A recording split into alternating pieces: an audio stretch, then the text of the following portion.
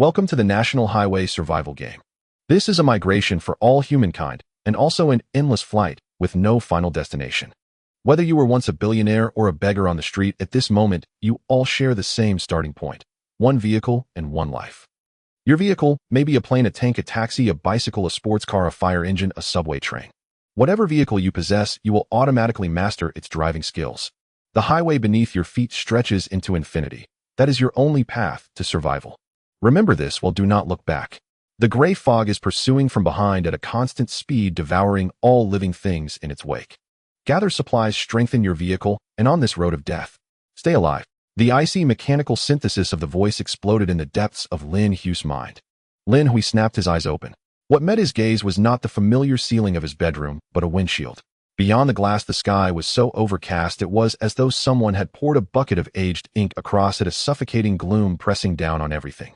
He was sitting in the driver's seat, both hands clamped tightly around a black steering wheel. I've crossed over. National Highway Survival. Lin Hui muttered under his breath, his mind rapidly processing the information he had just heard. As a modern youth, his capacity to accept sudden upheavals far surpassed that of ordinary people. He did not panic or scream. Instead, his first reaction was to reach into his pocket. His phone was gone. In its place was a black handbook. The cover of the handbook was rough leather upon which a blood-red countdown was printed, time remaining until gray fog arrival 05932. It was not merely a handbook, but more like a death-summoning hourglass. Lin Hui frowned slightly and opened to the first page. Survival Code 1. Your vehicle is your safe zone. Without your permission, no one may enter. 2. Within your vehicle, you are the absolute sovereign. Other players cannot harm you while you are inside. Items on the vehicle cannot be stolen unless the player dies. 3. In this world, even ordinary monsters are difficult to defeat, but each one you slay will drop relatively abundant resources. 4. You must upgrade and reinforce your vehicle, making it ever stronger to withstand the dangers ahead. 5. Constantly monitor your sanity SAN. In this world, madness is far more terrifying than death. 6. 100,000 resource crates have been randomly dropped along the highway, or remember to search for them. 7. All data has been digitized. Silently think system to view your panel. Note when a player summons the panel, other players can also see it. Check it when no one is around. Lin Hui closed the handbook, his gaze focusing on the empty air as he silently intoned in his heart, system. Whoosh. A pale blue semi-transparent light screen unfolded in an instant. On the far left appeared the player's personal panel. Name Lin Hui, race human, status healthy, mild hunger, sanity SAN 100100, mental 5, physique 5. Note mental average value for a normal adult. The higher the mental, the stronger the resistance to sanity loss and the faster sanity recovers. Note physique, comprehensive measure of speed, strength, and defense. Shifting his gaze to the right, he saw the vehicle panel. Vehicle civilian type C RV, entry model level LV. 1. Physical defense 20, barely capable of withstanding the scratching of a level 1 zombie. Magic resistance 0, tonnage 3 tons, space 8 cubic meters, durability 50, severe, whereon front left tire replacement recommended, fuel 2, estimated remaining range 10 kilometers, external weapons none, overall evaluation a mobile iron coffin. Strongly recommended you find a good grave soon. At the sight of that glaring 2, Lin Hui's pupils contracted sharply. Only 10 kilometers of fuel. This was not survival. This was a death sentence pronounced on the spot. Just then, the cold mechanical voice rang out once more in the ears of all players within the region, bearing an undeniable death ultimatum regional announcement. Attention players, in Sector C996. Your current location is a zombie wasteland. The gray fog has begun to spread and is only 30 kilometers from your starting point. Spread speed 30 kilometers per hour. Start your vehicles and flee immediately. Once swallowed by the gray fog, not even bones will remain. 1 hour. 30 kilometers per hour. Lin Hui's mind whirred at high speed. With a range of only 10 kilometers, even if he floored the accelerator right now, the vehicle would sputter to a halt in 10 minutes. Once the engine died, the gray fog would be all that awaited him. Brown nodded. He tapped open the flashing regional channel. By now the chat channel had completely exploded, panic spreading like a plague. Help! Where the hell is this place? Where's the Ferrari I just bought? How did it turn into some crappy Wuling Hongguang? You up there, count your blessings. I'm on a 3-wheeled cart, open air. Damn it. Why am I on a kick scooter? Can someone tell me how to read this fuel gauge? Why is my fuel needle below the red line? Mine too. The system says I can only go 20 kilometers. It's wasteland all around here. Where am I supposed to refuel? This is murder. I want to go home. Woo woo. Is there a gas station up ahead? Has anyone seen a gas station? Forget it. This is an apocalypse survival scenario. How could the system possibly start you with a full tank? It's forcing us to get out and search for resource crates. But there are those noises outside. They sound like zombies. I don't dare get out. As expected. With a single sweep of his eyes, Lin Hui saw that the vast majority were in roughly the same predicament.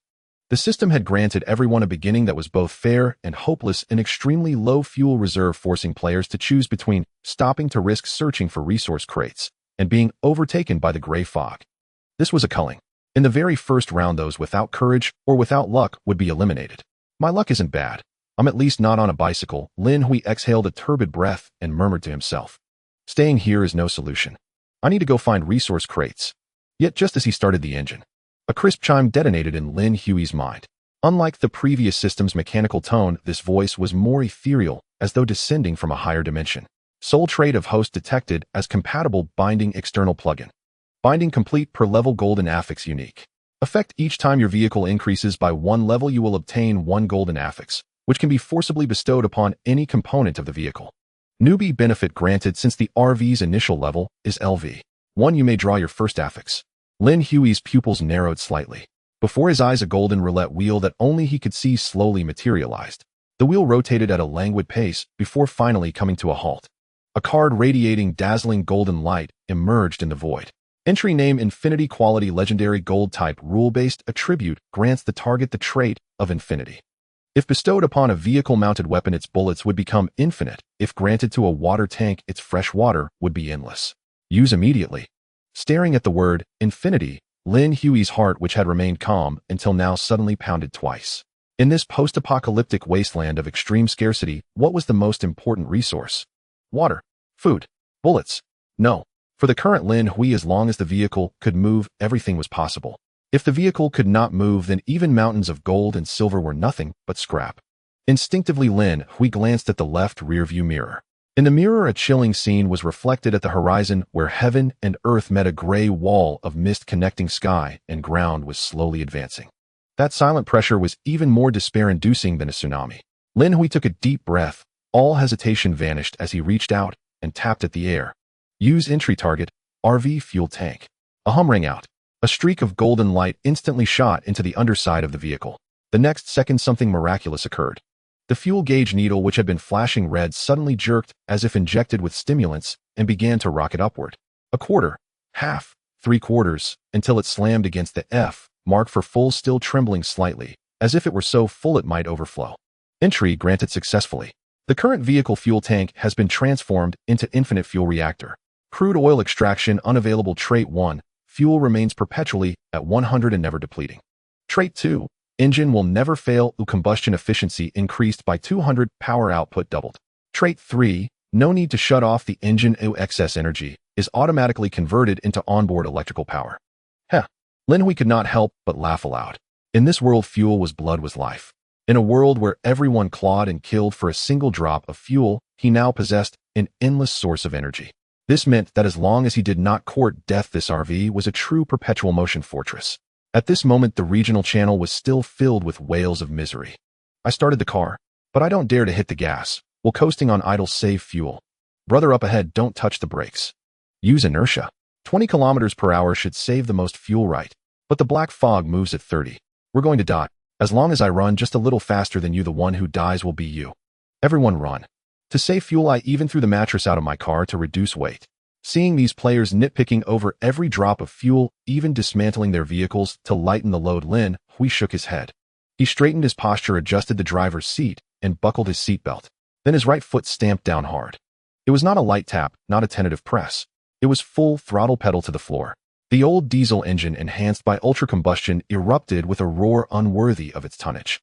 It was the bellow of a beast awakening. A powerful surge pinned Lin Hui against the seat as the force slammed into his back. The Class RV, once clumsy and heavy, now charged like a mad bull. The exhaust spewed thick black smoke as the tires bit into the desolate road, screeching in protest. Screech, boom. The RV shot forward in an instant.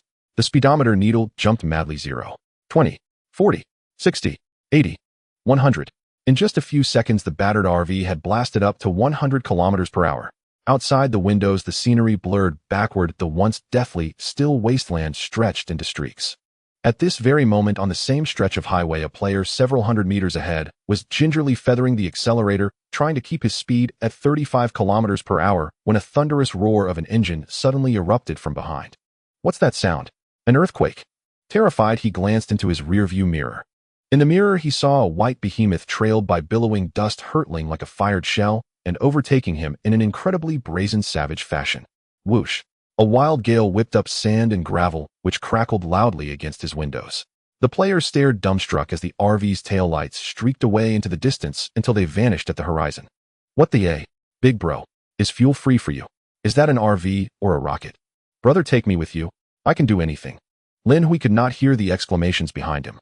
One hand on the steering wheel, he savored the endless surge of power from the engine and the unwavering full fuel gauge before him. This was what it meant to struggle for survival. This was what true security felt like.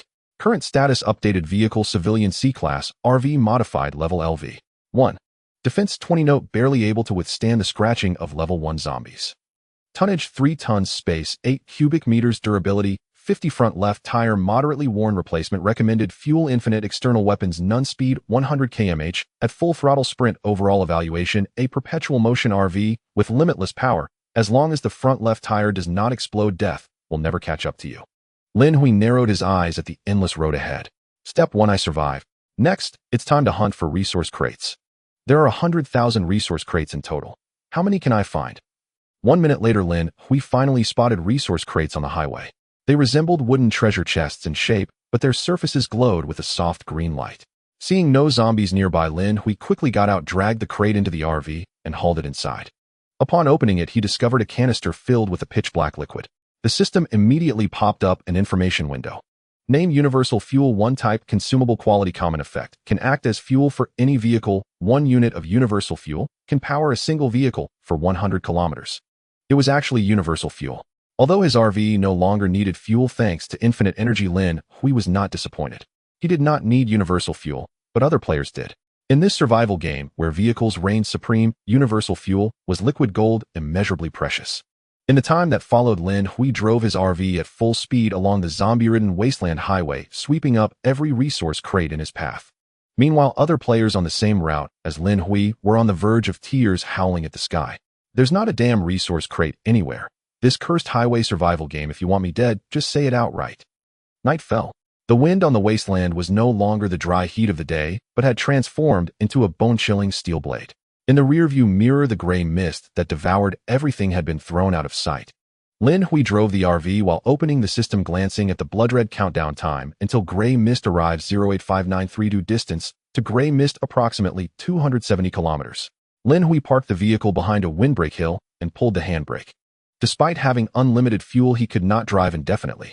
People need rest, and so does the vehicle, especially that left front tire, which was showing moderate wear on the dashboard. I must find a tire and repair tools as soon as possible. Lin Hui took a deep breath and began to assess his RV.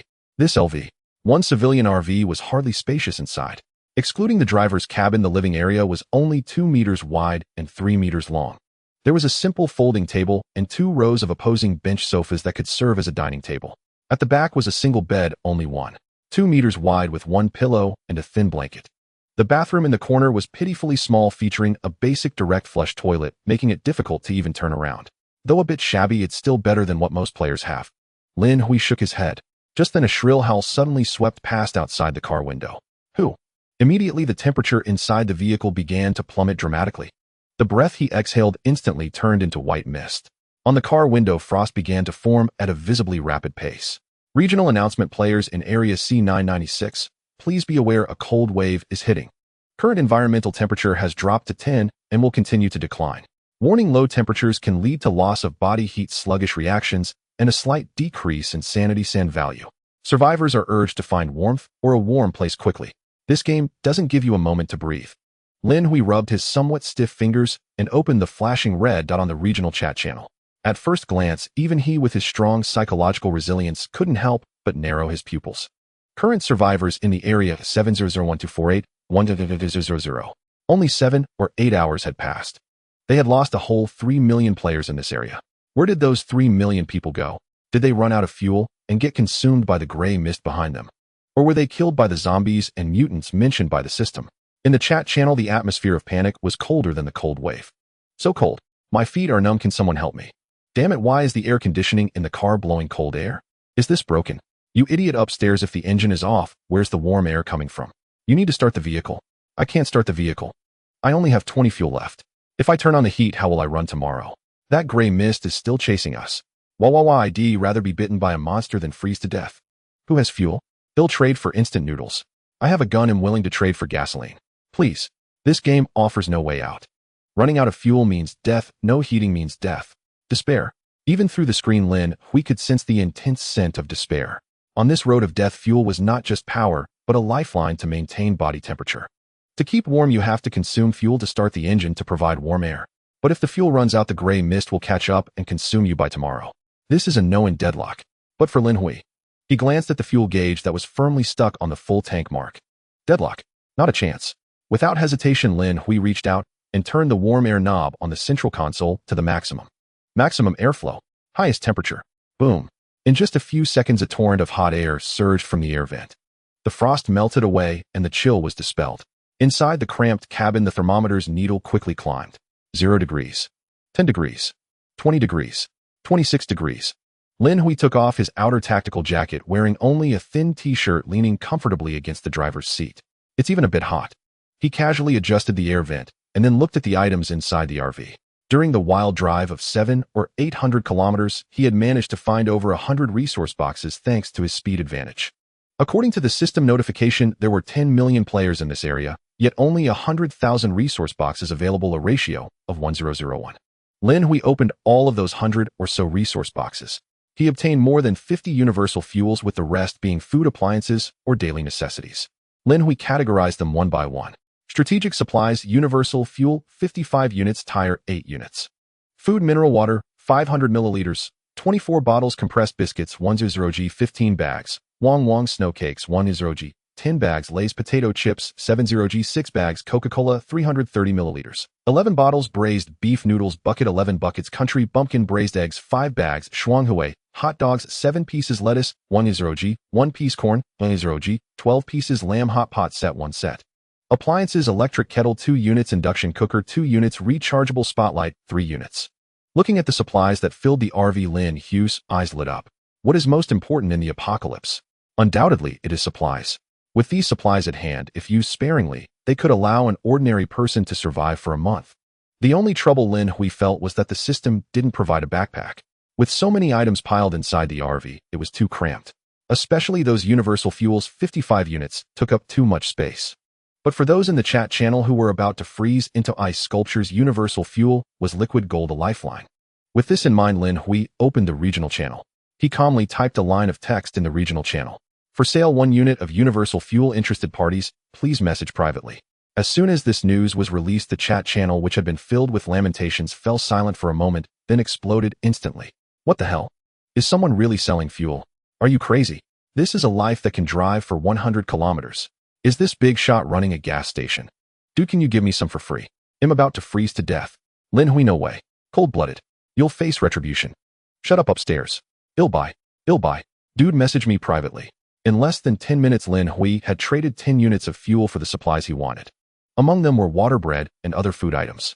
To his surprise, 1 unit of universal fuel was exchanged for a shotgun, though it only had 3 bullets left. Lin Hui placed the shotgun in his backpack, planning to study it later. Right now he was hungry. Lin Hui's gaze swept over the neatly arranged supplies, finally landing on the lamb hot pot set, which he hadn't expected to find in the resource box.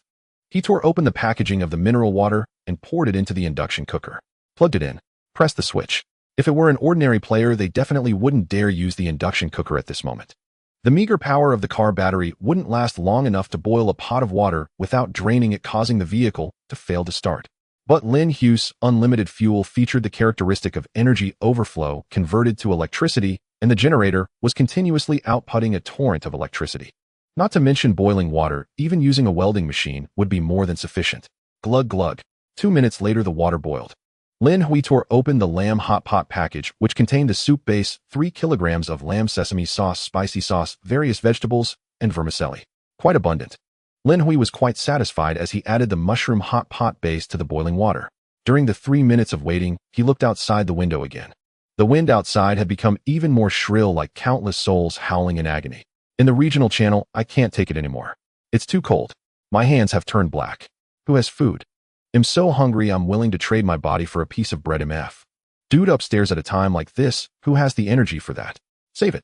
I just drank a mouthful of cold water, now my stomach is cramping, it hurts so much I want to die. Mom, I want to go home. Seeing the lines of desperate text, Lin Hui began to serve the lamb. The steaming white mist rose, obscuring his features. He picked up a large piece of lamb, dipped it in sesame sauce, and stuffed it into his mouth. The hot meat slid down his esophagus into his stomach, and the instant satisfaction made every pore in his body relax. Ding. Consumed high-calorie, delicious food. Status update full. Sand value recovering slightly. Current 100100 overflowed. Full evaluation. In the apocalypse, a sip of hot soup is more precious than gold. Lin Hui took a big gulp of the lamb soup, feeling beads of sweat forming on his forehead, and looked again at the pitch-black, icy wasteland outside. Outside was hell, while inside the vehicle was paradise. This is only the first day. Lin Hui muttered to himself, stuffing the last piece of lamb into his mouth, his eyes appearing particularly deep under the rising steam. If I want to continue living like this vehicle needs to become stronger. Just then a dull thud suddenly sounded at the car door. Following that was the ear-piercing sound of claws scraping against the metal. Zzz. Lin Hui's hand holding the fork froze in midair, and his gaze instantly sharpened like a blade. The sound of that teeth-grating friction echoed once more, as if someone were scraping a rusty spoon harshly against the molars of a person. Lin Hui, who was chewing on delicious lamb, suddenly froze in place. He set down his chopsticks, and the pleasure in his gaze vanished in an instant. The warm wind inside the car continued to blow, but the air seemed to solidify. To the left by the car door, Lin Hui held his breath and quietly moved to the side of the driver's seat. Through the side window, he saw a face. Or rather, what used to be a face. It was a humanoid creature clinging desperately to the door of the driver's seat. Its skin was a lifeless grayish-white, resembling pork that had been soaked in water for a long time. Its eye sockets were devoid of eyeballs, only a murky pale void remained, and its mouth was split open to the roots of its ears, revealing a set of jagged teeth stained with black viscous fluid. It seemed to sense the warmth and living breath inside the car, its terrifying face pressed against the glass, nostrils flaring as it greedily sniffed. Ding. Monster detected. Analyzing target data. A line of red data frames popped up in Lin Hui's mind. Target strength type zombie stage 1. Strength 30. Note: a healthy adult male is 5. A professional boxer ranges from 10 to 25. Agility 5. Note: a healthy adult male is 5. Constitution 30. Note: a healthy adult male is 5. Evaluation: this is a hungry stage 1 zombie. Its claws can easily tear apart your flesh. Strength 30. Lin Hui's eyelids twitched violently. Its speed matched that of an adult male, not the sluggish kind of zombie. Comparable to a top professional boxer. Lin Hui glanced at his own physique and couldn't help but suck in a sharp breath. This meant that if he encountered it outside the car, he wouldn't even have a chance to resist. And this was just a stage 1 zombie. It seemed that the monsters in this world were quite strong. Before Lin Hui could recover from his shock, the zombie outside the window appeared to lose its patience. Roar! It let out a guttural roar, lifting its claw as hard as a dry tree branch, and then smashing it down heavily on the car door. Bang! The 3-ton RV shook violently from the impact. Lin Hui hurriedly gripped the steering wheel, his gaze fixed on the door. He saw that the once relatively thick iron door had now dented inward, forming a fist-sized crater. 3 deep claw marks were clearly visible, and the curled edges of the iron revealed a metallic sheen from within. Warning: vehicle is under attack. Judgment result: barely defended. Although it has not been breached, the vehicle structure is being damaged. Lin Hui took a deep breath to calm himself. This LV-1 civilian RV is basically just a tin can. If I let this monster keep tearing at it, that door will be shredded within a minute. Once the door is breached, facing this creature with a strength of 30 in that cramped space, I will undoubtedly die. Counterattack. Or escape. At that moment, Lin Hui suddenly recalled the 4th point of the survival rules. In this world, even ordinary monsters are hard to fight, but every time you defeat one, the resources dropped are quite abundant. With that thought, Lin Hui gritted his teeth and quickly reached for his waist. There he had an axe shotgun. This was a weapon he had just traded for using universal fuel. Name: axe shotgun. Type: weapon. Quality: ordinary. Ammunition: 39. Description: can chop in melee, can shoot at range, but the drawback is massive recoil. Lin Hui tightened his grip on the handle of the axe shotgun, the cold metal feel slightly calming him. But he did not fire, nor did he roll down the window. He hesitated. Will this shot be enough to kill it? The most important thing is, if I shoot, I have to lower the window. In that moment, when I lower the window, will my bullet be faster, or its claws? Lin Hui glanced at the monster's glimmering claws, and then at his not-so-strong arms. Forget it. A real man never confronts a monster in close quarters, especially when he has an advantage. Why should I use my weakness to challenge its strength? Lin Hui murmured, sheathing the axe shotgun back at his waist and gripping the steering wheel with both hands. Right? I can ram the RV. Snap. Lin Hui suddenly released the handbrake, swiftly shifting into drive. With his foot, he stomped the modified accelerator to the floor. Get out of my way. Boom. The engine, powered by double the force, let out a thunderous roar. The entire RV surged forward like an enraged rhinoceros, its four wheels grinding violently on the frozen ground, kicking up clouds of ice and mud. The zombie clinging to the car door clearly did not anticipate this iron lump to suddenly go berserk. The massive inertia flung its body backward, but its sharp claws had embedded deeply into the iron door, and it clung on stubbornly. Creak. The teeth-grinding sound of metal being torn echoed. Still won't let go. Lin Hui looked at the ugly face that was roaring at him through the window, his gaze icy. Then don't let go. 100 meters ahead was the high-speed guardrail of this abandoned road. Though dilapidated and rusty, it was solid steel. Lin Hui showed no intention of slowing down. Instead, he pressed the accelerator even deeper. 80 km/h. 90 km/h, 100 km/h. Just as the front of the car was about to collide with the guardrail, Lin Hui suddenly yanked the steering wheel to the right. This was an extremely dangerous maneuver. If it were an ordinary RV, it would have already flipped over by now. But this vehicle weighed 3 tons, coupled with Lin Hui's near-mad decisiveness. The massive body scraped closely against the guardrail, carrying a destructive momentum as it ground past. And the corpse demon caught on the left car door was perfectly wedged between the RV and the guardrail. Die. Bang. A deeply thunderous boom erupted. It was the sound of bones shattering and flesh exploding, followed by a series of intense grinding sounds. Creak. The zombie's shrill scream had just emerged before the tremendous impact force forcibly pushed it back down its throat. Under the 3-ton RV squeezing at a speed of 100 km/h, the so-called Strength 30 and Constitution 30 was nothing but a joke. At that moment, this ferocious zombie resembled a tomato being crushed by a hydraulic press. Large amounts of black blood mixed with shredded flesh instantly splattered across the left side of the window. Lin Hui could distinctly feel a slight bump transmitted through the vehicle, a sensation of the wheels grinding over some foreign object. Ding. Killed Stage 1 Strength-type zombie. Dropped items 1 vehicle upgrade blueprint LV. 1 LV. 2 X1. Dropped items 2 universal fuel X1. Dropped items 3 a bottle of Sprite, 500 milliliters. Hearing the system prompt, Lin Hui felt a surge of joy. The rewards are indeed plentiful. Lin Hui did not stop immediately, but drove a short distance further.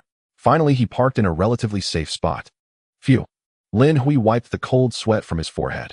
After confirming that there was no other commotion around, he cautiously opened the car door. His right hand held the axe shotgun, while his left hand clutched the flashlight obtained from the resource box. The frigid wind howled at 10 degrees below zero. Lin Hui tightened his clothing and began to inspect the vehicle. The outside of the car door was simply a scene of devastation. The originally smooth iron door was clawed into a pockmarked mess with a long dent scraped out by the guardrail in the middle. Black stains and indistinct rotten flesh marred the glass and metal, appearing somewhat disgusting. After a quick cleanup, Lin Hui returned to the vehicle back into the warmth inside. After calming his emotions a bit, he took out the RV advancement blueprint. Name vehicle upgrade blueprint LV. 1 LV. 2. Requirements 1. RV LV. 1 satisfied. 2. Steel X50 units can be obtained by dismantling abandoned vehicles. 3. Rubber X10 units can be obtained by dismantling tires. Current 710. 7 units of tires have been recorded in the blueprint. Upgrade effect: all-around armor reinforcement defense increased to 40, expanded space. Defense 40. Lin Hui's eyes lit up. That zombie with strength 30 just shredded the car door. If it had a defense of 40, monsters of that level would be like mere tickles to him. Moreover, as long as he upgraded to LV. 2. The talent every level gold attribute will trigger again. Lin Hui tightened his grip on the blueprint, his eyes ablaze. A night of calm. Lin Hui stretched lazily, waking up from the 1.2 meter wide bed. This was the first night he spent in this apocalyptic world. However, Lin Hui did not sleep well. Last night he had been in a semi-conscious state. Lin Hui immediately opened the system. Gray mist, remaining time 045402. Last night, he had been online for another 3 hours, otherwise he would have been caught by the gray mist by now. Although his RV had unlimited fuel, the gray mist lingered like a relentless shadow, creating a certain psychological pressure on him. Huff. Lin Hui went to the bathroom and began to wash up. In the mirror reflected a youthful face of 18 or 19 years with black messy hair, clean, yet aloof features enveloped in a faint and cool aura. After washing up, Lin Hui returned to the driver's seat and made himself a bowl of instant noodles. While eating, he casually opened the regional channel. After a night of cold cleansing, the number of survivors was fixed at 5,00211. 200,000 fewer. Those who survived were clearly aware of the cruelty of this game. Looking for universal fuel. Looking for car tires. My tires are about to wear out. That monster last night was terrifying. It almost tore my car door off. I need to upgrade my sports car. 10 minutes later, Lin Hui turned off the system. Through the shared information, he learned some details. For example, killing zombies would drop upgrade blueprints, universal fuel, weapons, bread, water, razors, medicine, etc. Players had already started forming teams to survive together. There were also multiple incidents of crime. Of course, in such an apocalypse, order was lost, and the darker sides of human nature were fully unleashed. Lin Hui wiped his mouth and started the engine. Today's goal was clear: to collect the 50 units of steel and 10 units of rubber. Already have 7 units needed to upgrade the RV to level 2. At that moment, he noticed a problem. Since he had unlimited fuel, his driving mileage was among the top tier in this area. This meant he had hardly seen any abandoned cars. Did he have to turn back? Lin Hui drove the RV slowly along the highway. He prepared himself to turn back. However, after driving about 20 kilometers, his gaze suddenly froze on a patch of wilderness to the right of the highway. Amidst the withered grass lay a massive object. It was a crashed military helicopter. Although the fuselage was broken into 2 parts and the rotor was twisted in Lin Hui's eyes, the thick fuselage armor and sturdy landing gear shone like premium special steel. Lucky day. Lin Hui pressed the accelerator, steering the RV off the road and heading towards it. At that moment, he noticed a zombie wandering aimlessly beside the helicopter wreck. Target: agile zombie, level 1, strength 10. Note: a healthy adult male is 5. Agility 20. Note: a healthy adult male is 5. A top sprinter is 20. Constitution 20. Note: a healthy adult male is 5. Agile zombie. Lin Hui raised an eyebrow, showing no signs of slowing down. He did not intend to run over this zombie, but was preparing to lure it away. Boom! The RV's engine roared. The agile zombie immediately heard the sound, fixating its gaze on Lin Hui's RV, seemingly drawn to a delicacy. Its speed was incredibly fast, like a cheetah.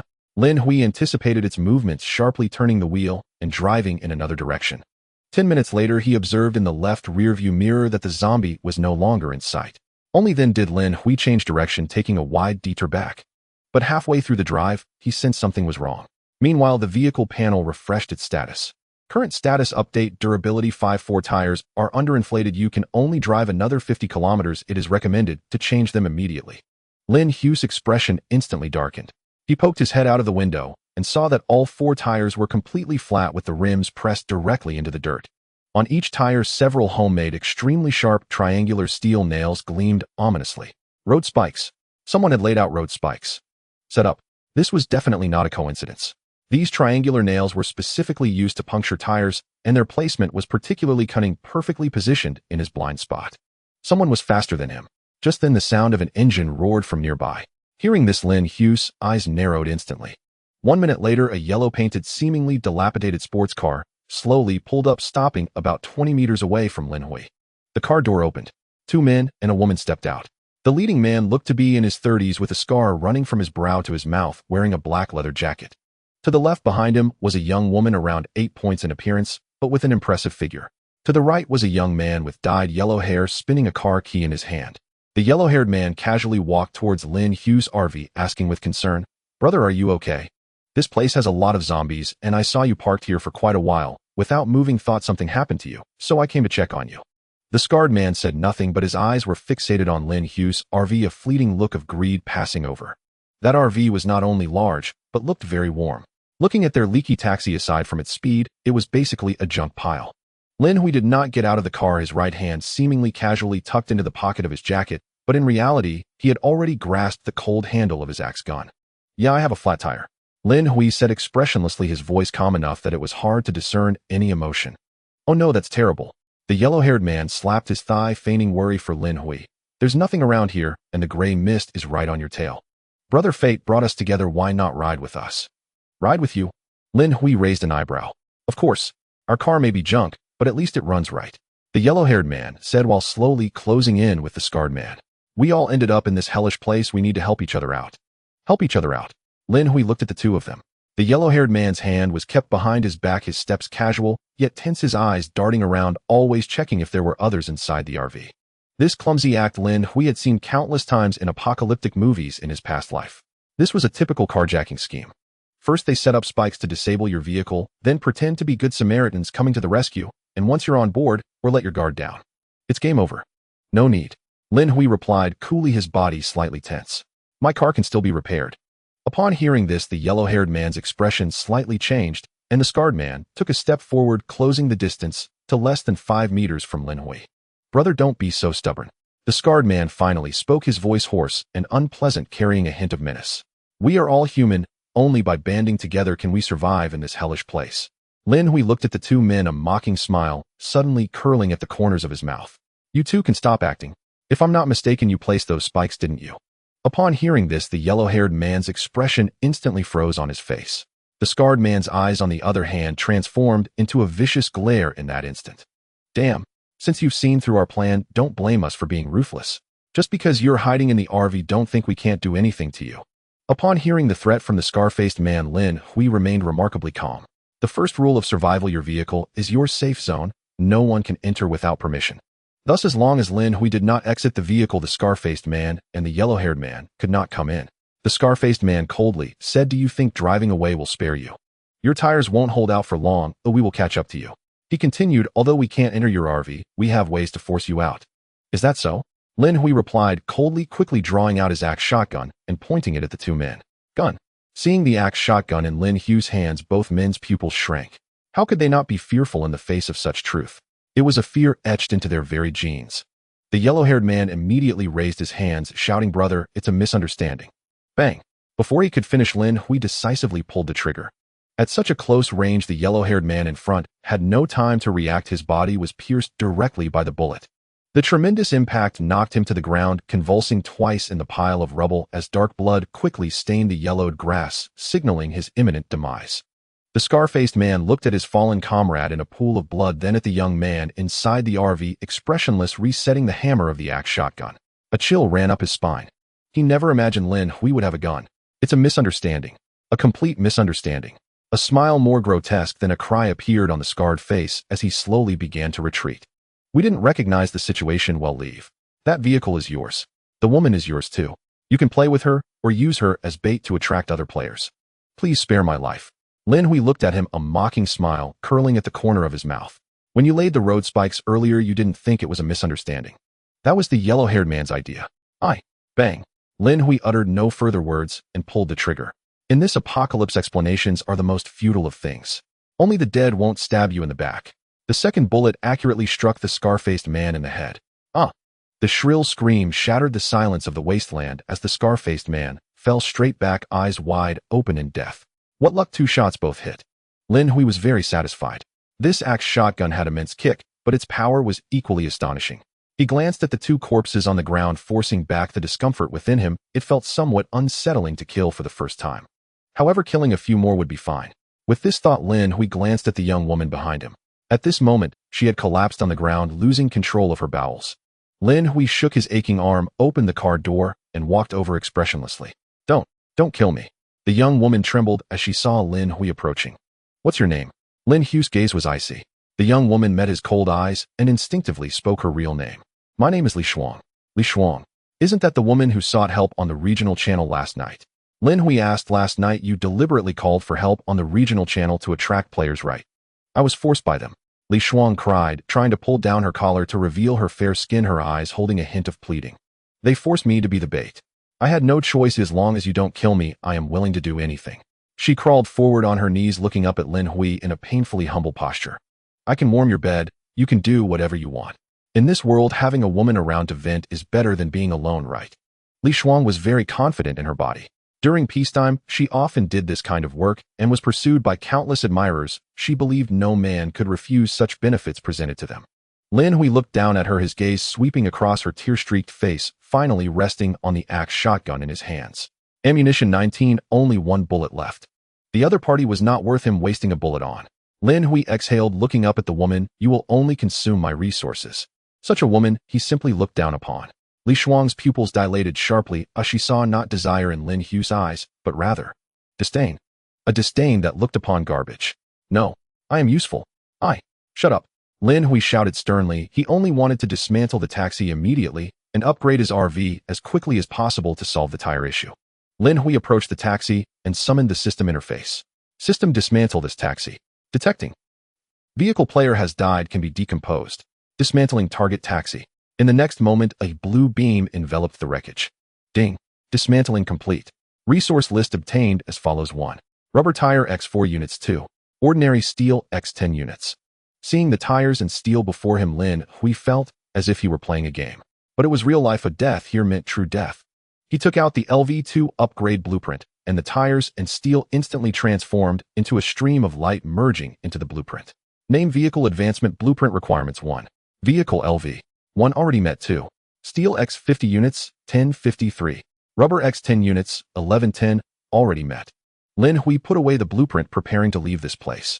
But at that moment, Li Shuang lunged forward, hugging Lin Hui's leg. Take me with you. With her vehicle gone, if she didn't follow Lin Hui, she would undoubtedly die. Lin Hui remained unmoved, stating calmly, you can choose to call for help on the regional channel. Perhaps someone will come to save you. No. The woman screamed, you dismantled my car. You have to take responsibility. Upon hearing this, Lin Hui narrowed his eyes, quietly gripping the axe shotgun tighter. However, at that moment, roar! A sharp and rapid shriek echoed from afar. Lin Hui turned to look, and a gray shadow was rushing towards him at high speed. It was that agile zombie. Previously, Lin Hui had deliberately driven it 2 kilometers away to dismantle the helicopter. But the earlier gunfire and the smell of blood had obviously drawn it back.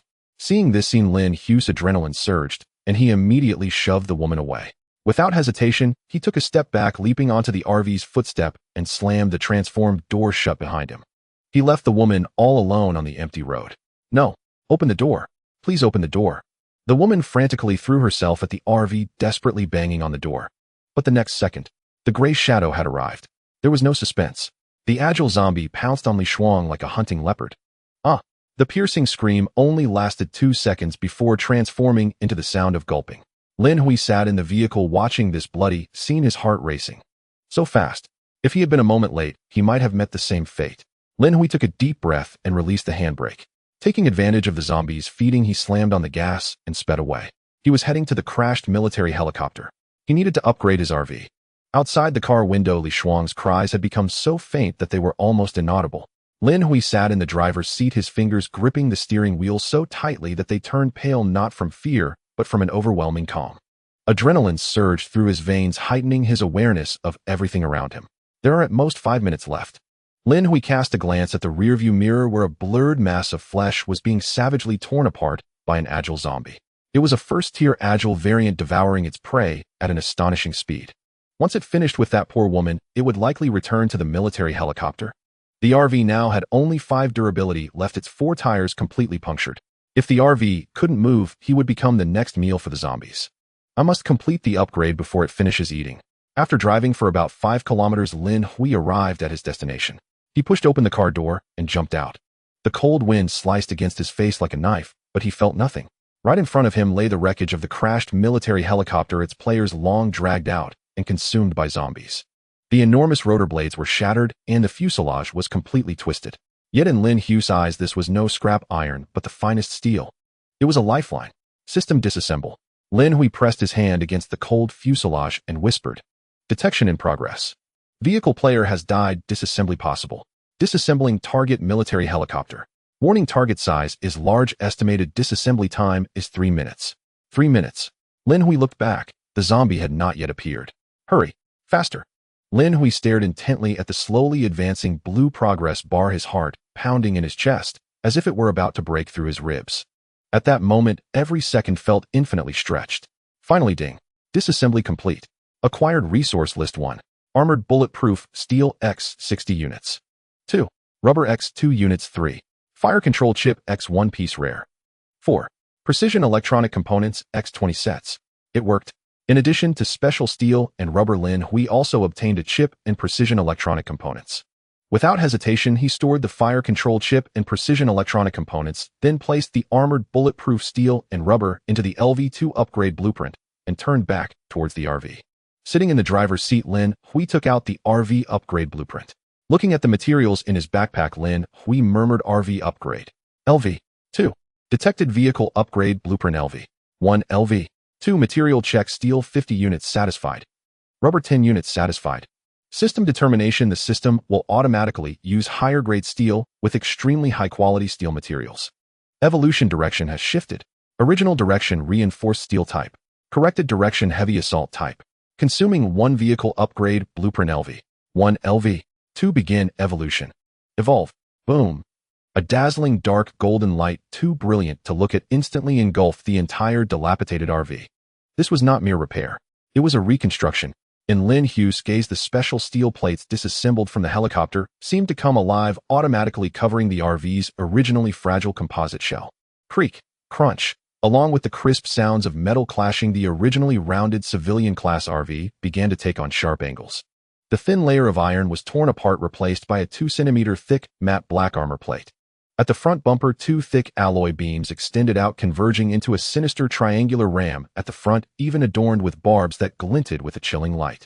That was the alloy-spiked ram meant to shatter all obstacles. And at the position of the 4-wheel hubs, several sharp, rotating steel spikes slowly emerged, designed specifically to shred the legs of zombies approaching the vehicle. The wheel hub meat grinder spikes. Buzz. The light faded. A black behemoth embodying the aesthetics of violence and radiating the essence of steel lay crouched upon the zombie wasteland. It was no longer the civilian RV that could fall apart at any moment, but a robust mobile war machine. Congratulations. RV evolution successful. Vehicle panel. Vehicle RV level LV. 2 physical defense 120,100 aerospace steel bonus. 3 times that of a normal LV. 2. Magic resistance 0 tonnage 10 tons, 310 space, 10 cubic meters, 810 durability, 100 full recovery, fuel, unlimited external weapons none. Talent triggered. Extracting LV. 2 golden attribute. Finally it has arrived. Lin Hui held his breath, watching the wildly spinning golden roulette on his retina. This was his greatest reliance in this apocalyptic world. 1 golden attribute per level. The roulette slowly turned, finally stopping. A card radiating brilliant golden light appeared in the void. Attribute name: never worn out, quality golden legend type. Rule: type attribute can be bestowed upon any non-living component. Its physical structure will solidify, immune to all forms of physical wear, aging, and destruction. Never worn out. Lin Hui gazed at these 4 characters, his lips curling into a manic smile. If unlimited fuel granted him infinite power, then never worn out provided him with infinite endurance. On this road strewn with debris, nails, and shards of glass, what is most prone to damage? Not the vehicle body, but the tires. As soon as a tire bursts, no matter how high your defense, you're still alive. Target. Bestow target. All tires. Lin Hui concentrated his thoughts. A golden light instantly sank into the 4 wide, all-terrain tires. The surface of the tires, which was originally just ordinary rubber, instantly shimmered with a strange flow, as if coated with an indestructible membrane. Modification complete. Acquired component: indelible explosion-proof tires. Golden unique feature 1 E absolute physical defense. Nails cannot penetrate, bullets cannot pierce, fire cannot melt. Feature 2 constant traction. Maintains 100 grip on any terrain, ice, mud. Roar. At that moment, a roar filled with brutality and hunger abruptly interrupted Lin Hui's joy. He turned his head. There was the agile zombie rushing towards him, mouth stained with flesh and blood, extremely fierce. Its murky eyes were fixed on Lin Hui inside the RV body, slightly crouched like a poised cheetah. Are you full? Lin Hui looked at it, his tone icy. If you're full, it's time to hit the road. Whoosh. The zombie moved. Its speed was astonishing, crossing over 10 meters in the blink of an eye, its sharp claws aiming straight for the driver's seat. If it were the Lin Hui of before, he would have been forced to flee in panic. But now, zzz, the grating sound of metal scraping echoed. The claws, capable of tearing through ordinary sheet metal, dug fiercely into the black armored door of the LV. 2 RV. Sparks flew. But when that claw slid off, it left only a shallow white scratch on the black paint. Not even the paint was scraped off. This is the worth of 100 defense. Sitting in the driver's seat, Lin Hui looked at the furious and savage zombies outside the window, revealing a faint smile. Have you scratched enough yet? Now it's my turn. Lin Hui suddenly shifted to drive, turning the steering wheel sharply to the left. Boom. The engine, enhanced by the power of infinite power, instantly unleashed a terrifying torque of 10 tons. The vehicle swung violently. The zombie that was clawing at the car door, trying to find a gap, clearly did not expect this iron beast to suddenly spin like a top. The enormous centrifugal force caused it to lose balance instantly, its body leaning backward. And in that direction was a giant rock by the roadside. Die for me, Lin Hui shouted in rage, flooring the accelerator. The newly installed side spikes, resembling shark fins on the left side of the RV, carried unparalleled kinetic energy, slamming into the zombie, like a massive rasp driving it into the rock. Bang! A deep muffled sound echoed. It was like smashing a watermelon with a hammer. Black blood instantly erupted in a spray, staining the entire rock. The agile zombie, known for its speed, didn't even have time to scream before being crushed between the 10-ton steel monster and the hard rock, turning into a meat paste. Ding! Killed 1 Steyr agile zombie. Dropped items 1, universal fuel 1, dropped items 2, Ebao mineral water, 550 milliliters. 1. The vehicle shook slightly, then returned to calm.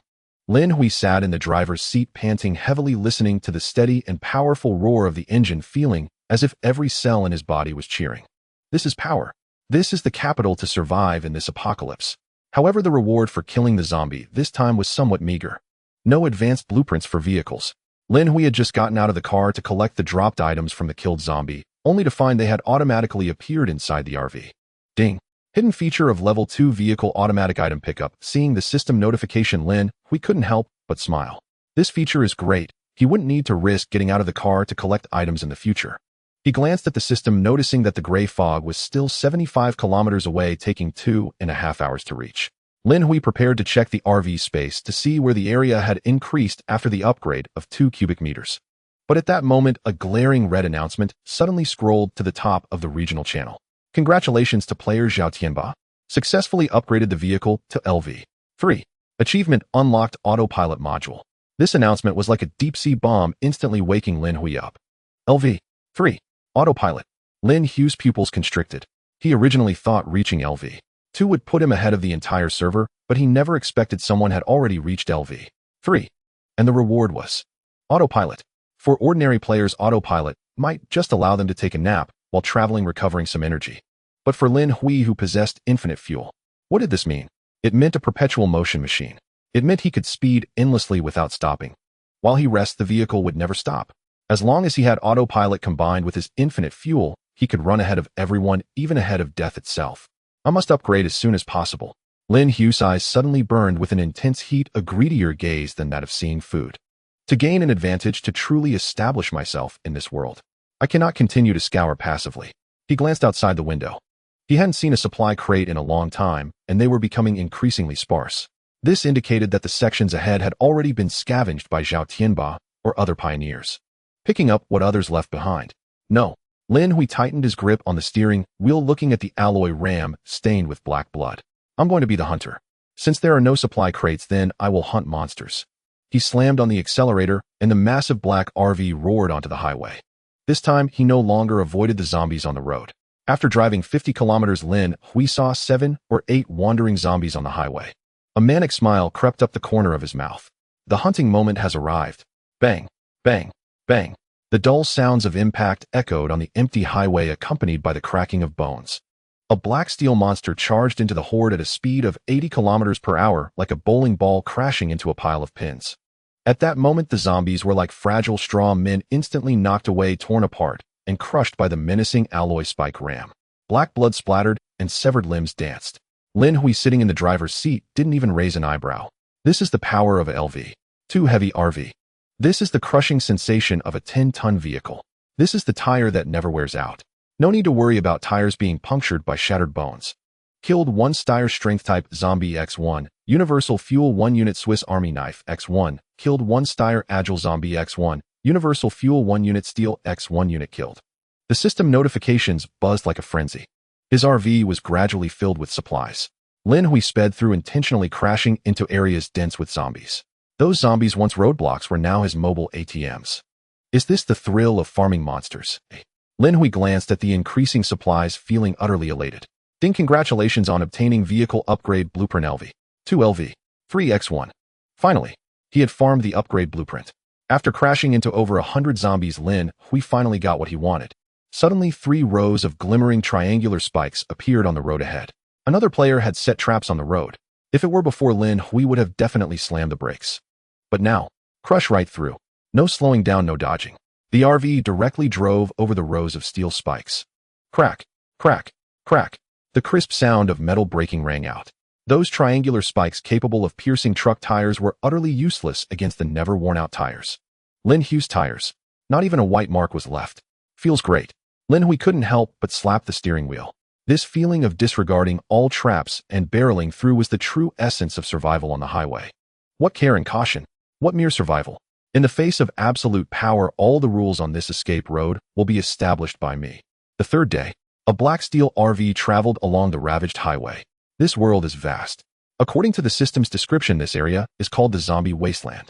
Here Lin Hui felt very much like the uninhabited zones of the Huaxiazong province, cold, dry, and desolate. The entire wasteland stretched endlessly.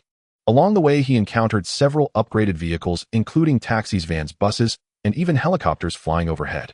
Those who survived to the third day generally possessed decent vehicles. Owners of bicycles, scooters, or wheelchairs would find it impossible to survive in such an environment without relying on other players. Survivor count in Area C996, 3001314. Only 2 days have passed, and already 70% of the people in this area are dead. The gray mist continued to advance behind, indicating that no player could stop for long. Everyone must keep moving forward. Lin Hui glanced at the system interface. Time remaining until gray mist reaches 143520. Speed of gray mist 30 km/h. Current vehicle speed 80 km/h. Lin Hui sat in the driver's seat, one hand on the steering wheel, the other holding a chilled bottle of cola, sipping it leisurely. With tires that are never worn out and an engine that boasts infinite fuel, he completely disregarded the road conditions. No matter the shards of glass or road spikes, he simply rolled over them. The vehicle barely shuddered. Instead, the obstacles were ground into powder. But this is still not enough. The RV needed to be upgraded further. Players had already reached LV3, which triggered a sense of crisis in him. He exhaled. Lin Hui took a breath, opening his personal panel. Name Lin Hui. Race human. Status healthy. Sanity, San 100,100. Note: sanity below 30 will lead to suicidal thoughts, below 20 will result in hearing whispers, and below 10 will lead to madness. Spirit 5. Note: average adult value. The higher the spirit, the higher the sanity, resistance, and recovery speed. Body 5. Note: comprehensive strength, speed, defense.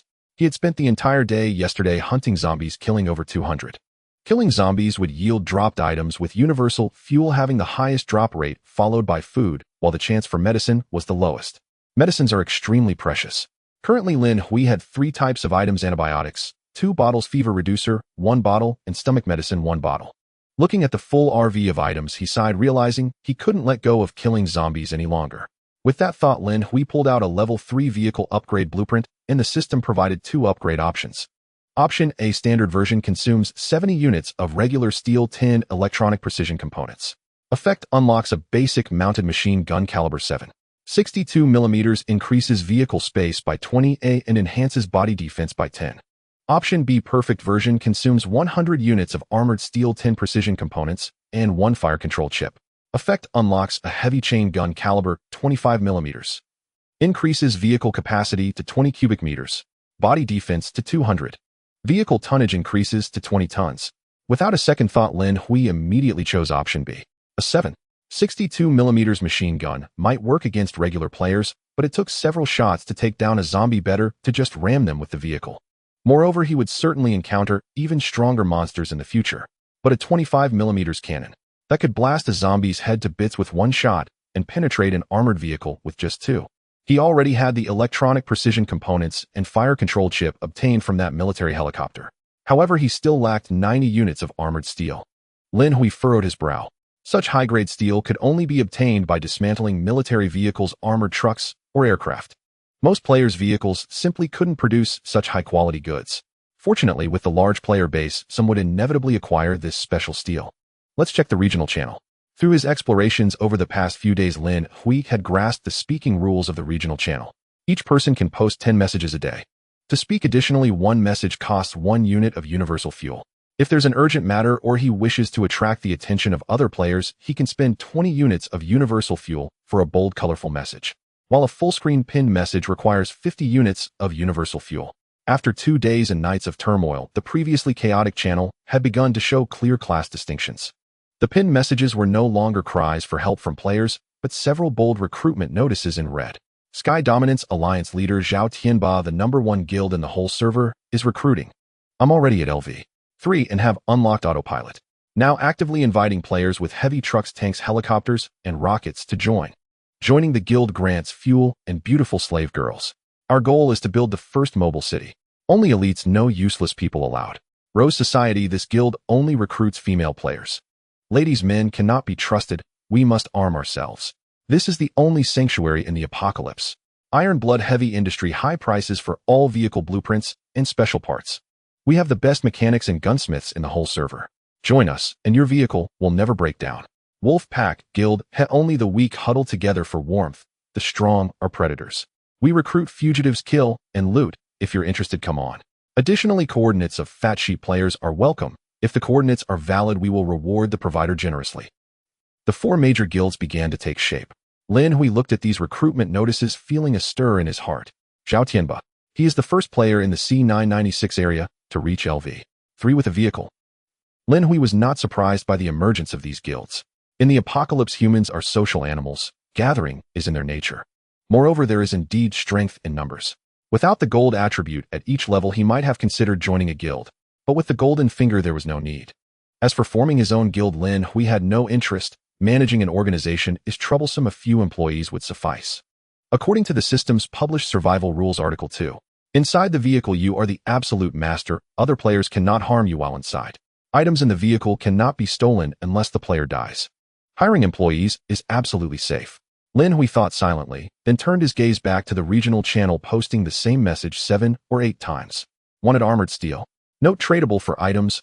Price negotiable. However, an hour passed, and he only acquired 20 units.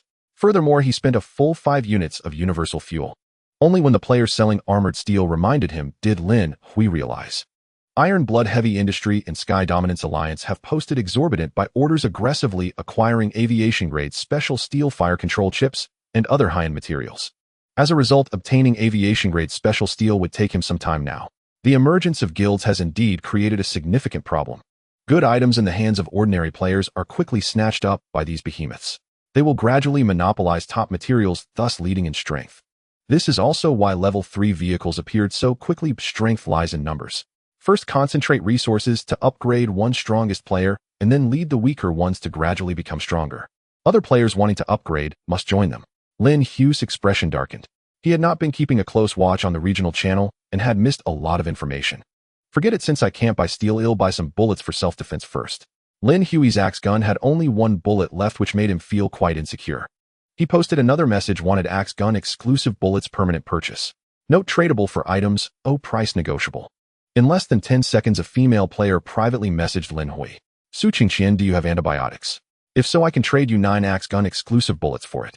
Seeing the message, Lin Hui pondered for a moment and replied, yes, but 9 bullets are not enough. Antibiotics are rare resources. In the apocalypse, not everyone has a relatively safe RV like himself. If injured and an infection arises, antibiotics are a necessity. Without antibiotics, if the body can endure, one can only die slowly. Su Qingqian, 15 bullets, that's my limit. Lin Hui, no. After some back and forth, Lin Hui used a bottle of antibiotics in exchange for 30 axe bullets. Looking at the bullets in his hand, Lin Hui was curious where the other party had gotten so many axe bullets. So he sent a message. Lin Hui, may I ask a question? How did you acquire those axe bullets?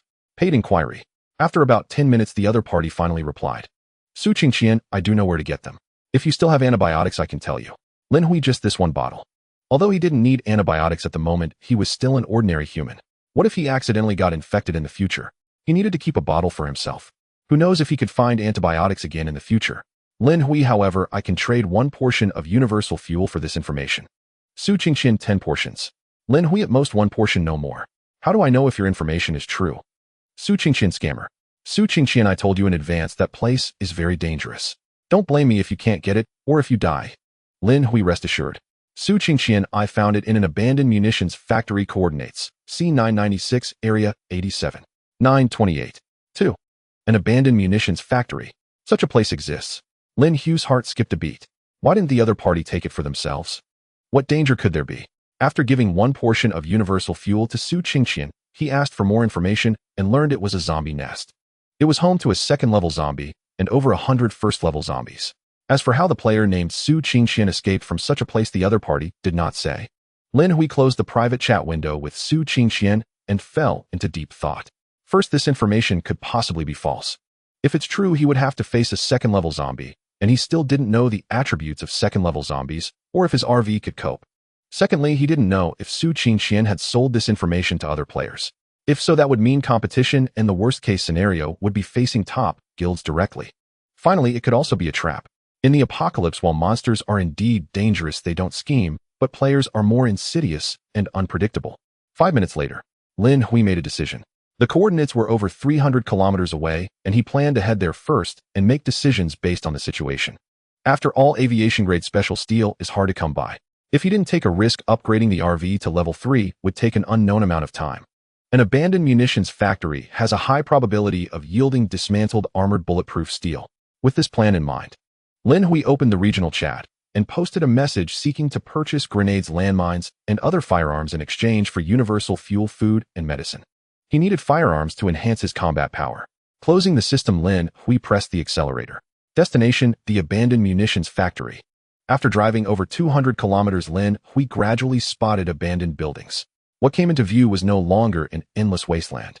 50 kilometers from the abandoned munitions factory, there was a deserted gas station.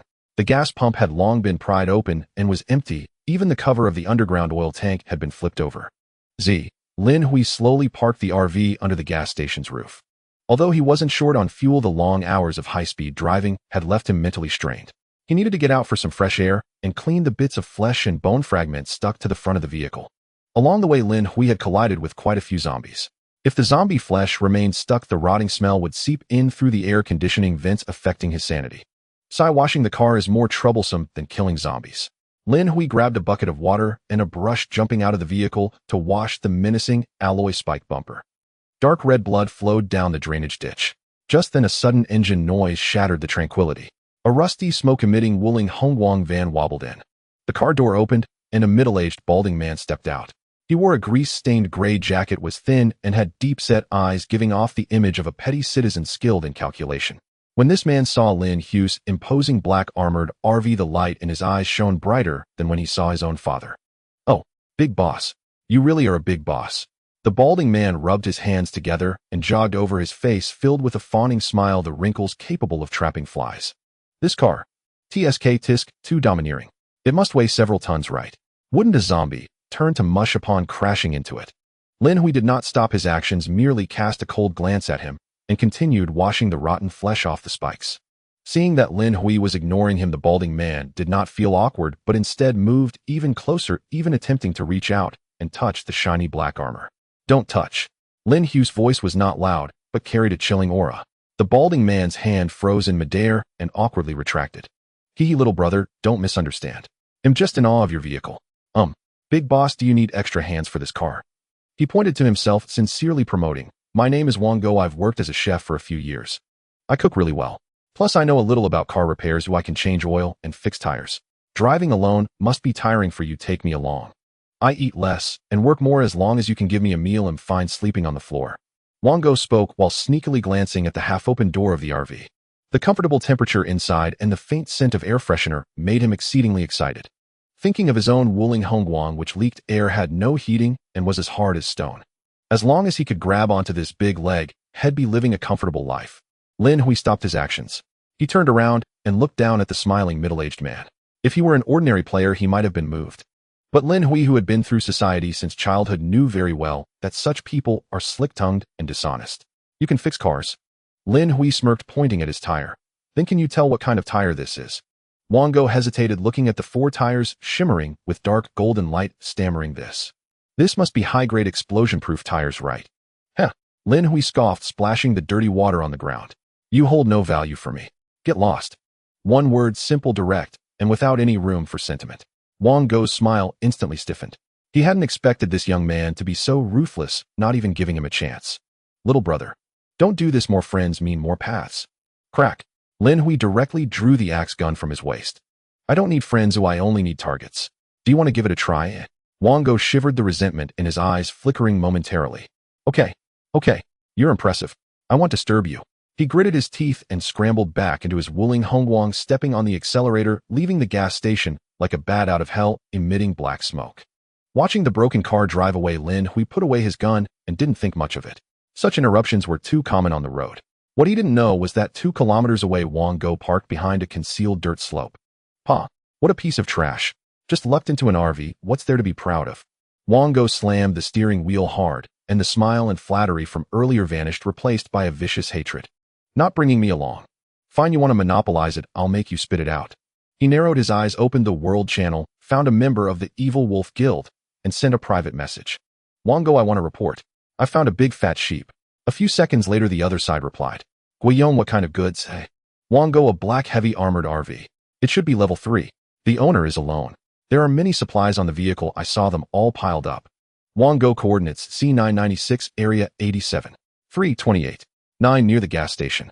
There was silence on the other end for a moment. Guiyong, alone. Heavy armored RV. Are you sure? Wango, absolutely. I just saw it with my own eyes.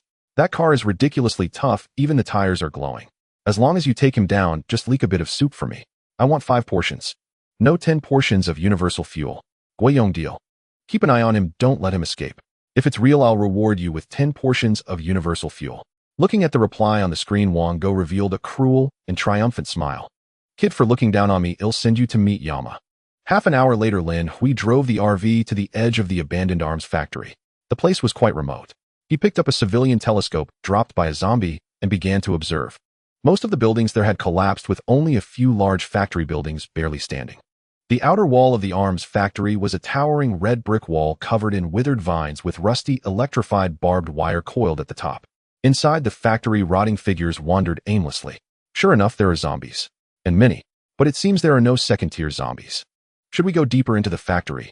Just as Lin Hui hesitated, a cloud of dust suddenly rose in the rearview mirror. Boom, boom, boom. A series of dense engine sounds erupted. Lin Hui's gaze sharpened as he quickly looked into the rearview mirror. He saw 8 modified off-road motorcycles emerge from behind a gray heavy-duty pickup truck, surrounding him like a pack of rabid dogs. Soon the motorcycle gang blocked all of Lin Hui's escape routes. They brandished machetes, iron chains, or road spikes. Among them, 2 men skillfully tossed spikes directly in front of the RV, sealing off the road ahead. Lin Hui sat quietly in the driver's seat, his gaze fixated on the heavy-duty pickup truck. The truck was welded with rough steel plates, and atop it was mounted a 7.62mm caliber machine gun with a blood-red wolf head emblem painted on its body. A level 3 vehicle. Only a level 3 vehicle can be equipped with weapons. Lin Hui quickly analyzed. The heavy-duty pickup roared to the front, the window rolled down, revealing a middle-aged man with a face full of excess flesh. Guiyong, the small leader of the Evil Wolf Guild. In the original world, he was a professional thug imprisoned for intentional injury. After the global road survival game began, he benefited from misfortune and was freed from prison. At this moment, Guiyong held a loudspeaker, wearing a mocking expression as if playing with a mouse. RV in front, listen up. You are surrounded by the Evil Wolf Guild. Your vehicle is nice, I want it. If you know what's good for you, get down, hand over the keys, and leave the supplies behind. If I'm in a good mood, I might let you go. The surrounding motorcycle riders sneered as if the RV was already theirs. They were not good people in the original world either. Watching this scene, Lin Hui not only did not panic, but instead chuckled coldly in his heart. Evil Wolf Guild. Just when I was worried about how to deal with the zombies in the factory, here comes the cannon fodder. Lin Hui said lightly to the outside, what if I don't? Guiyong was momentarily stunned, then burst into laughter as if he had heard the greatest joke. Huh, don't. It seems you still don't understand the situation. Brothers, show your weapons. The players on the off-road motorcycles raised their weapons, with some even igniting the Molotov cocktails in their hands. Lin Hui looked at the weapons pointed at him, and instead of fearing, he smiled even wider. Want to blow my tires? Do you think you're worthy, eh? Just when everyone thought this fat sheep would surrender like the players they encountered before, or kneel to beg for mercy. Boom. The originally motionless black RV suddenly let out a deafening roar. It did not get out and beg for mercy as Guiyong had expected. On the contrary, Lin Hui shifted into drive and charged straight towards an off-road motorcycle at full speed. What the hell? Is he crazy? He really dares to come up. The players on the off-road motorcycle were wide-eyed. But there was no time to dodge. Bang! A sound that made one's teeth ache as metal tore apart rang out. The dark RV beast crushed the road spikes, running over the Evil Wolf Guild player's vehicle and body, heading towards the abandoned factory. Damn! Guiyong glanced at the puddle of muck on the ground and roared, chase. Don't let him escape. Clearly, he had underestimated Lin Hui's RV. Lin Hui floored the gas pedal quickly, reaching a speed of 80 kilometers per hour. If it weren't for waiting for the heavy-duty pickup behind him, he could have gone faster. In the back, Guiyong's face was as dark as water as he directly patted the gunner in the truck bed. See that tire? Shoot that glowing tire. I want him to know what it means to be unable to escape. Yes. The gunner responded, then aimed at the RV's tires. He pulled the trigger. Bang, bang, bang. Dense bullets flew out instantly. Smoke and dust rose. However, the RV remained unharmed, and even its speed did not decrease much. Lin Hui had already reached the abandoned factory. The massive iron gate capable of withstanding a zombie horde's impact twisted and shattered instantly under Lin Hui's collision. What? What kind of vehicle is this? Guiyong swallowed hard, his greed even more evident. This defense, this power, must be mine. Brothers, charge. He can't escape. The evil Wolf Guild's convoy followed the RV like a pack of sharks that had caught the scent of blood. When they burst into the factory, what they saw was a chilling scene. There were dozens of zombies inside the factory, all turning to look at them as they heard the noise. Damn, the players of the evil Wolf Guild on the off-road motorcycles cursed. They had been going so fast to chase Lin Hui's RV that they hadn't paid any attention to the abandoned factory. Whoosh. Zombies had already pounced. Brother Yong, save me. A piercing scream rang out. However, under the attack of the agile zombies, he had no chance to pull the trigger and was quickly knocked down by the zombies. We've been ambushed. Guiyong's expression darkened. In just a moment, he could no longer see the RV's figure. Meanwhile, he and his men were surrounded by zombies. Guiyong snorted coldly. Just a first-tier zombie, how could it stop my third-tier heavy truck? It's just an experience pack. Roar. A roar that seemed to come from the depths of hell echoed from the factory's workshop. Then came the second third. It was the hungry zombies excitedly howling at the scent of fresh flesh. Thud, thud, thud. The heavy footsteps made the ground tremble slightly. Guiyong turned sharply towards the source of the sound. The next second, his blood ran cold. Dozens of common zombies surged out like a tide. At the forefront of the horde was a colossal figure nearly 3 meters tall. Its muscles bulged like rockets, skin a metallic bluish-gray, and it wielded a broken iron rod. Target strength type zombie, level 2, strength 80, defense 60, agility 15, evaluation, its fist can crush a taxi. Level 2. Guiyong's voice trembled as he shouted at the driver beside him, retreat. Quick retreat. But it's too late. The door that had been blasted open was now completely blocked by the first-tier zombies that had surged out. Open fire. Fire. Fire. Guiyong's face was filled with despair. Tat tat tat tat. The fire tongue of the heavy machine gun spat out the bullets, struck the giant level 2 zombie, only splattering a few drops of blood, which instead thoroughly enraged it. Roar. The giant level 2 zombie let out a furious roar, and the rebar in its hand was thrown like a javelin, crashing down hard. Whoosh bang. A off-road motorcycle attempting to turn around was smashed into a meat paste along with its rider. The screams, gunfire, and the monster's roars instantly echoed throughout the once quiet armory. Not far away on a high platform, Lin Hui, who had rushed out from another door, sat in the driver's seat, holding a can of cola, indifferently watching the slaughter unfold through the bulletproof glass. It was like watching a free performance. Want my RV? Lin Hui took a sip of cola and chuckled. In your next life, remember to do your homework first. The battle in the armory did not last long. The motorcyclists were quickly overwhelmed by the tide of corpses becoming new fodder. The heavy pickup truck was still resisting with the heavy machine gun firing madly, yet it could never inflict serious damage on this level 2 strength-type zombie, which only served to further infuriate it. No, I won't accept this. Guiyong roared in despair, watching helplessly as the level 2 strength-type zombie charged towards the front of the vehicle. Bang! The massive fist crashed down heavily on the hood. The entire front of the pickup was instantly dented, and the engine belched out thick black smoke. Then the giant zombie grabbed the twisted door like tearing a chip bag, ripping it off, and yanked the terrified Guiyong out. Help! Save! Crack! The voice abruptly stopped. As Lin Hui saw Guiyong become a mass of indistinguishable flesh and blood, he set down the cola in his hand. It's my turn to clean up now. He revved the engine. The black steel beast let out a low growl, and its 4 never-wear-out tires gripped the ground tightly. Ahead, the horde of corpses continued to feast on the player's remains. The giant level 2 strength-type zombie was gnawing on Guiyong's thigh, its legs slightly injured from the earlier gunfire, making its movements a bit sluggish.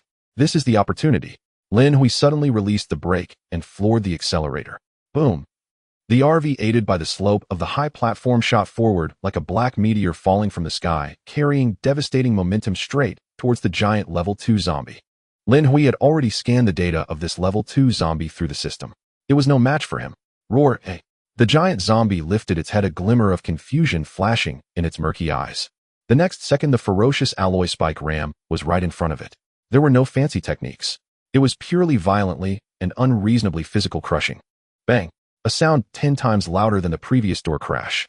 The massive body of the level 2 strength-type zombie was directly sent flying, crashing heavily against the wall of the factory, behind collapsing half of the red brick wall. Before it could get back up, Lin Hui executed a beautiful drift and reversed.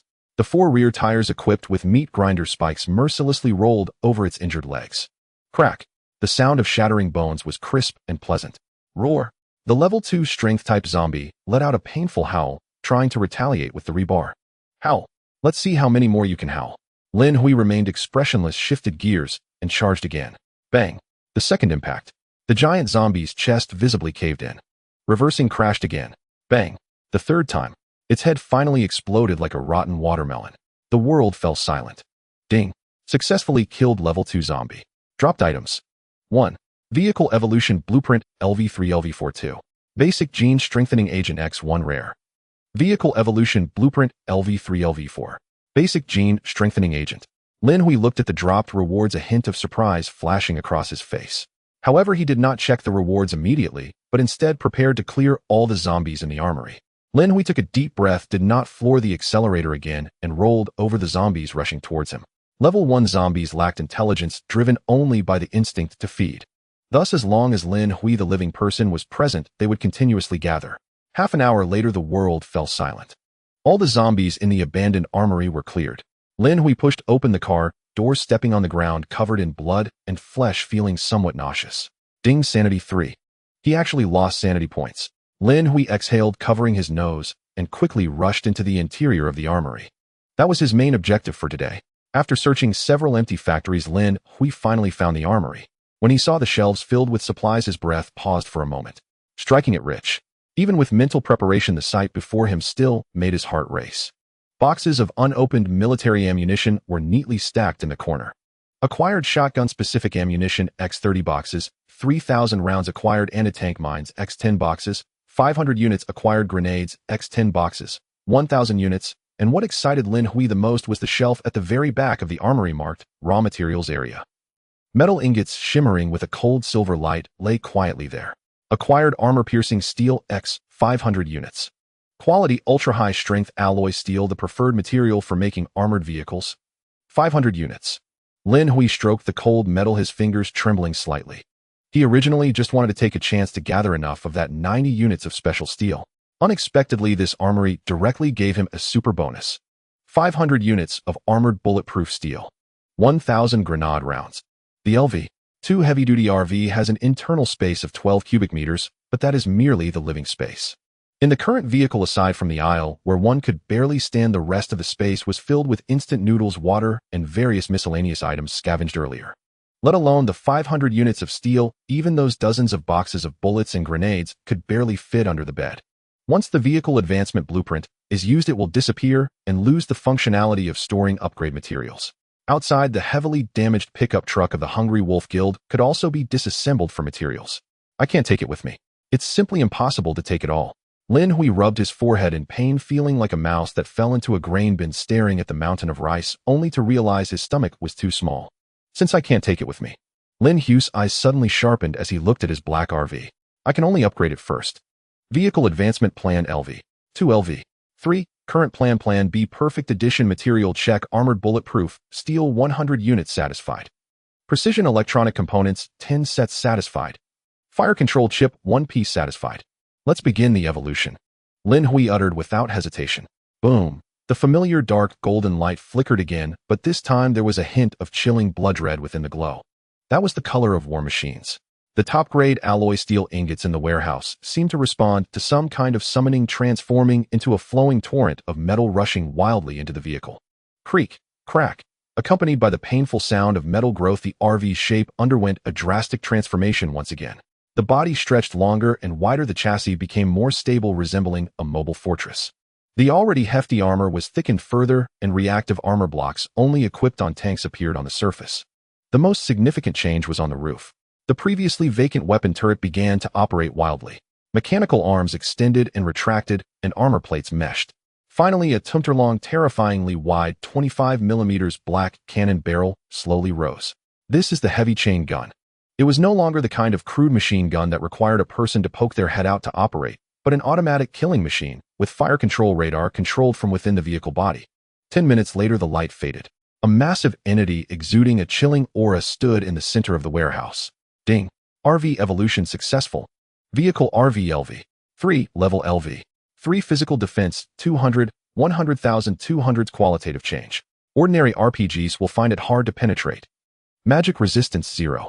Tonnage 20 tons, 10-20, space 20 cubic meters, 10-20 durability, 100 fuel, unlimited external weapon M330 big toxic B-chain gun, 25 millimeters caliber, rate of fire 200 rounds min, effective range 2,500 meters.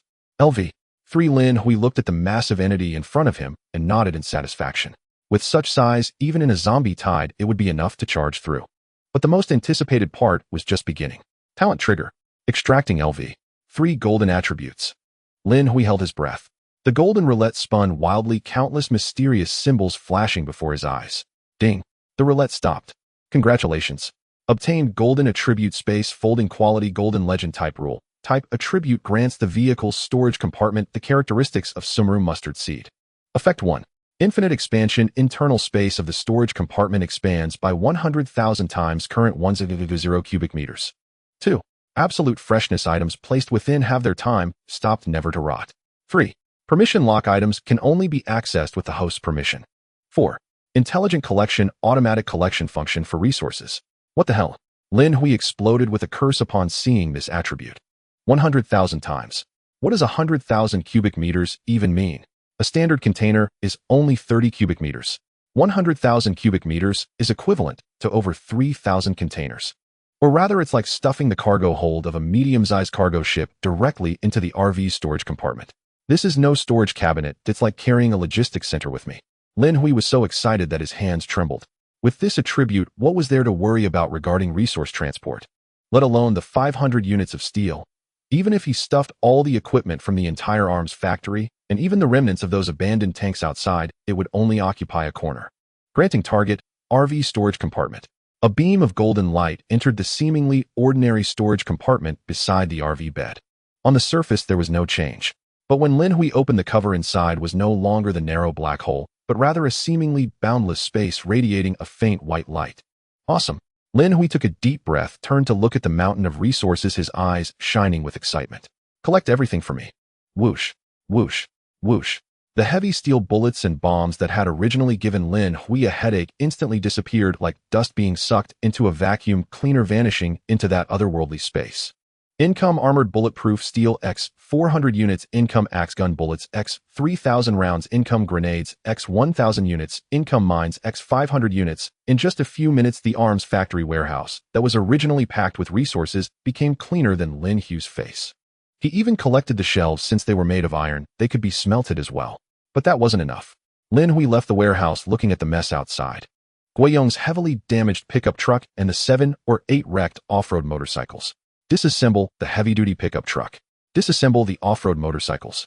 Decomposing yields steel X 90 units, rubber X 15 units, electronic components X 10 sets, and a pile of resources dropped by the zombies. Collect. All collected. Lin Hui waved his hand, and those resources instantly vanished. Gained mineral water, wuchang rice, soy sauce, peanut oil, lard, dragon clan physical books, 13 full volume of The Mortal's Journey to Immortality, tomatoes, cucumbers. 10 minutes later, the arms factory square that had once resembled a battlefield was now empty. Lin Hui looked at the resources in the storage compartment's alternate space, satisfied as he patted the RV's sturdy body. It's time to leave here. There's nothing worth lingering over anymore. Boom. The LV. 3 armed RV let out a dull roar as it crushed the last piece of rubble and slowly drove out of the arms factory's gate. The setting sun stretched the shadow of this black beast long. And inside its storage compartment, it carried enough arms to equip an enhanced battalion, as well as a construction alternate space for a small city. Outside the armory, a battered Wuling Hongguang van was parked behind a concealed earthen slope. Wang Go lay slumped over the steering wheel, his hand tightly gripping a walkie-talkie that had long lost its signal, his forehead covered in cold sweat. Why is there no movement? I can't reach Guiyong either. Guiyong and his crew have been inside for nearly an hour. The gunfire and screams from earlier have also fallen silent for a while. Could it be? Something went wrong.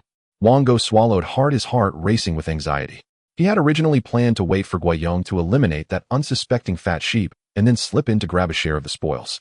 After all, he had provided the coordinates and Guiyong had promised him 10 units of universal fuel. If Guiyong didn't deliver, he would expose the evil Wolf Guild scam in the group chat, promising rewards for providing coordinates and then not following through.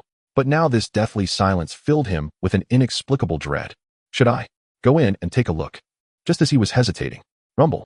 A deep, powerful engine roar came from the shattered gate of the armory. Wango quickly raised his binoculars. The next second, the binoculars slipped from his hand and clattered to the ground. There, under the glow of the setting sun, a black steel beast, larger and more ferocious than before, slowly emerged. It was longer and taller now, its body covered in reactive armor that gleamed like dragon scales. Most terrifying of all was the turret slowly rotating atop the vehicle, its massive cannon barrel glinting with a bone-chilling light under the sun. And behind this vehicle, there was no Guiyong's pickup truck, no Evil Wolf Guild's motorcycle convoy, nothing at all. It's over. Wango's legs gave way instantly. Only a fool wouldn't understand what had happened. Guiyong and his men had been completely annihilated. Run, I have to run. Wango, trembling, started the smoke-belching van, trying to turn around and flee. But just then, the turret of the moving black behemoth rotated slightly, without any extra movement. That pitch-black cannon muzzle, like the eye of death, locked onto his battered vehicle with precision from hundreds of meters away. Inside the vehicle, Lin Hui sat in the futuristic driver's seat as a red crosshair locked onto the Wuling Hongguang on the holographic screen before him. Fire control radar locked target Wuling Hongguang light vehicle. Distance 1,450 meters. Hit probability 100. Ha, so it's you. No wonder the Evil Wolf Guild had their eyes on me. Lin Hui stared at the small van attempting to escape on the screen, his gaze as cold as ice. Perfect timing. Let me test the new turret's power. His finger gently rested on the red launch button. Single shot. Aim for the fuel tank. Without hesitation, without mercy, he pressed down. Thud. A deep muffled boom. The vehicle barely trembled. A 25mm armor-piercing round with a piercing shriek tore through the air in an instant.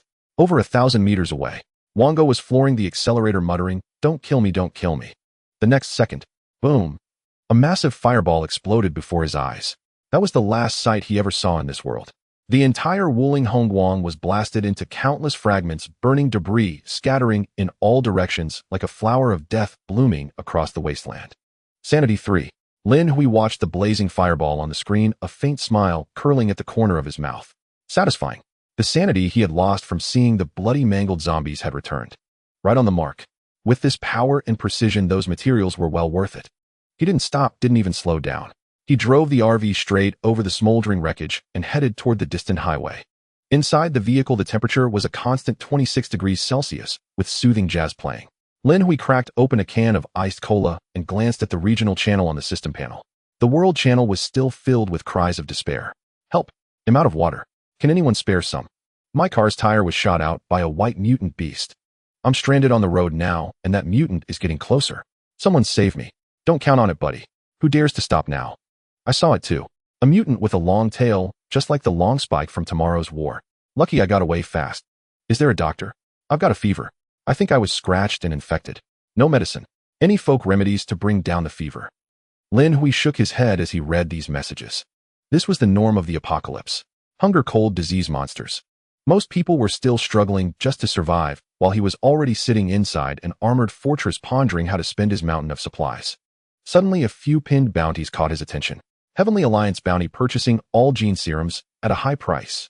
Rose Society bounty recruiting players with awakened specialization, whether it's strength or reconnaissance. Mysterious buyer offering 30 units of universal fuel for basic gene serum. Gene serum. Lin Hui raised an eyebrow.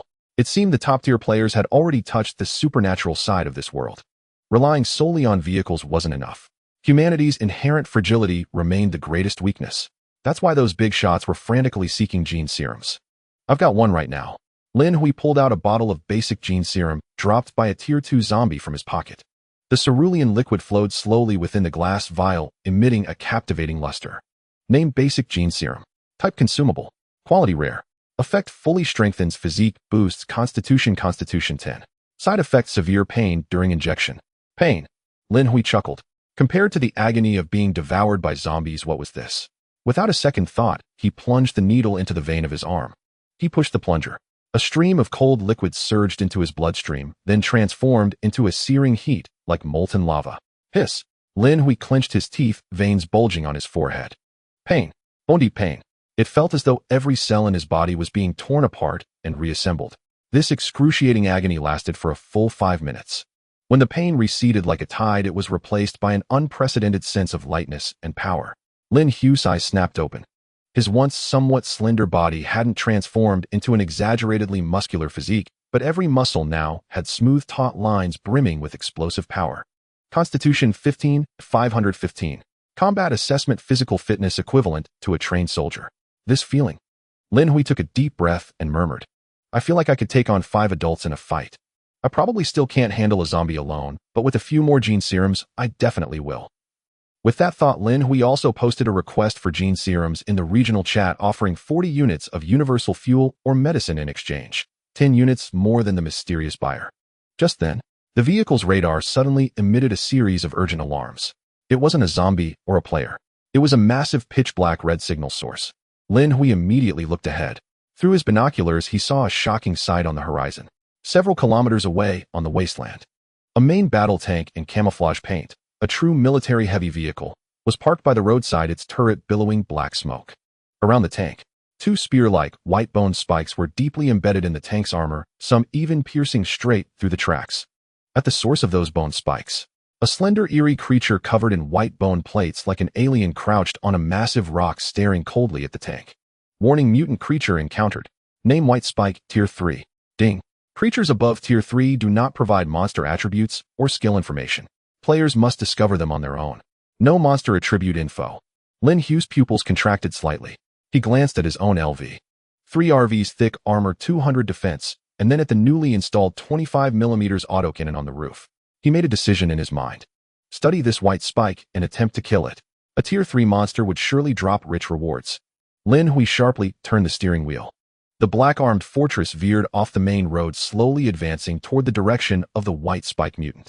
It finally stopped at a distance where the autocannon could hit. As Lin Hui pressed the brake when he was 2,000 meters away from the creature known as by CI, he could clearly see the full figure of the monster through the scope.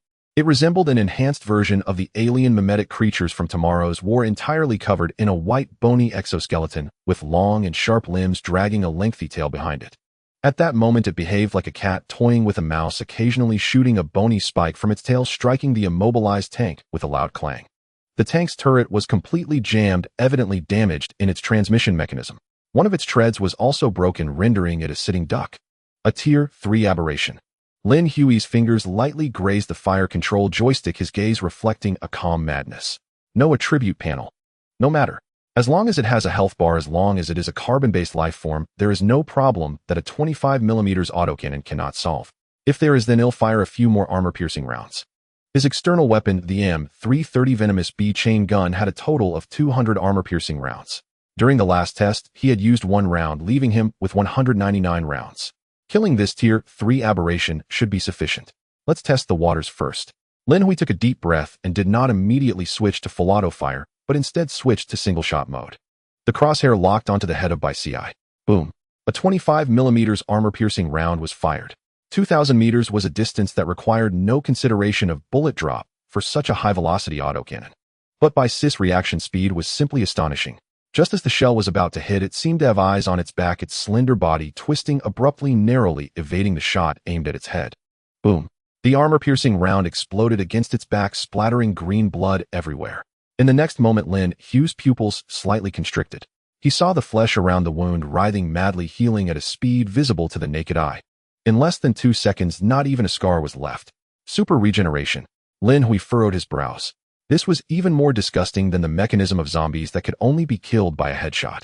If that is the case, multiple shots will be needed to kill it, or it has to be instantly destroyed at its core. Based on his gaming experience, monsters always have weaknesses. Roar.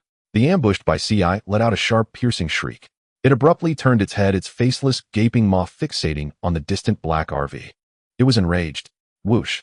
By CI abandoned the tank, dropping to all fours, instantly transforming into a white flash, sprinting towards Lin Hui. It was incredibly fast, even faster than that Tier 1 agile zombie. The 2,000 meters seemed to shrink down to mere inches beneath its feet. Come at me. Lin Hui was not nervous. As long as you dare to charge in a straight line, you are the best target. Just as by CI charged within 800 meters, it suddenly paused, its long tail bristling with spikes whipping out. Swish. A half-meter-long white spine shot towards him with a piercing whoosh like a missile. Bang. One spine struck the reactive armor on the front of the RV, sending sparks flying and creating a thunderous noise. Though it did not penetrate the few centimeters thick special steel, it left 2 deep dents on the armor surface and the surrounding metal even began to smoke, emitting a hissing corrosion sound. Warning: armor damaged. Defense value 2 detected strong corrosive toxin. Such strong penetration. And corrosive. Lin Hui's heart raced. If this thing got close and used its sharp claws and tail to attack continuously, even a LV-3 RV wouldn't last long. It must not be allowed to get close. Activate fire control radar for automatic scanning. Command confirmed. On the holographic screen, the rapidly moving white figure was ensnared in a red scanning grid. As Bai Ci continued to change direction and leap, Lin Hui keenly noticed a detail. No matter how it moved, its body instinctively angled sideways, seemingly using its hard back armor to protect a specific spot on its right flank. There was a slightly lighter colored shell there. Found you. A cold smile crept across Lin Hui's lips. At this point, Bai Ci had already charged within 500 meters. It seemed to have sensed that the black vehicle was not moving, thinking the opponent was stunned by its bony spikes. It let out a triumphant hiss, its speed surging again as it prepared to leap onto the roof and tear the vehicle apart. Now's the time. Lin Hui abruptly switched the shooting mode to full auto and pressed the firing button. Die, you bastard. Boom, boom, boom, boom, boom, boom. The chain gun on the roof roared like thunder. At a rate of 200 rounds per minute, it instantly wove an impenetrable web of death. This time it was not a single shot, but a continuous barrage. In just 5 seconds, 17 armor-piercing rounds surged forth. Bai Ci froze midair. It tried to evade, but the paths ahead and to the sides were all sealed off by the hail of bullets. This was the suppression of heavy firepower. No technique, just a metal storm to drown you. Puff, puff, puff. Several rounds struck its legs and shoulders, exploding into massive clouds of green blood mist. Though it was still healing, the tremendous kinetic energy caused its body to become fatally rigid. In that moment, bang, one shell precisely struck the lighter-colored shell on its right flank. Splat! It sounded like a hot knife cutting through butter. The hard, bony shell shattered immediately. The shell penetrated into its body and then exploded. Boom! Bai Ci's elongated body jolted violently, its waist severed in half. A large amount of green entrails mixed with shattered bones spewed forth. The once rapid charge lost balance in an instant, rolling like a rag doll on the ground for several turns before crashing heavily against a rock. It was still struggling, attempting to rise with the remaining half of its body, the flesh around the wound writhing madly, trying to reconnect its severed form. Such tenacious vitality. Lin Hui sighed, then pressed the firing button again. Boom. This time it was a single shot. It hit its right flank precisely. Completely obliterated. Congratulations. Successfully killed Tier 3 aberration Bai Ci. Rewards obtained: 1. Universal ammunition X 200 rounds 2. Basic gene agent X1 3. Effective antibiotic rare X1 can treat aberration virus infection. Congratulations. Player Lin Hui achieved the accomplishment first kill of a Tier 3 monster. Full screen announcement. Obtained intermediate gene agent X1. The regional channel erupted in excitement. Previously, Zhao Tianba had received a full-screen announcement for being the first to upgrade his vehicle to LV3, and he had already formed the Baishan's alliance. At this moment, whether it was the 4 major guilds or smaller guilds and teams, they all sent Lin Hui private messages, either trying to recruit him or wanting to buy his intermediate gene agents. Lin Hui directly closed the regional channel and set it to do not disturb. Then he gazed at the completely motionless remains of Bai Ci, releasing the slightly heated joystick. Tier 3 monster. It truly is difficult to kill. Compared to Tier 2 zombies, its strength had increased at least tenfold. What if I encounter a Tier 4 aberration? With this thought, a sense of crisis arose within Lin Hui again. He must continue upgrading his vehicle to obtain more golden attributes. Only by doing this can he survive until the end in this road survival. Lin Hui glanced at the reactive armor on the front of the RV, where a bone spike from an alien creature known as the White Thorn was embedded. This single spike had reduced the RV's defense by 2. Instead of getting out to deal with it, Lin Hui first drove the RV over to the corpse of the White Thorn. With the auto-loot function activated, he swept the pile of spoils into his storage space. Then his gaze fell upon the broken-down main battle tank. This was a juicy prize. Though its tracks were snapped and its turret was damaged, the dozen or so tons of military-grade armor steel were still solid and real. If he could dismantle it, the special steel in his alternate space would increase significantly. Lin Hui parked the RV beside the tank and was just about to issue the dismantle command. Creak! A harsh grating sound of metal suddenly rang out. The hatch on top of the tank slowly opened a crack. Then a fair-skinned hand reached out, pushing the hatch open with effort. A young girl wearing a padded coat with her face smeared in oil crawled out in a disheveled state. She coughed violently, clearly having been stifled in the tank's sweltering interior. Cough! Cough! The girl appeared to be around 18 or 19. She lifted her head, and her gaze met Lin Hui's through the RV's windshield. Someone's still alive in there. This caught Lin Hui by surprise. He had assumed the occupants had long been killed by the white thorn or had starved to death.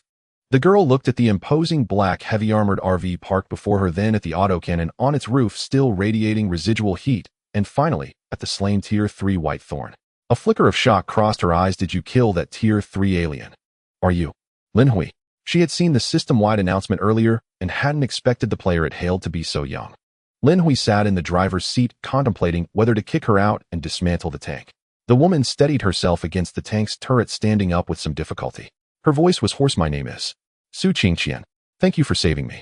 Su Qingqian. Lin Hui raised an eyebrow slightly. That name sounded familiar. He remembered. It was the player who had traded specialized ammunition for his antibiotics in the trading channel earlier. That was her name. No wonder she survived the abandoned arsenal. She was driving a tank.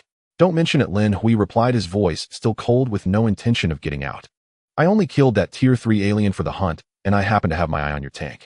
Since you're alive, I want to dismantle it. With that, Lin Hui prepared to shift gears and leave. Dismantling a vehicle required the owner to be dead or for the player to willingly consent. Seeing Lin Hui about to leave, Su Qingqian panicked. Wait, don't go. Forgetting her dignity, she slid down from the tank, stumbled over to the RV, and spread her arms to block its path. My tank is broken. The tracks are snapped, and the drive shaft is wrecked. I can't move it at all. Please give me a ride. I can pay you. Lin Hui pressed the brake and looked down at her from his elevated position.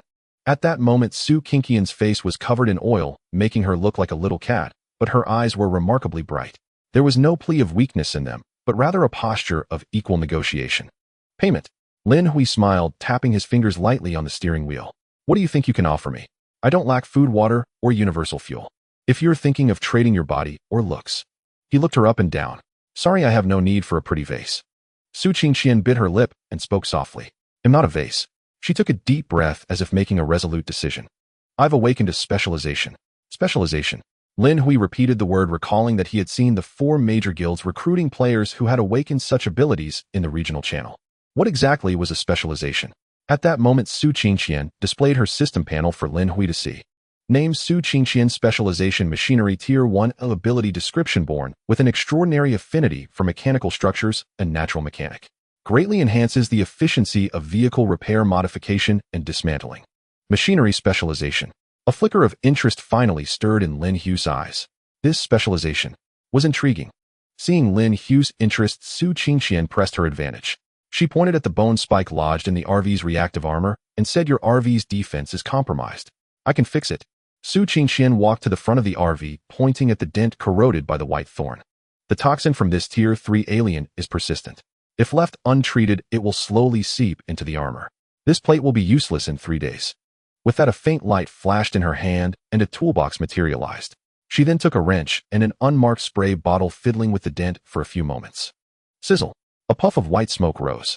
The dent, which had been bubbling with green residue, quickly dried and hardened. After a few taps with her wrench, it regained a metallic luster. Notification: vehicle defense restored to 100. Lin Hui looked at the system notification, a hint of surprise in his heart. This skill was far superior to those mechanics who could only tighten bolts. Moreover, as the monsters they encountered grew stronger, the vehicle's battle damage would become more frequent. He didn't know how to fix it himself. A top-tier mechanic for logistics. Didn't seem like a bad idea. You've got some skill, Lin Hui acknowledged with a nod, but he didn't open the door immediately. Instead, he pointed at the broken-down tank. That tank will also serve as payment. Su Qingqian let out a sigh. Fine. The tank's core was damaged as she could repair it, but lacked the materials. Lin Hui dismantled the tank, obtaining 150 units of special steel and 30 sets of electronic components. Click. The heavy armored door of the RV finally popped open a crack. Get in. Fearing Lin Hui might change his mind, Su Qingqian quickly scrambled up the step. However, the moment she stepped inside the cabin, she froze completely. It was as if she had stepped from hell straight into heaven. The door closed, sealing out the biting wind and stench of decay. A wave of warm, cozy air washed over her, a comfortable constant temperature of 26 degrees Celsius. The air lacked the nauseating smell of blood typical of the wasteland. Instead, it carried a faint, refreshing scent of lemon. This was nothing like the cramped, suffocating, oil-reeking interior of the tank. Before her now was a spacious, bright living area. Genuine leather booth seats, a spotless floor, and even a water dispenser emitting steam. On the table beside it sat a half-empty can of cola and an open bag of chips. Su Qingxian looked down at her own oil-stained hands, then back at the environment that resembled a five-star hotel. Her mind felt short-circuited. Was the life I lived before even a life fit for a human? Lin Hui sat in the driver's seat, watching her stunned expression through the rearview mirror, a slight smile curling at the corner of his mouth. Stop gawking. Go take a shower and wash that oil off. I don't like the smell of gasoline in the car. A shower. Su Qingxian's eyes widened as she stared at the private shower cubicle with a frosted glass door in the corner. There's a shower here. Lin Hui didn't answer. He silently shifted into drive and continued moving forward. The sound of water in the bathroom ceased. After about 10 minutes, the frosted glass door of the restroom was gently pushed open, and a wave of warm, fragrant steam filled the cockpit. Lin Hui instinctively glanced through the rearview mirror, and then his gaze paused slightly. The mechanic, who had been covered in grease, was nowhere to be seen. In his place was a pure-looking girl dressed in a bathrobe. Lacking clean clothes, Su Qingxian had to wrap herself in a white bathrobe that Lin Hui had prepared. The bathrobe was clearly too big for her. The sleeves rolled several times, revealing a slender arm, as pale as fresh lotus root. Her originally dirty hair was now washed to a sleek black, damply draping over her shoulders, the tips still dripping with water. Amidst the rising steam, a delicate little face appeared. Without the cover of grease, her features exuded the gentle charm typical of a girl from Jiangnan, especially her eyes, clear and lively, with a slight droop at the corners, radiating an innate sense of innocence. At that moment, her skin, steamed by the hot water, was a rosy white resembling a freshly peeled lychee. Not bad looking, Lin Hui silently assessed. Such beauty would certainly attract a basket full of love letters if she walked around to school in his previous world. Su Qingxian seemed somewhat uncomfortable in the oversized bathrobe, tightly clutching the collar. Feeling Lin Hui's gaze upon her, her cheeks flushed slightly, instinctively shrinking her neck. I'm done washing. My original clothes were too dirty, so I put them in the washing machine, and they aren't dry yet. Her voice was soft, tinged with a hint of shyness. It's all right, you look somewhat human now. Lin Hui averted his gaze, his tone indifferent, showing no unusual reaction. He casually picked up a blueprint from the passenger seat and tossed it over. Since you're clean now, let's get to work. You specialize in machinery, take a look at this. Su Qingxian fumbled to catch the blueprint, initially thinking it was some sort of contract, but when she focused on it, she froze. It was a complex mechanical structure diagram. Vehicle Advancement Blueprint LV. 3 LV. 4 Required Materials 1. RV LV. 3 Satisfied. 2. High-strength titanium alloy X 200 units. 3. Precision electronic components X 30 sets. Satisfied. High-strength titanium alloy. Su Qingxian suddenly looked up at Lin Hui, her eyes full of surprise. Does upgrading to LV for already require high-strength titanium alloy? Is this RV that excessive? Lin Hui shifted gears, the vehicle vibrating slightly. Do you know where to find it? His question was casual, but he didn't expect Su Qingxian to take a deep breath and respond. Titanium alloy is rarely found in regular junk cars. However, this area used to be an industrial zone, and I know of an abandoned aviation parts factory nearby. There should be some there. But she paused, her gaze slightly fearful as she looked out the window. The terrain there is very complex, with collapsed buildings everywhere, and the zombie density is quite high. My tank didn't dare venture deep. Once the tracks get stuck in the ruins, it's a dead end. Complex terrain. Lin Hui's lips curled into a wild arc, his fingers lightly tapping the steering wheel. In my dictionary, there's no such thing as complex terrain. Hold on tight. Virum. Before he finished speaking, Lin Hui slammed on the gas. This 20-ton steel beast instantly unleashed a suffocating pushback sensation. Su Qingxian gasped, her whole body pressed into the leather seat. Where are we going? Ahead is a wasteland. Watching the scenery fly backwards, Su Qingxian clutched the armrest beside the window tightly. Less than 500 meters ahead lay a continuous cluster of collapsed buildings, broken walls, and ruins interspersed with piles of concrete and steel alongside a wrecked car. Given such road conditions, forget about an RV. Even a tank would have to navigate carefully. But Lin Hui, not only did he not slow down, he accelerated. 80 km/h, 100 km/h, 120 km/h. Lin Hui, the tires will burst. We'll flip over. Su Qingxian's face turned pale with fear, her hands gripping the seatbelt tightly, her eyes shut. However, the anticipated violent collision and destruction did not occur. Bang, boom, crack. A series of dense, muffled thuds echoed in her ears. The vehicle did indeed shake, but the sensation felt like a steamroller rolling over a few small stones. Lin Hui's RV was equipped with indestructible puncture-proof tires and had constant ground grip, maintaining stability on any terrain and never tipping over. Su Qingxian opened one eye. The next moment, her jaw nearly dropped to the floor. Before her eyes, the concrete walls, capable of totaling ordinary vehicles, and the abandoned car blocking the road seemed as fragile as foam in front of the RV's fierce alloy spike bumper. An SUV that was blocking the road was directly sent flying by Lin Hui, tumbling through the air for over 10 meters before disintegrating. A half-collapsed brick wall was forcefully smashed through by the RV, bricks flying everywhere, striking the bulletproof glass of the windows with a crisp sound. Meanwhile, Lin Hui, seated in the driver's seat, held the steering wheel with one hand, his expression calm, as if he were strolling through his own backyard. This RV. The balance is off the charts, isn't it? As a mechanic specialized in vehicles, Su Qingqian felt her worldview shatter into pieces. She had a tank. But even her Type 59 tank would have to move cautiously in such ruins, fearing the tracks might break or get stuck in a pit. But this man, he is driving an RV playing bumper cars in the ruins. What are you standing there for? Just as Su Qingqian was questioning her life, the vehicle suddenly stopped. Lin Hui pointed at the wrecked car he had just flipped over, exposing its chassis and parts. I'll handle the cleanup, you take care of the dismantling. Get out and bring me back the useful materials.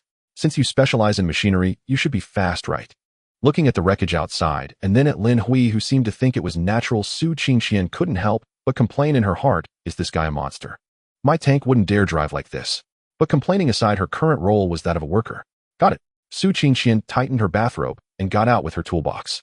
The next few hours became the most unforgettable work experience of Su Qingqian's life. Lin Hui drove ahead, crashing through everything, clearing a path. Along the way, whenever they spotted an abandoned vehicle, Su Qingqian would get out, utilizing her machinery specialization and the system's decomposition speed bonus to deconstruct it rapidly. That armored truck on the left, dismantle it. There's a machine tool in that half-collapsed factory on the right. Check if there's any titanium alloy. Move quickly as zombies are coming. If a horde of oblivious zombies approached Lin Hui, couldn't even be bothered to fire. He would simply whip his tail like a dragon, using the terrifying meat grinder spikes of the rear wheels to instantly turn the zombies into a rain of blood. Seated in the passenger seat, Su Qingqian watched the black RV move through the zombie horde as if it were an uninhabited realm, her inner shock beyond words. So violent, so secure. This overwhelming dominance made her, a girl who had cautiously survived in the apocalypse for 4 days, finally feel what it meant to be in the world of the strong. Night fell. The wind in the wasteland became piercingly cold once again. However, a warm light shone on the open space beside the RV. Lin Hui parked the vehicle on a wind-sheltered high ground, concluding today's mission. There were still over 200 miles to the abandoned aircraft parts factory mentioned by Su Qingqian. Driving at night was somewhat dangerous, so Lin Hui decided to set off tomorrow. Su Qingqian was exhausted, her back aching as she climbed into the vehicle with a toolbox in hand, panting. I'm utterly worn out. She placed the box on the ground and looked at Lin Hui with a face full of grievance. You really don't know how to cherish a lady.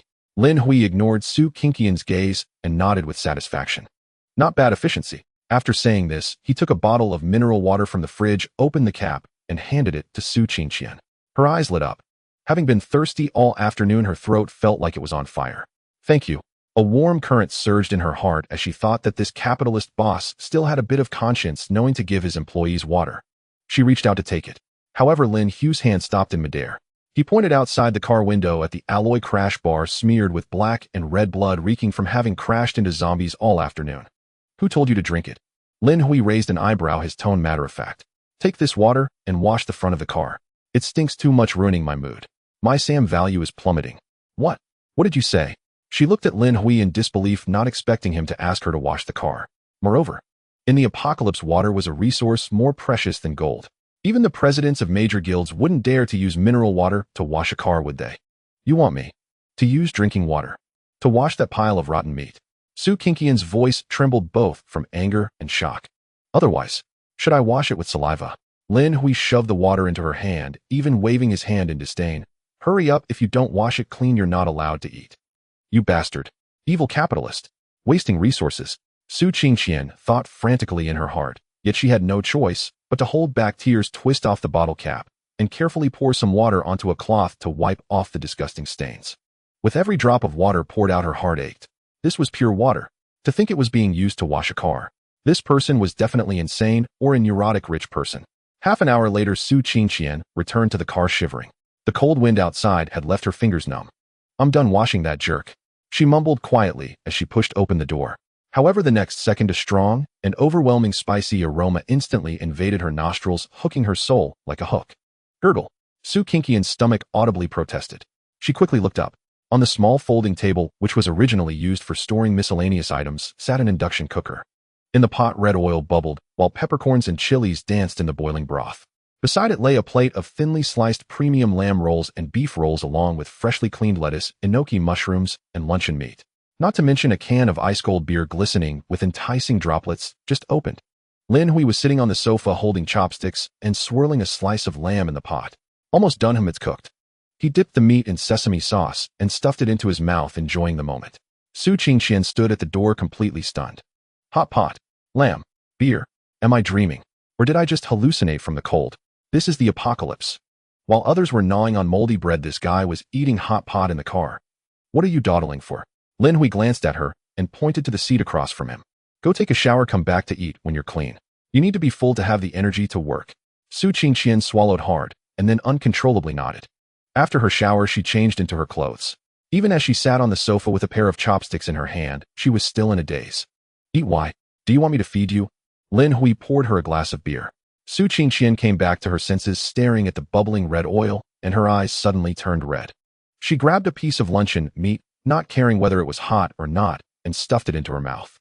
The spiciness and meatiness exploded on her tongue. In that moment, all her emotions, grievance, exhaustion, fear, surged with that warm food. Wah! Su Qingqian chewed on the meat, tears streaming down her face and splattering on the table. What's wrong? Are you too spicy? Lin Hui frowned. No, it's not. Su Qingqian cried as she stuffed lamb into her mouth, speaking incoherently. It's just too delicious. Wah wah wah. To be able to have hot pot at a time like this, it's truly too blissful. Before, I was in a tank gnawing on hard stone-like compressed biscuits washed down with cold water. My stomach was about to be ruined. I want chili. Give me more chili. I want it super spicy. Looking at this adorable girl who was both crying like a rain-soaked pear flower and frantically devouring her food like a starving ghost, Lin, we couldn't help but smile. This contrast was indeed quite striking. Slow down, no one's competing with you for food. Lin Hui pushed the lamb in front of him towards her. Water is not an issue, and food isn't either. As long as you work hard, you'll have meat to eat every day. You like spicy? I have plenty of chili. The food obtained from hunting zombies and opening resource boxes was stored in the spatial dimension. Food will never spoil in the spatial dimension. Su Qingqian looked up, her eyes red as she gazed at Lin Hui. At that moment, this originally cold and domineering man emitted a kind of sacred glow in her eyes. Every day, we'll have meat to eat. And chili. Yes. Su Qingqian sniffed, holding back her tears, and solemnly nodded. Bossum, I'll just call you boss from now on. Whatever you want me to dismantle tomorrow, I'll dismantle. Even if it's a Gundam, I'll do it. As long as I can have hot pot, what's a bit of work? The atmosphere finally eased. The two began to eat and chat. Perhaps it was the food that relaxed her guard. Su Qingqian opened up. I'm from Zhejiang province, and before coming here, I was a freshman at an art school. Su Qingqian took a sip of ice beer, her little face flushed. After coming here, I had great luck and met my university classmate named Xiaoya, who has also awakened her specialization with the ability of reconnaissance. Her gaze dimmed as she spoke. We initially worked well together. I had the tank and she could scout. But we encountered members of the Evil Wolf Guild. They pretended to be survivors asking for help, and Xiaoya, being soft-hearted, ended up in a situation where they had an RPG. Xiaoya sacrificed herself to cover for me and they. Su Qingqian bit her lip, her fingers tightly gripping the beer and her knuckles turning white. That tank was my last hope, but it was still too difficult. If it weren't for meeting you, I might have died at the hands of that white thorn or starved to death in the tank. Lin Hui listened quietly, not interrupting or offering any cheap sympathy. In the apocalypse, such stories happen every day. The Evil Wolf Guild, huh? Lin Hui said lightly. I have dealt with members of the Evil Wolf Guild, so I suppose I've collected some interest for your friend. Su Qingqian suddenly looked up, a glint of delight flashing in her eyes. Thank you. This thank you was more sincere than any she had said before. No need to thank me, Lin Hui said calmly. Since you've gotten on my vehicle, you're my employee now. If you encounter the murderer who harmed you, let me know, and I will seek justice for you. After spending the day together, Lin Hui found Su Qingqian to be very useful. Not only does she look pleasant, but she also works diligently. Su Qingqian nodded gently. Initially, she only wanted Lin Hui to give her a ride until she found an unclaimed vehicle to leave. Now her perspective had changed. At this moment, Su Qingqian suddenly remembered something. She took out a chip from her pocket and handed it over. This is the electronic map chip of the zombie wasteland that Xiaoya left for me. A zombie wasteland map chip? Lin Hui asked curiously as he received it, then inserted it into the RV. On the 15-inch onboard screen, a map appeared detailing various important buildings, and indeed there was an abandoned aviation parts factory not far from their location.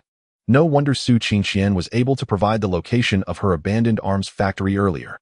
It turns out she had this map. With this map, he no longer had to wander around the wasteland like a headless fly.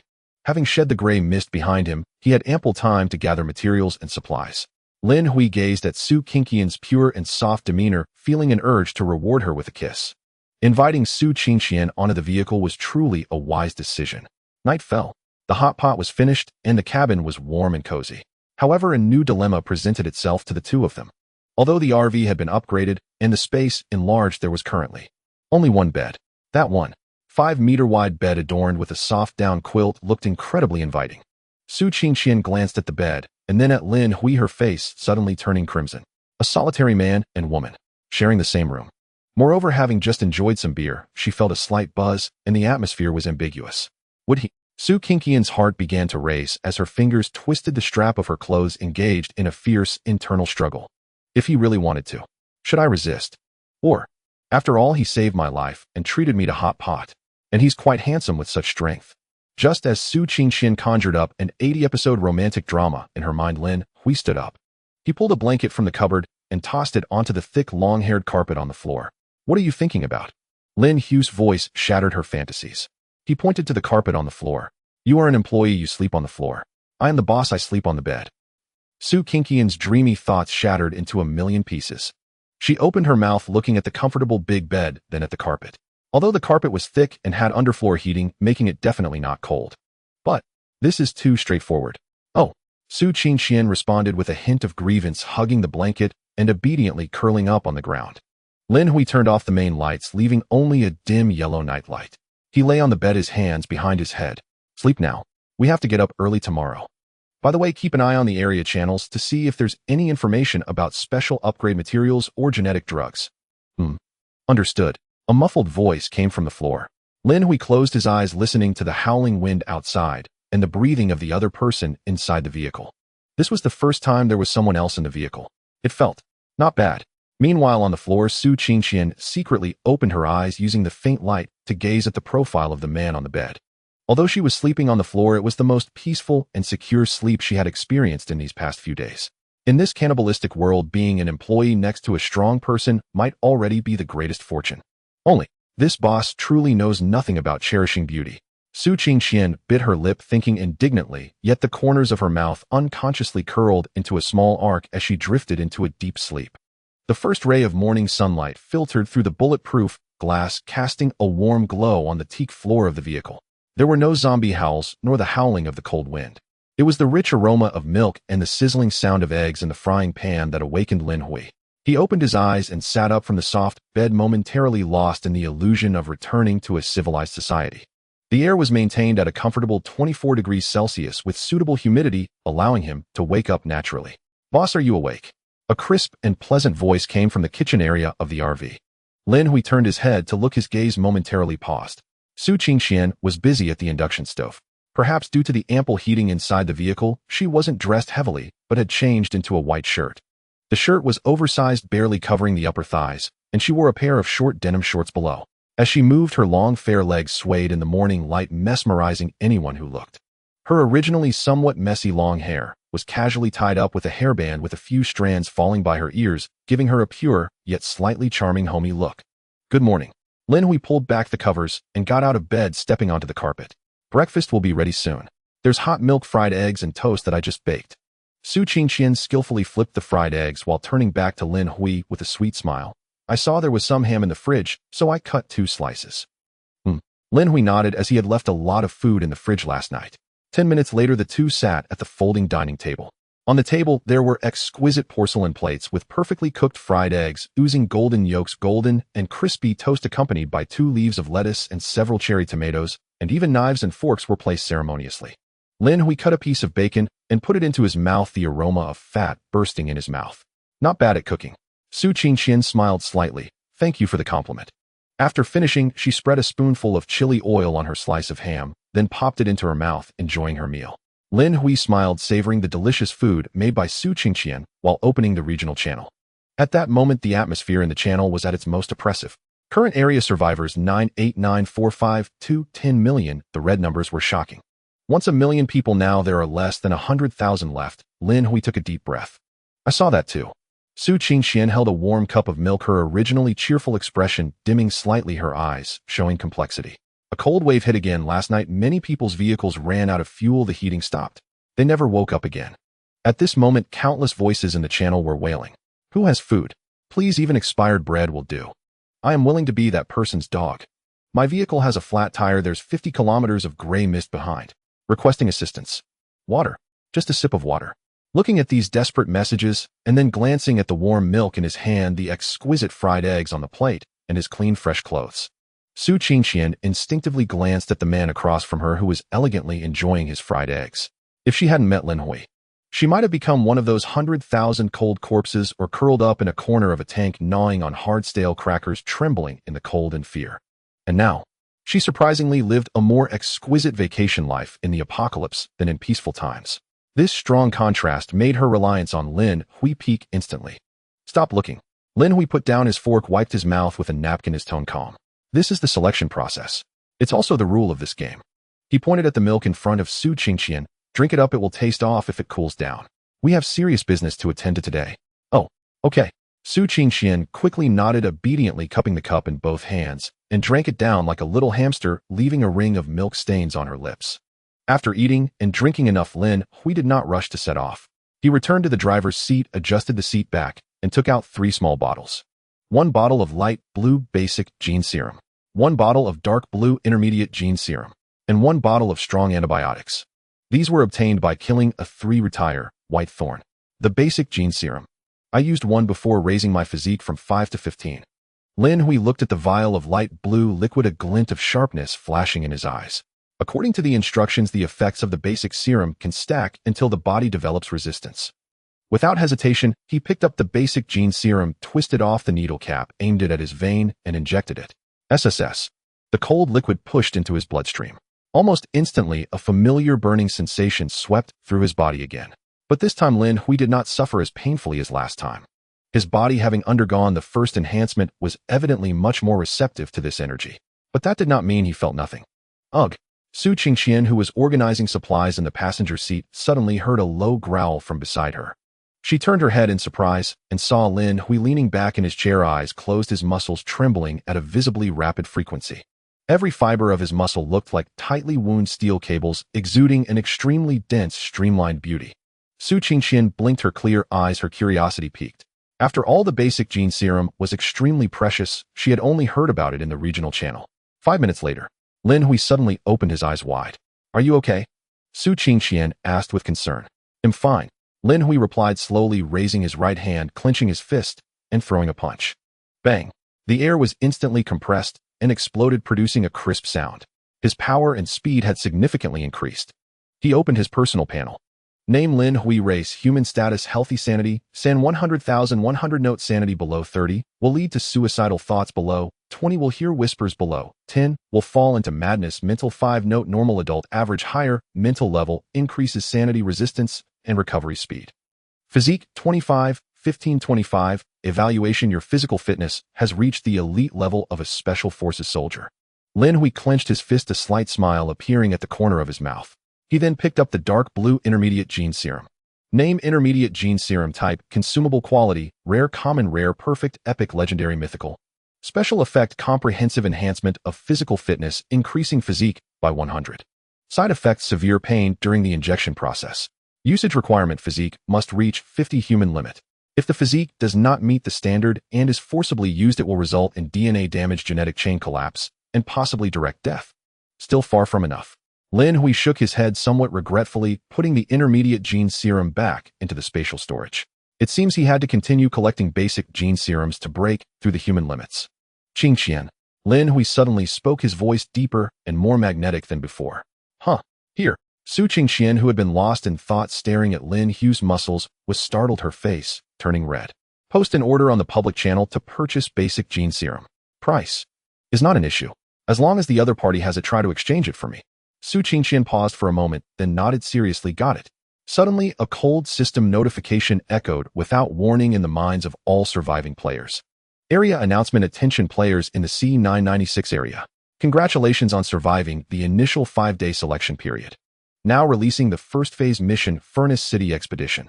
Mission objective: all players in the C996 area please reach the coordinate point, Furnace City, coordinates 324, 5, 998, 1, within 120 hours, 5 days, and survive in the city for at least 24 hours. Mission rewards: 1. Entry ticket to the next phase map, Mistland. 2. Vehicle upgrade, Blueprint X1. 3. Universal Fuel X10 units. 4. Basic Gene Serum X1. Friendly reminder: after 120 hours, all areas outside Furnace City will be instantly covered by extremely high concentrations of gray mist. As the regional announcement was issued, the entire channel erupted in chaos. Fusher, this is asking us to walk into our graves. I checked the coordinates, it's over 3,000 kilometers away. My car's top speed is only 60, and I still need to find fuel. I can't possibly make it. If we don't go, the entire zombie wasteland will be engulfed in gray mist. This is forcing us all to jump into that meat grinder. The road survival game aims to herd us all into one cage. I won't go. I'd rather hide here. The wisdom upstairs: didn't you see the system say the gray mist spreads? That's a direct annihilation. Inside the RV, Su Qingqian stared at the blood-red countdown, her small face slightly pale, and she almost dropped the milk cup in her hand. Fusher. She took a deep breath and looked at Lin Hui. Boss Hui. Compared to Su Qingqian's anxiety, Lin Hui appeared exceptionally calm. He opened the electronic map of the zombie wasteland and entered the coordinates of Fusher. It's 2,700 kilometers away. At full speed with the RV plus rest time, it should take about 20 hours to arrive. Lin Hui's finger traced a straight line on the map, finally stopping at the marked red dot. We still have nearly 100 hours to upgrade the vehicle and enhance our physique. This way, no matter what monsters Fusher has, we can handle it with ease. Qingqian, hold on tight. Lin Hui gripped the steering wheel with both hands, shifted into drive, and stepped on the gas. The current mission is to head to the abandoned aerospace electronics factory to obtain high-strength titanium alloy and then upgrade the RV to level 4. Boom. The level 3 armored RV roared like an awakened ancient beast, speeding towards the horizon. At the same moment, in various corners of the wasteland, the teams from the Overlord Alliance, the Rose Society, Iron Blood Heavy Industries, and the Wolfpack Guild, all top forces sprang into action. The Overlord Alliance's convoy had 3 armed helicopters patrolling overhead. The leader, Zhao Tianba, a tall bald man, was sitting in a Land Cruiser modified from a tank, wearing an excited smile. Fusher, that's my backyard. Anyone who dares to compete with the Overlord Alliance for resources will be crushed by me. The Rose Society's convoy. The President, Yang Roaling, a stunning woman in a long strap dress, had winered long curls cascading over her shoulders, with a flirtatious glimmer in her eyes, exuding charm with every gesture. She sat on the hood of a modified red Ferrari sports car, her long legs crossed, lightly swaying a goblet. Sisters, this task is our chance to prove our strength. We must not lose to those stinky men. The Iron Blood Heavy Industries convoy. The president, a frail young man wearing thick glasses, sat in a towering behemoth vehicle, calmly analyzing. Everyone, the road survival game has released its first task with a reward of a basic gene serum. Such a high reward means the difficulty must be considerable. But with high risk comes high reward. As long as everyone follows my instructions, I will ensure that you all survive to the next map. From now on, spare no effort to collect firearms in large quantities, especially those items with extraordinary abilities. As for the Wolfpack Guild's convoy, a fierce-looking tank modification vehicle had a young, muscular man sitting in the back with a side-swept fringe, prominent brow bones, fierce eyes, and a crooked smile on his lips. Last night, he had just killed the first leader of the Wolfpack Guild and successfully took his place. It was a moment of high spirits. Brothers, our carnival moment is about to arrive. The task in Fusher is a nightmare for other players. But for the Wolfpack Guild, it's a grand feast, as all surviving players in the C996 area will converge here, marking their hunting moment. Dust and sand filled the air. 2 hours had passed since the task for Fusher was announced. On the road, the number of vehicles rushing madly for survival was visibly increasing. Most were groups of 3 to 5 vehicles traveling together, some even forming convoys of 10 or more, while few cars were on their own. On the essential route to Fusher, there was a critically important strategic supply point, the abandoned aerospace parts factory. That was also Lin Hui and Su Qingqian's destination. The 200 units of titanium alloy required to upgrade to a level 4 RV could only be obtained there. Boss, there's a situation ahead. Suddenly, Su Qingqian, sitting in the passenger seat and responsible for observing the road conditions, spoke up, her tone somewhat grave. Lin Hui squinted slightly. Through the windshield, the massive outline of the parts factory, resembling a steel monster lying on the ground, became clearly visible. Surrounding the factory, there was indeed a row of vehicles parked haphazardly. There were pickup trucks with steel plates welded on off-road vehicles mounted with machine guns, and even a modified concrete mixer truck blocking the road, serving as a barricade. It seems someone got there first. Lin Hui did not slow down. Instead, he pressed the gas pedal deeper. That parts factory isn't anyone's private property, so what if someone got there first? The defensive attributes of the RV, the anti-tank mines in the alternate space grenades, and the heavy chain gun on the roof are my confidence. Screech. A sharp screech of brakes echoed. The black armored RV came to a steady halt 50 meters away from the barricade, exuding a chilling sense of oppression. The 25mm chain gun on the roof glinted coldly in the sunlight, aimed directly at the group blocking the road. Stop! Behind the barricade, a group of players armed with various weapons shouted loudly. This place has been taken over by the New Light Mutual Aid Society. If you don't want to die, get lost. Lin Hui remained silent in the car, merely coldly observing this ragtag group. His gaze passed through the crowd, landing on a modified Hummer parked behind them. There stood 3 people. The leading man, around 27 or 28, wore a neat, dark gray trench coat, with gold-rimmed glasses perched on his nose, looking refined. He was adjusting his glasses, peering through the lenses, curiously observing Lin Hui's RV. Next to him stood a sturdy, dark-skinned man and an extremely eye-catching woman. The woman wore a black combat suit that hugged her long, curvy legs with sharp features like a blade, her red lips slightly pursed, exuding a powerful aura. Most striking was the sniper rifle slung on her back, along with a face that remained coldly beautiful and aloof even in the apocalypse. If Su Qingqian was the kind of pure flower one wanted to protect, then this woman was a thorny black rose emanating an aura of danger. At this moment, the bespectacled man smiled slightly, clapped his hands, signaling his subordinates to lower their weapons. Then he looked up at Lin Hui. "Hello, my friend, I am Tang Chuan, the president of the New Light Mutual Aid Society." The bespectacled man, Tang Chuan, stepped forward gracefully and called out to the RV. "Friend, your modifications on this vehicle are quite impressive. Transforming an RV into a mobile fortress, it seems you are quite the capable player. I was originally the head of surgery at City One Hospital, and now I am fortunate to have gained the trust of my brothers, becoming the president of the New Light Mutual Aid Society. This gentleman beside me is our vice president." As he spoke, Tang Chuan pointed to the dark-skinned man on his right. He smiled and continued, "We mean no harm, it's just that there are too many monsters in here, so for everyone's safety, we have sealed off this area." Lin Hui lowered half of the car window, revealing a handsome face. "Oh, it was just one word." Tang Chuan's smile faltered for a moment, but quickly returned to his charming facade. "Friend, don't be so cold." His gaze inadvertently swept over the girl Su Qingqian in the passenger seat. Even through the car window, he could see the girl's delicate and pure visage. In the depths of Tang Chuan's eyes, a fleeting glimmer of greed and lewdness flashed. Today was indeed a lucky day, and not only had he encountered Lu Shi, but he had also found another exquisite woman. Moreover, if he could get both this car and this woman. He pushed up his glasses to conceal the abnormality in his gaze, and spoke with more sincerity. "To be honest, there are indeed things we need inside. But there are over a dozen white thorns inside. I see that your vehicle has quite a powerful firepower. How about we cooperate? You can take 30% of the supplies in here. How does that sound?" The dark-skinned man beside him frowned slightly and glared at Tang Chuan, clearly displeased with this proposal. He stepped forward, his gaze sharp as a blade, scrutinizing Lin Hui, his voice cold. "President, what we need is manpower, not ancestors. This guy doesn't seem like someone who would take orders." "Hey Wang Bin, the more people we have, the more strength we can muster," Tang Chuan replied with a smile. Lin Hui sat high in the driver's seat, quietly observing Tang Chuan's performance. From the look in his eyes, he could see the familiar and nauseating hypocrisy. It was the kind of gaze only someone who had long been immersed in the world of fame and fortune, accustomed to scheming and disguising, would have. "You want to use me as cannon fodder. You also want to take aim at my vehicle and my people." Lin Hui couldn't help but scoff inwardly. However, while the other party viewed him as cannon fodder and a target for exploitation, wasn't he also regarding them as tools for testing? After all, he still did not know what level of alien creatures were in the aircraft parts factory. If there were high-level aliens, having these people around could also help share some of the firepower. Thinking of this, Lin Hui gently tapped the steering wheel, a smile appearing on his face. 30%. That's a good proposal. Seeing Lin Hui showing signs of cooperation, Tang Chuan's face brightened, and he adjusted his glasses, smiling as he asked, "Brother, what do they call you?" "My surname is Lin," Lin Hui replied casually. "Brother Lin," Tang Chuan pointed to the abandoned aerospace parts factory ahead. "The white thorns inside are no less dangerous than zombies. Even if they are the same level, they are stronger than zombies." He glanced at the turret mounted on the RV's roof and flattered, We'll need Brother Lin to exert more strength in a bit. No problem.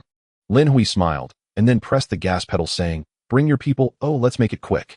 Boom. The RV's engine roared with a furious growl. What? Boldness. Tang Chuan took a deep breath, raised both hands to signal the guild's players to get in the vehicle, preparing to raid the aerospace parts factory. Brothers, prepare for the attack. With his command, dozens of vehicles blocking the road roared to life. Lin Hui didn't look at him again, directly raising the car window and stepping on the gas, the RV charging boldly into the gates of the parts factory, kicking up clouds of dust. Miss Lucy, I will trouble you later. Tang Chuan smiled at the woman carrying a sniper rifle. Rest assured, if we can take down the parts factory, I will definitely deliver the high-strength titanium alloy as promised. The woman in black named Lucy nodded and then got into her modified level 3 sports car following the convoy. That girl is really something. The muscular dark-skinned man licked his lips as he gazed at her retreating figure.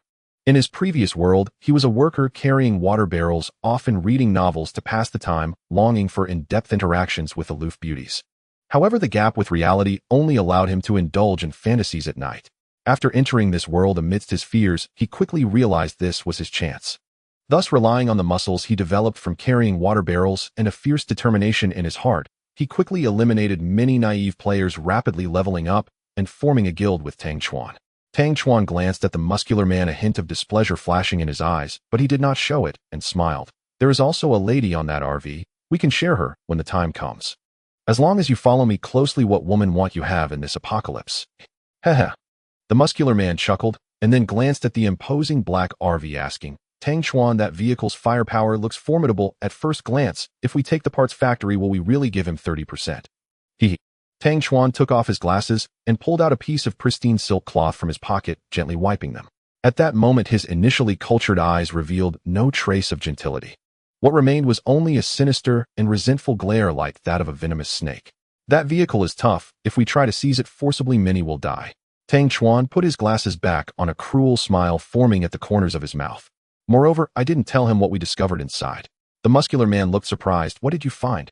Tang Chuan turned around, gazing at the eerie factory, softly stating, I just entered, and there are indeed over a dozen level 12 white thorns inside. But there is also a level 3 female white thorn currently laying eggs. At this point, Tang Chuan let out a chilling laugh. One level 3, along with a nest of level 12 white thorns. I believe this Brother Lin is not yet aware of our capabilities. Once he exhausts his ammunition and vehicle defenses, we will make our move. By then the vehicle will be mine, and the people will also be mine. The muscular man looked at Tang Chuan's sinister profile, a feeling of dread rising within him. He nodded, but said nothing. President Tang Chuan was a player with specialized skills, and he also possessed a powerful, extraordinary item. This was why, despite having injected a basic gene serum, he willingly stayed under Tang Chuan as the vice president. Tang Chuan raised his hand to adjust his glasses, revealing a cultured smile once more. All right, let's go forward and take a look.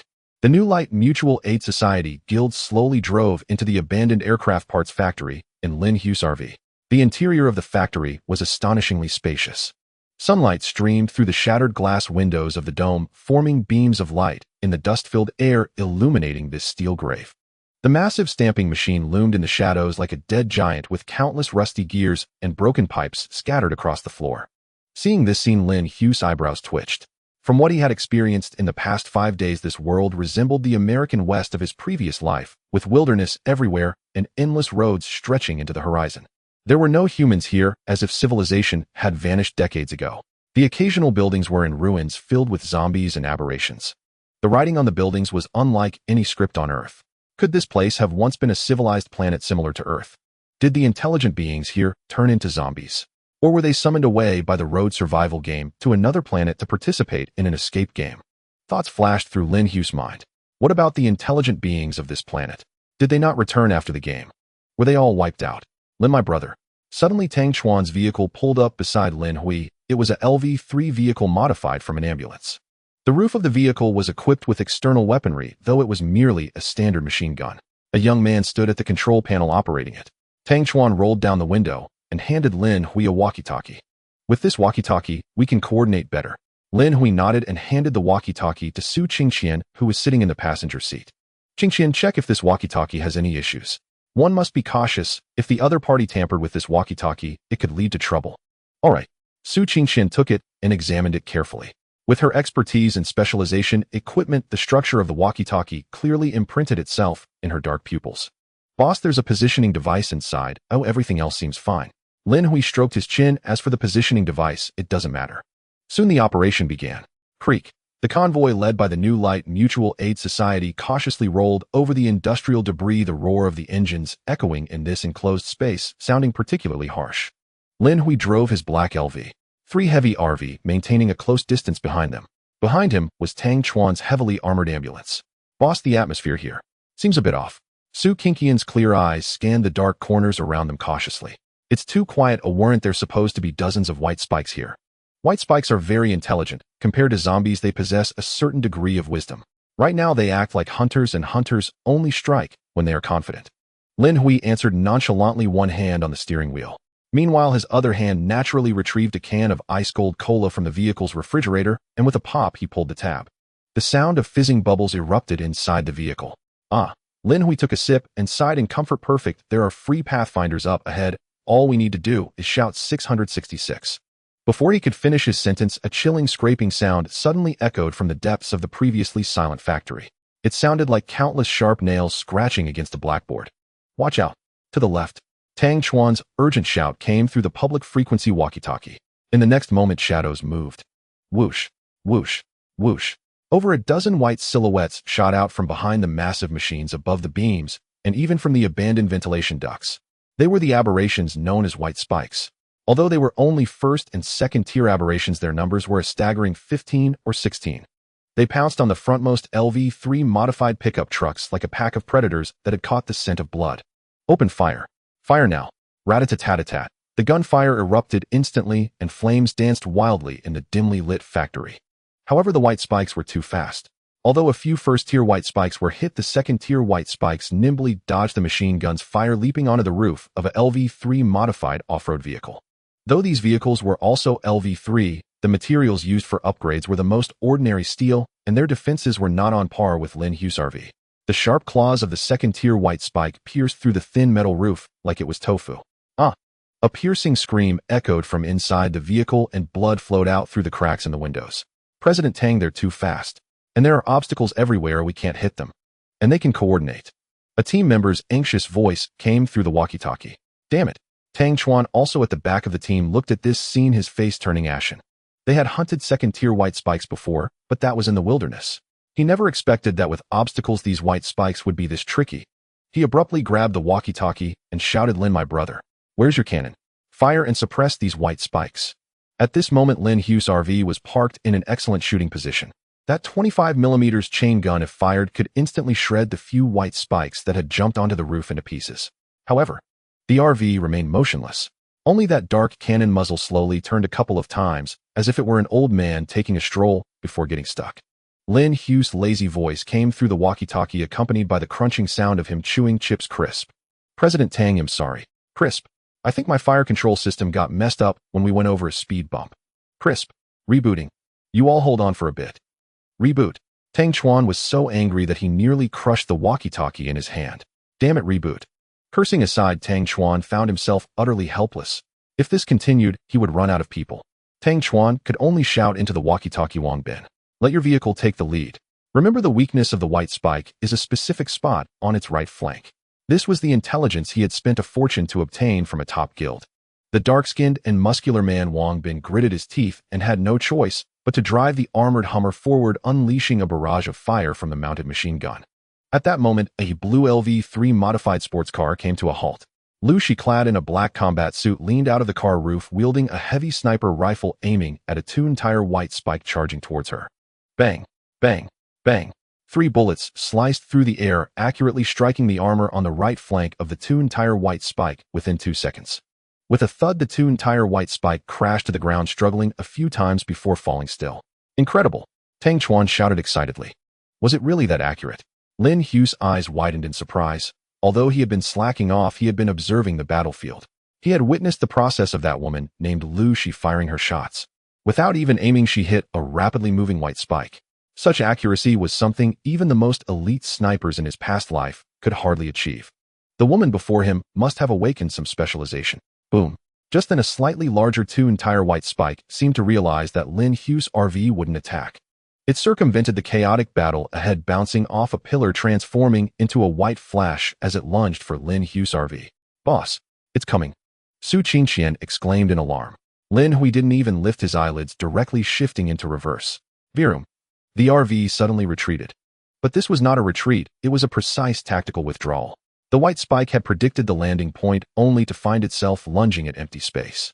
However, the two-entire white spike quickly reacted, its long white tail whipping around. Whoosh!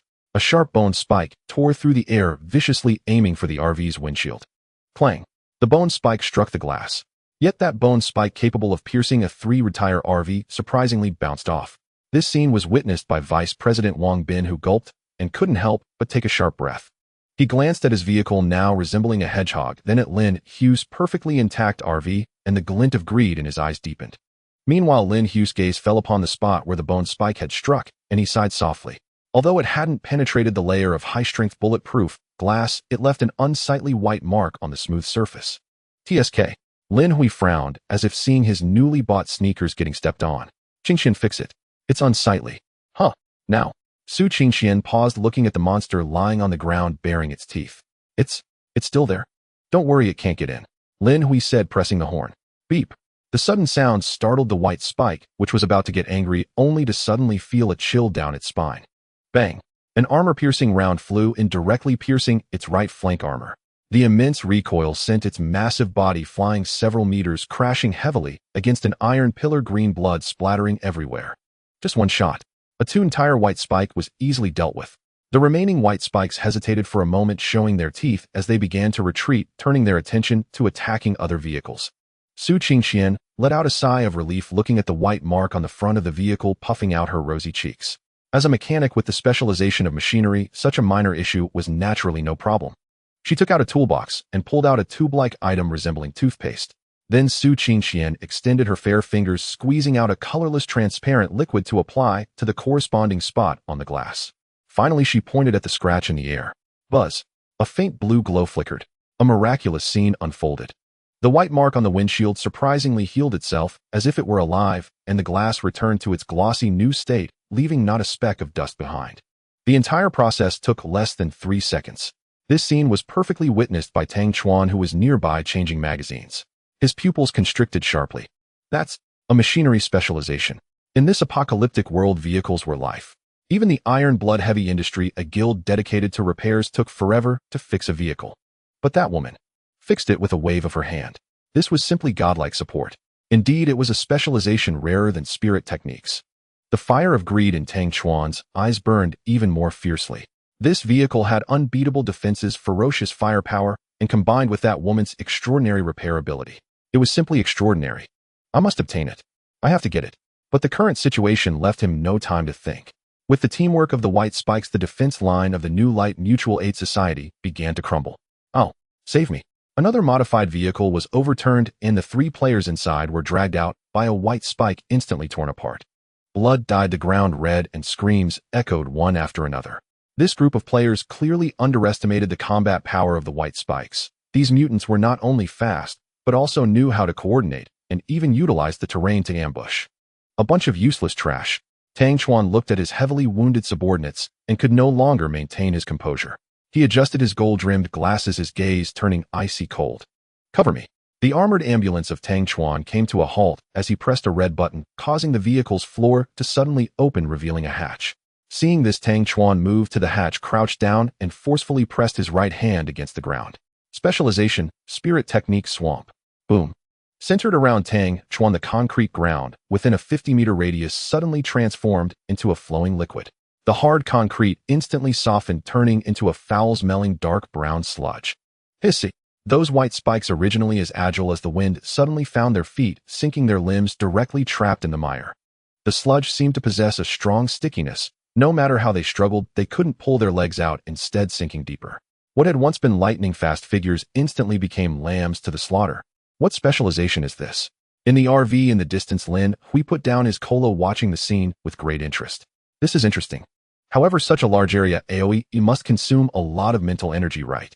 Lin Hui recalled hearing Su Qingqian mention that using specializations to unleash extraordinary abilities consumed mental energy. Sure enough, after casting this spell, Tang Chuan's complexion noticeably paled and beads of sweat formed on his forehead. "Miss Lu Shi, it's your turn," Tang Chuan shouted. "Got it." A cool voice came from the walkie-talkie. Immediately afterward, bang! A dull yet powerful gunshot rang out, sounding exceptionally clear amidst the chaotic battlefield. 200 meters away, a one-stire white spike trapped in the muck had its waist armor explode like a watermelon, green blood splattering everywhere. Bang! The second shot. Another white spike preparing to ambush Lin Hui had its weakness precisely penetrated, again collapsing on the spot. Bang! Bang! Bang! Lu Shi, dressed in a black combat suit, was now half kneeling on the roof of a blue sports car. The heavy sniper rifle in her hands had an intimidatingly thick barrel. Each pull of the trigger sent a massive recoil that made her shoulder tremble slightly, yet her body remained as steady as a boulder. No unnecessary movements. No need to aim for too long. Each bullet took the life of a mutant. She's something else. Lin Hui narrowed his eyes, watching the fluid motions of the woman. Besides Lu Shi providing firepower, the other surviving players from the New Light Mutual Aid Society also aimed and shot. Although their accuracy wasn't as high, they had plenty of bullets.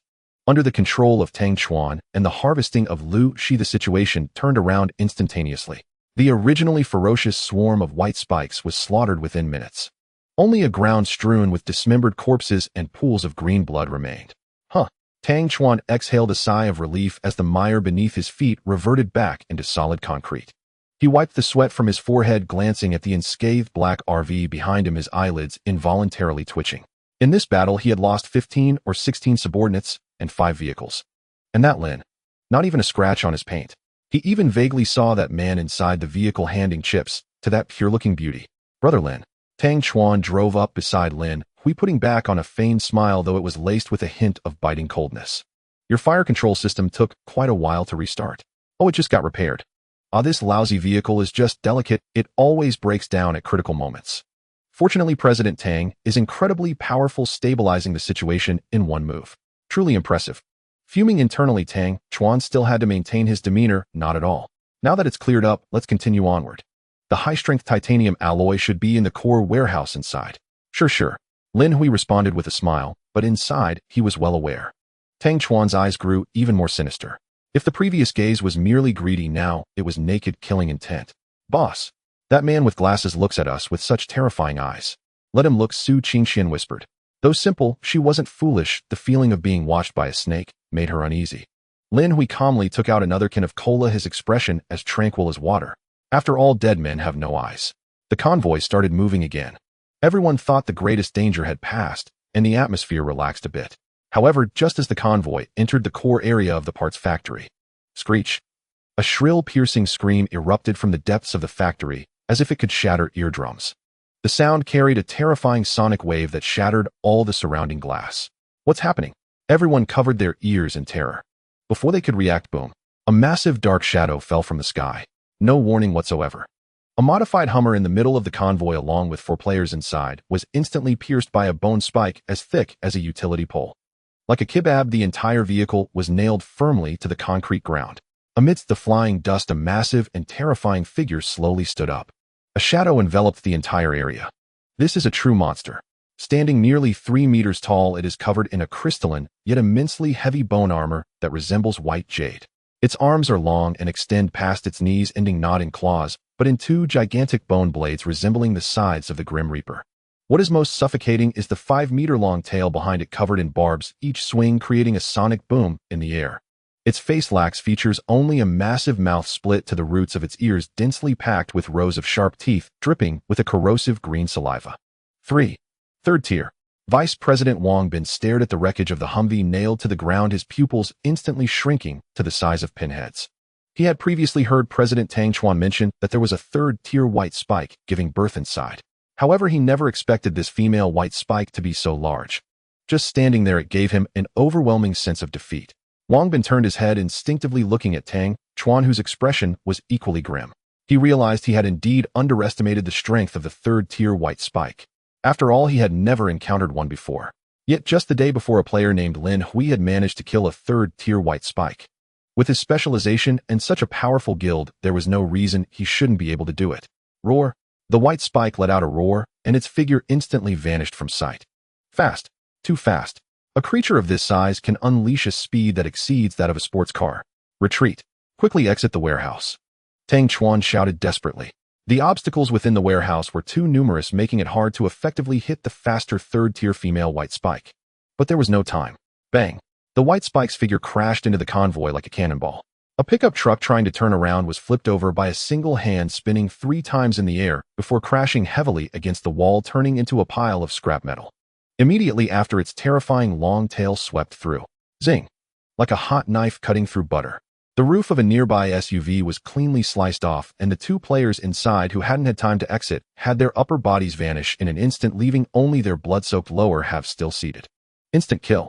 A complete massacre. In front of this third-tier white spike, this so-called New Light Mutual Aid Society convoy was as fragile as paper. Damn it. Damn it. Tang Chuan panicked. He pressed his hand on the ground again, trying to use the same tactic. Specialization, spirit technique, quagmire. The ground softened once more. But this time the white spike merely paused, then let out a disdainful hiss. It suddenly exerted its strength, its leg muscles bulging, and directly broke free of the quagmire's restraints, using the immense recoil to leap high again. This simple control technique had greatly diminished effectiveness against high-tier creatures that overpowered it in strength and speed. Bang! In the distance, Lin Hui fired a shot.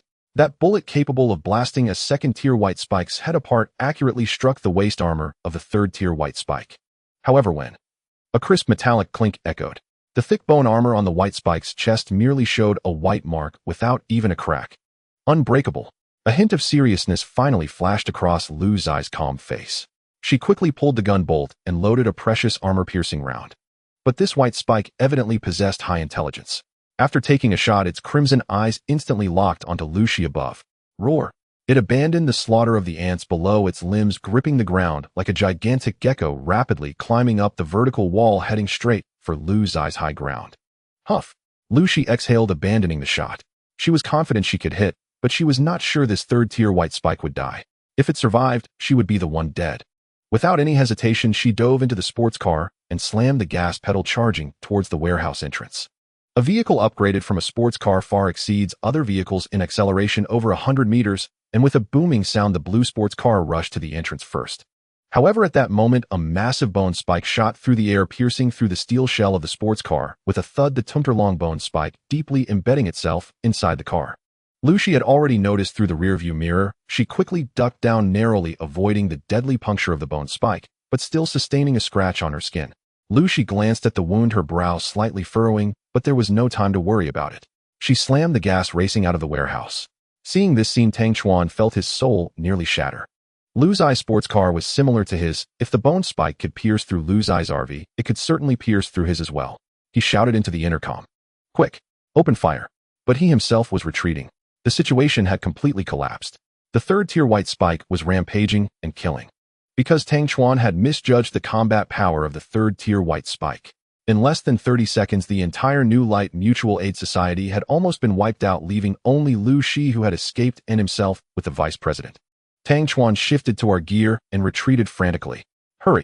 If he didn't escape here, he would die today. President! That monster has locked onto us. The young man responsible for shooting atop the vehicle trembled. Tang Chuan was horrified, suddenly turning his head to look at the black RV that had remained silent not far away.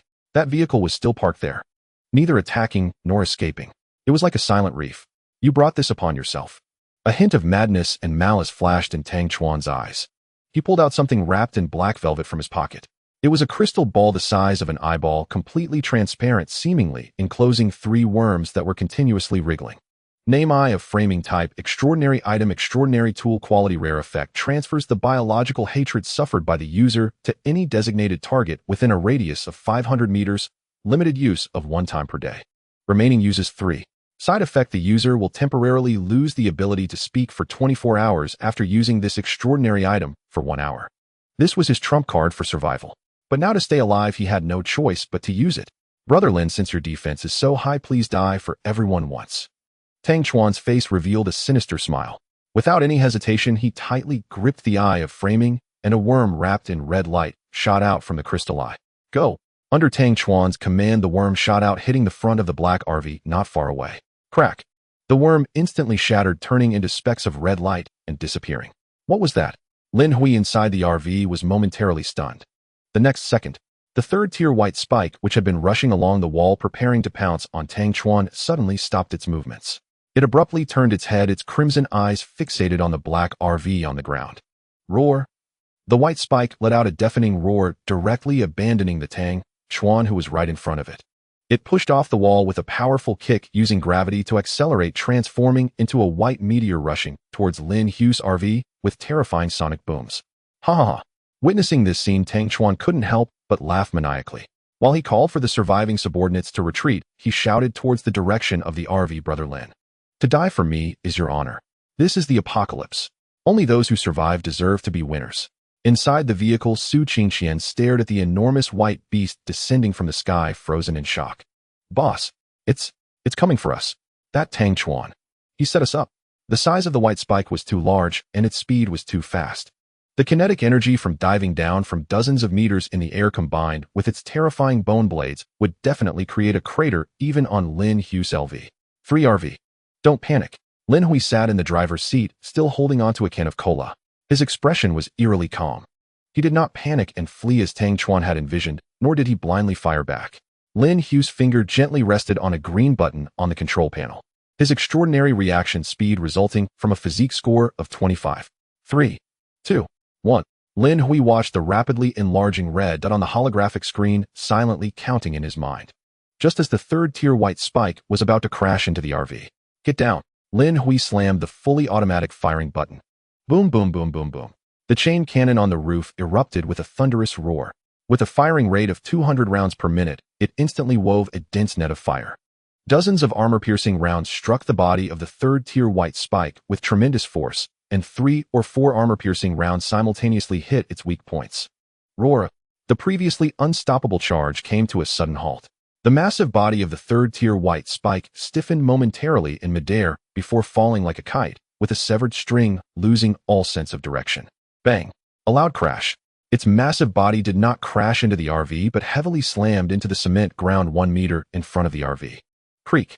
Lin Hui quickly shifted gears and floored the gas pedal. Boom! The 20-ton steel monster driven by those 4 never-wear-out tires charged towards the third-tier white spike that had just landed, crushing it. Not a crash, a flattening. Crack! Crack! Crack! At that moment the entire scene fell silent. Only the chilling sound of bones shattering echoed in the empty factory. Tang Chuan, who had already escaped to the door, felt his smile freeze instantly, like a duck whose neck had been grasped, unable to make a sound. He watched the black RV crazily crushing the monster, its chain cannon rotating and then aiming at his own vehicle. A bone-chilling chill rushed from his feet to the top of his head. In front of an abandoned aviation parts factory, Lin Hui's RV emitted a low rumble, the 25mm cannon barrel on the roof slowly turning, ultimately locking onto the heavy ambulance not far away with an overwhelming sense of pressure. As the cannon was aimed, a faint sound suddenly came from the chassis of the heavy ambulance. Tang Chuan moved faster than a rabbit, abandoning the driver's seat, and slid out through the escape hatch, rolling awkwardly into the shadow of the nearby ruins. That RV could crush even a Tier 3 white spike. To them his vehicle was just a tin can. Wang Bin. Fire! Cover me! Tang Chuan shouted hoarsely at Vice President Wang Bin, who had yet to exit the vehicle. However, the inside remained silent. A few seconds later the window rolled down, and the muscular dark-skinned man Wang Bin poked his head out, hands raised high, who not only had he turned off the vehicle, but he even threw his assault rifle out the window. "President Tang, I may not be the smartest, but am not a fool." Wang Bin looked at the dark cannon muzzle, swallowed hard, and shouted towards Lin Hui's direction, "Big Brother Lin, I surrender. I want to live. You traitor." Tang Chuan's face twitched with anger, the facade of the refined scoundrel completely crumbling. He watched as the black RV slowly approached, feeling the imminent aura of death, and his instinct for survival instantly overwhelmed his dignity. Tang Chuan picked up the walkie-talkie and hurriedly said, "Misunderstanding. Brother Lin, it's all a misunderstanding. What happened just now was an extraordinary item going out of control. Really, you know extraordinary items have side effects." Lin Hui rested one hand on the window ledge, still holding a half-finished can of soda, watching this clown perform with amusement. "Oh, out of control." Seeing Lin Hui was willing to engage, Tang Chuan eagerly promoted himself, like pouring beans. "Yes, yes, yes. Brother Lin, you see, although the process was tortuous, the result is good. That Tier 3 monster is dead, right? We call this alternative cooperation. And I am useful, truly useful. I awakened the spirit technique specialization. My spirit technique is quagmire. In the future, whether fighting monsters or dealing with other players, I can assist you. While observing Lin Hui's expression, Tang Chuan gritted his teeth and pulled out a small box wrapped in black velvet from his pocket, holding it high. To express my apology, I am willing to give you this extraordinary item. This is a rare item. Brother Lin, more friends means more paths. I used to be a surgeon at City No. One hospital. My medical skills are excellent. Extraordinary item. Is this what made that tier 3 white spike suddenly attack my vehicle? Yes. It's called the Eye of Framing. As long as you spare me, this item is yours, and in the future I will follow you like a dog. A glimmer of hope flashed in Tang Chuan's eyes. He believed no one could refuse such temptation. In this apocalypse, having one more specialized player teammate and one more life-saving item was immensely valuable. However, Lin Hui merely shook the soda can lightly, tilting his head back to finish the last sip. President Tang, I don't like you. Tang Chuan's smile instantly froze. Brother Lin, what do you mean? I've given you everything. You can't just disregard me like that. I think you didn't understand. Lin Hui's hand returned to the cannon's firing button, a faint smile curling at the corner of his mouth. What I mean is, killing you, and the item is still mine. I have a cleanliness obsession and don't want to keep trash that could stab me in the back at any moment. The moment his words fell, Lin Hui pressed down without hesitation. You're looking for death. Tang Chuan's glimmer of hope instantly turned into vengeful madness. Under the threat of death, he erupted with unprecedented potential, suddenly plunging his hand into the ground, draining all his mental energy at that moment. Specialization, spirit technique, quagmire. Boom. The cement ground within a 50-meter radius of Tang Chuan instantly collapsed and liquefied. The originally solid ground turned into a swirling, foul-smelling abyss of quagmire. This time the depth and viscosity of the quagmire were several times stronger than before. Such a heavy RV. Sink into it for me. Tang Chuan laughed maniacally. Physics told him that heavier objects sank faster in the quagmire. As long as I trap you, I can escape. And you will sink underground, you will drown. However, the next second, his maniacal laughter froze on his face as if trapped in liquid nitrogen. As the black steel monster entered the quagmire, it not only did not sink, but instead drove as if on a smooth highway, steady and sure. The 4 broad tires gleamed with a dark, ominous light moving across the muddy surface as if it were solid ground. Effect activated, never worn out characteristic. 2 triggered constant traction. Maintaining 100 traction on any terrain, ignoring the terrain. Even if the ground beneath was quicksand, snowy fields, or a mountain of blades and sea of fire. As long as I want to leave, no road can stop me. The engine emitted a deep, powerful rumble. The RV not only did not slow down, but accelerated, breaking through the muddy obstacles, stirring up a cloud of black mud, like a black warship cutting through the waves, heading straight for Tang Chuan. No. Impossible. Tang Chuan's legs went weak, collapsing directly into the mud. His worldview shattered. What kind of cursed vehicle is this? Why can't even the quagmire created by spirit techniques trap it? Nothing is impossible. Lin Hui's indifferent voice came through the loudspeaker. In the next life, remember to keep your eyes peeled. Bang. Lin Hui did not give him another chance to speak. He extended the axe shotgun out of the window, not even bothering to aim. A gunshot rang out. A blood hole appeared in the center of Tang Chuan's forehead. His face, which was filled with shock and fear, tilted back and fell heavily into the quagmire he had created, slowly sinking. In the passenger seat, Su Qingqian's beautiful eyes widened. She originally thought the RV below would sink into the quagmire, but did not expect it to ignore the terrain. So strong. How was this achieved? Even as a machinery specialist, she couldn't fathom the reason. Su Qingqian curiously looked at Lin Hui, but never dared to ask. After all, she was merely an employee. If the boss didn't initiate a conversation, she wouldn't dare to ask. A guild should move in unison. Lin Hui smirked, then continued to control the cannon on the roof, aiming at Vice President Wang Bin's vehicle. On the other side, Wang Bin was terrified at this spectacle. Don't kill me. I'm a good person. I have strength.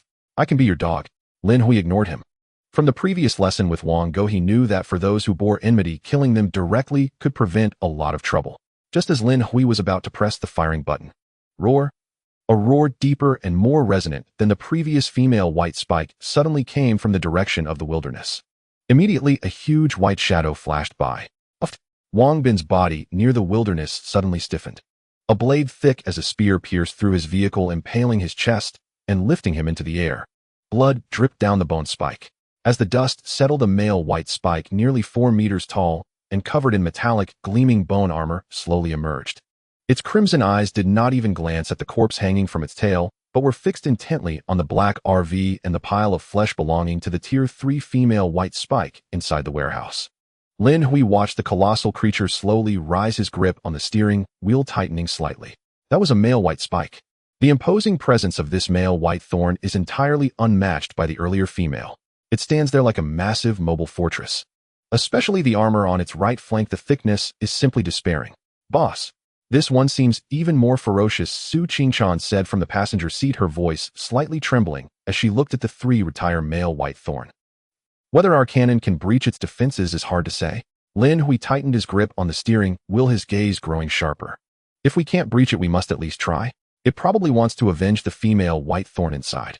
Just as Lin Hui prepared to shift gears and confront it, Heaton. Zzz. The intercom placed on the dashboard suddenly crackled to life. Hey, the person in the RV. A cool female voice came through. The weakness of that male white thorn isn't in its waist. Its bone armor has evolved perfectly, and its previous weak points are no longer weaknesses. Its second weak point is in the gap of the third bone plate at the back of its neck, only the size of a coin. Lin Hui raised an eyebrow and turned to look out the window. There behind a pile of discarded steel, he saw a blue sports car. A woman in a black combat suit. She was aiming a heavy sniper rifle at the front. She didn't run away. Why are you telling me all this? Lin Hui picked up the intercom, his tone calm. The woman's voice still carried a hint of aloofness. I didn't go far.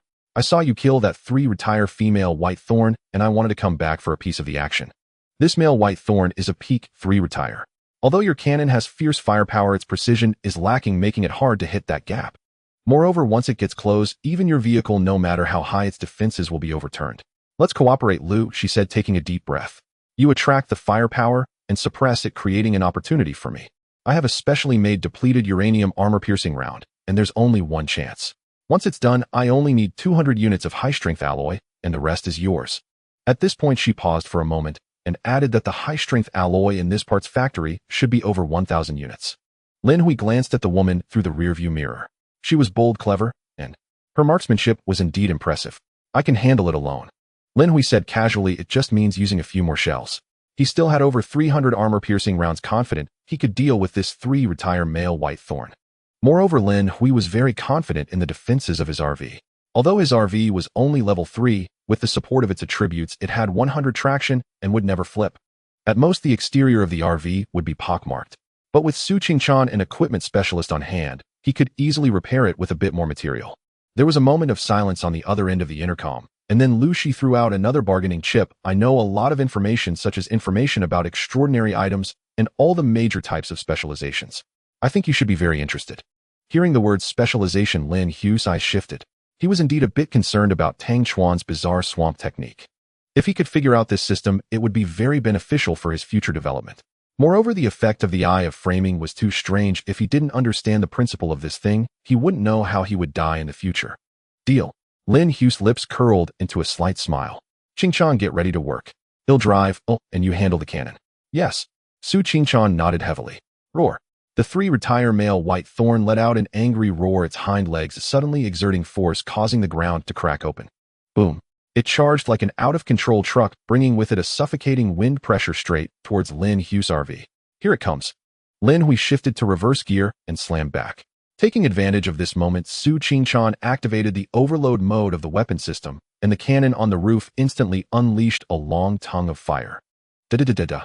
The dense rain of 25mm cannon shells pounded against the white thorn's head and chest. Although most of the bullets couldn't penetrate this male white thorn, the massive impact caused it to stagger, forcing it to raise its head and roar. Now's the time, Lin Hui shouted. Behind the ruins in the distance, she held her breath as the world seemed to freeze in that moment. Bang! A dull yet proud gunshot rang out. That expensive, depleted uranium armor-piercing round, spinning in the air, precisely drilled into the coin-sized gap. Thud! The white thorn's movements instantly froze. The bullet penetrated its spine and then exploded inside. Its massive body swayed and then collapsed with a thunderous crash, kicking up a storm of dust. 4 or 5 items fell to the ground, glowing green as they floated up and down. The battle was over. Lin Hui did not exit the vehicle immediately, but drove straight to the swamp where Tang Chuan's corpse sank. Although the person had sunk, the box containing the eye of framing was still floating on the muddy surface. As the RV passed by, thanks to the spatial folding automatic retrieval feature, the eye of framing instantly appeared in Lin Hui's alternate space. Miss Lu Shi'll clean up the battlefield first, is that all right? Lin Hui looked towards Lu Shi in the distance. Feel free, I mentioned before that I only need 200 units of high-strength alloy. Lu Shi nodded slightly. Lin Hui was not polite, driving around the auto parts factory, collecting all the items dropped from the slain white thorn into his alternate space. Among these items there were 2 vials of potions, some food, drinking water, universal fuel, various daily necessities, common ammunition, game consoles, and even clothing. Most importantly, he found 1,500 units of high-strength alloy deep within the warehouse of this abandoned aviation parts factory. Finally, Lin Hui looked at Su Qingchan, all the vehicles from the New Light Mutual Aid Association, the outer wall of that auto parts factory, are all good steel, go dismantle them. Lin Hui had always been thorough in cleaning up the battlefield. An hour later, the entire auto parts factory looked as if it had been swept through by a swarm of locusts. All the valuable metals, electronic components, including the wreckage of the scrapped vehicles from the New Light Mutual Aid Association, were swept into Lin Hui's alternate space.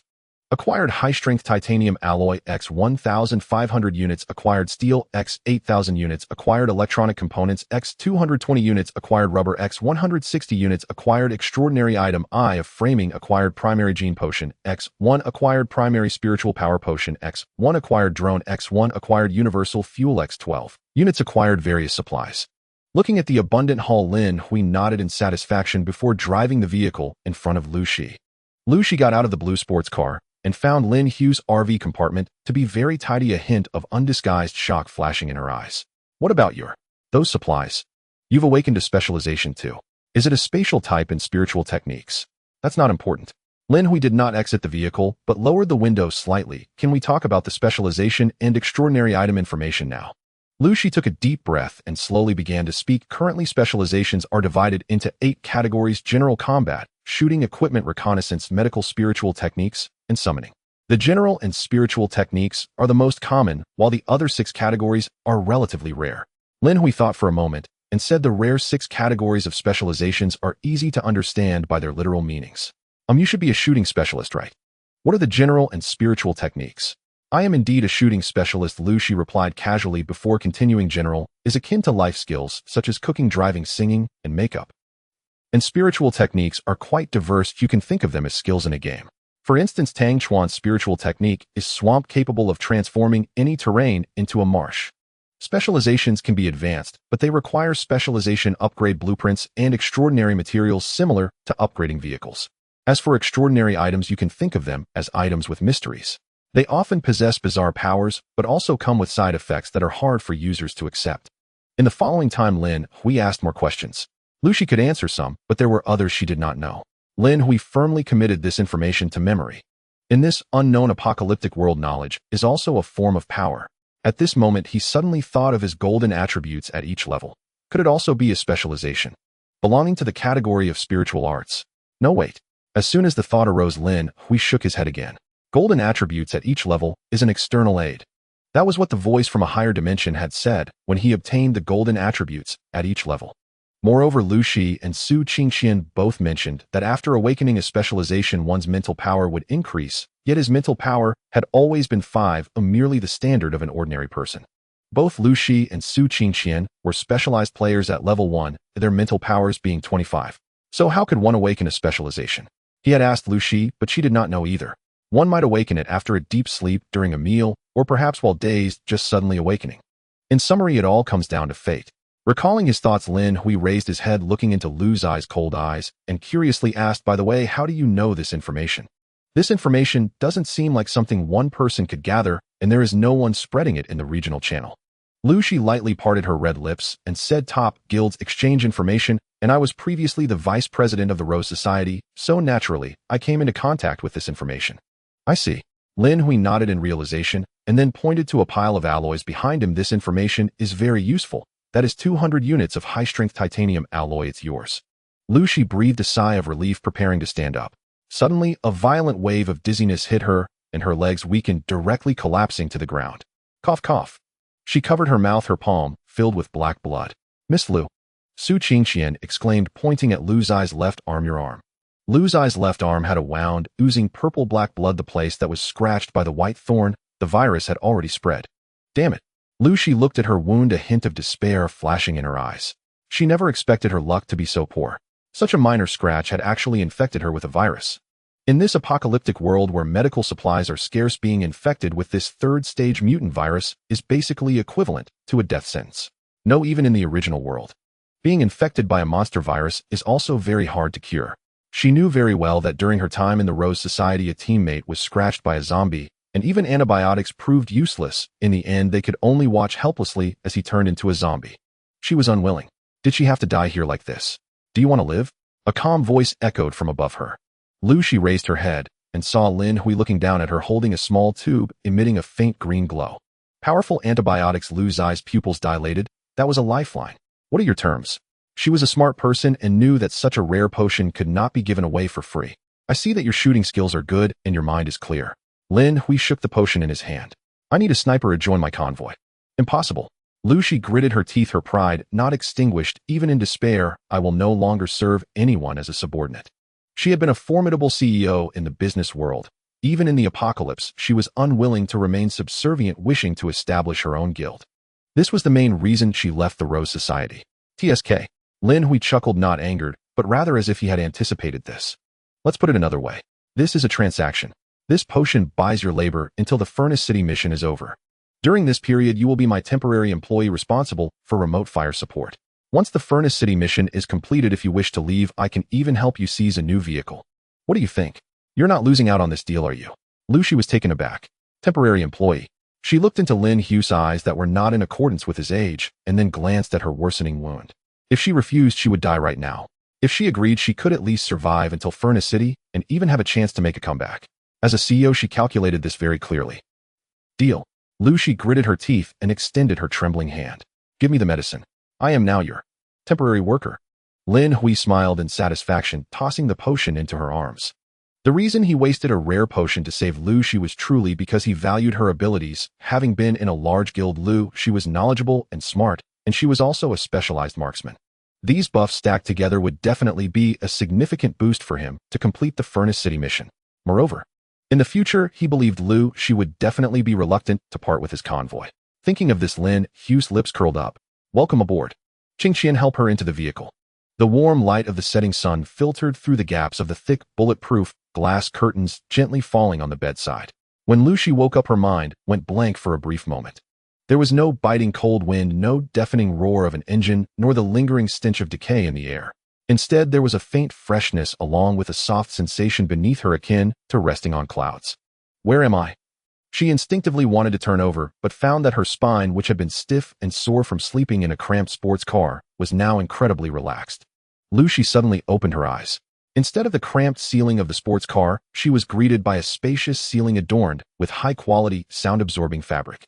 The central air conditioning vent quietly delivered a steady stream of warm air at a constant 26 degrees, while a humidifier beside it emitted delicate white mist. Lucy was stunned for a full 3 seconds as memories surged back like a tide. Infected by a white thorn on the brink of death, a transaction, drinking a potent antibiotic that could cure exotic viruses.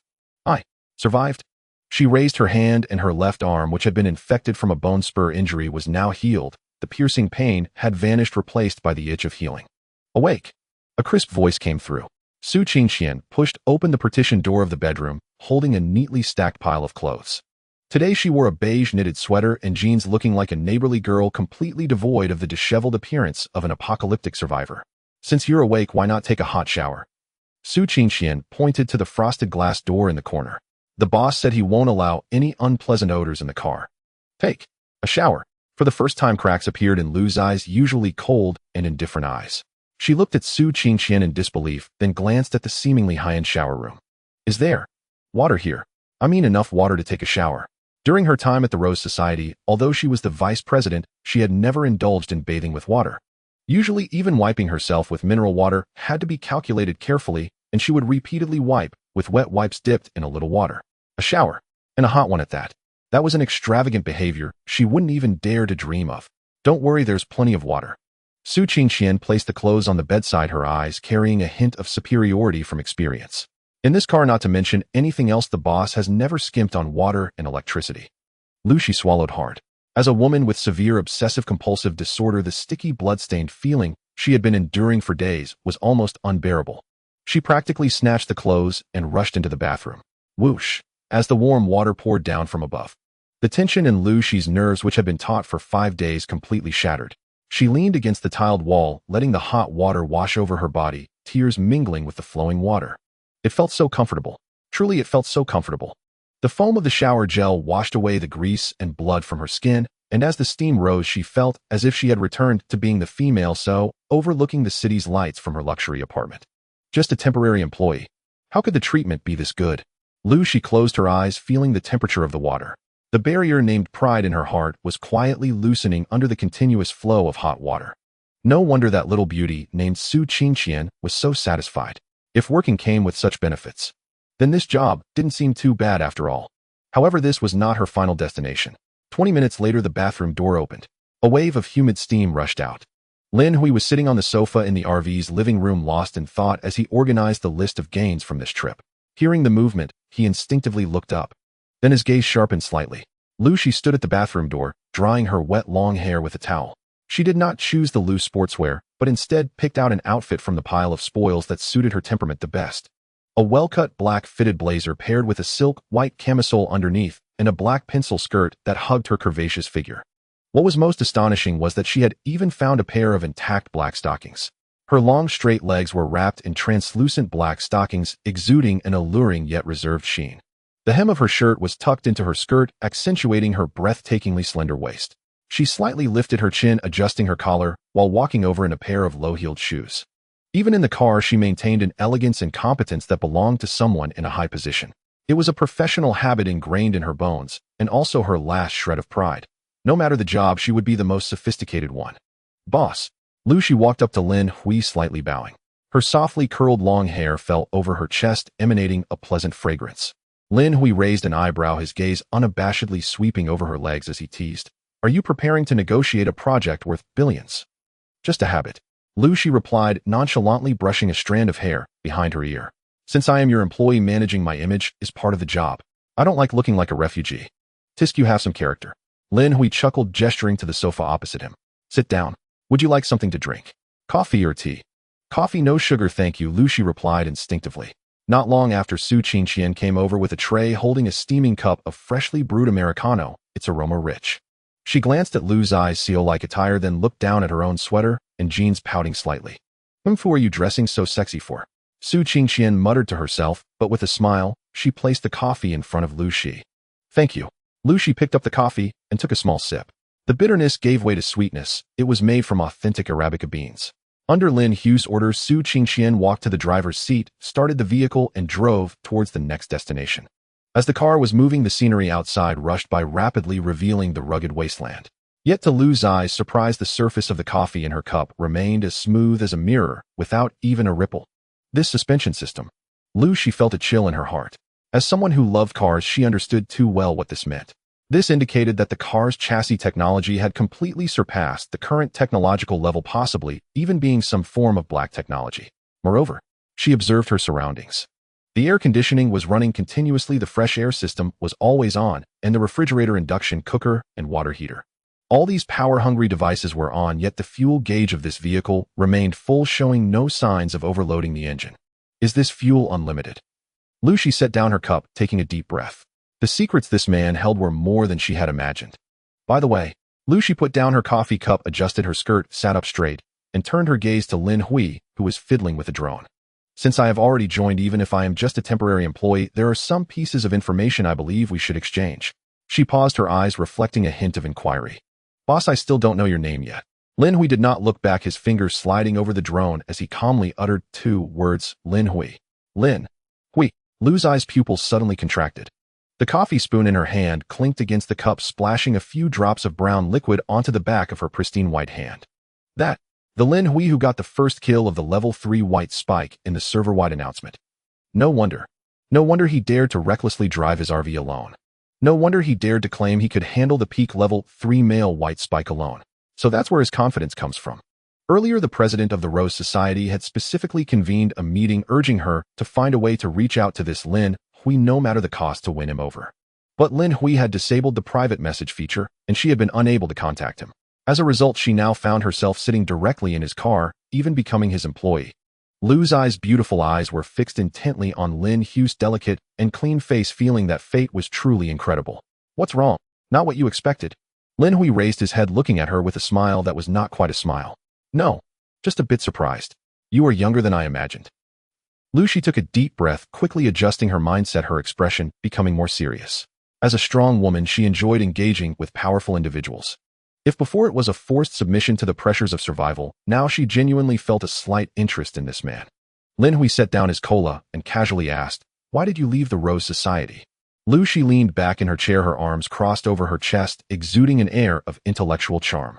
"The first reason I left the Rose Society is that I wanted to establish my own guild. The second reason is that our philosophies did not align." "Philosophies not aligning?"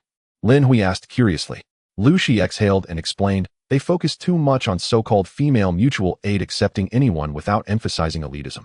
In a post-apocalyptic world, such a philosophy can quickly amass a team, but it certainly won't be sustainable." Lin Hui nodded. In a post-apocalyptic scenario, mutual assistance was unwise. In this regard, the Batian Alliance seemed to be doing quite well, as they only recruited elites. Lin Hui opened a bag of cucumber-flavored chips and offered it to Lu Shi. "I want to eat, thank you." Lu Shi smiled and declined. Lin Hui grabbed a handful for himself and began crunching, loudly mumbling, "Which is the strongest guild among the 4 major guilds?" "Among the 4 major guilds currently, the Batian Alliance is the strongest. Their convoy boasts over 2,000 modified vehicles and more than 5,000 elite players.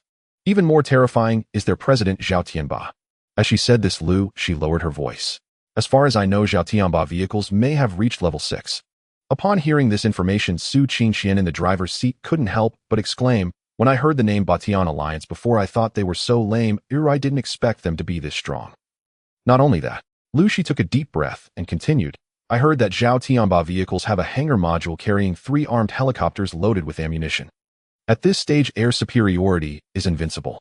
Moreover, Zhao Tianba vehicles are followed by more than a dozen main battle tanks." Lin Hui's movements paused slightly. Armed helicopters. Main battle tanks. This was indeed a bit over the top. Even if his RV had high defenses, being bombarded repeatedly by helicopters would still be a troublesome matter. The guild's advantage lies in resource integration. Lu Shi continued, her gaze revealing a hint of worry. "Zhao Tianba doesn't need to lift a finger. He has thousands of people helping him gather materials. The best steel, the rarest chips, the top-tier blueprints will all be delivered to him first. Going solo might allow one to get ahead with luck in the early stages. But in the later stages, this resource gap will be infinitely magnified." At this point, Lu Shi looked at Lin Hui, her tone serious. "Boss, although your RV is strong, I must remind you, if we encounter the core convoy of the Batian Alliance and get targeted by their heavy firepower, it will be hard for us to win." The cabin fell into a brief silence. Su Qingxian nervously glanced at Lin Hui. However, there was no look of concern on Lin Hui's face, as Lu Shi had imagined. He simply nodded, gently tossing the last chip into his mouth. Good analysis. They are indeed very strong. Therefore, we must not stop. Since they have tanks and planes, we will arm this RV to the point where no one dares to provoke us. First, let's upgrade our RV to level 4. Lin Hui took out the vehicle upgrade blueprint LV. 3 LV. 4 from the alternate space. Required materials 1. RV LV. 3 already satisfied. 2. High-strength titanium alloy 200 units already satisfied. Current possession 1,700 units. 3. Precision electronic components 30 sets already satisfied. Materials are ready." Lin Hui looked at the vehicle upgrade blueprint in his hand and shouted, "Begin upgrade." "Begin upgrade." As Lin Hui's voice echoed, the vehicle upgrade blueprint LV3 LV4 instantly merged into the RV.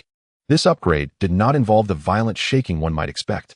It felt more like a reorganization beginning at the microscopic level. A deep obsidian glow flowed like water, enveloping the entire RV. Inside the vehicle, Lu Shi and Su Qingxian could only feel the space before them twisting and stretching.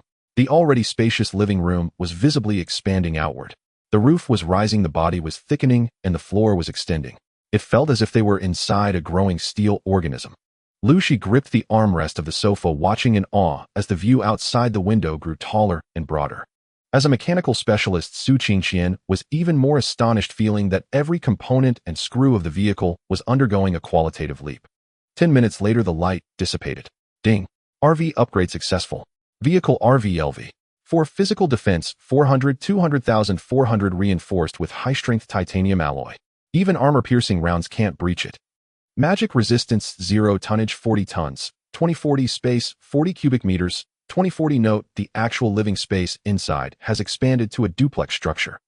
Durability 100 fuel unlimited external weapon upgrade M330 big venom chain gun caliber 25 mm. M430 big venom chain gun caliber 30 mm. Weapon characteristics firing rate 300 rounds, min maximum range 4,000 meters, with intelligent fire control lock-on. Bullet-type high-explosive armor-piercing rounds. Ammunition capacity, 1,200 rounds fully loaded. LV. For Lin Hui gazed at the brand-new attribute panel, a smile growing ever wider in his eyes. With a self-weight of 40 tons and a defense of 400, this was no longer an RV. It was a heavy tank disguised as an RV. Especially that 30mm chain gun. With such caliber, a few shots could potentially pierce through even the king of ground combat, tanks the land battle king. Boss. Look, Su Qingxian exclaimed, pointing at the roof. Lin Hui turned to look. The compartment, which could only accommodate one level, now had a small second-floor loft. That was a dedicated operations room and observation post. At the front of the vehicle, the previously menacing ram had evolved into a more terrifying-shaped titanium alloy obstacle shovel, radiating a chilling light, as if it could cut through any obstruction. Lu Shi stood by the newly appeared floor-to-ceiling window, gazing at the ruins outside, sighing. Is this the LV? For of top-tier vehicles. For most players, the materials used to upgrade their vehicles to LV4 or even LV5 were merely regular steel, while only some lucky players or senior members of guilds could utilize expert bulletproof steel. However, high-strength titanium alloy could only be accessed by a few core members, such as the guild leader. Yet, judging from the recent vehicle upgrade process, it was evident that Lin Hui's upgrade materials were undoubtedly the best. Even the upgrade to LV4 required high-strength titanium alloy. Lin Hui was unaware of Lu Shi's thoughts. His focus was elsewhere. His gaze was fixed on the golden wool spinning wildly on his retina. Upgrading to LV4 meant he would acquire a new golden attribute. Come on, let me see what it is this time. Lin Hui held his breath. The previous attributes, infinite, never worn, and space folding, were all divine skills. What about this time? Ding! The wheel came to a stop. A card radiating brilliant golden light, even shimmering with a rainbow hue, appeared in the air. Congratulations on obtaining the golden attribute Infinite Synthesis. Quality golden legend type rule class attribute can synthesize and purify the same type of materials without loss and level them up. Effect 1.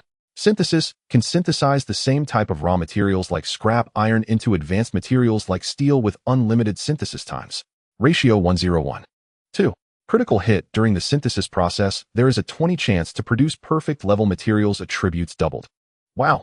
Seeing this attribute, the usually calm Lin Hui couldn't help but gasp. In this vehicle-dominated apocalypse, what is most scarce?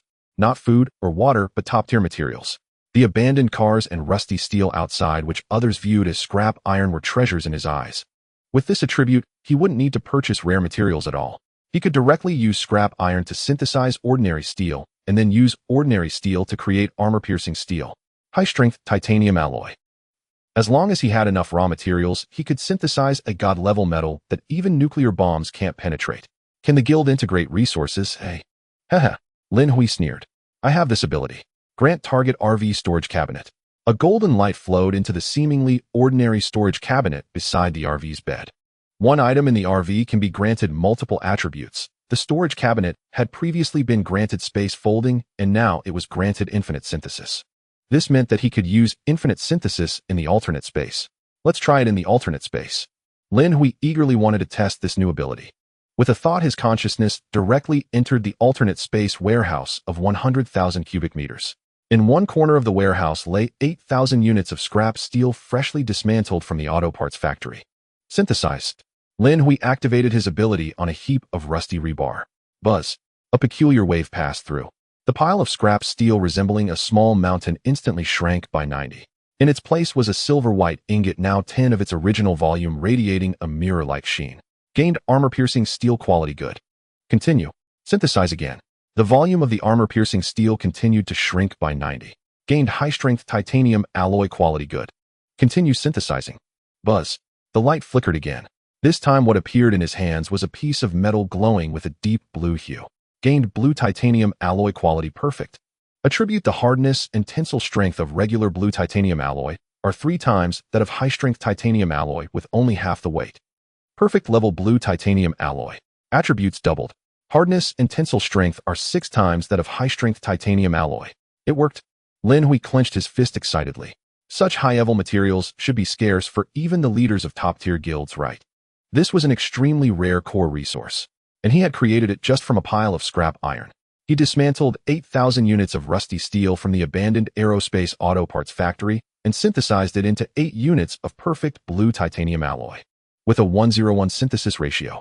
Although it consumed some materials, this ability was undoubtedly bug level. Lin Hui exited the alternate space, casually taking a small piece of perfect blue titanium alloy ready to study it. At this moment, Su Qingqian and Lu Shi also curiously gathered around. "Boss, what are you doing?" Su Qingqian's eyes brightened as she looked at the beautiful piece of deep blue metal in Lin Hui's hand. "What a beautiful color. What is this?" As a mechanic, she immediately recognized the extraordinary quality of this metal. "This is blue titanium alloy." Lin Hui tossed the valuable metal piece over casually. "You came at the right time. Take it and study it." Su Qingqian fumbled to catch it. Lin Hui clapped his hands, his eyes gleaming with fervor. "Next, we're going to enter a crazy stockpiling mode. Qingqian, dismantle. Take back all the scrap iron you see on the road. Lu Shi, kill. Turn every monster daring to block our path into our experience pack." Before we reach Fushi City, Lin Hui looked at the piece of perfect blue titanium alloy glowing in Qingqian's hand, a smile appearing at the corner of his mouth. "I want to arm this vehicle to the teeth." Zhao Tianba, right. Armed helicopters is it. When we reach Fushi City, I will let you know what dimensional strike means. The midday sun filtered through thick leaden gray clouds, the air filled with the dry scent of dust and a faint stench of decay. Boom! The earth trembled. A massive jet-black steel beast rolled over the shattered highway with an unstoppable, domineering presence. This is the upgraded LV-4RV, weighing a terrifying 40 tons coupled with four broad tires gleaming with a dark golden hue. It emitted a deep rumble as it moved.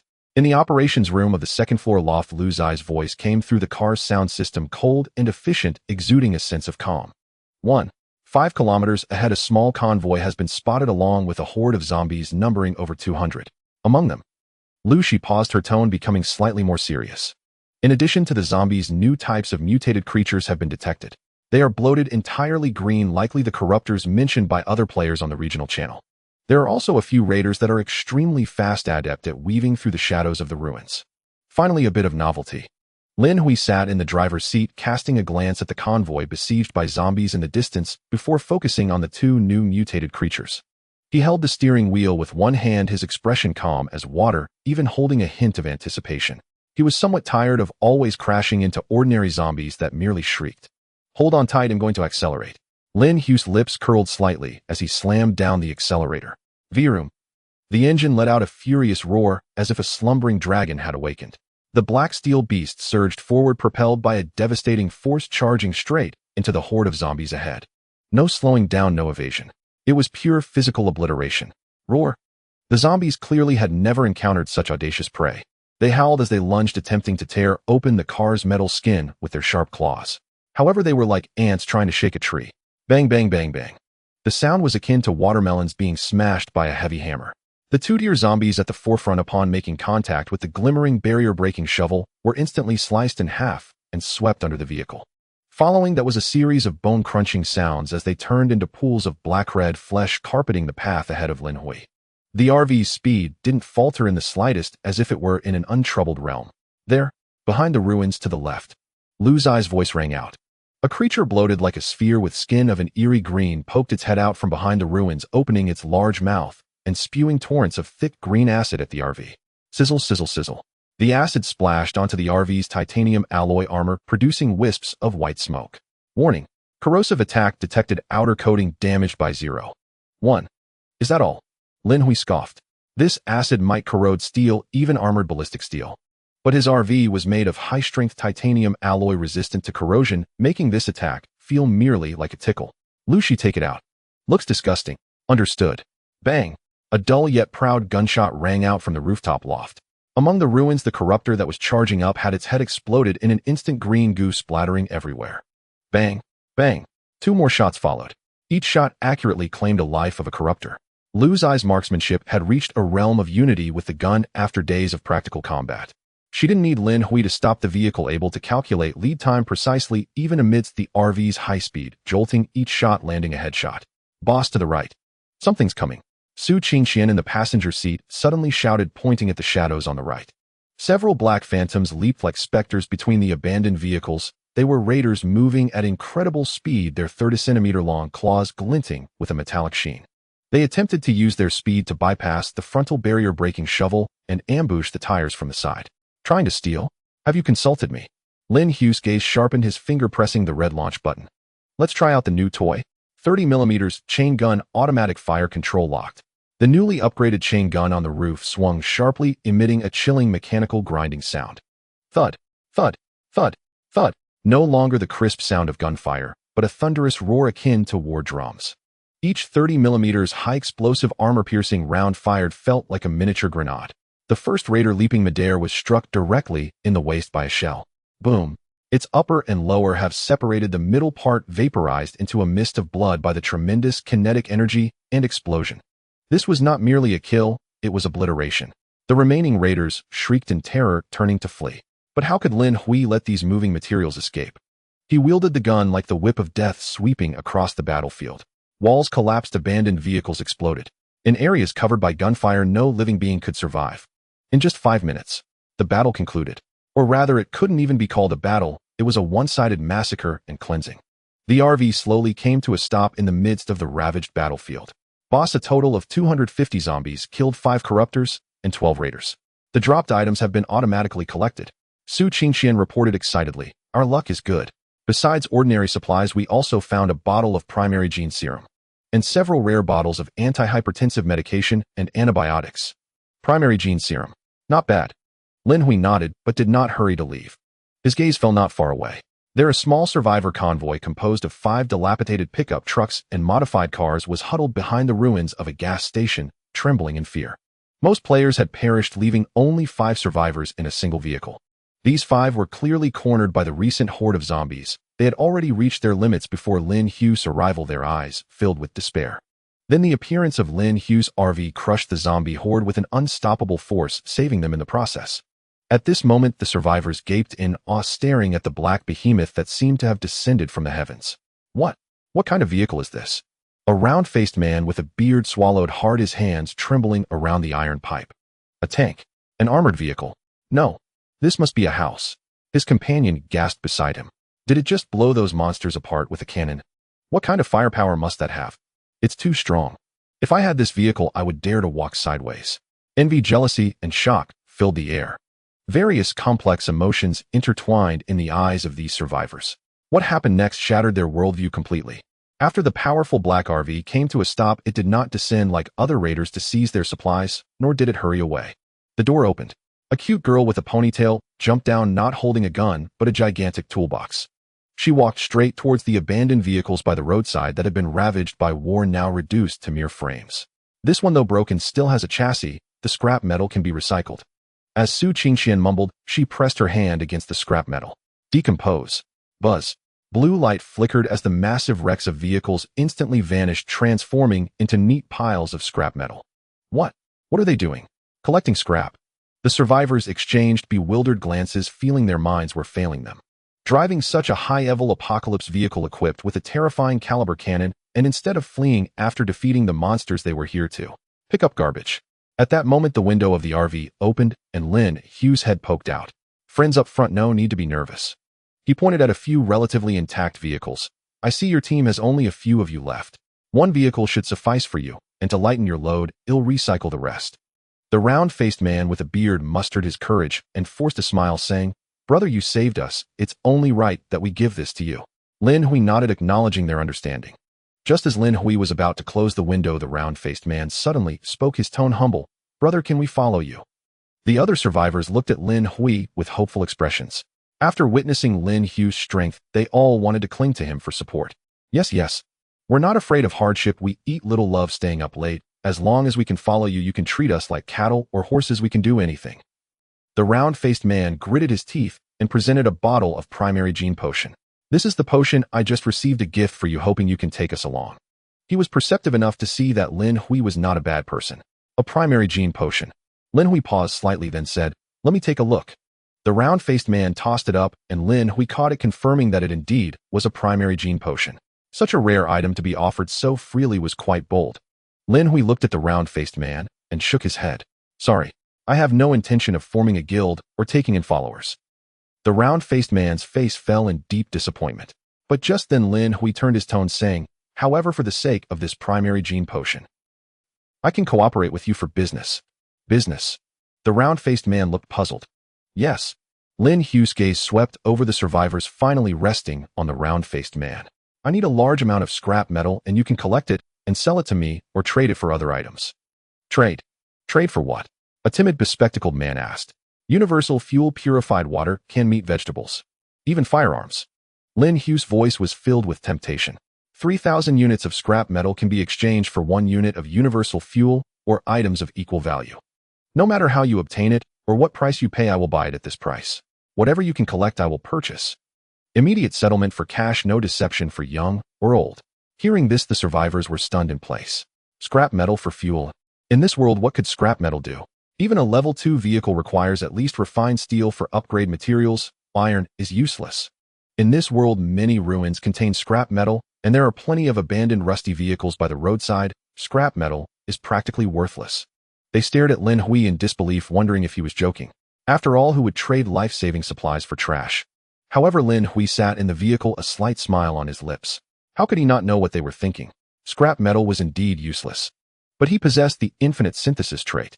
These scrap metals, when synthesized at a 1:1 ratio, become refined steel. Further synthesis yields bulletproof armor steel, and then high-strength titanium alloy, and finally the rare blue titanium alloy in this world. 1 unit of universal fuel can yield 3,000 units of scrap metal, ultimately synthesizing into 0.3 units of blue titanium alloy. This is simply too profitable. Mainly, he didn't have the energy to acquire these items himself, otherwise the cost could be further reduced. Of course, he must leave some profit margin for his partners. Lost in thought, Lin Hui calmly said, "If you want to cooperate, one of you can add me as a friend, and we will trade directly through the system." After a moment of silence, the round-faced man declared earnestly, "I want to cooperate." This was an opportunity for him. If the other party was not joking, they might be on the brink of a rise. After all, trying it out wouldn't cost them anything. Lin Hui smiled, asked for their names and IDs, and at that moment Su Qingxian also got into the vehicle. Lin Hui closed the window and drove away, leaving the round-faced man and his 4 companions staring at each other. "He can't be playing us, can he, eh?" The bespectacled man mumbled. "I don't know, but it feels unnecessary." The only female among the 5 shook her head gently. "Lixian, did that big shot add you as a friend?" The round-faced man snapped back to reality, opened his personal panel, and saw a friend request there. Lin Hui. Why does that name sound so familiar? The woman clapped her hands, exclaiming in a flurry, "Do you remember the server-wide announcement 2 days ago? The player who achieved the Tier 3 first kill was named Lin Hui. So it's him. No wonder he's so strong. Alas, what a pity he doesn't think much of us. Otherwise I would have a backing in the apocalypse." "It's not too late." Lixian stroked his beard, his eyes shining. "That big shot just offered us a chance to cooperate. Let's work hard for the big shot." The group nodded vigorously. "Since the big shot needs scrap metal, we will dig up all the scrap metal in this area." Lixian looked at the system at this moment, smiling. "The big shot sent me some supplies." "Supplies?" The others asked. "What are they?" "Some food and water, 50 units of universal fuel, 10 grenades, a rifle, and 50 bullets." The round-faced man Lixian reported the supplies. "The big shot is so generous." The others were both delighted and surprised. The woman pondered, "This should be the price of that primary gene potion. This also indicates that big shot Lin Hui is sincerely willing to cooperate with us." The night was as dark as ink, and the temperature in the wasteland plummeted to -20 degrees. The cold wind whipped against the car windows, producing a chilling howl. The world outside was cold and dark, with the occasional horrifying sounds of zombies echoing in the air. However, inside the RV, it was a scene of warmth akin to spring. A warm breeze at a constant 26 degrees gently caressed the space, and a faint fragrance filled the air, a delightful mixture of rose and jasmine. After a day of intense battles and scavenging, Lin Hui parked the car in a concealed crevice of a canyon. "Boss, look." Just after finishing dinner, Su Qingxian mysteriously pulled Lin Hui to the door of the RV. She pressed a newly installed control panel at the entrance. "Zzz." A faint sound of mechanical operation came from outside the car. Soon after, several slender nozzles extended from the seams of the RV's exterior armor, resembling precise mechanical tentacles. Puff! High-pressure mist surged out instantly. This was no ordinary water, but a mixture of Su Qingxian's specially formulated detergent. The mist washed over the vehicle, cleansing away the zombie blood, mucus, dust, and mud that had stained it throughout the day. There were even a few automatically rotating soft brushes, carefully wiping the Windows radar and the machine gun. In less than 5 minutes, the previously filthy RV, which exuded a stench of blood, was now sparkling clean, shimmering with a cold metallic sheen under the moonlight. Ding, ding, ding. Su Qingxian's small face was filled with anticipation. "This is the automatic high-pressure cleaning module that I modified using spare materials over the past few days. From now on we won't have to get out to wash the car. Well done. Lin Hui generously patted her head. This function is incredibly useful. Next to them, Lu Shi admired the scene with sparkling eyes.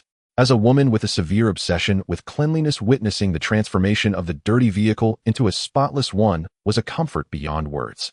Kinky skills are indeed impressive, Lu Shi sincerely praised. Of course. Su Qingxian raised her chin like a proud little swan. Moreover, after successfully creating and installing it, my proficiency in this specialty increased by 10. My mental power also rose by 1 point. What is proficiency?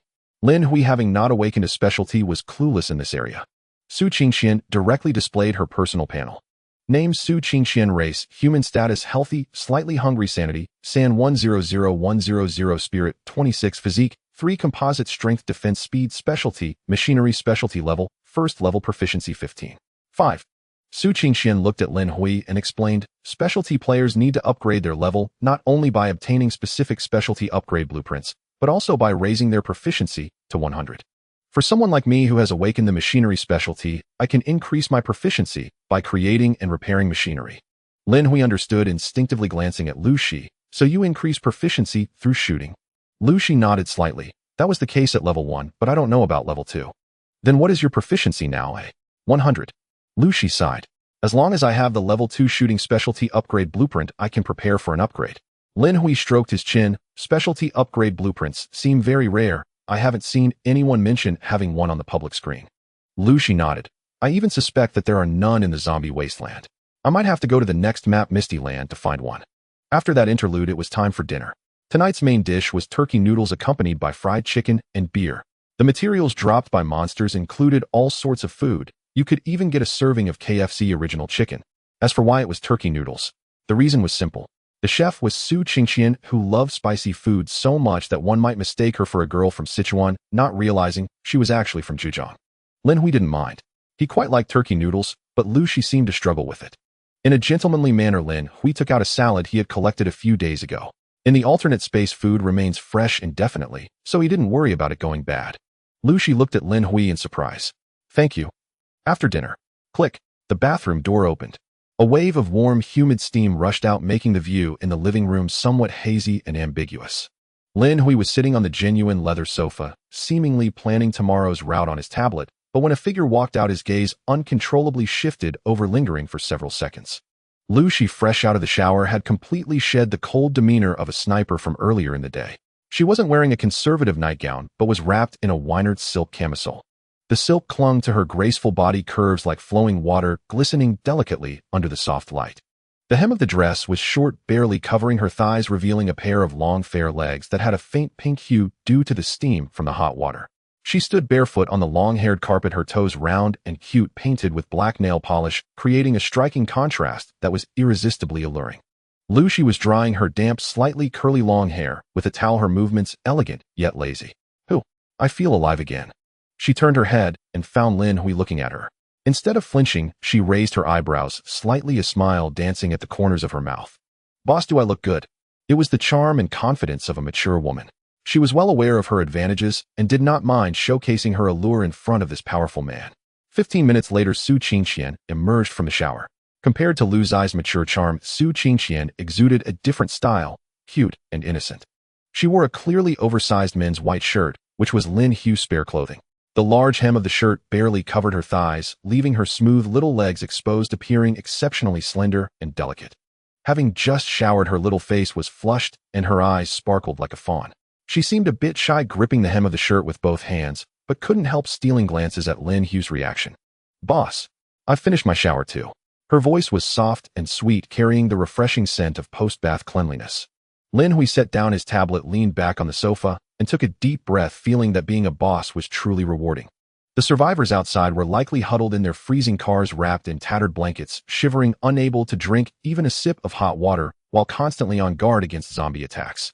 Yet here not only was there a constant temperature air conditioner and soft sofas, but also two exquisitely different beauties just out of the bath. This was hardly survival in a post-apocalyptic world. This was clearly a kingly indulgence. Come and sit here.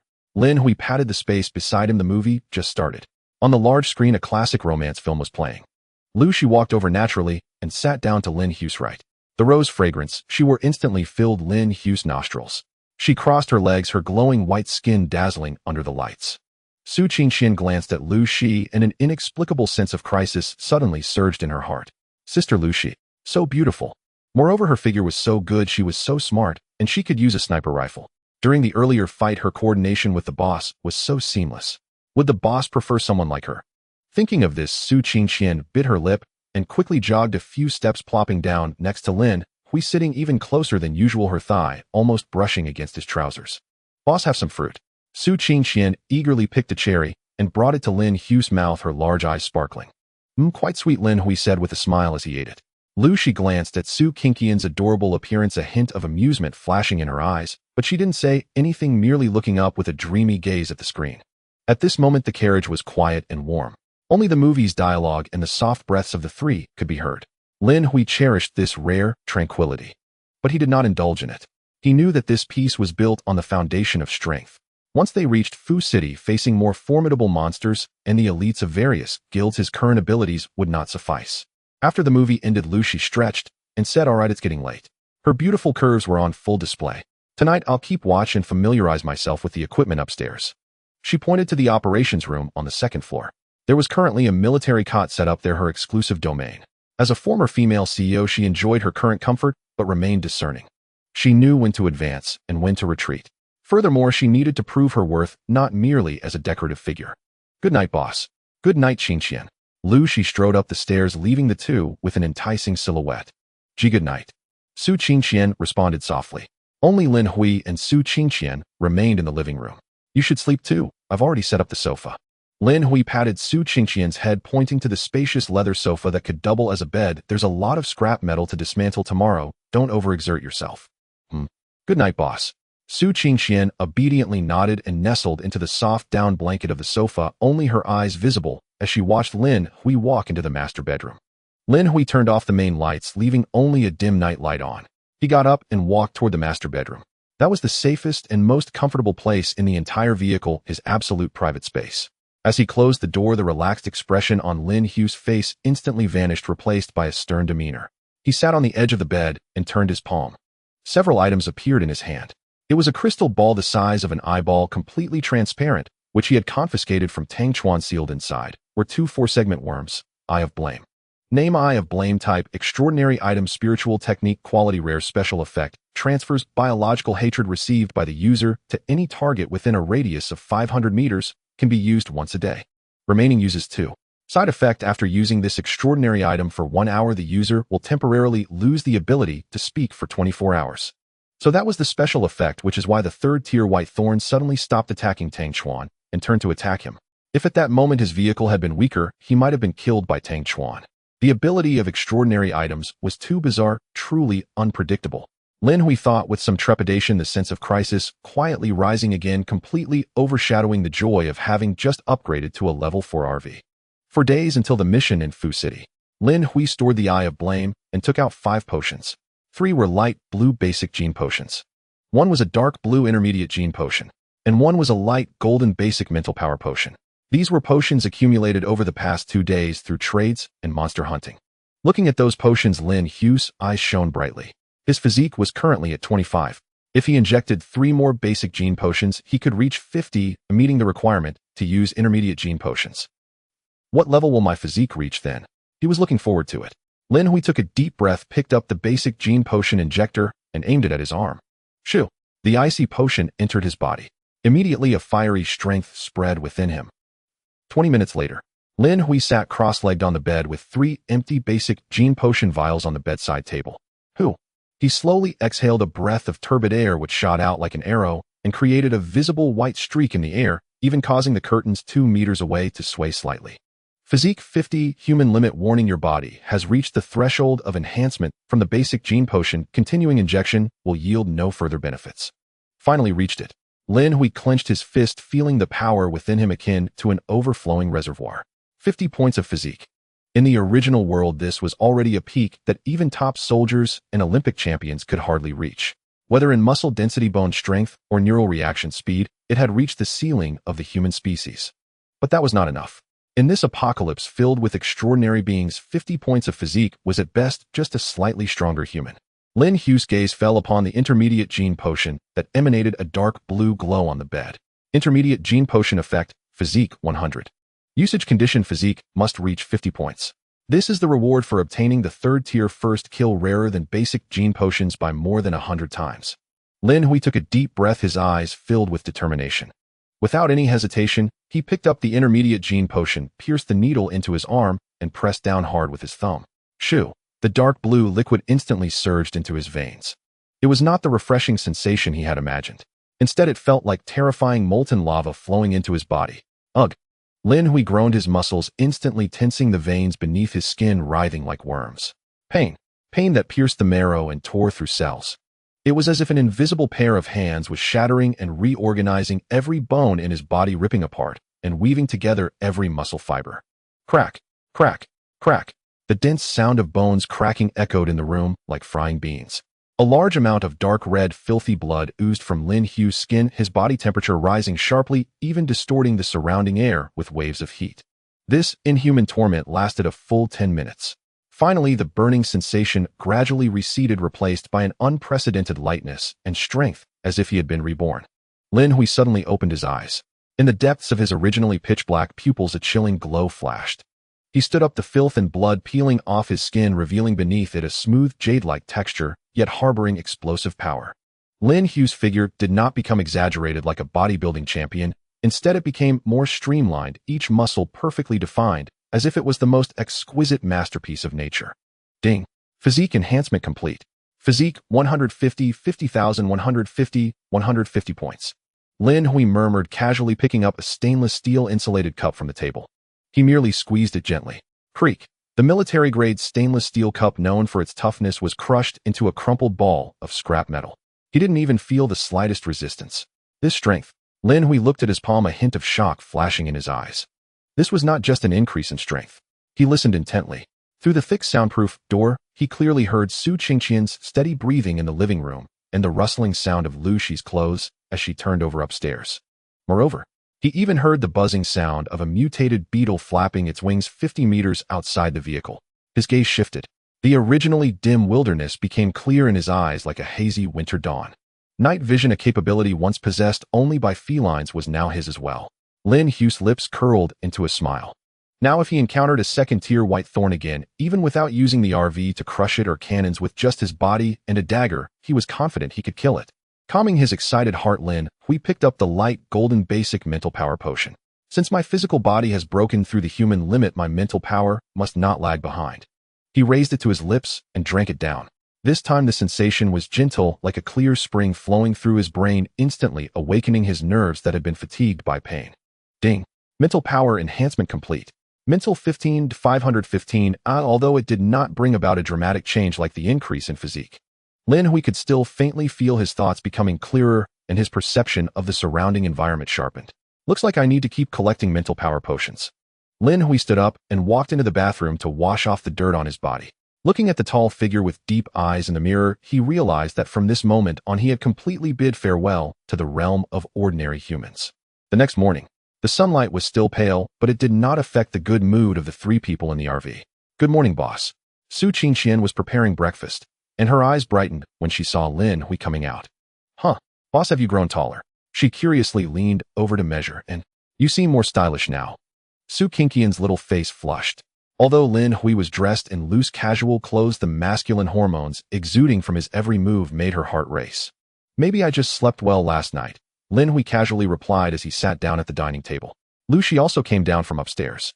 As a perceptive sniper, Lu Shi looked at Lin Hui with even more surprise. Today's Lin Hui resembled a fierce beast that had retracted its claws. The subtle pressure emanating from him startled her, a person who had seen the world. Could it be? He injected a gene serum. Lu Shi pieced together all the information and quickly guessed it. However, she had never seen an intermediate gene serum and did not know how strong Lin Hui's physique was now. Intermediate gene serums were extremely rare, and currently only Lin Hui had obtained one for completing the achievement of the first kill. After breakfast, Lin Hui started the RV and continued on the road. On the way, he casually opened the system panel. Current area survivors 398791. Looking at the sharply reduced number, the atmosphere in the vehicle became a bit heavy. Less than 400,000 left. This also meant that the remaining people were either extremely lucky ruthless elites or formidable individuals with absolute power. The RV sped down the highway. Suddenly, vroom, a deafening roar of an engine came from behind. Lin Hui glanced at the rearview mirror. He saw a modified off-road vehicle covered in bullet holes rushing toward them like a madman. And a few hundred meters behind it trailed a large convoy consisting of 10 vehicles. They were all heavy pickups and modified jeeps painted with a blood-red wolf head emblem with machine guns mounted on top, and even people standing in the truck beds holding light machine guns, submachine guns, or RPGs, making loud, arrogant cries. The Evil Wolf Guild. Lin Hui frowned. The fleeing LV-4 off-road vehicle had clearly spotted Lin Hui's massive RV. The driver was a young man dressed in black. He looked at the heavily armed black behemoth and a glint of surprise flashed in his eyes. Indeed, there are players nearby. And such a big one at that. He suddenly jerked the steering wheel and accelerated toward Lin Hui's RV, throwing something onto the roof. Then the man in black turned on the external speakers of his vehicle and shouted at the pursuing enemies behind him. The item is on his vehicle. I just threw the LV-5 vehicle upgrade blueprint to him. It's in this RV. Su Qingxian in the passenger seat turned pale with anger. Is this guy insane? This was a blatant attempt to draw trouble. After the man in black shouted, he quickly dove into the bushes by the roadside, taking advantage of the Evil Wolf Guild's convoy slowing down to surround the RV. LV-5 vehicle upgrade blueprint. Lin Hui squinted his eyes, not pursuing the other party. However, he issued a command to Lu Shi on the rooftop.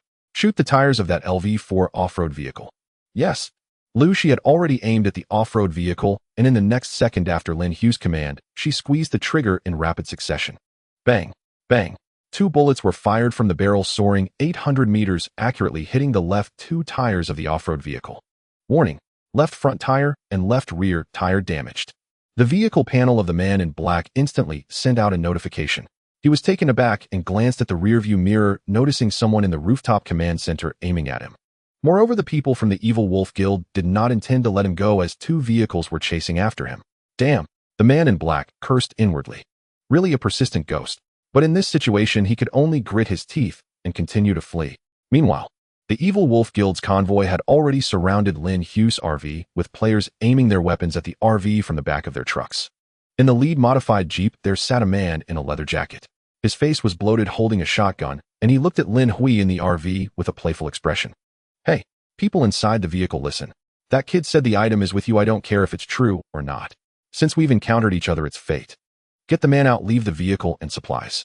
As for the woman, he caught a glimpse of Su Qingxian's figure through the window, and in that instant his eyes almost bulged out, saliva almost dripping down. A gem, truly a gem. Ha ha. Leave the woman to entertain my brothers, and I might consider sparing your life. The surrounding lackeys burst into a fit of vulgar laughter. Inside the vehicle, Lin Hui's expression turned cold. He was just about to take action. But he suddenly felt that Su Qingxian beside him was acting strangely. This usually timid and gentle girl was now staring intently at the man in the leather jacket outside the window. Her body trembled violently. It was not fear. It was hatred. Her hands tightly gripped the seatbelt, her knuckles turning white and her teeth bit into her lip, blood seeping out. Kid, aren't you coming down? The man in the leather jacket spat a thick phlegm. Or do you want to be a hero and save the beauty? His lewd gaze crossed over Lin Hui, greedily fixating on Su Qingxian behind the window. This little girl looks a bit familiar. I remember now. The man in the leather jacket suddenly revealed a disgusting smile of realization. Isn't this the female college student I encountered a few days ago? TSK tisk, it's a pity the other female college student couldn't handle it and died in no time. Perfect. You came to my door this time, I will definitely enjoy it. Ha ha ha. The surrounding lackeys erupted into another round of sharp laughter. Inside the vehicle, Su Qingxian covered her mouth, tears streaming down her face, her body trembling like a leaf in the wind. Memories flashed back frantically in her mind. Her college classmate Xiaoya, who always protected her, was dragged away by this group to buy her time to escape. When she found Xiaoya again, it was at an abandoned gas station. Xiaoya's clothing was in tatters, her skin appeared an eerie shade of black, and not a single piece of her body was unharmed. Her death was extremely tragic. Such images became Su Qingxian's nightmares at night. Su Qingxian's eyes turned red instantly, and she even forgot that she was just a weak girl wanting to push open the door and rush out. Calm down. A large hand pressed on her shoulder. Lin Hui's voice was deep and powerful, like a stabilizing force, calming Su Qingxian's emotions that were on the verge of collapse. Trash like this isn't worth getting your hands dirty. Lin Hui looked at the man in the leather jacket, who was still shouting outside, speaking calmly. Since they are enemies, Then let's settle old and new scores together. Lu Shi. Here. Lu Shi on the second floor had already set up her sniper rifle, her tone cold. Don't kill the leader. The rest do as you please. Lin Hui's expression showed no change. Only those pitch-black eyes had completely turned into a temperatureless abyss at that moment. Qingqian watched closely. Today the boss will teach you a lesson. In this world when dealing with beasts. Lin Hui shifted the gear to D and slammed the accelerator to the floor. There is no need to talk about humanity, just send them to hell. Boom. At the moment the RV started, the ground seemed to tremble like a small earthquake. A storm of dust was kicked up and the black vehicle resembled an out-of-control hill crashing straight into the modified Jeep, blocking the way. Damn, is he crazy? The man in the leather jacket had been grinning lewdly in the passenger seat, hoping to see the beauty inside the car beg for mercy, like the previous woman. After upgrading the RV to level 4, the chain gun was stored inside, and would only rise when needed. Thus the man in the leather jacket thought, with more than a dozen vehicles on their side along with RPGs and heavy machine guns, what could a single RV do? How could it possibly turn the tide? However, when that black steel hill charged towards him with a suffocating wind pressure, his lewd smile instantly froze, replaced by sheer shock. It's too big. Too fast. How dare they? Fire. Fire quickly. Blow it to pieces. The man in the leather jacket shouted, his voice sharp and piercing with fear. Rat-a-tat. Boom. The members of the Wolf Club were, after all, bloodthirsty thugs reacting swiftly. More than a dozen heavy machine guns mounted on the pickups fired simultaneously, and the flames spewed from their muzzles formed a line across the dim wasteland. The dense bullets rained down on the RV's outer armor like a metal storm, creating a crisp, clanging sound. Meanwhile, the thug carrying the RPG grinned menacingly as he pulled the trigger. Die? Even a tank has to bow down to me. A rocket trailed a long tail flame, shrieking death's cry, and accurately struck the side armor of the RV. Boom. Flames soared into the sky, and the explosion smoke instantly engulfed the RV. Haha, got it. Even gods would be shaken to death. The members of the Wolf Club cheered. However, in the next moment, it was as if a pair of invisible hands tore through the smoke. That black RV, imperious and unscathed, charged out from the flames. Only a shallow white mark remained on the high-strength titanium alloy armor, with hardly any paint chipped off.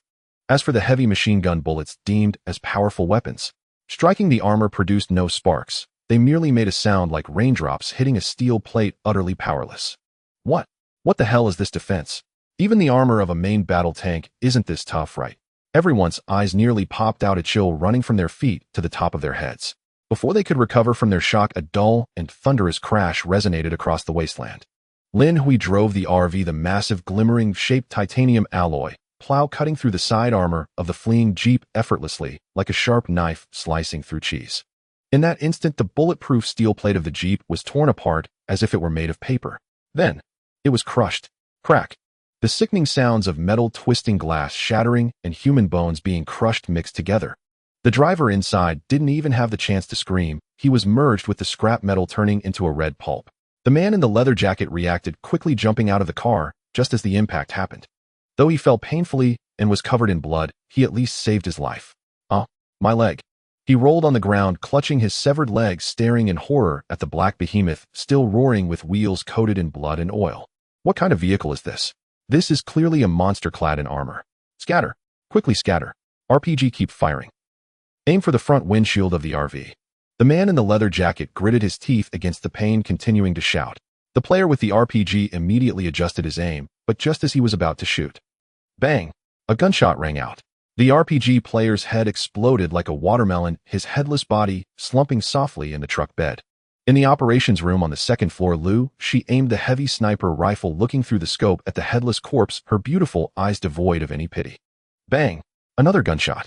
A man with a heavy machine gun, trying to ambush the operations room, had a large hole appear in his chest, his body flung back a meter by the massive kinetic energy. With each gunshot, a life was taken. Meanwhile, Lin Hui drove the RV, rampaging through the convoy. Whoever he bumped into died, and whoever he brushed against got injured. The elite convoy, which the Wolf Club prided itself on, was nothing more than a flock of lambs to slaughter before Lin Hui. In less than 3 minutes, the once arrogant and domineering Wolf Club convoy had turned into a field of scrap metal and burning wreckage. Except for the man in the leather jacket, the entire army was wiped out. Creak. The RV came to a steady stop in front of the man in the leather jacket. A massive shadow loomed over him. Lin Hui opened the car door, his tactical boots crunching on the gravel. He slowly stepped down, holding the rugged axe gun in his hand. Su Qingqian followed closely behind him, still trembling slightly, but her gaze was fixed fiercely on her enemy on the ground, her fists clenched, nails digging deeply into her flesh. What? What do you want? The man in the leather jacket looked at the approaching figure that resembled the Grim Reaper, scared to the point of losing control, desperately trying to push himself backward. Don't kill me. I am the vice leader of the Wolf Club. If you kill me, all the players of the Wolf Club will hunt you down. Our leader is just ahead. His vehicle is level 5, a behemoth upgraded from a main battle tank. He will tear you apart. A main battle tank. Lin Hui paused slightly, a smirk of sarcasm curling on his lips. Let him come as long as he dares. He approached the man in the leather jacket, looking down on the once invincible thug. Earlier, what did you say you wanted to play? The man in the leather jacket trembled all over, staring into Lin Hui's cold, unfeeling eyes, suddenly realizing there was no escape for him. Big brother, I was wrong. I didn't recognize the mountain. I don't want this woman anymore. Really, it was all a misunderstanding. He tried to argue, to plead for mercy, but Lin Hui merely coldly raised the axe gun in his hand. Qingqian, Lin Hui called back without turning his head. Here. Su Qingqian's voice trembled slightly, filled with excitement and fear. Watch carefully. Lin Hui's voice was deep and calm, like a teacher instructing a student. For garbage like this, a bullet to the head is too merciful. True revenge is to make him feel despair. As soon as he finished speaking, bang! The first shot rang out. Lin Hui didn't aim for the head or the heart. The bullet struck precisely at the left knee of the man in the leather jacket, shattering his lower leg, leaving only a layer of skin attached. Ought! The piercing scream echoed across the wasteland, sending chills down people's spines. This shot is for your classmate Xiaoya. Lin Hui's expression remained emotionless as he chambered another round. Bang! The second shot hit the elbow joint of the right arm. Kill me. Please just kill me. The man in the leather jacket rolled on the ground in pain, his face smeared with blood and tears. This shot is for you. Lin Hui's voice remained steady, devoid of any ripples. Bang! The third shot struck the lower abdomen. This shot was not fatal, but would cause excruciating agony. Su Qingqian stood by, covering her mouth tightly, watching the man, who had once seemed like a demon, now begging for mercy like a dying dog. Her fear gradually dissipated, replaced by an unprecedented sense of relief. It turns out, even villains fear pain. It turns out, as long as one is strong enough, even demons will kneel and beg for mercy. The ninth shot. Lin Hui looked at the man in the leather jacket, who was nearly fainting from the pain, and pressed the gun barrel against his forehead. In the next life, be reborn as a good person. Or, just don't let me meet you again. Bang! Blood and brains splattered. The world went quiet.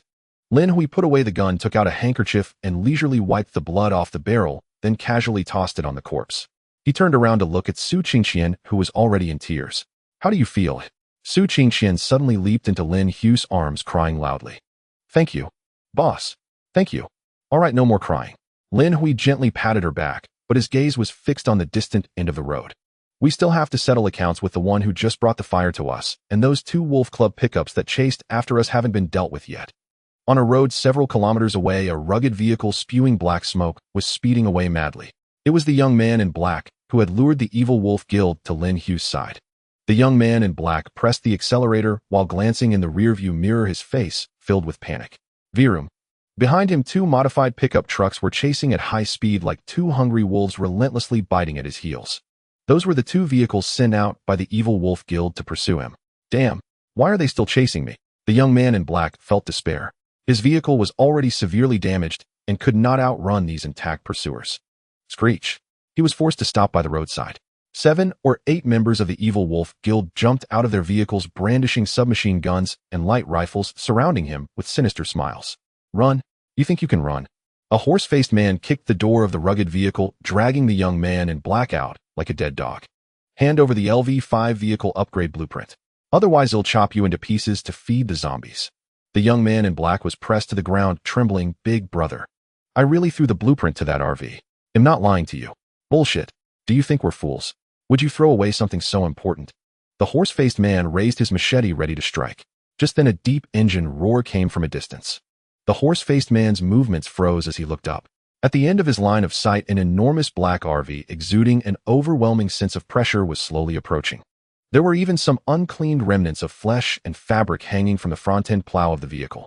The members of the Evil Wolf Guild were stunned. They certainly recognized this vehicle. This was the one that the vice leader had just surrounded. How did this vehicle catch up? Where's Brother 7? The horse-faced man was somewhat dazed. According to the plan, Brother 7 and the others had over a dozen vehicles, and RPGs capturing this RV should have been a piece of cake. Why did it seem like this vehicle had suffered no damage? The RV stopped 50 meters away from them. The window slowly rolled down, revealing Lin Hui's young and indifferent face. "Hey, kid." Although the horse-faced man felt a bit uneasy, he mustered his courage to shout, "What have you done to Brother 7? Lin Hui rested one hand on the window sill, a slight smile appearing on his lips, revealing a set of white teeth. "Do you want to see him?" "Yes. Hurry and tell me. Otherwise ill." "No need to be so troublesome." Lin Hui interrupted him, his voice calm, as if he were discussing a trivial matter. "They'll send you to see him right now." Before his words fell, tat, tat, tat, tat, tat. A burst of gunfire suddenly erupted from the second-floor window.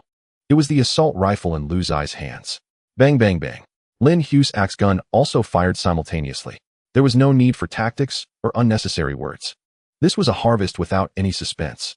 The members of the Evil Wolf Guild didn't even have time to raise their guns before the barrage of bullets turned them into a sieve. The horse-faced man clutched his chest in disbelief, blood oozing from between his fingers. He tried to reach for the intercom at his waist to call for support. Bang! A bullet precisely shattered his wrist. "Don't bother." Lin Hui pushed open the car door and stepped out, kicking away the intercom by his side. "Rest easy on your journey. Your vice leader is waiting for you to play cards down below." Bang! Another shot. Total annihilation. The young man in black stood by stunned. He originally thought he was doomed, but unexpectedly Lin Hui had saved him. "Big brother, thank you for saving my life."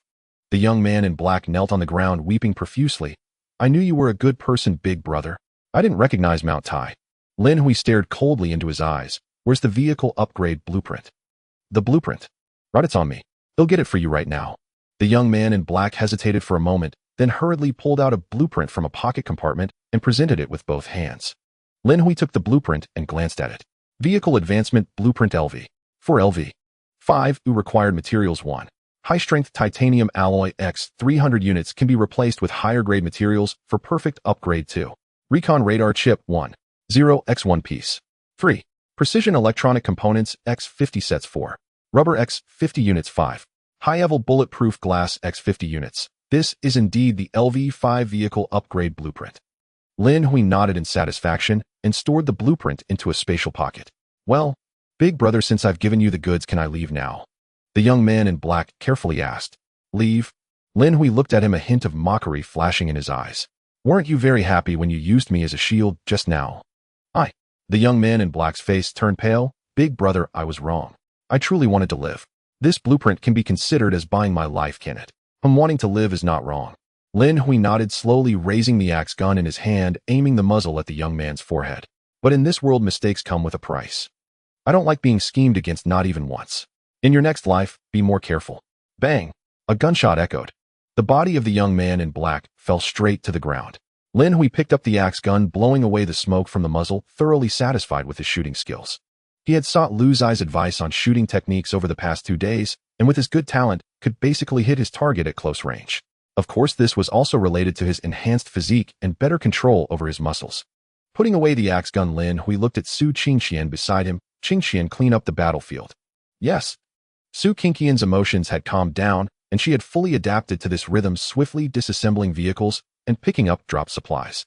When vehicles are disassembled, any materials inside will drop out. After disassembling 3 vehicles, they returned to the spot where they had just killed the man in the jacket to continue cleaning the battlefield. I must say the elite team of the Evil Wolf Guild was quite wealthy. This time Lin Hui not only obtained a large amount of supplies, but also acquired 43 pieces of intact firearms. There were military handguns, submachine guns, shotguns, assault rifles, light machine guns, and even a light anti-tank rocket RPG, along with various types of ammunition. This level of power could not be underestimated. Even in the original world, it could have made one a local warlord in a backward country. However, before his RV, they were utterly powerless. Just as Lin Hui was feeling emotional, Su Qingqian ran over holding something. "Boss, look at this." Lin Hui took a look and found it to be an electronic device similar to a mobile phone, featuring a screen about 15 inches wide and 2 small buttons, one red and one green. "What is this?" Lin Hui asked. "This is the internal communicator of the Evil Wolf Guild. I have already cracked their communication frequency and device password." Su Qingqian's small face was filled with excitement. As someone specialized in mechanics, cracking such a simple encrypted channel was a piece of cake for her. She handed the communicator to Lin Hui while projecting the deciphered interface onto the central control screen of the RV. On the screen was a radar-like display featuring distance scales with several red dots flashing, the closest one being only about 50 kilometers away. Su Qingqian explained, each red dot represents a convoy from the Evil Wolf Guild. After saying this, she pressed the red button on the communicator, and several voices emerged after a series of buzzing sounds. They weren't very clear, but distinguishable. Voice A: Lao Chi, haven't you taken care of it yet? It's just a small convoy. Voice B: Boss, you said we must get the LV5 upgrade blueprint this time. Voice A: Useless Lao Chi, you won't be killed by those weaklings, will you? Voice C: Hee. I just robbed a survivor convoy. That bunch of idiots tried to resist, but were all burned to death by me. There were considerable supplies, including 2 bottles of good wine. Let's divide them when we return. Voice D: I just encountered a lone convoy from the Rose Society and planning to give it a shot. If successful, it'll be in for a treat tonight. Buzz. Voice B: Lao Chi, I heard a reply. Voice B: Not good. Lao Chi's location that hasn't moved for over 10 minutes. I tried contacting Lao Chi through the Doomsday survival game system, but he hasn't replied. Something must have happened. Lao Sin, you're closer to Lao Chi, go check it out. Voice C: I'm on my way. Voice B: Be careful. If there's any news, leave a message on the communicator immediately. Voice C: Okay. The message ended. Lin Hui looked up at the central control screen. The red dot closest to him had decreased from 50 kilometers to just over 40 kilometers. Moreover, it was getting closer. They are coming for us, Lu Shi said as she approached, furrowing her brows while looking at the screen. At their speed, they should arrive here in about 20 minutes. She looked at Lin Hui. Should we avoid them or ambush them here? Lin Hui stroked his chin, not answering Lu Zai's question, but turning to Su Qingqian. Can you block the location of this communicator? Lu Shi immediately realized Lin Hui's intention and also looked at Su Qingqian. After thinking for a moment, Su Qingqian said, this communicator should have a locator or a positioning program. As long as we remove it, this function should be achievable. Lin Hui nodded. Try it immediately, the sooner the better. It would be best if you could finish it within 15 minutes. Su Qingqian quickly took out a maintenance box and tools, carefully disassembling the communicator. When her mechanics specialization awakened, she suddenly acquired a vast amount of knowledge related to machinery, transforming her from a mechanical novice into a mechanical master proficient in various fields of machinery. Su Qingqian's movements were swift and precise. Although she had never encountered the internal structure, she could tell their functions and principles at a glance. Watching Su Qingqian's artistic operation, Lin Hui felt a deep admiration for her specialization. Moreover, Su Qingqian was only at level 1. If her rank increased, it would surely bring him even more surprises. In less than 15 minutes, Su Qingqian had reassembled the communicator, saying, there was both a locator and software positioning inside, and I have removed both. Now to other players with communicators, this device appears to have been destroyed. Well done, Lin Hui exclaimed excitedly. Let's not bother with the Evil Wolf Guild members. We need to leave here immediately. With Lin Hui's strength, it would be no problem to annihilate this small team through an ambush. However, he was preparing for a sustainable operation. The players from the Evil Wolf Guild were so wealthy that it would be too wasteful not to replenish his own supplies. As long as he mastered the movements of the Evil Wolf Guild convoy, they would be his tamed livestock. Whenever he was hungry, he could just take a bite. 5 minutes after Lin Hui's RV left this place, a convoy composed of more than a dozen vehicles came rushing in. At the forefront, a man around 30 with a buzz cut and a goatee scanned the surroundings with a cold gaze. The area was a scorched earth, with all vehicles having vanished and the bodies of the Evil Wolf Guild members scattered all around. When the goateed man saw the corpse of a man in a leather jacket, his expression turned icy. What a waste. You couldn't even handle this little task. He first picked up the communicator for a glance, discovering that the red dot belonging to the leather jacket man had disappeared. Then the goateed man pressed the green button and sent a message. Second brother Lao Chi is already dead and the things should have been robbed. Soon after, some buzzing, a deep voice replied, as expected. That small convoy definitely isn't Lao Chi's opponent. He must have encountered other players. Anyone capable of killing Lao Chi's player is certainly not simple. It could be members of other major guilds. I will chase after him now and see if I can find the culprit. The goateed man replied. The voice continued, don't chase too deep. Report promptly if there are any developments. Anyone robbing things from my Evil Wolf Guild will have to pay, even if it's the Tyrant's Alliance. Everyone else, keep an eye out to see if there are any suspicious convoys. Okay. More voices chimed in. Lao San, if you don't find the target in 3 hours, retreat. The Hall Master wants us to get to the outskirts of the Fusher city as soon as possible. There's a big plan in the guild, and we can't afford to waste time. I understand. The goateed man put away the communicator, glanced at the direction, and commanded the convoy to pursue. Meanwhile, a massive black RV sped along an endless highway. Inside the RV, Lin Hui had just finished listening to the conversation between the goateed man and another member of the Evil Wolf Guild. Big plan. He mulled over these 3 words, trying to guess what the evil wolf guild was planning. Boss, that convoy seems to have chased in the wrong direction. They're getting farther away from us. Should we pursue? Su Qingqian, sitting in the passenger seat, suddenly spoke up, her eyes fixed on the central control screen. Lin Hui turned his head slightly, looking at Su Qingqian with a hint of surprise in his eyes. You've gained quite a bit of courage, suggesting we actively pursue the enemy. Su Qingqian's cheeks instantly flushed with a faint blush as she lowered her head and spoke in a slightly softer voice. That's because you're here, boss, so I dared to think like this.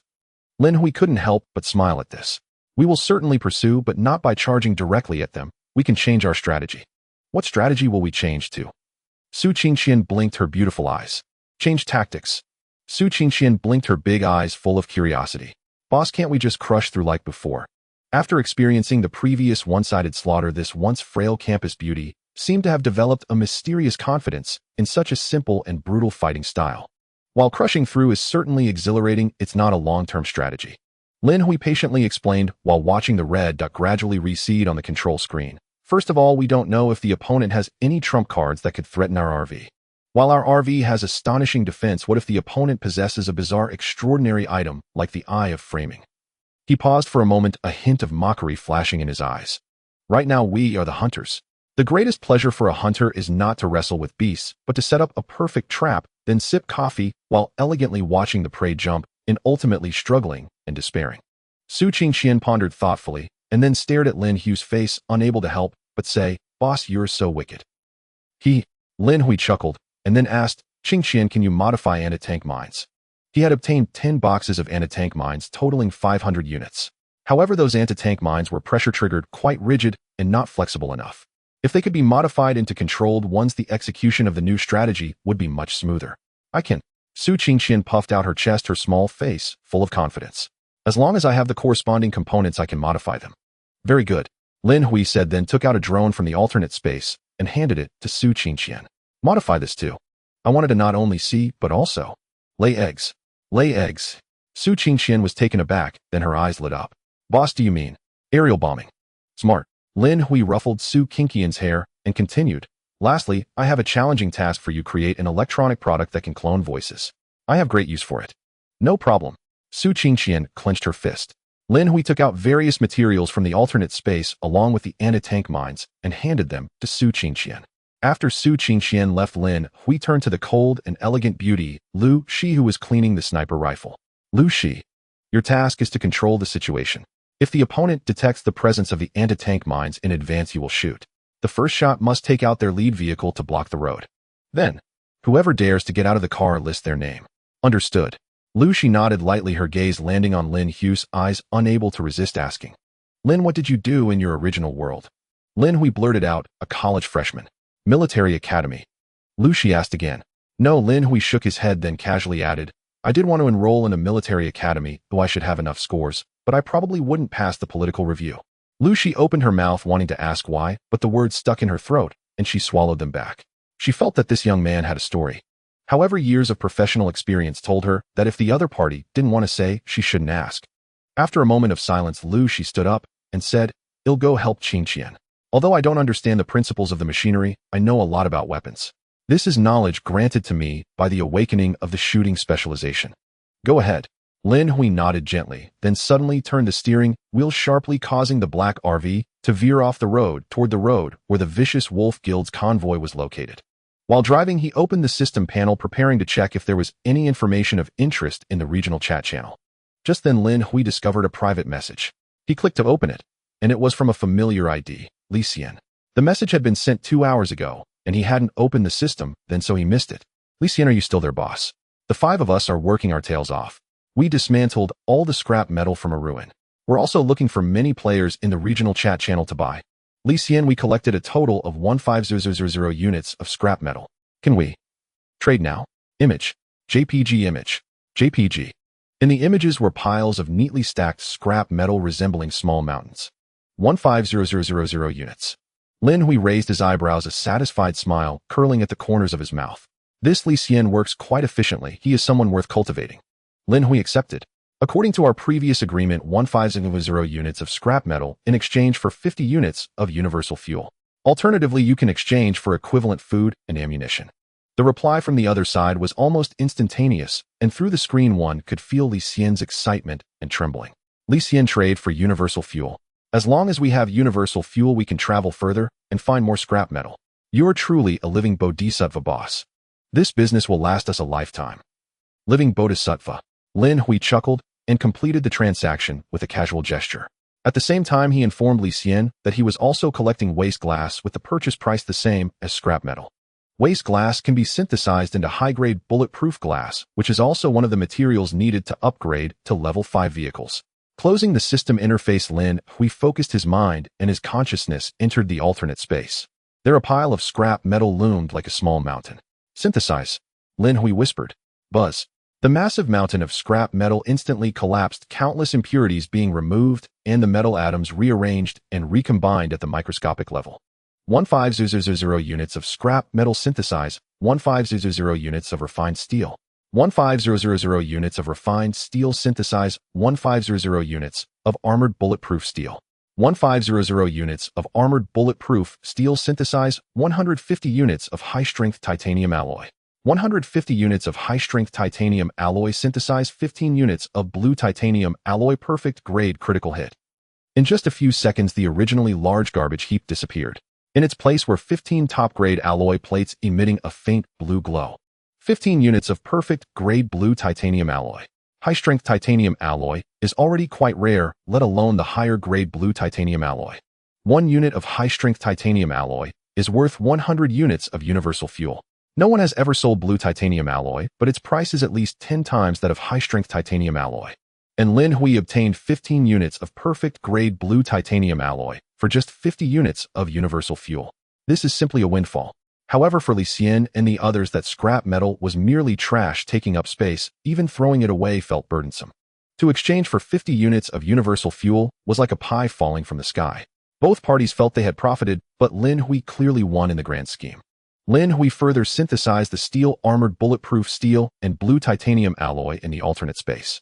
He now had a total of 270 units of blue titanium alloy, with 90 units being of perfect grade. Although upgrading to LV5 only requires high-strength titanium alloy, Lin Hui wanted to use blue titanium alloy directly. He was only 30 units away from the required 300 units. He believed he would gather it soon. Currently, among nearly 4,000 survivor players, only about 50 vehicles had reached LV5. The main reason, aside from the rarity of the LV5 vehicle upgrade blueprint, is that the materials required for upgrading high-strength titanium alloy, high-grade bulletproof glass, and reconnaissance radar chips, 1.0, are similarly rare. For Lin Hui, the first two items were not a problem. He could synthesize them using scrap metal and waste glass.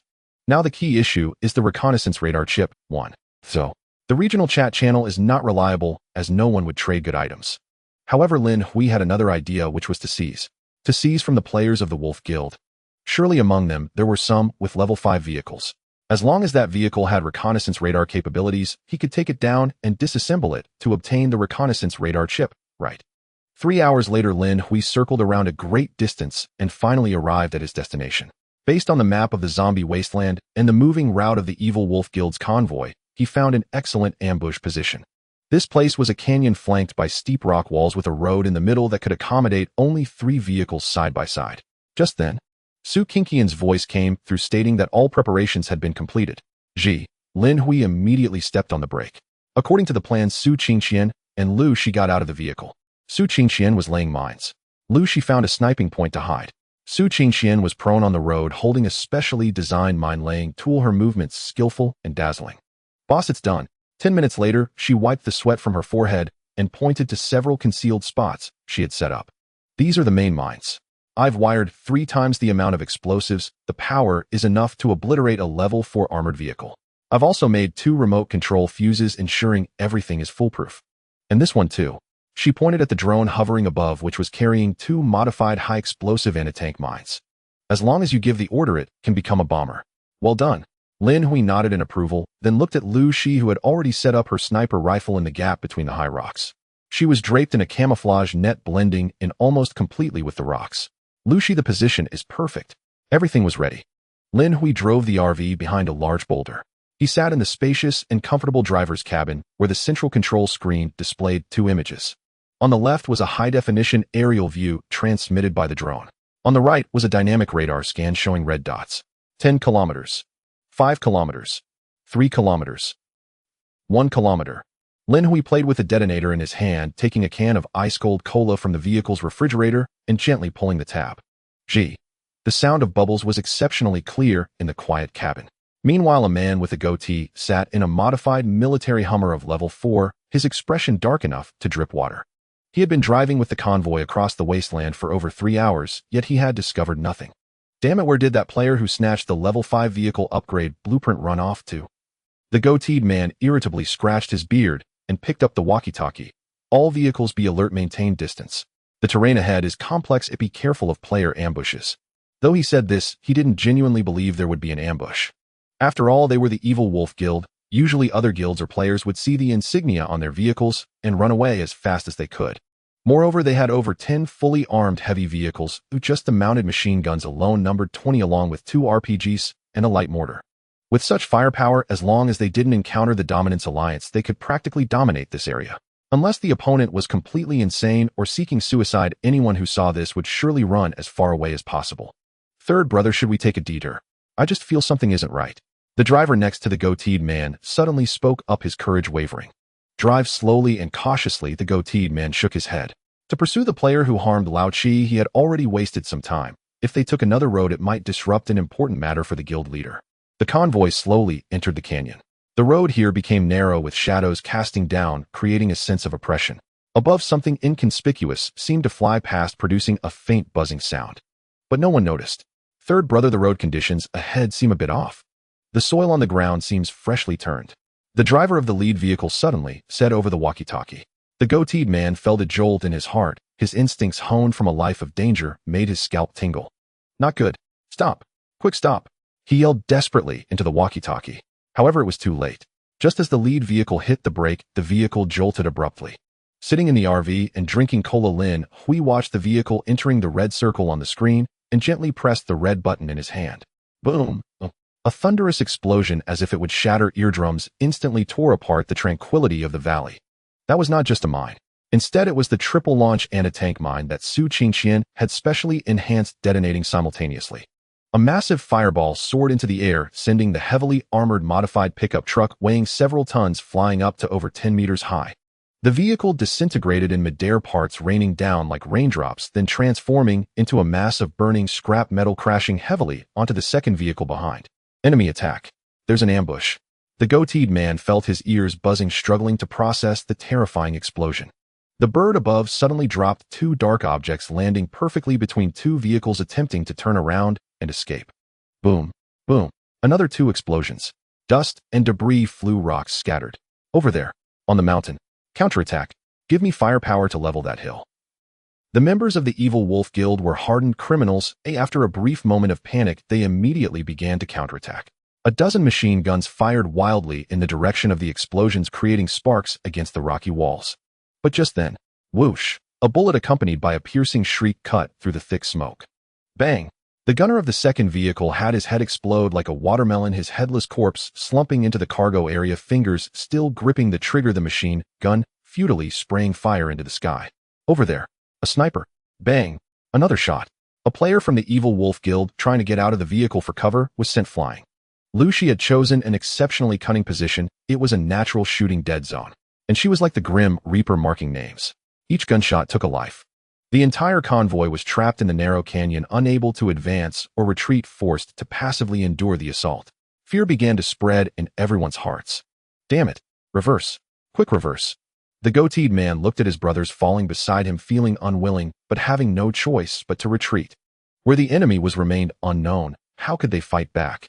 Lin Hui sat in the RV watching the panicked prey on the surveillance screen, accurately tossing the empty cola can into the trash bin. Then he pressed the remote again, detonating the mines buried behind them. Boom! The deafening explosion resounded throughout the canyon once more. The smoke from the explosion gradually dissipated.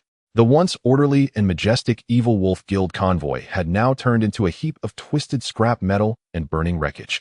A black column of smoke rose straight into the sky, and the air was thick with the acrid smell of charred flesh and blood. Apart from the intentionally spared man with a goatee and the driver in the driver's seat, almost everyone else was obliterated. With a crunching sound, Lin Hui drove the RV slowly into the battlefield. The 40-ton vehicle's wheels crushing the metal debris and bones created a crisp sound that became the last straw, breaking the psychological defenses of the survivors. Don't kill me. I surrender. The driver was already terrified, crawling out from the overturned vehicle, kneeling on the ground littered with shards of glass, desperately banging his head to the ground, blood oozing from his forehead. The man with the goatee, though covered in blood and with one leg blown off, still had a fierce look in his eyes. He leaned against a still-burning tire, tightly gripping a large-caliber revolver, glaring intently at the black RV parked in front of him. You want to kill me? Not so easy. The goateed man roared, raising his hand to shoot. Bang! Before he could pull the trigger, a bullet pierced through his wrist with precision. The revolver fell to the ground. In the distance, Lin Hui blew the smoke from the gun's muzzle, his expression indifferent. Lin Hui opened the car door, his tactical boots thudding steadily against the ground. He ignored the kneeling driver and walked straight up to the goateed man, stepping on the wound of his severed leg and grinding it hard. The goateed man let out a scream reminiscent of a slaughtered pig, cold sweat instantly soaking his clothes, his body curling up like a shrimp. The bones are quite hard. Lin Hui squatted down, looking at the twisted face contorted in pain, his voice eerily calm. The goateed man gritted his teeth against the pain, his gaze fixed on Lin Hui. Do you know him with the Evil Wolf Guild? How dare you rob us? The Evil Wolf Guild. Lin Hui laughed lightly. I am robbing none other than your Evil Wolf Guild. Now tell me about it. What is your guild's grand plan? Lin Hui, through his communicator, learned that the Evil Wolf Guild members were heading towards the outskirts of Fu City as the entire guild was about to launch a major scheme. You know about the grand plan? The goateed man was taken aback, coldly asking, Who exactly are you? Are you with the Bation Alliance? Or the Iron Blood Heavy Industry? Lin Hui smiled, revealing a set of white teeth. You can take a guess. I guess you. The goateed man glared at Lin Hui viciously, spitting a mouthful of blood-stained saliva. Want to know? Dream on. I know people like you too well. You won't let me go? Falling into your hands would mean I am not as skilled. But remember, I am the vice master of the Evil Wolf Guild. If you kill me, the master won't let you off. He will skin you alive and torture the women around you. Crack. Lin Hui, expressionless, grabbed his other intact arm and gently twisted it. The sound of bones breaking was crisp and delightful. The goateed man was in such pain, he nearly fainted, his eyeballs almost popping out. So much nonsense. Lin Hui said indifferently, his eyes devoid of any ripples. I gave you a chance. Since you want to be a tough guy, then I'll fulfill that for you. He stood up, no longer glancing at the goateed man, turning to look at the trembling driver. You speak now. The driver had already wet his pants from the fright of this scene. He looked into Lin Hui's cold eyes, feeling it was scarier than seeing a demon. I will say, don't torture me. You dare speak. The goateed man glared at the driver. Aren't you afraid of the master's methods? Moreover, even if you tell him, will this person let us go? Hearing this, the driver showed a hint of fear in his eyes. Lin Hui stomped heavily on the goateed man's head, the immense pain rendering him unable to speak. Then he looked at the driver. You can speak freely. As long as I am satisfied with what you say, I will let you go. Really? The driver looked at Lin Hui. Lin Hui replied casually, Of course, you can also choose not to believe me, then I will shoot you right away. I will say. The driver shivered, spilling everything he knew like a bamboo tube, pouring out beans. The grand plan is for the guild master to set up checkpoints on the outskirts of Fu City. The master said this is raising pigs. Once those wandering players and small guilds have gathered enough supplies, they will reap all at once. It's both labor-saving and profitable. Beside him, Su Qingxian clenched her fists tightly, finding this group utterly insane. Aren't you afraid that all the wandering players and small guilds will unite and eliminate you? The driver glanced at Su Qingxian and whispered, To be honest, we are not afraid of anyone except the Bation Alliance. Moreover, the master has not said anything about killing those wandering players. They only need to pay a toll to enter Fu City. Better to lose money than to be chased to death by us. I believe many players would choose the former right. Lin Hui rubbed his nose, realizing this was indeed something the Evil Wolf Guild would do, treating players as crops to harvest. Even if the Evil Wolf Guild wanted to wipe everyone out, the three major guilds and other powerful forces would likely not agree. After all, the tasks in Fu City still required a large number of wandering players or small forces as cannon fodder. Although he was unafraid of anything, it still served as a reminder to himself to prepare adequately before entering Fu City. Lin Hui took a deep breath and continued. Now tell me in detail about your guild situation. What is the organizational structure? How many members are there? The driver glanced at the still howling old third, his voice trembling. Our guild has a total of 10 divisions. Each division is further divided into 10 small teams, with each team having 4,060 members. What is the name of this man? Which division do you and he belong to? The driver swallowed hard, saying, We are from the Tsang Wolf Hall. He is called Hui, the captain of Team 3, and also the vice master. We all call him third brother. Lin Hui silently noted this down and continued to ask, how many level 5 or above vehicles does the Evil Wolf Guild currently have? The driver thought for a moment and said, at least 12 vehicles. The master and vice master have level 6 vehicles, and the masters of the 10 divisions all have level 5 vehicles. I've also heard that the vice masters of other divisions are looking for materials to upgrade their vehicles, but I don't know if they've succeeded. As he spoke, he displayed a fawning smile. Today we discovered a level 5 vehicle upgrade blueprint, but unfortunately, it was snatched away. We were just chasing that person, or I can take you to find him. The driver tried to throw out a precious piece of information to gain Lin Hui's trust. Lin Hui nodded slightly. That's not urgent. Let me ask you one last question. What is your master called? What vehicle was it upgraded from? Does it have any reconnaissance radar capabilities? The driver swallowed hard. What do you want to do? Lin Hui said coldly. That's not for you to ask. Just answer. The driver took a deep breath, gritting his teeth. The master is called Yang Antong. The vehicle is modified from a heavy armored personnel carrier. I don't know if it has reconnaissance radar, but it said that the master's vehicle can scan all moving targets within a 10-kilometer radius. He finished speaking and looked at Lin Hui. That's all I know. Very good. Lin Hui nodded in satisfaction. At that moment, the goateed man on the ground suddenly stopped screaming, raised his head, and revealed a sinister smile. Kid, you still want to take action against the big brother? Do you know the terror of a level 5 vehicle? Before you even get close, you'll be turned to dust. Of course I hope you go. Ha ha. This way I can see you down there sooner. Oh really? Lin Hui looked at him, a mocking curve forming at the corner of his mouth. Then I must go meet him. But before that, I want to show you something. Lin Hui looked at Su Qingqian. Qingqian, take out your little invention and give it a try. Su Qingqian immediately produced a black device that resembled a walkie-talkie and waved it in front of the man with the goatee. What is this? The man with the goatee was taken aback. It's a voice print simulator, Su Qingqian replied with a sweet smile. I recorded your screams, your speech, and your curses just now. With voice print analysis and synthesis, I can perfectly imitate your voice. After saying this, she pressed the switch and spoke into the microphone. Big brother am in danger, requesting support. A chilling scene unfolded. What came from the speaker was indeed the man's hoarse voice, tinged with a hint of pain. Even the tone was strikingly realistic. You guys. The man with the goatee widened his eyes, trembling violently, as if he had seen a ghost. He suddenly understood what Lin Hui intended to do. With this, I can use your identity to lure that hall master out. Lin Hui took the voice print simulator, his eyes cold. I don't need to find him. Oh, I can make him come to his own demise. You devil. The man with the goatee let out a desperate roar, realizing that this young-looking boy, who seemed like a college student, was even more terrifying than the Evil Wolf Guild. The man with the goatee seemed to think of something and opened the system panel, attempting to send a message. However, when Lin Hui saw the blue system interface of the man with the goatee, he immediately discerned the other's intentions. Bang! A gunshot rang out. The axe gun in Lin Hui's hand emitted a wisp of blue smoke. A blood hole appeared in the man's forehead, and his shocked and unwilling eyes were forever frozen at that moment. Until his death, he never imagined that he would become an accomplice in ambushing Big Brother in such a manner. The driver nearby witnessed this scene and desperately shrank back, his face contorted into an expression worse than crying. Big Brother, I will definitely keep today's events a secret. I want return to the Evil Wolf Guild. I was forced before. Now I just want to be a good person. You promised you would let me go. Lin Hui glanced at the driver, his expression calm. I just promised you that I wouldn't kill you. The driver felt a surge of joy in his heart and was about to bow in gratitude. But Lin Hui's tone shifted as he looked towards Lu Shi in the distance and shrugged. She hasn't agreed. The driver froze and abruptly turned to look at Lu Shi. What awaited him was Lu's eyes, a motionless gaze. Bang! Lu Shi acted without hesitation, pulling the trigger directly. For such a villain who aided the wicked and had innocent blood on his hands, she had never held any excess compassion. Rooting out the evil was the first lesson she learned in the apocalypse. 10 minutes later, resources were collected and the RV set off again. Inside the vehicle, Su Qingqian decrypted the communicator found on the man with the goatee and handed it to Lin Hui. Boss, someone is looking for Hui on the communicator. Lin Hui pressed the red button, and after a crackling sound, a deep male voice rang out. Old 3, how's it going? Have you found the target? Received any replies?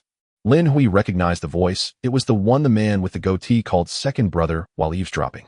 So he took out the voice print simulator, took a deep breath, adjusted his breathing and state. Then he pressed the green message button. The next second, the hoarse voice belonging to the man with the goatee echoed. Second brother, I haven't found the target yet. I'm preparing to head towards Fu City. Soon the deep male voice sounded again. Good. Hurry up, don't mess up the president's business. Seeing Lin Hui put down the voice print simulator, Su Qingqian blinked her big eyes and asked, "Boss, what should we do next?" Lin Hui opened the central control screen's map, smiled, and said, "Of course we are choosing a graveyard for them." The three of them then focused on the map to study.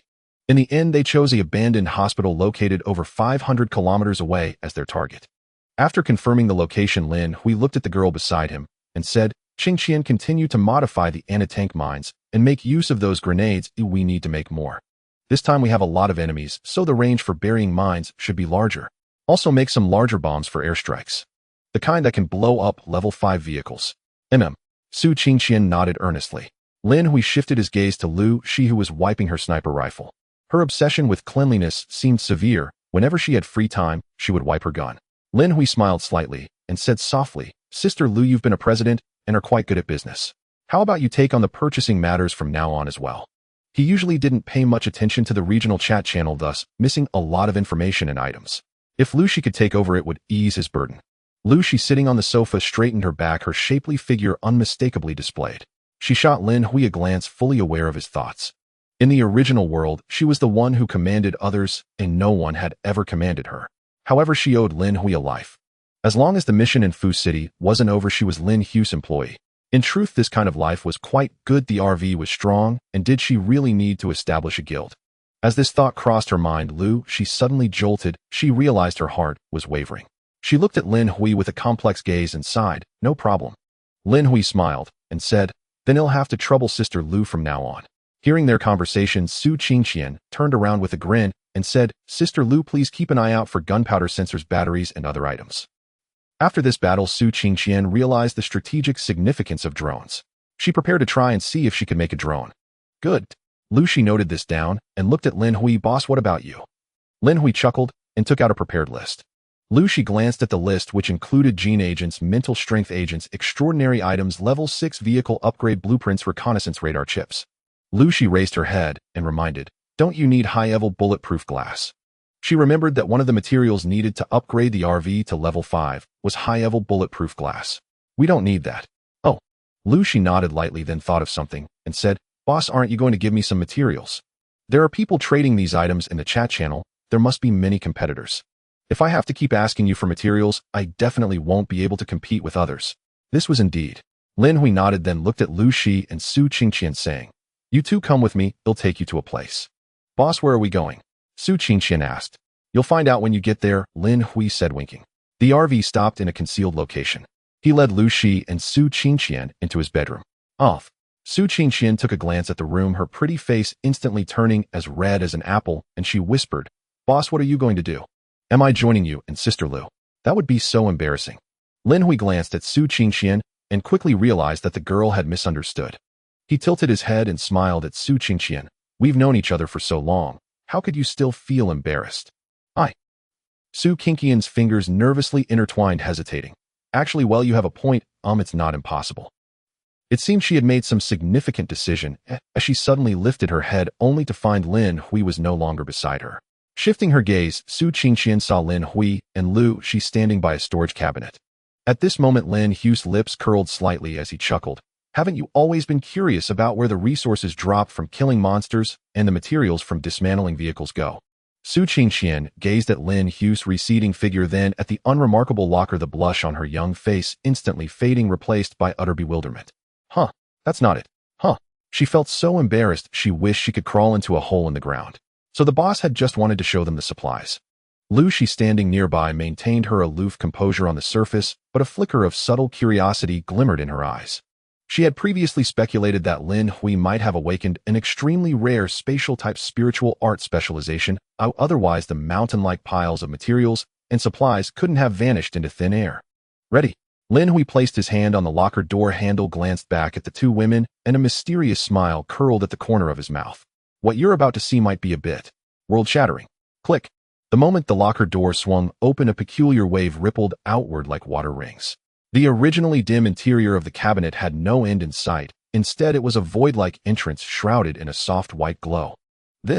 Lu Shi had been standing with her arms crossed, maintaining her signature mature and reserved demeanor, but now her usually calm and composed eyes were wide open, her pupils violently constricting.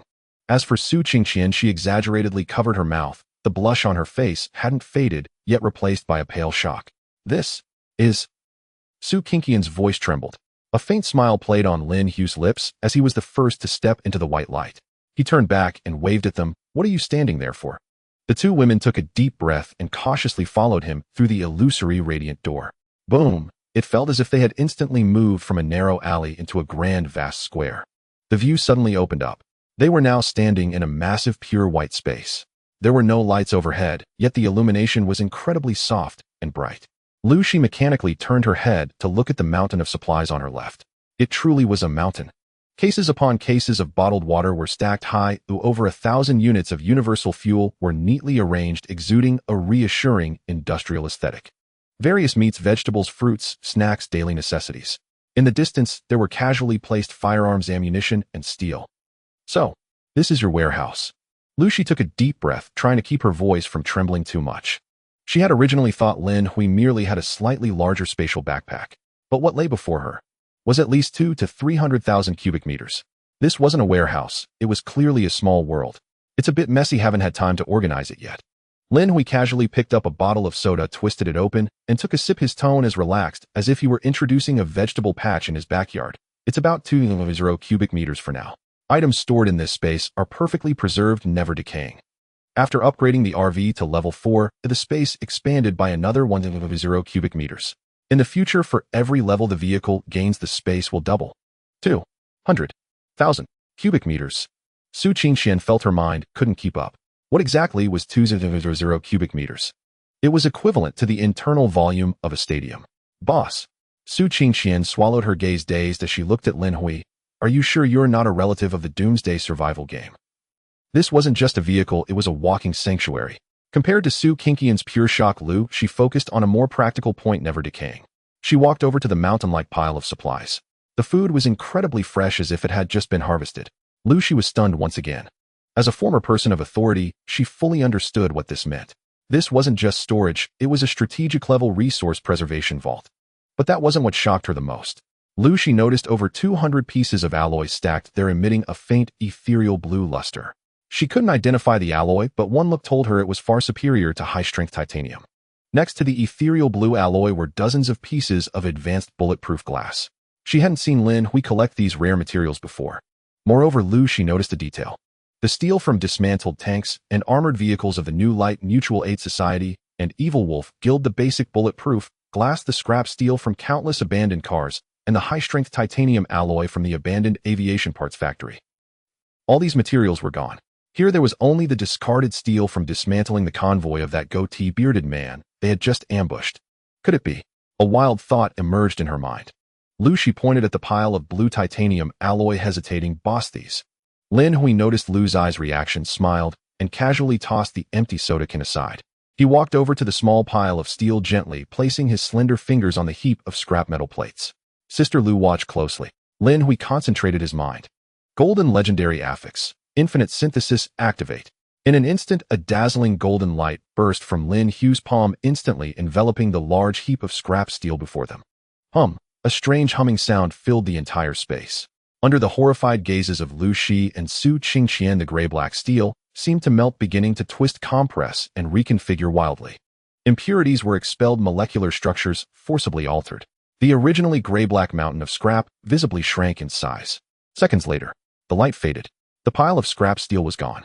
In its place were 3 pieces of perfect-grade blue titanium alloy plates neatly stacked on the ground, emitting a faint blue glow. It was a mesmerizing deep blue, the surface smooth as a mirror, as if it contained the vastness of the stars and the sea. This is... Lu Shi reached out a trembling hand, wanting to touch it, but not daring. Lin Hui dusted off his hands, his tone flat. It took about 300 units of scrap iron to synthesize 3 units of blue titanium alloy. Silence. The entire dimensional space fell into a deathly stillness. Lu Shi abruptly turned her head to look at Lin Hui. She finally understood why Lin Hui could be so bold in collecting scrap iron. Why his vehicle's defenses were so monstrous. So, he was different from ordinary players. In this wasteland, Lin Hui, who had mastered this godlike ability, was simply a god. Oh my god. Su Qingqian hugged Lin Hui's arm, stars twinkling in her eyes. Boss. From now on, even if you say the sun is square, I'll believe you. So cool. This is way too cool. turning a pile of junk into priceless top-tier alloy in an instant. This was the power of a creator. Lu Shi took a deep breath, trying to calm her wildly pounding heart. She looked at Lin Hui. Boss, since we have this ability, the business we're going to do won't just be procurement. We could even monopolize the rare materials market in the entire C996 sector. Lin Hui gave her an appreciative look. I'll leave that to you to handle. After emerging from the alternate space, the relationship among the three became noticeably closer. Su Qingqian admired Lin Hui even more.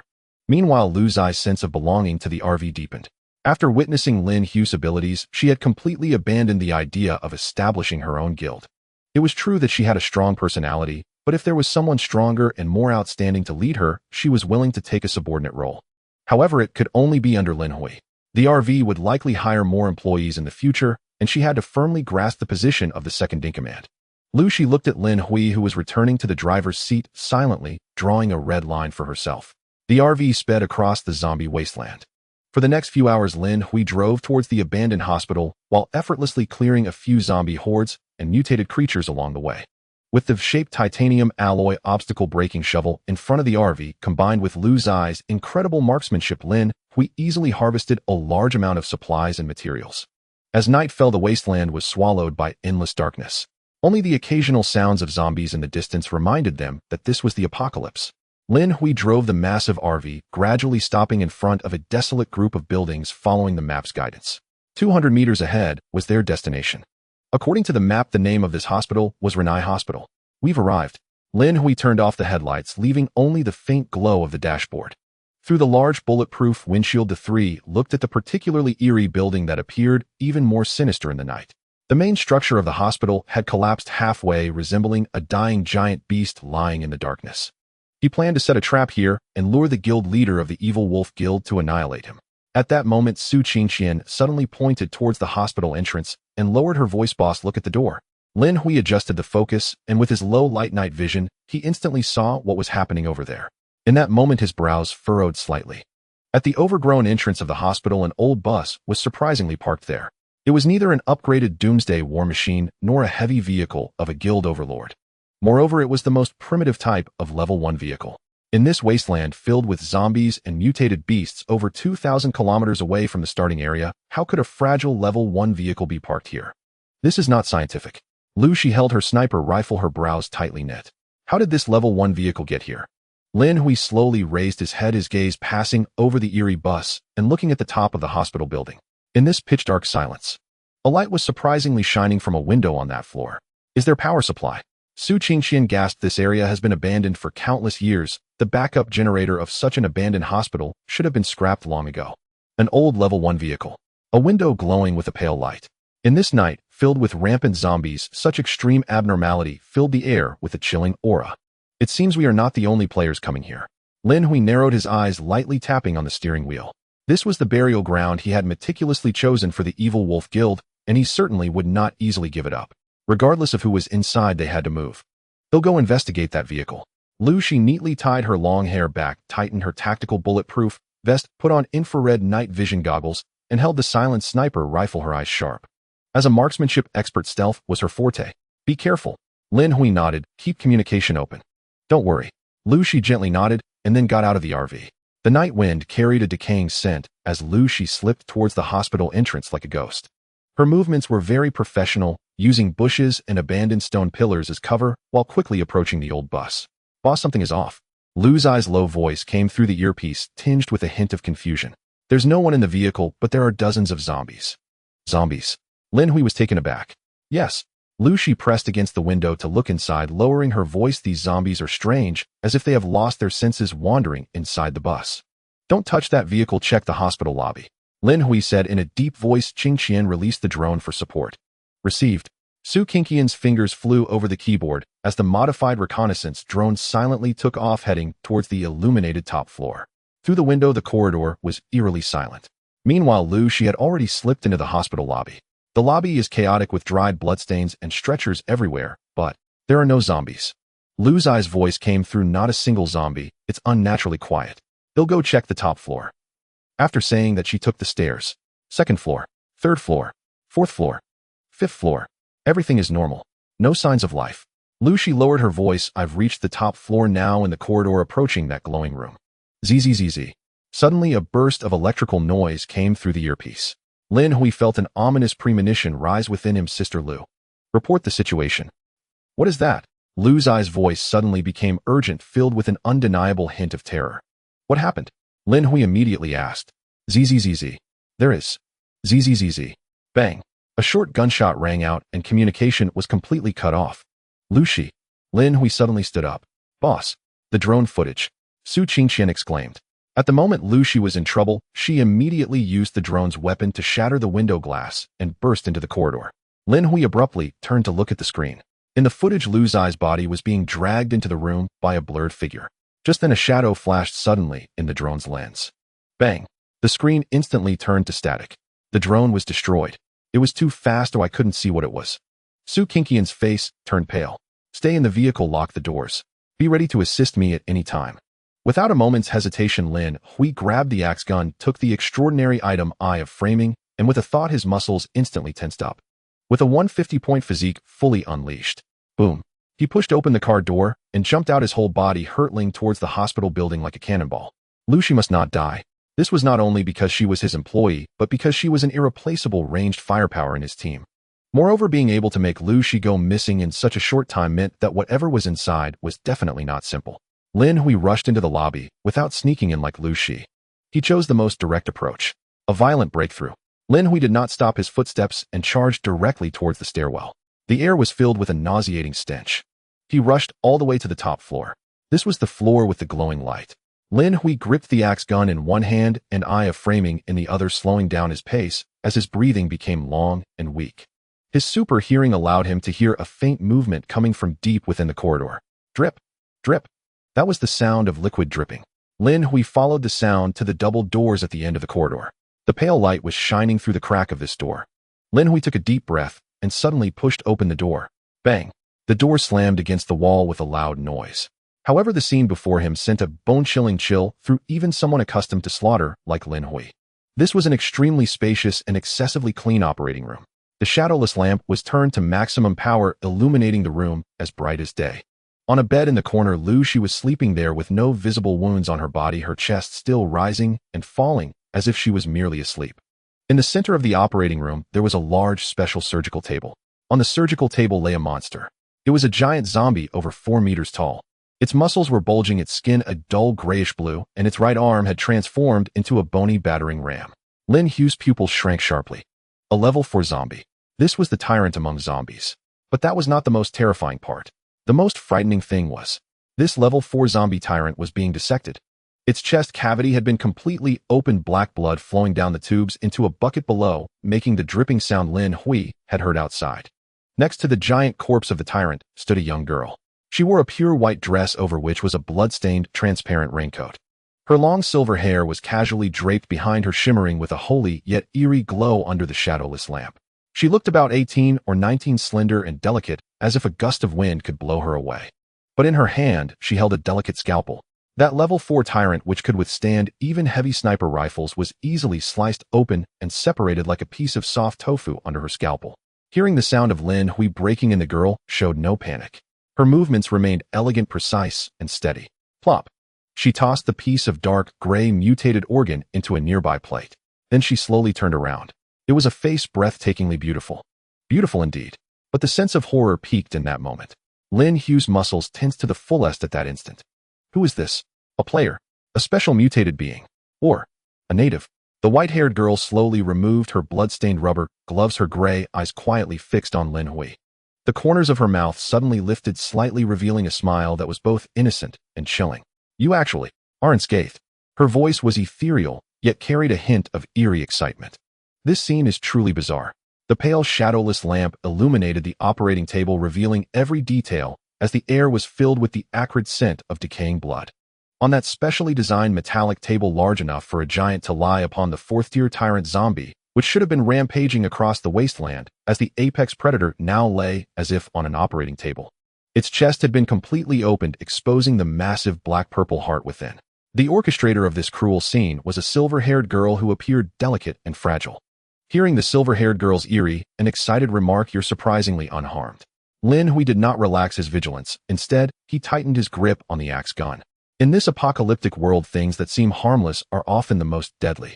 Are you an aberration or a player?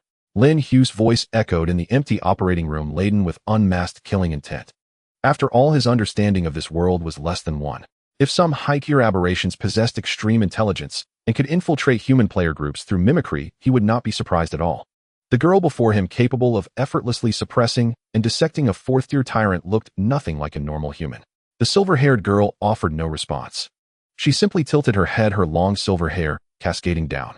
Unperturbed by Lin Hui's questioning, she turned back to continue rummaging inside the tyrant zombie's open chest cavity. Creak. The sound of the scalpel cutting through bone was particularly jarring in the silent room. This nerve cluster still has some activity. Fascinating. She murmured to herself, deftly wielding the scalpel like a butterfly flitting through flowers, precisely severing a blood vessel next to the tyrant's heart. Black blood spattered onto her transparent raincoat. Ignored, Lin Hui's gaze turned cold. He glanced at Lu Shi, who was unconscious in the corner, and without hesitation raised his axe gun, preparing to shoot this strange girl. However, just as he was about to pull the trigger, whoosh, a faint yet foul wind suddenly swept in from the corridor behind. Lin Hui's hearing was exceptionally sharp. He instinctively stepped sideways, his body taut, like a drawn bow ready to spring into action. Swish! A sharp claw carrying the stench of blood grazed past his ear and viciously slashed into the floor where he had just stood. Sparks flew. The hard terrazzo floor was gouged out like tofu. Lin Hui turned to look. He saw that the previously empty corridor and walls had suddenly filled with more than a dozen figures. These creatures were pitch black with long, extremely slender limbs, contorted joints, and they crawled on the walls and ceiling like a horde of gigantic human-shaped spiders. They had over 30-centimeter-long claws, their exposed skin covered in black patterns, red eyes glowing with drool dripping from their corners. Predators. Lin Hui recognized this type of aberration. Roar. Dozens of predators launched their assault simultaneously. Their speed was astonishing, creating afterimages in the cramped operating room as they pounced on Lin Hui from all directions, their claws blocking every possible escape route, working together with chilling precision. If it were an ordinary player, facing such a three-dimensional siege would likely result in instantaneous dismemberment. But unfortunately for them, they were up against Lin Hui. Noisy.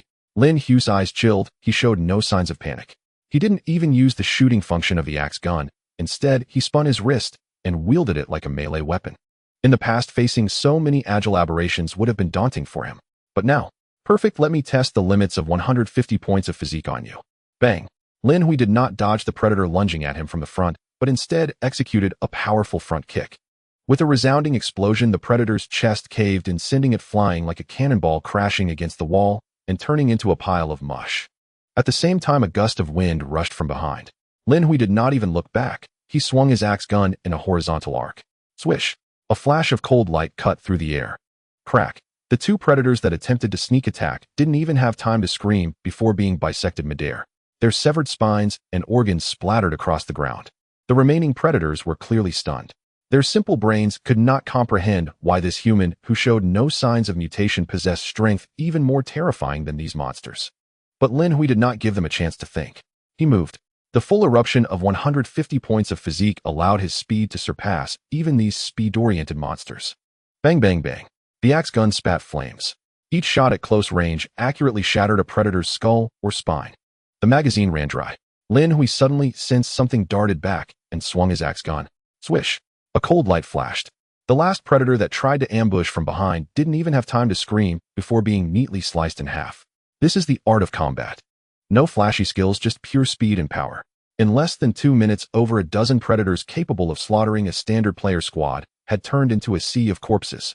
Lin Hui shook off the blood from the axe gun, his breathing still calm, with his heartbeat barely accelerated. The fighting techniques he had learned before, amplified by 150 points of physique, made him perform exceptionally well in this battle. But just then he frowned slightly. A wave of mild dizziness washed over his mind. It felt like having drunk a small cup of beer. While it did not cause him to be completely drunk, that lightheaded sensation was very real. Poisoned? No, it was something in the air. Lin Hui immediately recalled the silver-haired girl's words earlier. You're surprisingly unharmed. So that's it. There must be a colorless, odorless, potent neurotoxin or anesthetic gas in this space. If it were an ordinary player, even a human ceiling with 50 points of physique would probably have collapsed to the ground at the mercy of others. But with 150 points of extraordinary physique, he had managed to endure the toxins here, only suffering from a tipsy effect. Lin Hui shook his head to dispel the dizziness. He turned around, his gaze sweeping over the sea of corpses, refocusing on the operating room's main door. Your bodyguards are all dead. Lin Hui raised his axe gun, preparing to break through the door, coldly stating, now it's your turn. But just then, boom. The operating room door was blasted open with immense force. A suffocating sense of terrifying oppression surged forth from the darkness, as if it were a tangible presence. Lin Hui's pupils constricted slightly. The heavy footsteps caused the ground to tremble. A monster over 4 meters tall with bulging muscles and grayish-blue skin emerged from the operating room. It was the fourth-tier tyrant zombie. Compared to its earlier state on the operating table, this fourth-tier tyrant seemed even larger, its bony warhammer radiating a ghostly light, exuding a destructive aura. In its massive left palm, it clutched an unconscious woman. Lu Shi. She was held like a rag doll, and with just a slight squeeze from that enormous hand, she would meet her demise. The tyrant lowered its head, its murky and brutal eyes fixating on Lin Hui. The air in the corridor seemed to solidify. On one side stood Lin Hui, gripping his axagun, his foot resting on the corpse of a reaver. On the other loomed a 4-tiered tyrant zombie, massive as a small mountain. This visually striking standoff stretched the tension to its breaking point. Tap, tap, tap. Suddenly light footsteps echoed. The mysterious silver-haired girl slowly emerged from the operating room, standing behind the tyrant. She leisurely peeled off the transparent raincoat, stained with black blood, revealing a white dress underneath. After casually discarding the raincoat, the silver-haired girl lifted her head, her gray gaze falling upon the fallen reaver aberrations. How crude. These were extremely valuable experimental materials. Lin Hui narrowed his eyes, his left hand stealthily reaching into his pocket to grasp an eyeball exuding an eerie aura, the eye of misdirection. His mind raced. If he acted without restraint, using the eye of misdirection to divert hostility, he had a good chance of killing the strange girl before him. But the problem was that Lu Shi was in her hands. He had to hold back. At this critical moment, the silver-haired girl broke the silence first. You came to save this woman, didn't you? She glanced at Lu Shi, held by the tyrant, her tone as flat, as if discussing a trivial object. If so, there's no need to fight. I never intended to harm her. Lin Hui's eyes flickered, but he didn't lower his axe gun. Not intending to harm. Then why did you grab her? I was just performing surgery here. The silver-haired girl said calmly. To prevent interruptions, I released high-concentration anesthetic gas in the corridor and vents. That woman stumbled in herself, inhaled too much and fainted. I dragged her back because I was afraid the reavers outside would eat her. As she spoke, she turned her head, her gray eyes fixed on Lin Hui.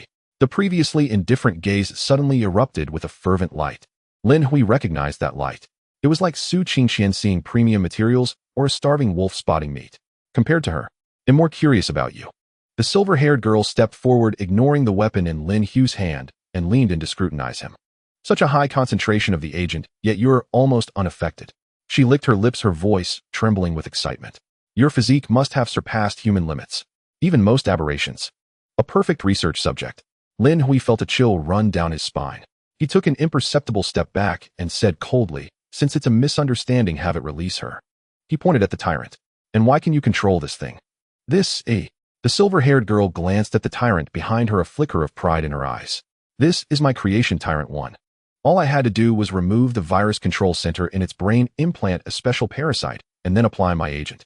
It took me several days to perfect. She turned back, her eyes gleaming as she looked at Lin Hui. Hey, could you let me study you? I promise I mean no harm. Just a little blood, or maybe slice some muscle fibers for observation. Lin Hui's mouth twitched. Slice for observation. Just a little. This woman was a human player, a science fanatic. No way. Lin Hui refused bluntly, his gaze turning sharp again. Give me back my companion. Otherwise, what if I don't? The silver-haired girl tilted her head, as if testing Lin Hui's limits. If I don't, you'll fight. You can try. Lin Hui tightened his grip on the axe gun. How boring. The silver-haired girl pouted, deflating like a punctured balloon. Not even a shred of scientific dedication. She snapped her fingers. Roar. The 4-tiered tyrant let out a low growl, obediently bending down to gently place the unconscious Lu Shi on the floor in front of Lin Hui. The silver-haired girl even pulled a small vial from her pocket and tossed it to Lin Hui. This is the antidote. Just wave it under her nose. Lin Hui caught the vial. After a moment's hesitation, he waved it under Lu Xi's nose. Cough, cough. A few seconds later, Lu Shi erupted into violent coughing, her long lashes fluttering as she slowly opened her eyes. The moment consciousness returned, she instinctively reached for her gun, only to find herself lying on the cold floor. Awake. A familiar voice sounded above her. Lu Shi looked up, meeting Lin Hui's calm eyes. Boss. I. She tried to stand but found her limbs weak and limp. an after effect of the anesthetic gas. Her body wobbled about to fall. Lin Hui sighed, reached out to wrap an arm around her waist, and lifted her into a steady princess carry. Don't move, the drug hasn't worn off yet. Suddenly airborne Lu Zai's face flushed crimson. As a once icy CEO, and now a cool sniper, when had she ever been carried like this? Feeling the warmth of Lin Hui's broad chest and the powerful beat of his heart, she felt her mind spin even more than when she was poisoned. She instinctively buried her head in Lin Hui's arms, too embarrassed to look at anyone. Let's go. Holding Lin Hui cast a wary glance at the silver-haired girl and turned to leave. Confirming she was indeed a harmless science maniac, he had no desire to linger. Hey, wait for me. Footsteps sounded behind him. Lin Hui looked back to find the silver-haired girl trotting after him. Why are you following me? My surgery is done. Bai Ling declared matter-of-factly. I need to go back to my bus to rest. Oh, by the way, my name is Bai Ling. What's yours? A few minutes later, the three emerged from the hospital building. Under the moonlight, the black LV. For a heavy armored RV parked in the empty lot exuded a cold, imposing metallic sheen. Boss. Inside the RV, Su Qingqian, who had been worrying about Lin Hui, finally breathed a sigh of relief at the sight of him. But Bai Ling, standing behind Lin Hui, froze the moment she saw the RV. Then, wow. She dashed over, excitedly pressing herself almost entirely against the RV's armored panels, rubbing her cheek against the cold metal in sheer ecstasy. The thickness of this armor. The material. This is a perfect mobile fortress. With this I could load up hundreds of zombies and aberrations. And there'd be plenty of room for a big lab. So much better than my beat-up bus. Hearing her outrageous words, Lin Hui couldn't help but twitch his mouth. Load my 5-star apocalypse RV with zombies. What a thought. But at least he now understood why a level 1 bus was parked out front. Is that yours? Lin Hui pointed at the battered bus nearby. Yeah. Bai Ling glanced at it with disdain. I use it to carry my experiments. Usually for experiments, and when trouble comes I release them as bodyguards. Lin Hui shuddered. No wonder she dared to roam around in a level 1 bus. After all, who would mess with a freak who carts monsters around? Bai Ling turned around, clasped her hands together, and looked at Lin Hui with hopeful, sparkling eyes. Could you let me into your RV too? I want to live in a big house too. No. Lin Hui refused flatly. No way. Letting a science freak who might slice up zombies, or even him, on board. That was asking for trouble. Why not? She pointed at Lu Shi and Lin Hui's arms, then at Su Qingqian, who had just stepped down from the RV. Why can they? Oh, I get it. They're your mating partners. Buffed. Su Qingqian, who had just taken a sip of water to calm herself, sprayed it out. Lu Shi in his arms was mortified, wishing she could crawl into a hole, burying her head even deeper. Lin Hui's forehead darkened. Shut up. They're my employees. Then he'll be your employee too. Bai Ling immediately seized the opportunity, puffing out her chest. I'm really useful. No. Lin Hui's face was cold. I don't need a lunatic who only knows how to dissect zombies and wants to turn my RV into a morgue. And he looked Bai Ling up and down. The way you're looking at me, it's dangerous. I'm really strong. I've awakened a specialization. Seeing Lin Hui about to leave, Bai Ling panicked and quickly threw out her bargaining chip. I can definitely help you. No matter what illness, even if bitten by a zombie, I can heal it. I can also concoct various potions. She leaned close to Lin Hui and whispered mysteriously, I can make the kind of aphrodisiac potion that you men like. The effect is superb. It can make you very, very strong. The air suddenly fell silent. Lin Hui stared at the silver-haired girl, earnestly peddling aphrodisiacs, feeling the world had gone utterly insane. Ahem. Su Qingqian blushed, breaking the awkwardness. So, what specialization did you awaken? Bai Ling puffed out her chest and declared proudly, medical. And she extended 2 fair fingers and waved them before the group. I've already advanced to the 2nd rank. Formidable. Taking me in is a sure win. 2nd rank. The moment those 2 words were uttered, they struck the trio like a thunderbolt. Lin Hui stopped in his tracks. Lu Shi snapped her head up. Even Su Qingqian's jaw dropped in disbelief. Most specialized players hadn't even filled their 1st rank proficiency. Even the top specialized awakeners from major guilds were only at high proficiency. Advancing to the 2nd rank required specialized upgrade blueprints no one had ever seen and all sorts of extraordinary materials. And this silver-haired girl before them, who seemed mentally unstable and only knew how to dissect zombies, was already a 2nd rank awakener. She was likely the first 2nd rank awakener on the entire server. Are you 2nd rank? Lin Hui stared at her, his gaze intense. If it were true, the value of this silver-haired girl, named Bai Ling, would be immeasurable. Of course. Bai Ling raised her chin triumphantly. To advance, I killed quite a few high-tier aberrations for materials. Lin Hui took a deep breath, beginning to reassess the pros and cons.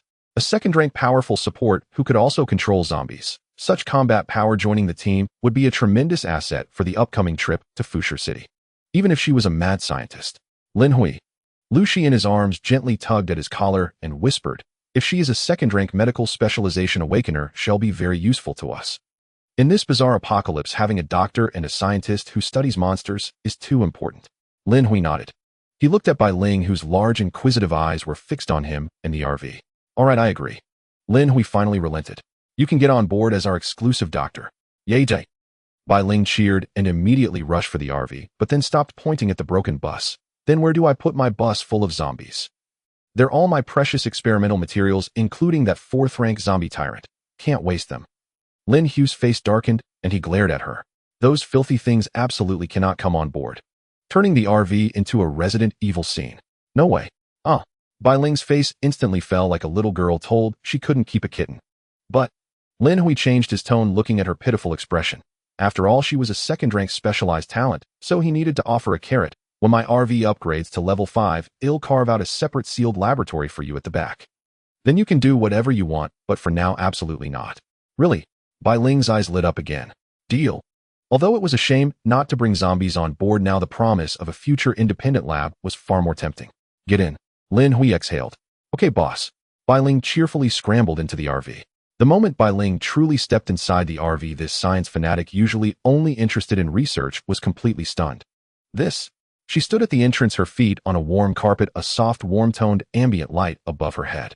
There was no stench of rot or blood in the air. Instead, a faint lavender fragrance and the fresh oxygen from the ventilation system filled the space. The massive central console screen emitted a sci-fi glow. The leather sofa was as wide, soft, and plush as a cloud.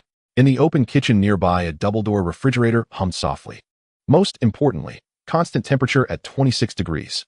Bai Ling murmured. She reached out a hand to feel the warm air from the air conditioner, and a layer of mist actually formed in her gray eyes. This kind of constant temperature environment. This sterile-level air filtration. Su Qingqian puffed out her chest beside her and introduced proudly, what do you think? This is the boss. It's perfect. Bai Ling interrupted her excitedly, gesticulating wildly. This constant temperature environment is simply tailor-made for cultivating bacteria and parasites. If we tear out the sofa, we could fit at least 3 large petri dishes here. The power supply is so abundant too, we could run a centrifuge and a cryogenic freezer. As she spoke, she inexplicably pulled out a tape measure and charged toward the master bedroom. Is that biggest room the bedroom?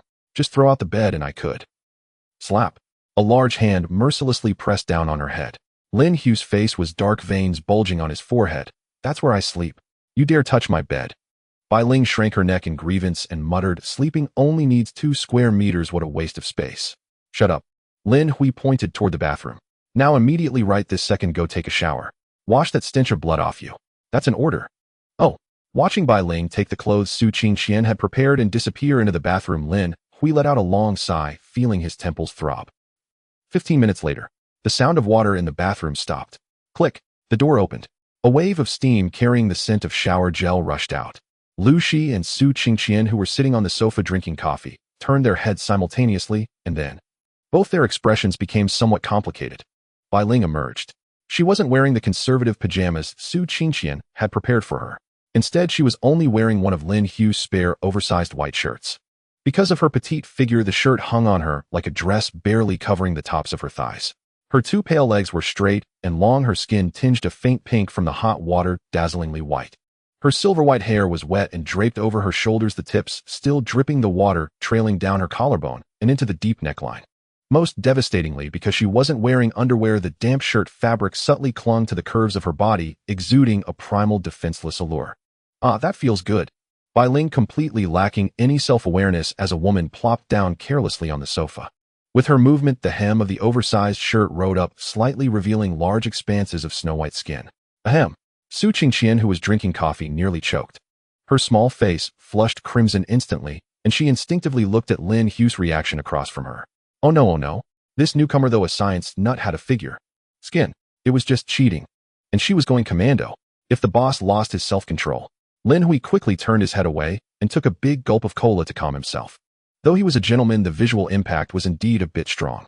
Su Qingqian panicked, rushing over like a hen protecting her chicks, grabbing a blanket and wrapping Bai Ling up tightly.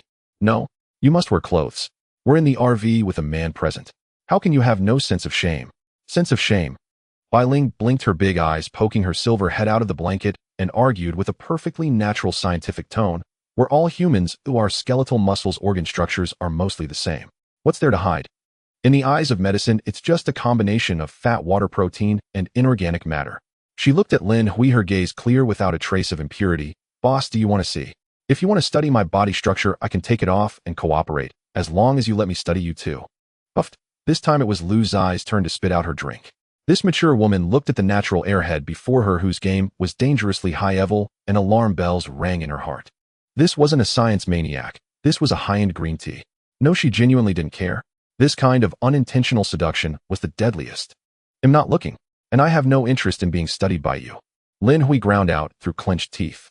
"Wear whatever you want, I don't care even if you wear nothing. But, if you mention studying me again, he'll throw you out of the RV right now." "Oh." Bai Ling's gaze remained clear. Lin Hui rubbed his temples. "Now eat." The atmosphere at the dining table was somewhat delicate. Su Qingxian specially prepared a mix of spicy and mild dishes to cater to everyone's tastes. The pot of bubbling spicy hot pot emitted an enticing aroma, causing Bai Ling, who hadn't eaten hot food for days, to widen her eyes in delight. "This is delicious." Bai Ling, despite being a science fanatic, showed no restraint while eating, her cheeks puffed up like a hamster. After the feast, Lin Hui tapped the table to initiate an employee meeting. "Since we're on the same team, we need to clarify some matters."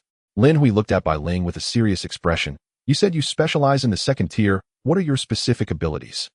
As the serious topic arose, Lu Shi and Su Qingxian also set down their chopsticks. They were equally curious about how the so-called second tier was stronger than the first tier.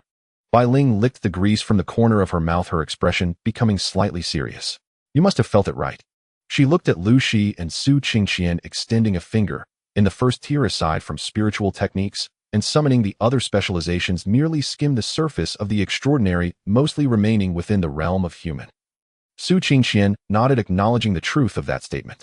As a first-tier machinery player, she understood nearly all mechanical structures. As long as the materials were sufficient, she could even create any machinery that humanity could make, but it was still merely the pinnacle of physics and engineering.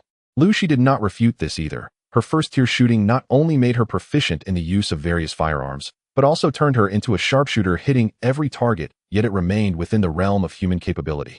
A strange light flickered in Bai Ling's eyes as she spoke. "I specialize in medicine. At the first tier, I mastered all medical knowledge, and my medical skills were unparalleled. But upon reaching the second tier, I fully touched upon the extraordinary realm. Now I can use blood from different species and extracts from certain plants to concoct potions that didn't exist before, and these potions possess superiority. For instance, I can create potions to dispel low-tier monsters, and potions to cure cancer and diabetes. Of course, I have many ideas in mind, such as a regeneration potion that could allow a person to regrow lost limbs, or evolution potions similar to basic gene potions. Unfortunately, I lack the materials, time, and laboratory conditions, so for now, they remain theoretical." As she spoke, she looked at Lin Hui with eager eyes. "Boss, if you build me a laboratory and provide me with materials, I guarantee you'll become the toughest man in this wasteland." Lin Hui automatically filtered out the last half of her sentence. Touching the extraordinary. This information was too crucial. It meant that second-tier awakeners were starting to break away from the conventional power system, moving towards a more fantastical direction. In other words, future enemies would be even more bizarre. Yet Lin Hui was not afraid at all. Although he hadn't awakened a specialization as long as his RV upgraded to level 30. Level 50. 100. Don't mention extraordinary players. Even gods. Just give me their coordinates and I can bring them down. Lin Hui glanced at Bai Ling, who looked pitiful, and calmly made a promise. "Let's talk about the laboratory once the RV reaches level 5. "Ah, all right." Bai Ling slumped over the table, feeling somewhat disappointed. Without a day of research, her body fell off for the entire day. At that moment, Su Qingxian glanced outside. Through the bulletproof glass, she could see the massive Tier 4 zombie tyrant squatting beside the RV like a loyal guard dog, intimidating all nearby scoundrels. The sense of oppression was palpable even through the car window. Su Qingxian swallowed hard and finally asked the question that everyone wanted to know. Bai Ling, how do you control that kind of monster? You mentioned using parasites, but how do you command the parasites?" Upon hearing this question, Bai Ling paused her movements. She slowly lifted her head, revealing a slightly eerie smile on her delicate fair face. She extended her finger and gently pointed to her temple. "Because the bugs in its brain obey me. Or rather, they obey the mother bug in my brain. You have bugs in your body." Su Qingxian felt a chill run down her spine, instinctively shrinking closer to Lin Hui. The thought that this delicate silver-haired girl might harbor some indescribable soft-bodied creature within her made her feel utterly unsettled. Don't be so alarmed. Bai Ling propped her chin on one hand, speaking as casually as if discussing the weather. That is my symbiotic body. This type of parasite originates from a high-tier monster called the white worm. When I dissected it, I discovered a special parasite in its blood that could invade the brains of living beings and take over their nervous systems. I extracted thousands of parasites and cultivated a mother bug that I implanted into my own body. As long as I release the pheromones from the mother bug, the zombies implanted with low-tier parasites will see me as their supreme queen and obey my commands. Are there any limitations? Lin Hui raised an eyebrow, keenly grasping the crux of the matter. If she could control them indefinitely, Bai Ling alone would be an army capable of sweeping across the entire wasteland. Of course there are, Bai Ling pouted, sighing in regret. First, these parasites are only effective on zombies, which are brain-dead creatures. They do not work on conscious monsters or living humans. Secondly, the higher the zombies level, the higher the level of the parasite required. Cultivating high-tier parasites consumes a lot of my energy and materials. Currently, I can only precisely control that tier 4 tyrant along with the 40 or so ordinary zombies in that bus. Moreover, the distance cannot be too far. If it's over 3 kilometers, they will lose control. Lin Hui nodded. Although there were limitations, it was still terrifying enough. This meant that his team had an extra unit of pain-resistant fearless zombie suicide squad and a super meat shield with tier 4 combat power. Lin Hui glanced at the massive tyrant outside, a smile curling at the corners of his mouth. Very good.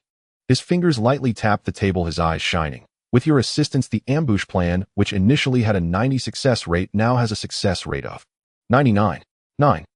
Tomorrow we will prepare a grand gift for that Wolf Guild's hall master. The next morning, the mist over the wasteland had yet to dissipate, and the gray-white sky weighed heavily above.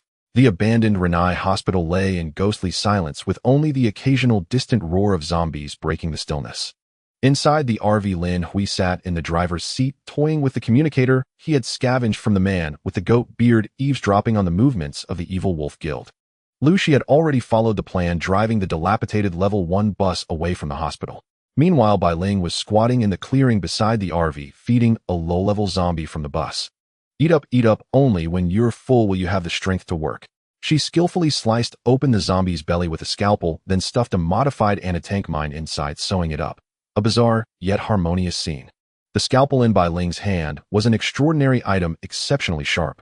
Lin Hui withdrew his gaze and took a deep breath. Qing Qian, activate the voice print simulator.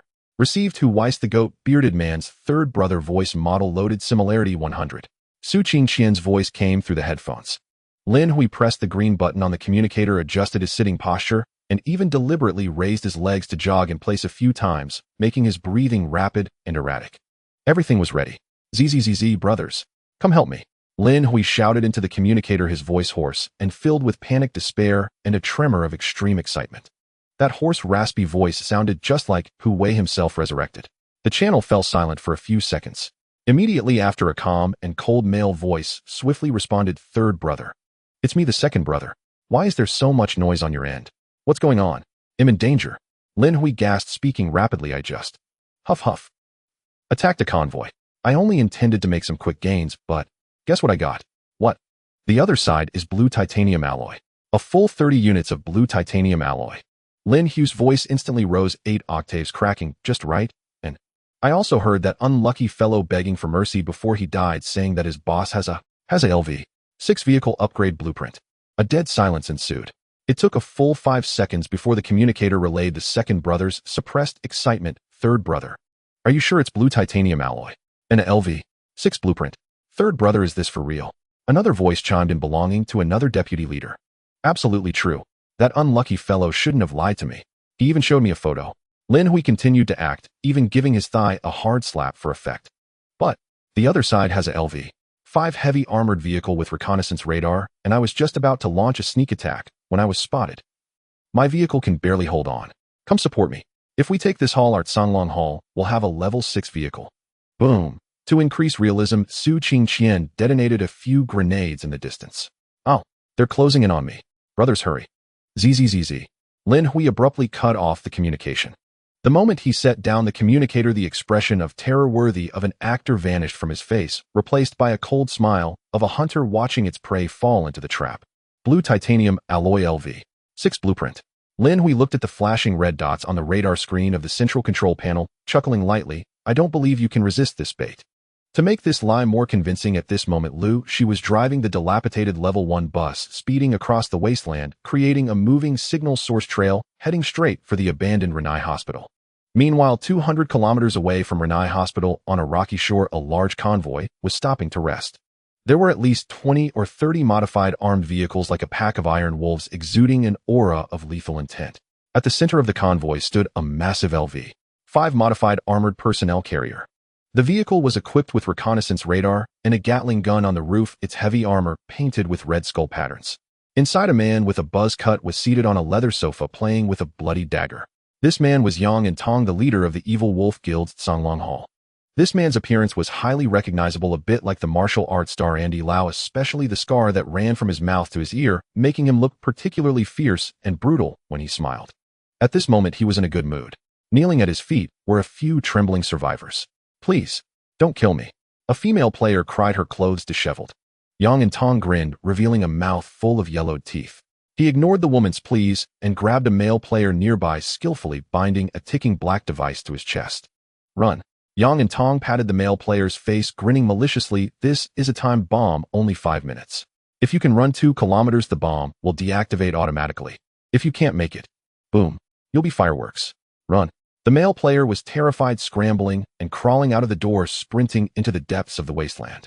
Yang and Tong watched the desperate figure running through the car window, his eyes filled with sadistic pleasure. Just then, a cry for help from third brother came through the communicator.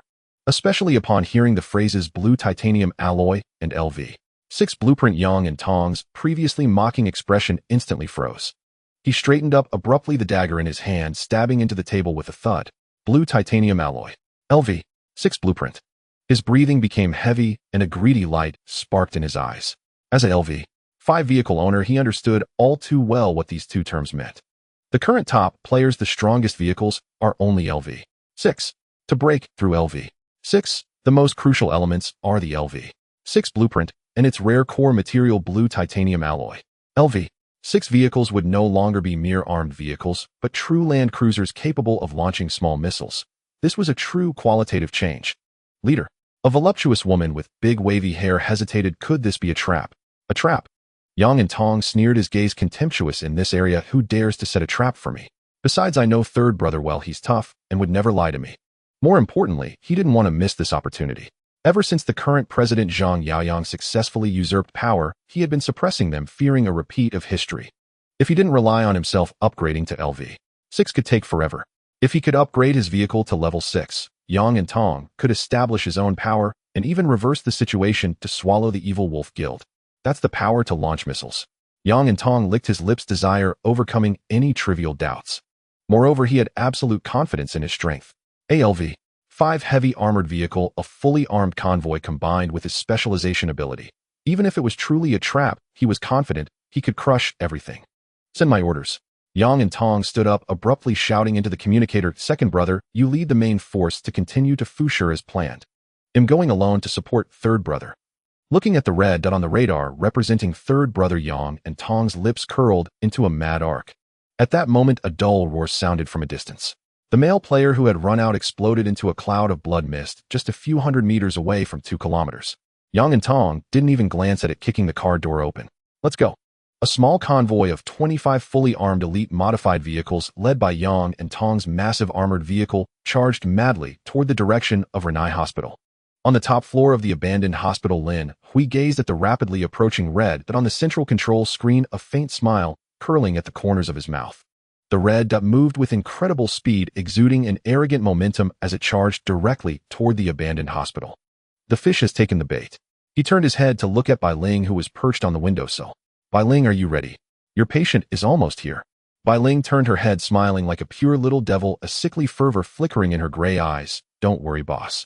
I guarantee they'll feel right at home. Upon learning from Lin Hui that if they eliminated this group and obtained that radar chip, the RV could be upgraded to LV-5, her enthusiasm as a scientific fanatic instantly soared. Great. Lin Hui nodded slightly. Bai Ling, you need to head into the underground chamber right now. Since Bai Ling's control over the zombies extended only 3 kilometers, she couldn't leave with them and had to stay in the abandoned hospital. Once Bai Ling was hidden away, Lin Hui got into the RV and left with Lu Shi and Su Qingqian. Then they quietly awaited the grand performance to begin. 40 minutes later, at the entrance of Renai Hospital, the rumble of engines shattered the silence. 25 heavily armed modified battle vehicles like a pack of steel beasts ominously parked before the entrance. The most conspicuous among them was the LV-5 modified armored personnel carrier with its radar antenna slowly rotating and the dark muzzle of a Gatling gun emanating a chilling aura. Yang Antong was clad in a black tactical vest, his muscles straining against the fabric, and the scar on his lip appeared particularly menacing under the sunlight. He held a communicator, his brow furrowed. Third brother. Third brother, respond. Static crackled in response. Boss, we can't get in touch with him. A sexy woman with big wavy hair approached in high heels, her exquisite makeup still intact, even in the apocalypse, the tight leather outfit accentuating her voluptuous figure. She glanced warily at the eerie ruins surrounding them. The last signal disappeared right here, but now there's no sign of anything. Do you think third brother is in trouble? Yang Antong remained silent, crouching down to carefully examine the traces on the ground illuminated by the car's headlights. Though deliberately concealed, his rich combat experience allowed him to uncover some clues. There are tire tracks from a heavy vehicle. He pointed to a deep mark half covered by sand. Given the depth of the impression, it must be over 30 tons. They are indeed a formidable opponent. Let's go in and search. Yang Antong waved his hand. Deploy the drones to scout ahead. All units on high alert. Several small drones buzzed into the air, flying into the silent hospital building. A few minutes later, boss, we found something. The subordinate controlling the drones exclaimed. Yang Antong leaned in to take a look, his pupils instantly narrowing. In the images transmitted by the drone, a pile of metal plates emitting a faint blue glow was neatly stacked in the corner of the hospital hall. Even through the screen, the unique texture of the high-grade material made one's heart race. Blue titanium alloy. And there were a full 30 units. It's really blue titanium alloy. Yang Antong's breath became heavy, the greed in his eyes impossible to conceal. These materials were needed for upgrading vehicles to LV-6. But what about third brother? The woman with the big waves frowned. And this stuff is too conspicuous, isn't it? It's like it was intentionally left for us. Could it be a trap? A trap? Yang Antong scoffed, glancing at the radar terminal on his wrist. My recon radar 1.0 shows no signals of large vehicles moving within a 10-kilometer radius. If there was an ambush, I would be able to spot even a rat. Moreover, he pointed at a black object next to the pile of blue titanium alloy. It was third brother's communicator. The communicator is here too.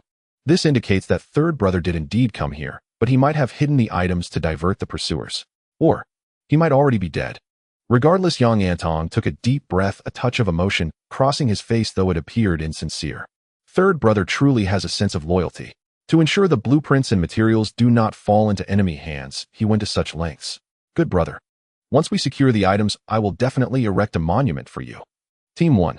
Take the metal detectors and scout ahead. Watch out for landmines. Team 2. Provide fire cover. Understood. A dozen fully armed elite subordinates cautiously entered the hospital through the front door. Inside the RV, Su Qingqian watched the screen, her palms sweating with anxiety. Boss, they've gone in.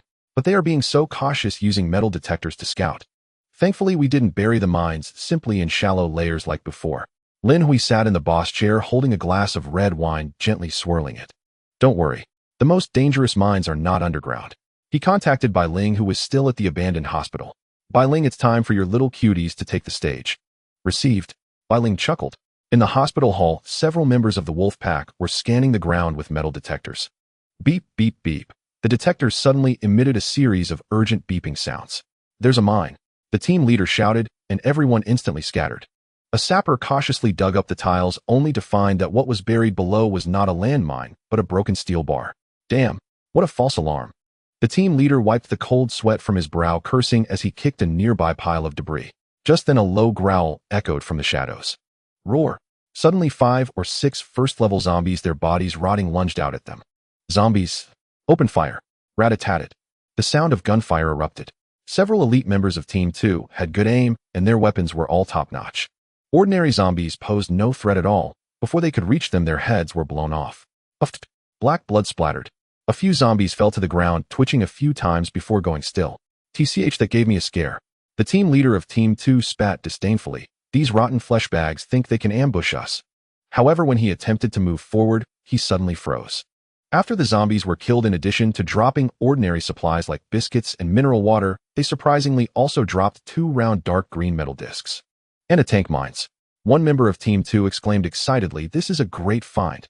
The team leader replied, "Take it with you, we'll hand it over to Yang Laodao along with the blue titanium alloy. We aren't authorized to use this." Understood.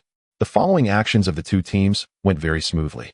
Soon they arrived at the storage area for the blue titanium alloy, safely lifting 30 pieces of blue titanium alloy steel plates in front of Yang Antong. "Boss, we got it." Yang Antong eagerly got out of the vehicle to check. The eerie blue glow illuminated his greedy face. He crouched down and fiercely scratched at it with an extraordinary dagger, leaving not even a white mark. Good stuff. Truly blue titanium grade. Yang Antong was so excited that his hands trembled. "Third brother, you truly died with honor." He silently gave third brother a thumbs up in his heart, realizing he had not misjudged him. "Boss, we also found this inside." A small brother ran over panting, holding 2 discs. "These dropped from killing zombies." Yang Antong looked down. "Anti-tank mines dropped from killing zombies. This is a major weapon, and today's luck is quite good." But just then the big wave woman who had been silent suddenly changed her expression. She suddenly looked up, a flicker of a scene only she could see flashing in her eyes, showing a future 3 seconds ahead. In that vision, the 2 mines suddenly exploded, sending fire and debris flying, blasting her and Yang Antong into pieces. Not good. In an instant, the woman let out a piercing scream. "Run! It's going to explode. Run now!" A woman with voluminous wavy hair shrieked. Though Yang Antong had no idea what was unfolding, he trusted his female companion's abilities without reservation. She was an awakened adept specializing in spirit arts. Her unique awakening granting the ability Spirit Arts Precognition. She could actively glimpse scenes 3 seconds into the future, or passively perceive any lethal threat aimed at her within that same brief span. Though fleeting, those 3 seconds were often the razor-thin margin between life and annihilation. Almost the instant the woman cried out, Yang Antong hesitated not even for a breath, activating his extraordinary artifact without conscious thought. It was a monocle embedded in his wrist guard, an artifact that consumed immense mental energy to allow instantaneous spatial translocation across any reflective surface within a 1-kilometer radius. Its cooldown period 5 minutes. Whooshed. Reality warped. Yang Antong and the woman with wavy hair vanished from their position in a flash. A heartbeat later, they emerged from the rearview mirror of a level 3 modified pickup truck parked behind the convoy. And precisely 0.1 seconds after their disappearance. Boom! A tankbuster mine clutched by one of the henchmen detonated without warning. The blast wave tore nearby members of the Wolf Fang Guild to shreds. The front end of the nearest level 5 vehicle, its chassis pockmarked and mangled, was reduced to twisted wreckage. Shrapnel, severed limbs, and fractured metal rained down like hail. Refined by Su Qingshan, this tankbuster mine possessed sufficient destructive force to obliterate even a level 5 vehicle whose primary structural alloy fell short of perfection. Damn it. GHRK. Near a heavily armored pickup far in the distance, Yang Antong staggered upright. Though the artifact had spared him, the violent translocation had drained his mental reserves. His skull throbbed with unbearable agony. Seeing his vehicle mangled, blue titanium plating scattered like shattered bone, he erupted in blind, incandescent fury. Someone is hiding inside this derelict hospital. Now, flush them out. I'll make them wish they'd never been born. At that very moment, guttural bestial roars erupted all around. Bai Ling guided the zombies, each implanted with tankbuster charges, emerging from impossible vantages, rubble-strewn ruins, abandoned hospital corridors, even from beneath the earth itself. They did not bite. They only charged, straight toward the heavy vehicles, then detonated on impact. Boom, boom, boom. Explosions rippled across the wasteland. Gigantic fireballs instantly engulfed the open plaza before the hospital entrance.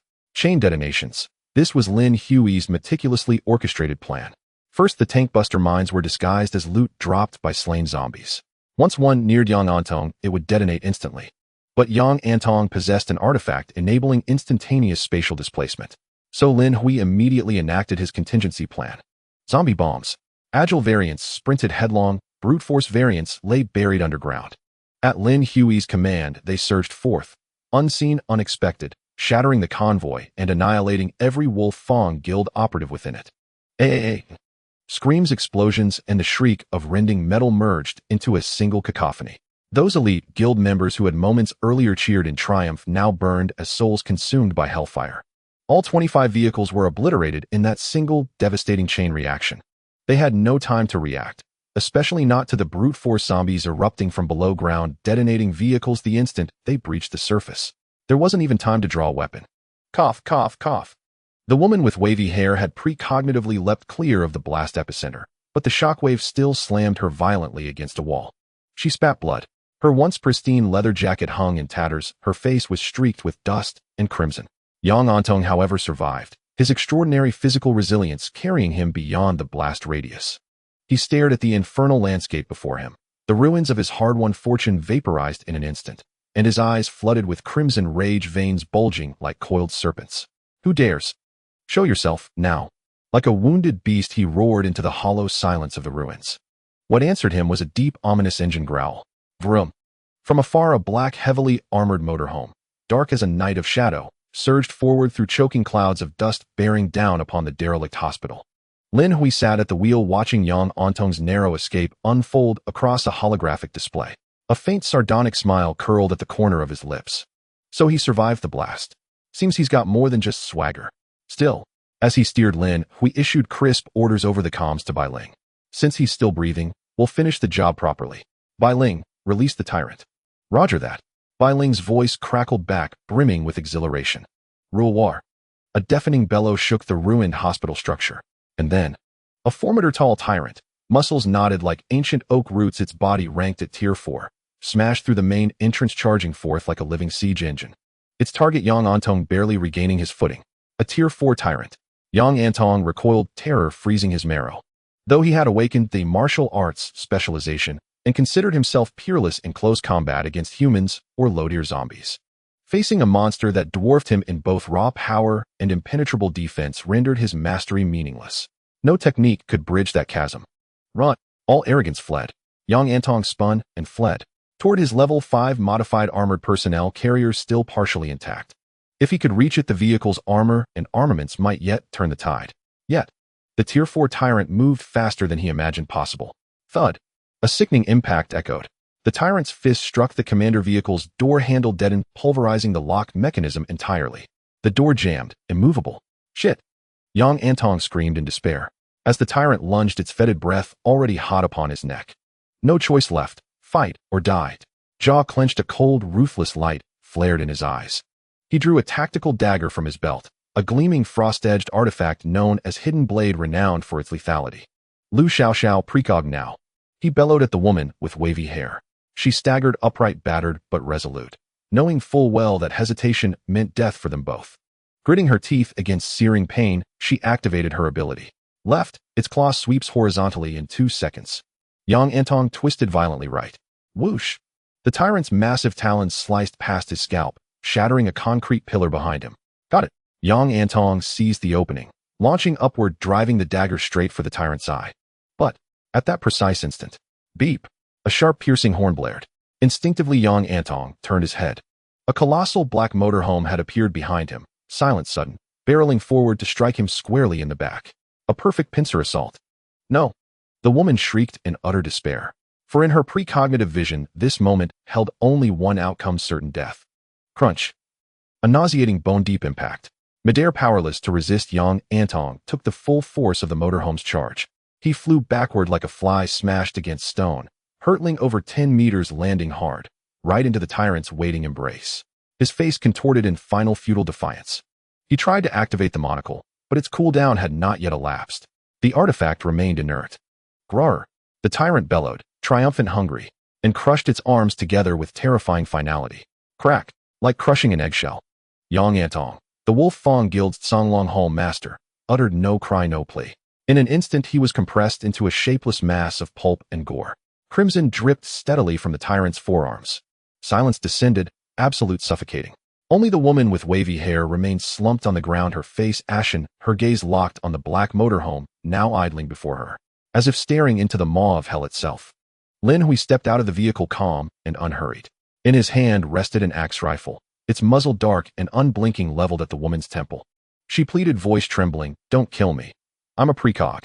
I'm valuable." Lin Hui approached, standing over her. His expression detached, his eyes devoid of warmth or judgment. "Since you can see the future, can you foresee whether I will spare you or not? Don't kill me." Lu Xiaoxiao's voice trembled violently as she desperately tried to force a smile. "I'm very useful. My ability is precognition. I can help you avoid countless deadly dangers. Even if you need it, I can become your woman. He'll do anything. Just spare my life. She lifted her head, her face soaked with tears and dust, revealing a look of desperate pleading. She knew this man lacked neither supplies, vehicles, nor women, but her ability was undeniably rare. Your ability is indeed quite rare. Lin Hui looked down at her terrified, imploring face, his tone flat. But he paused, not a trace of pity in his eyes. I don't like you. Huh? Lu Xiaoxiao hadn't yet processed his words. Lin Hui stated calmly, in my vehicle, I need absolutely trustworthy companions. You? Lu Xiaoxiao's eyes flew wide open. No. A piercing shriek tore from her throat. In that instant, her precognition ability activated passively. She saw it. In 3 seconds, the muzzle would flash and the buckshot would blast her head into a bloody pulp. I saw it. You're going to kill me. Don't. Bang. A dull gunshot cut off all pleas and screams. Lu Xiaoxiao's body jerked backward, crashing heavily into the dust. Her eyes remained wide open, still reflecting the last image she saw before death. The man holstering his gun and turning away, his back as cold and aloof as an iceberg. Lin Hui's ruthlessness and decisiveness had completely exceeded the scope of her ability's predictions. Bai Ling glanced at the corpse on the ground, clicking her tongue in wonder. Boss, she had a nice figure. Did you really have to kill her? If you feel sorry for her, you can drag her back while she's still warm and make a specimen. Lin Hui shot her a glance. Forget it, that kind of person has no research value. Bai Ling waved her hand in disgust, then fixed her gaze on Lin Hui.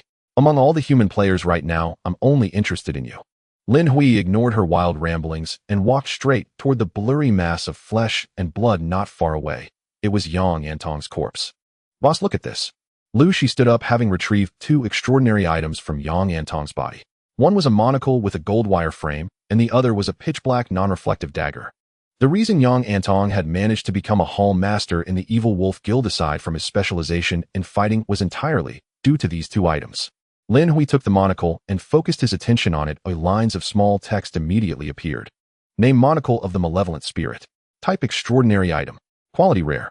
Special effect: upon activation, allows the user to shuttle and leap through any reflective surface, including water, glass, metallic reflective surfaces, etc., within a 1-kilometer radius. Each use consumes 10 points of mental energy. Cooldown time: 5 minutes. Side effect: the user's mental energy will suffer a violent shock, and they will have nightmares that night, dreaming of a terrifying vengeful spirit. A vengeful spirit. Such things exist in this world. The vehicle's attribute list has magic resistance, probably meant to defend against this. This is likely a monster from the next dungeon, Misty Land. Lin Hui raised an eyebrow and picked up the dagger. Name: Shadowblade. Type: Extraordinary item. Quality: Rare. Special effect: Armor Break.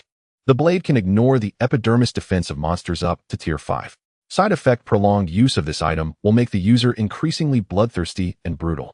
Mirror Leap. Armor Break. Lin Hui toyed with the 2 extraordinary items, a playful smirk curling at the corner of his mouth. This Yang Antong really had quite the collection of treasures. They all had side effects, but they could be lifesavers at critical moments. Lin Hui stored the 2 extraordinary items into his spatial storage and continued giving orders. Qingqian, dismantle all the vehicle wreckage from the Evil Wolf Guild. Especially the Recon Radar Chip 1. 0 inside that LV5 vehicle. Yes. Su Qingqian's small face flushed with excitement. She knew that after dismantling these materials, the RV was about to undergo another upgrade. Half an hour later, at the hospital entrance, all that remained of the Evil Wolf Guild was the cleanly dismantled wreckage. Obtained high-strength titanium alloy X 50 units. Obtained armor-piercing steel X 1700 units. Obtained scrap steel X 7000 units.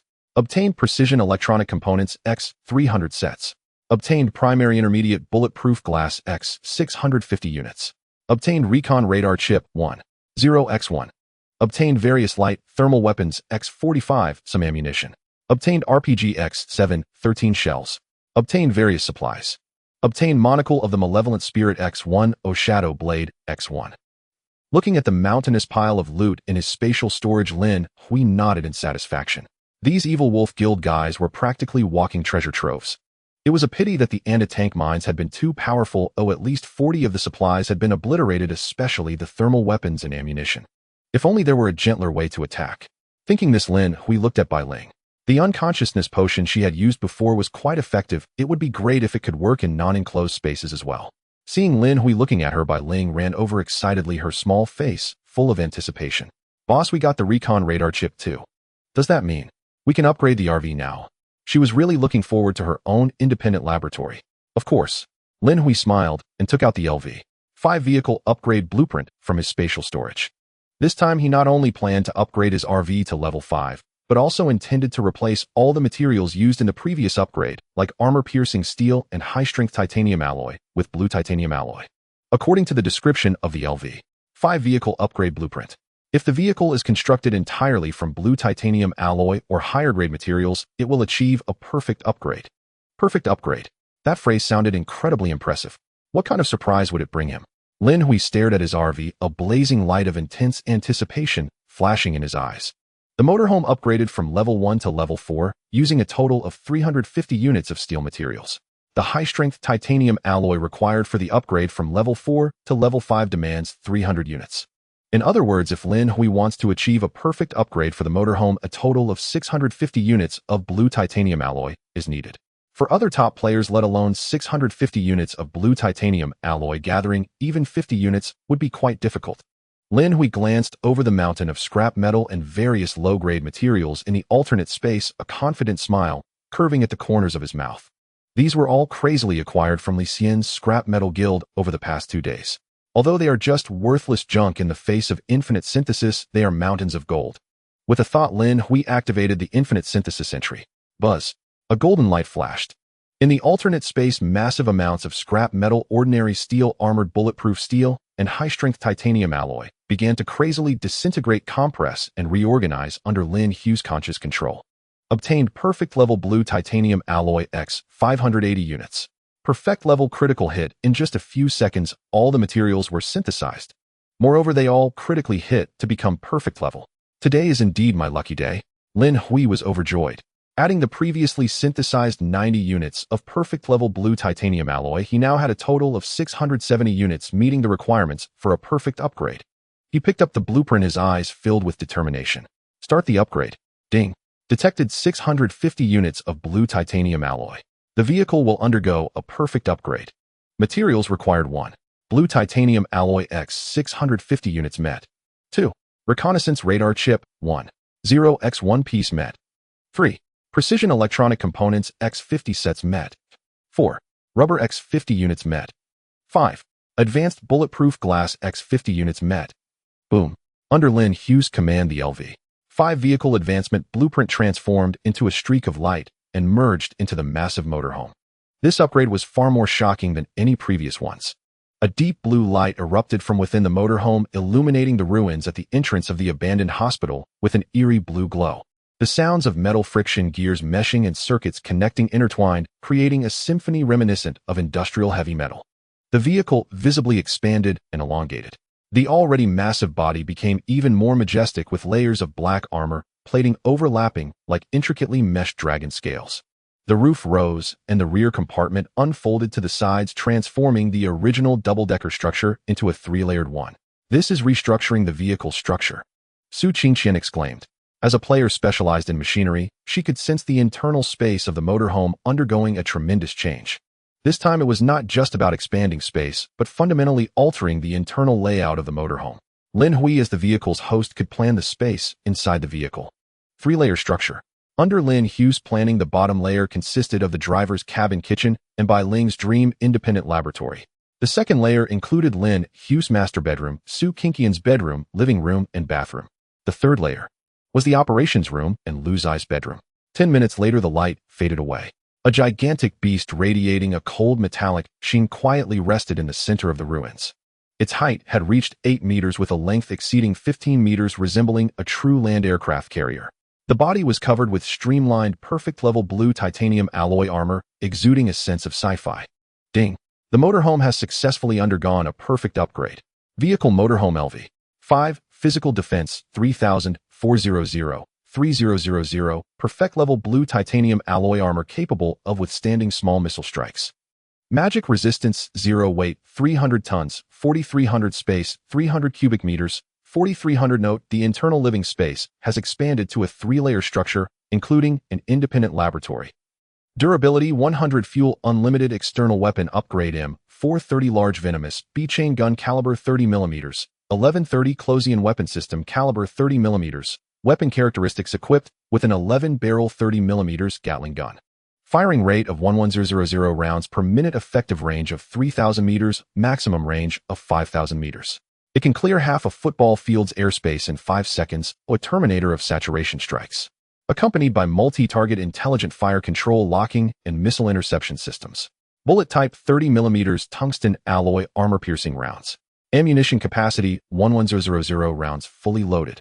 Reconnaissance radar. The vehicle possesses the ability to detect moving life forms vehicles' bullets within a radius of 10 kilometers. LV 51130 Closian weapon system.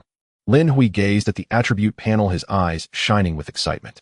This thing was a defensive artifact on aircraft carriers in the original world, with a firing rate of 10,000 rounds per minute, enough to shred incoming missiles in an instant.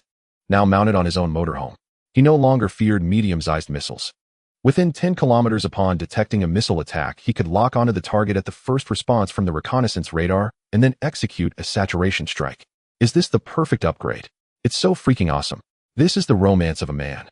However, such a weapon also has its drawbacks. That is wasted ammunition. He currently only had an ammunition capacity of 11000 rounds, which would be expended in a minute.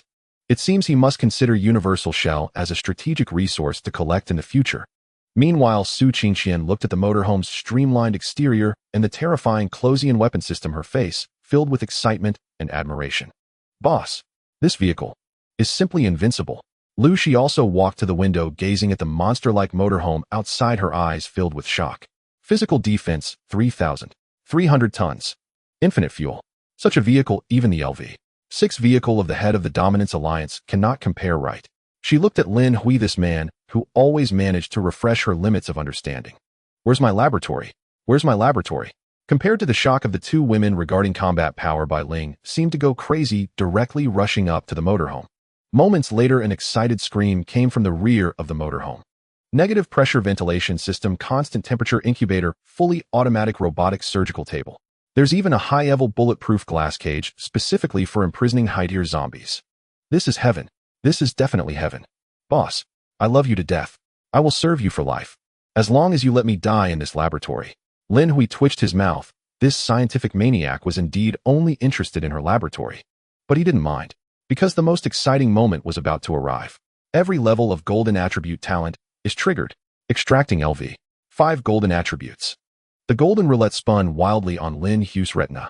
The previous attributes of infinity, never worn space, folding, infinite synthesis, each were incredible skills. What will it be this time? Ding. The roulette stopped. A card radiating brilliant golden light floated into the void. Golden attribute, automatic repair. Quality, golden legend. Type, rule-based. Attribute grants the vehicle the ability of self-regeneration. Effect 1. Nano repair. It is recommended to affix it to the exterior of the vehicle. If the vehicle is damaged, it will consume energy to automatically perform structural repairs. Minor damage, scratches, dents, is repaired in seconds, moderate damage, armor rupture, in minutes, severe damage, structural fracture, in hours. 2. Never decommission. As long as the core backbone is not completely destroyed, the vehicle can regenerate infinitely. 3. Material supplement. If special materials are needed for repairs, they will be automatically summoned from other dimensions. Automatic repair. Lin Hui's breath suddenly became heavy. With this attribute, as long as he is not instantly killed, this vehicle can continuously repair itself in battle, becoming a true immortal fortress. Perfect. With this thought, Lin Hui said in a low voice, assigned to target. Vehicle exterior. In the next moment, a beam of golden light instantly merged into the vehicle's surface. He clenched his fists, his eyes revealing a hint of excitement. With 3,000 points of abnormal defense combined with the 11130 rounds per minute of the 1130 close-range cannon plus automatic repair, he could even drive the vehicle in front of the evil Wolf Guild's convoy, then turn off the cannons and purely crush them. After all, even if he gets injured, he can automatically recover. It only costs time and energy. And his vehicle has unlimited fuel. Now in this zombie wasteland, he can basically walk sideways. Just as Lin Hui was excited, Lu Shi in the passenger seat suddenly spoke up. Boss, someone in the regional channel has sent out a distress signal offering 2 bottles of basic mental power potions as a reward. 2 bottles of basic mental power potions. Upon hearing this reward, Lin Hui instantly became interested. His physique had already reached 150 points, but his mental power was still a shortcoming. These 2 bottles of mental power potions were exactly what he urgently needed. Lin Hui quickly opened the system panel to check the regional chat channel. A red message appeared. Emergency distress signal. Player Jin Haoyan. Coordinates X99. 8, Y101. 2. Help. Can someone rescue me? I am trapped in a dark forest. It's full of monsters with human faces. They can fly. They can fly. I have 2 bottles of rare basic mental power potions. Whoever can rescue me, these 2 potions will be theirs. I promise. I have proof with pictures. I can't hold on much longer. I need a strong player to come. No newbies allowed. This player also sent 2 clear photos. One picture is of the 2 bottles of basic mental power potions. The other picture shows a twisted pale monster with human features sporting a pair of rotting flesh wings and sharp claws silently screaming at the camera. Once the distress signal was released, the entire regional channel erupted. 2 bottles of basic mental power potions. That's a great item. Although I've never seen one, the 4 major guilds are buying them, and 1 bottle can be exchanged for 500 universal fuel. My vehicle is level 3, though I wonder if I can take down that monster. To risk your life for basic mental power potions. Are you crazy? That's a level 4 aberration. Yes, I've encountered it before. That level 4 aberration is called human-faced owl, and it's incredibly fast. Its claws are extremely sharp, capable of slicing through steel. I witnessed a convoy being torn apart by 3 human-faced owls as if they were cutting vegetables, and the leading vehicle in that convoy was a modified level 4 tank. Your level 3 vehicle wouldn't last 0.1 seconds, another player lamented. An aberration that has a human face and can fly. How can the monsters in the zombie wasteland become so twisted? How are we low-level players supposed to survive? Just avoid provoking them. They aren't like zombies that are everywhere. As long as your luck isn't too bad, you probably won't encounter them. Hurry and save me. Whoever rescues me first will get what's in my hands. These are 2 bottles of basic mental power potions. This opportunity cannot be missed. The player who sent the distress signal, Lin Hui, let out a wail. Don't think about it. That thing can destroy even heavily armored tanks. Who dares to go? Going would be like delivering a package. By the way, Lin Hui, if that human-faced owl has such sharp claws, how come you are unharmed? You can still send a distress signal. Is your vehicle that tough? Lin Hui, I have an extraordinary item. Hey, why are you asking so much? You're not coming. I'm just curious. Just then, a high-level player finally spoke up in the chat channel. Li Feifei, I am the vice president of Rose Society. I'm about 130 kilometers from you, and am setting off to rescue you. Lin Hui, wow. Finally, someone from the 4 major guilds has seen this, sister Li Feifei. Hurry, I'm waiting for you here. I told you my luck is very good. Seeing a high-level player stepping in, the onlooking players began to discuss. It's actually the vice president of Rose Society. I heard her vehicle is already level 6. A level 6 vehicle? That's a big shot at the top of the player pyramid. Go for it, Feifei. Seeing that a player had taken the job, Lin Hui rubbed his chin. Since a player has taken the job, we can't fall behind. He turned off the system screen and glanced at the coordinates on the map.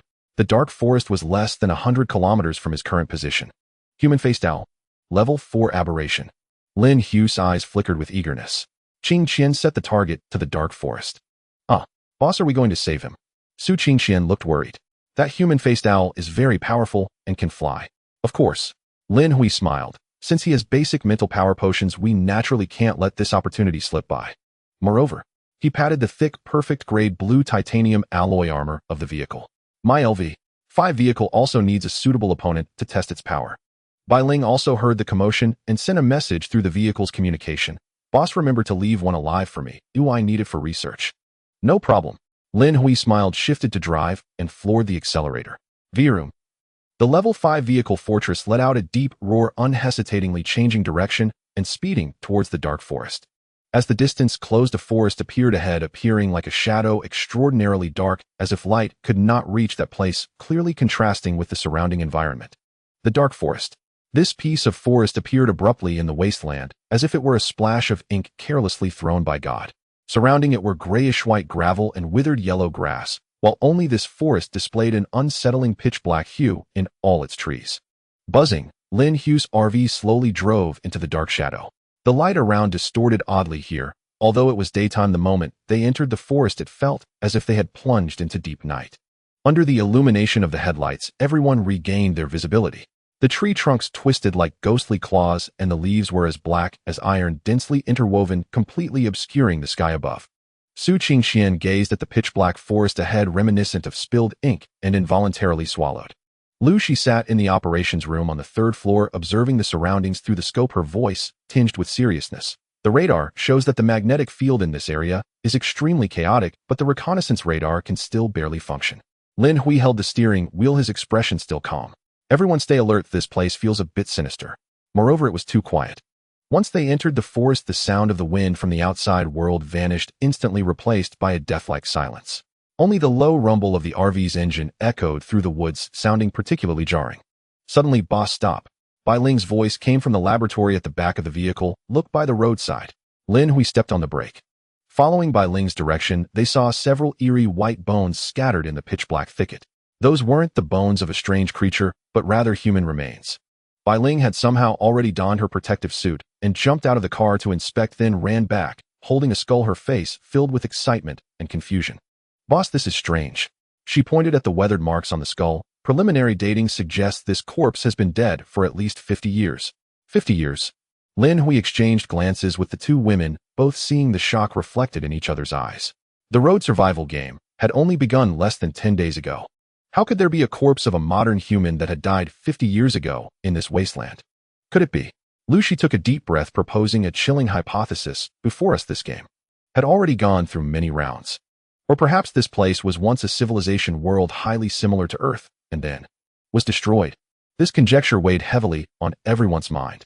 If this is true, then what terrifying truth lies behind this so-called road survival game? No matter what happened before, Lin Hui broke the silence, restarted the vehicle, his gaze resolute. "As long as we survive, we will eventually find out the answer." Just then, beep, beep, beep. The reconnaissance radar on the central console suddenly emitted a rapid alarm sound. On the screen, the originally sparse red dots suddenly erupted like a hive, instantly multiplying into dozens. Moreover, they moved at a frightening speed. "Boss, 3 o'clock. Aerial target approaching. Speed, 300 kilometers per hour." Su Qingxian exclaimed. "It's coming." Lin Hui suddenly looked up at the window. Whoosh! A massive shadow swept past the top of the RV, carrying a foul wind. It was a monster comparable in size to a small airplane. It had a pair of decaying flesh wings with a wingspan of over 3 meters. Its body resembled a skinned human torso with limbs transformed into sharp claws. The most terrifying aspect was its head. It bore a massive human face. But what was most chilling about it was the face itself. It wasn't a bird's beak, but a pale, bloodless human face. The face appeared to belong to a middle-aged woman, expressionless and eerie, with rolling white eyes, and the corners of her mouth even curled into a strange smile. "Is this a human-faced owl?" Lu Shi tightened her grip on the sniper rifle, feeling a chill run down her back. Creak. The cringe-inducing sound of metal scraping rang out. The human-faced owl dove down, its claws sharp enough to slice through tanks, viciously clawing at the armor on the side of the RV. Sparks flew. However, the anticipated sound of tearing steel did not occur. The human-faced owl only felt its claws tremble, as if gripping an immovable divine metal. On the face of that middle-aged woman, an extremely human-like expression of confusion appeared. On the dark blue car body, only a few shallow white marks remained. Effect activated auto-repair, GA. The previously dull expression on the middle-aged woman's face instantly became vivid. It widened its eyes, showing a puzzled expression of "this is not scientific," even tilting its head, making it look both comical and terrifying. Buffed. Su Qingxian in the vehicle couldn't help but laugh. "Boss, it seems like it doubts bird reproduction." "It doubts bird reproduction." Lin Hui's lips curled up slightly. The real show is yet to come. As if angered by the RV's toughness, the human-faced owl suddenly let out an angry shriek. An eerie scene unfolded. Its facial features twisted like dough, instantly transforming from a middle-aged woman's face to that of a young man. The new face was filled with rage, its features grotesque, and its eyes blood-red. That was a quick change of face. Lin Hui sat in the vehicle looking at the bizarre human face, not frightened, but rather finding it somewhat amusing. Bai Ling shouted excitedly from the back compartment. "This kind of strange creature is so interesting, I want to study it, boss. Can we capture one alive?" After changing faces, the speed of the human-faced owl suddenly doubled. It turned into a black shadow, once again launching a frenzied assault on the RV. Meanwhile, several other human-faced owls nearby could no longer hold back and dove down. Bang, bang, bang, bang. The sound of claws striking the armor was as dense as a torrential rain. However, against absolute defense, all the flashy tactics were in vain.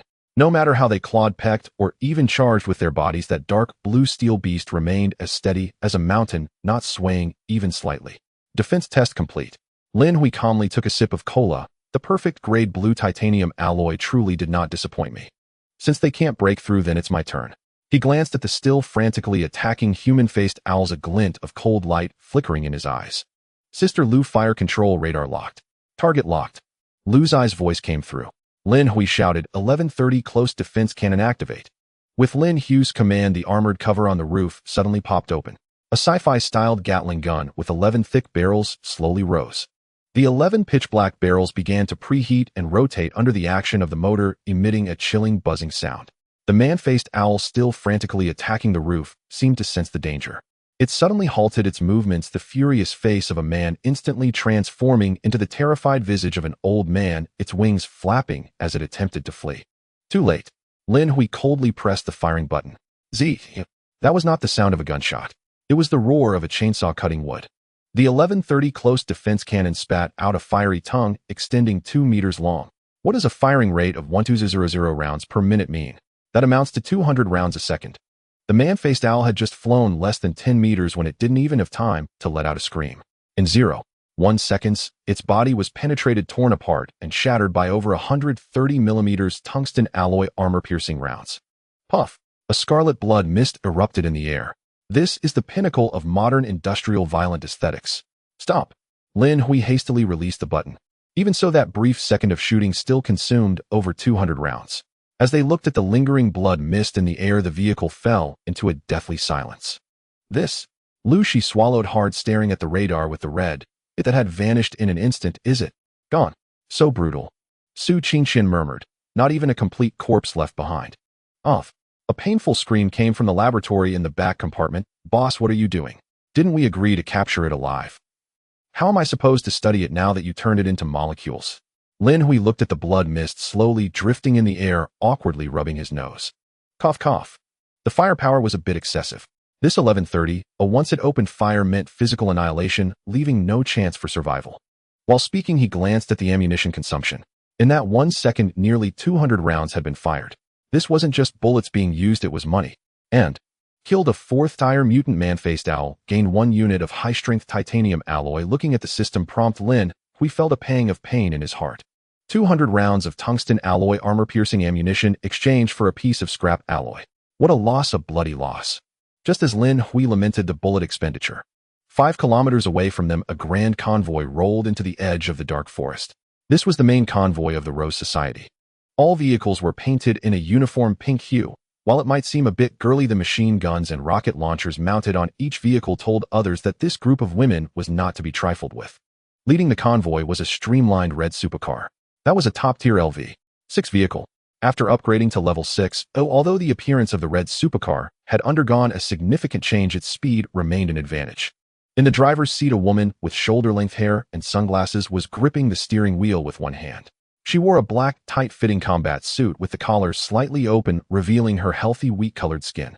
Her features were striking, and with sunglasses on, she exuded a vigor that rivaled that of any man. Li Feifei, the vice president of the Rose Society. Sister Feifei. Suddenly, a female teammate beside her spoke up. I heard gunfire. Has someone already gone in to rescue Jinhan? Another female teammate scoffed. I heard that kind of man-faced owl is particularly ferocious, able to easily tear through tanks. They must be people who are desperate for the primary spiritual energy potion. The last female teammate in the vehicle agreed with this idea. Li Feifei squinted her eyes and said, let's go in and see. I'm also very curious who has the guts to venture into this dangerous forbidden zone. All units, hold your positions and wait for my return. Yes. The convoy led by Li Feifei consisted of over 30 vehicles, but most were made of standard armored steel, and entering would be perilous.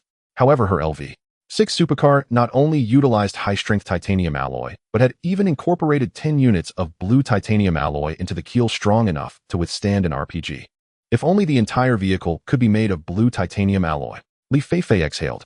After witnessing the hardness of blue titanium alloy, she was very enamored with it. But blue titanium alloy is far too rare. Even with the full strength of the guild, only 60 units were collected, and most were used on the president's vehicle. Lost in thought, Li Feifei's car had already entered the dark forest. Vice President, it feels so eerie here. A female team member shrank her neck. There wouldn't be ghosts, would there? What are you afraid of? Li Feifei smirked and tossed her hair. Isn't it just ghosts? My Honglian has 3 medium tactical missiles. If one shows up, he'll blow it up. And don't you forget my abilities. The female team member nodded, her expression uneasy. The convoy moved slowly forward. In a short while, Li Feifei spotted the white bones by the roadside. What is this? She frowned, recalling what the president had said yesterday. It seems that the waters of this game are indeed deeper than we imagined. Vice President, look ahead. At that moment, an observant team member suddenly pointed at an open space ahead in shock. Li Feifei slammed on the brakes. Not far ahead on the ground was an extremely glaring patch of bloodstains. No, that couldn't be called bloodstains.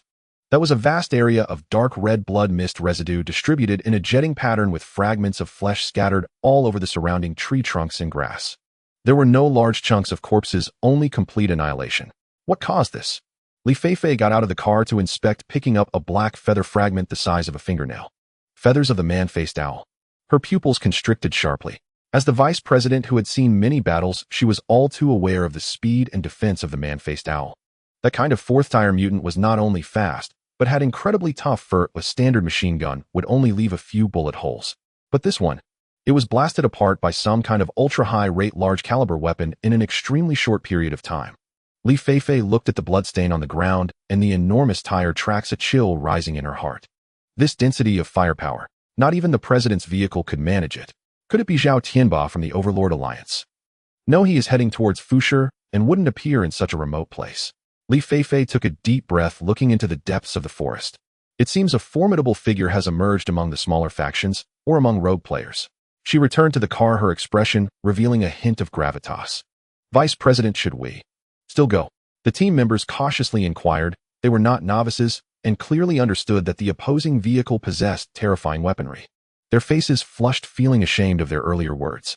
The opponent was not some unfortunate soul, but a powerful figure they had never encountered. Go. Li Feifei gritted her teeth, a spark of curiosity flashing in her eyes. I want to see who has the audacity to create such a commotion. Moreover, we cannot give up on the 2 bottles of primary spiritual energy potions. Full speed ahead. Target the rescue coordinate point. P.S. There's one more chapter coming. Achoo. Lin Hui, sitting in the driver's seat of the RV, sneezed. Who is talking about me? He rubbed his nose and continued driving forward. Boss, there's a vehicle following us about 5 kilometers behind. In the 3-story command room, Lu Shi reported, it should be my former employer, the vice president of the Rose Society, Li Feifei. Do you know her? Lin Hui glanced at the radar display and casually asked. Lu Shi replied calmly, we worked together for 2 or 3 days, she's quite capable. Oh, so it's an acquaintance. Lin Hui smiled without reducing speed. Since she's here, let's enjoy the show together. The RV continued deeper into the area. As they approached the coordinates, a thick fog suddenly appeared around them, even interfering with the reconnaissance radar signals. We've arrived. Lin Hui parked the vehicle in a clearing among the trees. This was the rescue coordinates sent out by a player named Zhen Haoyun. But where are the people? The clearing was empty, with only a few black strange trees and not even a ghost in sight. Could they have already been eaten? Su Qingxian leaned against the window, not even a trace left. At that moment, a chilling cry suddenly echoed from all directions. Caw! Immediately after, a dozen pairs of crimson eyes lit up in the thick fog. Whoosh, whoosh, whoosh. The sound of wind surged. A dozen large human-faced owls flapped, their decaying wings bursting out from the fog and circling above the RV. Each one bore a different human face. There were the crying faces of old women, the grinning faces of young women, and expressionless old men. This scene was simply a sanity-shattering sight. Seeing prey come to them, the human-faced owls immediately became excited. Caw! They all dove simultaneously, their claws fiercely clamping down on the roof of the RV. Zzz, sparks flew. But the result was the same as before, not even a scratch was made. Tisk, these things really are persistent. Lin Hui shook his head. Lu Shi immediately set up her sniper rifle. Boss, should we shoot? Wait. Lin Hui suddenly squinted, focusing on a certain spot. Beneath the circling human-faced owls, a particularly strange zombie stood on a large rock, stiffly waving its arms. At the same time, a semi-transparent system screen appeared in front of it. A line of text floated out, Zhen Haoyun, help. Is that you, Sister Li Feifei? I am Zhen Haoyun. I am right in front of you. That ugly zombie in blue work pants is me. Don't shoot. I am an ally. The 3 in the vehicle fell silent at the same time. Su Qingxian rubbed her eyes. Boss, I didn't see wrong, did I? That player turned into a zombie. No. Lu Shi shook her head, saying, this must be some kind of extraordinary item or his spiritual technique ability. What a talent. Lin Hui couldn't help but exclaim. To survive among monsters, this guy actually disguised himself as a zombie. Boss, I have locked onto a human-faced owl. Lu Zai's voice came through. Take action. Lin Hui commanded. Bang, bang, bang. Lu Zai's sniper rifle spat fire in quick succession. This time she used a specially made high-power tranquilizer bolt coated with a potent tranquilizer provided by Bai Ling. After 3 shots, a human-faced owl with the crying face of a woman froze and wobbled down from the sky. Caught. Upon seeing their companion attack, the remaining dozen human-faced owls instantly erupted in rage. They abandoned the seemingly foul and hard zombie and all turned towards Lin Hui's RV. Come on then. Lin Hui sneered. 11:30 lock on. Vroom. The sound of the closed defense cannon's motor roared again. Zzz. The fire dragon reappeared. This time Lin Hui had learned his lesson and only fired for 0.5 seconds. But even so, the 3 human-faced owls at the front still crashed into an invisible fire wall instantly torn to shreds. The remaining 10 nearly wet themselves in fear. Their simple minds could not comprehend such terrifying firepower. This was no prey, it was clearly the Grim Reaper. They screamed and fled in all directions. Lin Hui exhaled and did not pursue further. The reason was simple: bullets are too expensive. The battle was over in less than 10 seconds. At that moment, vroom vroom vroom, an engine sound came from behind. The Rose Society's vehicle finally arrived. Li Feifei drove her red LV6 sports car, executing a beautiful drift as she stopped at the edge of the clearing. The moment she took off her sunglasses, she froze. What did she see? A black giant beast many times larger than her sports car and resembling a moving castle was quietly parked in the center of the field. Surrounding the vehicle, the ground was littered with the remains of human-faced owls, and blood had dyed the black earth red. This is... Li Feifei's eyes widened as she looked at the still smoking 11:30 closed defense cannon, feeling her throat dry. Closed defense cannon. Isn't that something from a warship? But that was not the most shocking part. Creak. The tailgate of the black giant slowly opened. A suffocating sense of oppression surged from within. Thud, thud, thud. Heavy footsteps echoed. A formidable, muscle-bound level 4 zombie tyrant stepped out, like a porter, completely ignoring the Rose Society's vehicle. It walked straight to the anesthetized human-faced owl, then extended its enormous hand, casually picking it up like a chick and slinging it over its shoulder before turning back to the vehicle. It behaved as docile as a big fool throughout. Li Feifei's sunglasses fell to the ground with a clatter. All that remained in her mind was a single thought. Did I just see an illusion? This is unscientific. A female team member beside Li Feifei swallowed hard, her voice trembling. That's a tyrant. A level 4 tyrant. How could it be so obedient?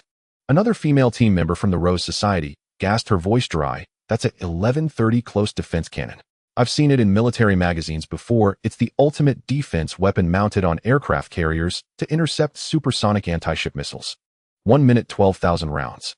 Don't even mention a few human-faced owls. Even a fully armed mech Tyrannosaurus would be turned into a sieve in those few seconds. And what about the exterior armor of that RV? Why does it look so much like blue titanium alloy? Impossible. It's impossible for anyone to have so much blue titanium alloy, and look at its color, it's so dark blue, completely different from blue titanium alloy. Listening to her teammates' discussions, Li Feifei took a deep breath, forcefully suppressing the shock in her heart. As the vice president of the Rose Society, she had seen many grand scenes, but this moment still exceeded her understanding. Without a missile launcher, it indicates that this is just a level 5 vehicle. But the sense of oppression, the firepower configuration, armed to the teeth, is even more terrifying than her level 6 sports car. This size. If you told me this was level 7, I would believe it. Sister Feifei, what should we do? The team member asked cautiously. What else can we do? Li Feifei forced a bitter smile, a hint of helplessness appearing on her usually proud face. The monster has already been taken out in seconds. Zhen Haoyun has also been saved. What else can we do? However, even though the mission was hijacked, Li Feifei's curiosity was completely piqued. In this zombie wasteland, besides Zhao Tianba of the Overlord Alliance, when did such a formidable character emerge? Let's go take a look. Li Feifei adjusted her sunglasses and tidied her collar. Since we've encountered it, we should meet this great god. And I also want to know who the other party is. Meanwhile, the window of the RV's driver's cabin slowly rolled down, revealing Lin Hui's young and calm face. He didn't even glance at the Rose Society side, but directed his gaze towards the nearby zombie. The rotting half of its face, the protruding eyeball, and even a few maggots crawling in the wound. If it weren't for the other party just opening the system interface, Lin Hui would have certainly smashed the tyrant to pieces with a punch. Zhen Haoyun, right? Lin Hui looked at him with a half smile. I saved you. Where are the 2 bottles of mental energy potions? Oh. The zombie suddenly shivered, reacting from the previous shock. He took off a ring that looked like an iron hoop from his finger. The foul-smelling, grotesque zombie vanished in an instant. In its place stood a young man in a long down jacket, looking around 23 or 24, with monolid eyes, a slightly long face, and eyebrows that appeared quite comical. At this moment, his expression was quite remarkable. He originally thought that the ones coming to save him were just the Rose Society, but unexpectedly, a formidable character like Cheng Yaojin appeared out of nowhere. Big shot. Thank you for saving my life. Zhun Haoyun jogged over, a radiant smile on his face, respectfully handing over 2 bottles of potions, emitting a faint blue glow. This is your reward. Lin Hui took the potions, quickly checked them, and after confirming they were fine, casually put them into his storage space. Then he looked at Zhun Haoyun with great interest. And at the peculiar vehicle at his feet. It was a skateboard. No, to be precise, it was a modified level 4 skateboard. Its deck was widened and thickened, equipped with 4 thick off-road wheels underneath, and surprisingly, it even had 2 mini jet thrusters at the back. Moreover, on either side of the handlebars, there were even mini submachine guns hanging. This was just absurd. You ride this? Lin Hui raised an eyebrow. Sorry to make the big shot laugh. Zhun Haoyun scratched his head, looking quite embarrassed. This is my treasure. It goes really fast. It's just a bit leaky. Lin Hui's mouth twitched. This kid's name is really fitting. Being able to survive in the zombie wasteland riding a skateboard and even leveling up to level 4, his luck is simply that of a European emperor. Imagine a zombie riding a skateboard mixing in with the tide of corpses. That scene is indeed quite beautiful. Just then Li Feifei drove her red sports car slowly over. Upon seeing the Rose Society's emblem and glancing at Li Feifei in the driver's seat, Zhun Haoyun's face instantly revealed a hint of embarrassment. He had called for Li Feifei for help, but when she arrived, the monster had already been taken out by someone else. Vice President Li of the Rose Society. Zhun Haoyun rubbed his hands together, chuckling awkwardly. I'm sorry, you came for nothing. This big brother. This great god acted too quickly, and I didn't react in time, so the monster was gone. No worries. Li Feifei took off her sunglasses, her gaze not lingering on Zhun Haoyun for too long, but rather directly looking at Lin Hui sitting in the RV driver's seat. Friend, I am Li Feifei, Vice President of the Rose Society. May I ask which great god I am speaking to? Her tone was much more polite, carrying a hint of exploration. Before Lin Hui could speak, a tall figure walked over, revealing a stunningly beautiful face. The moment Li Feifei saw this face, she froze completely. Lushi. Her eyes were filled with disbelief. How could it be you? Lushi glanced at her calmly, her tone as tranquil as if she were greeting a passerby. Long time no see, Vice President Li. Is this your vehicle? Li Feifei pointed at the massive RV, her tone carrying a hint of complexity.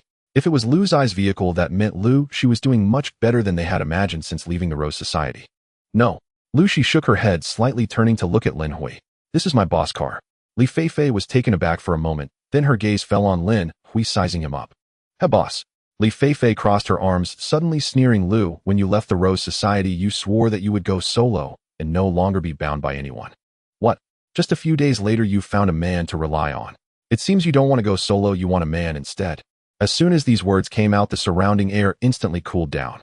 The Rose Society team members all shrank their necks. Sister Feifei's mouth was still as venomous as ever. Initially, the two vice presidents often quarreled. However, Lu, she didn't even furrow her brows. Say what you wish. Lu Zai's voice was cold. Even if I really wanted a man, it would be better than no one wanting you. You. Li Feifei's face turned red with anger, but she was momentarily at a loss for words. Lin Hui, sitting in the driver's seat, looked at Lu Shi in surprise. He didn't expect this usually aloof woman to be quite fierce when she retorted. Li Feifei took a deep breath, suppressing the anger in her heart. She knew that the focus now was not on arguing with Lu Shi, but on understanding the mysterious great god player before her. Although the Rose Society does not recruit men, they would collaborate with male players.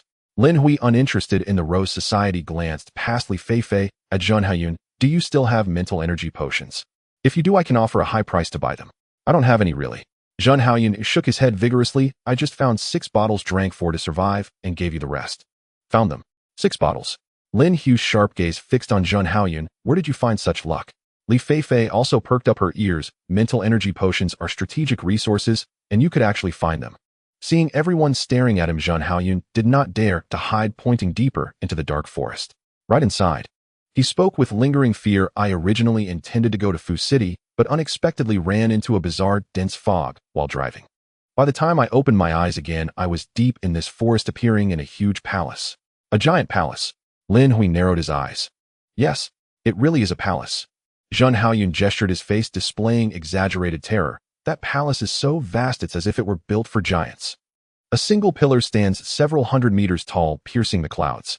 Standing beneath it, I felt like an ant.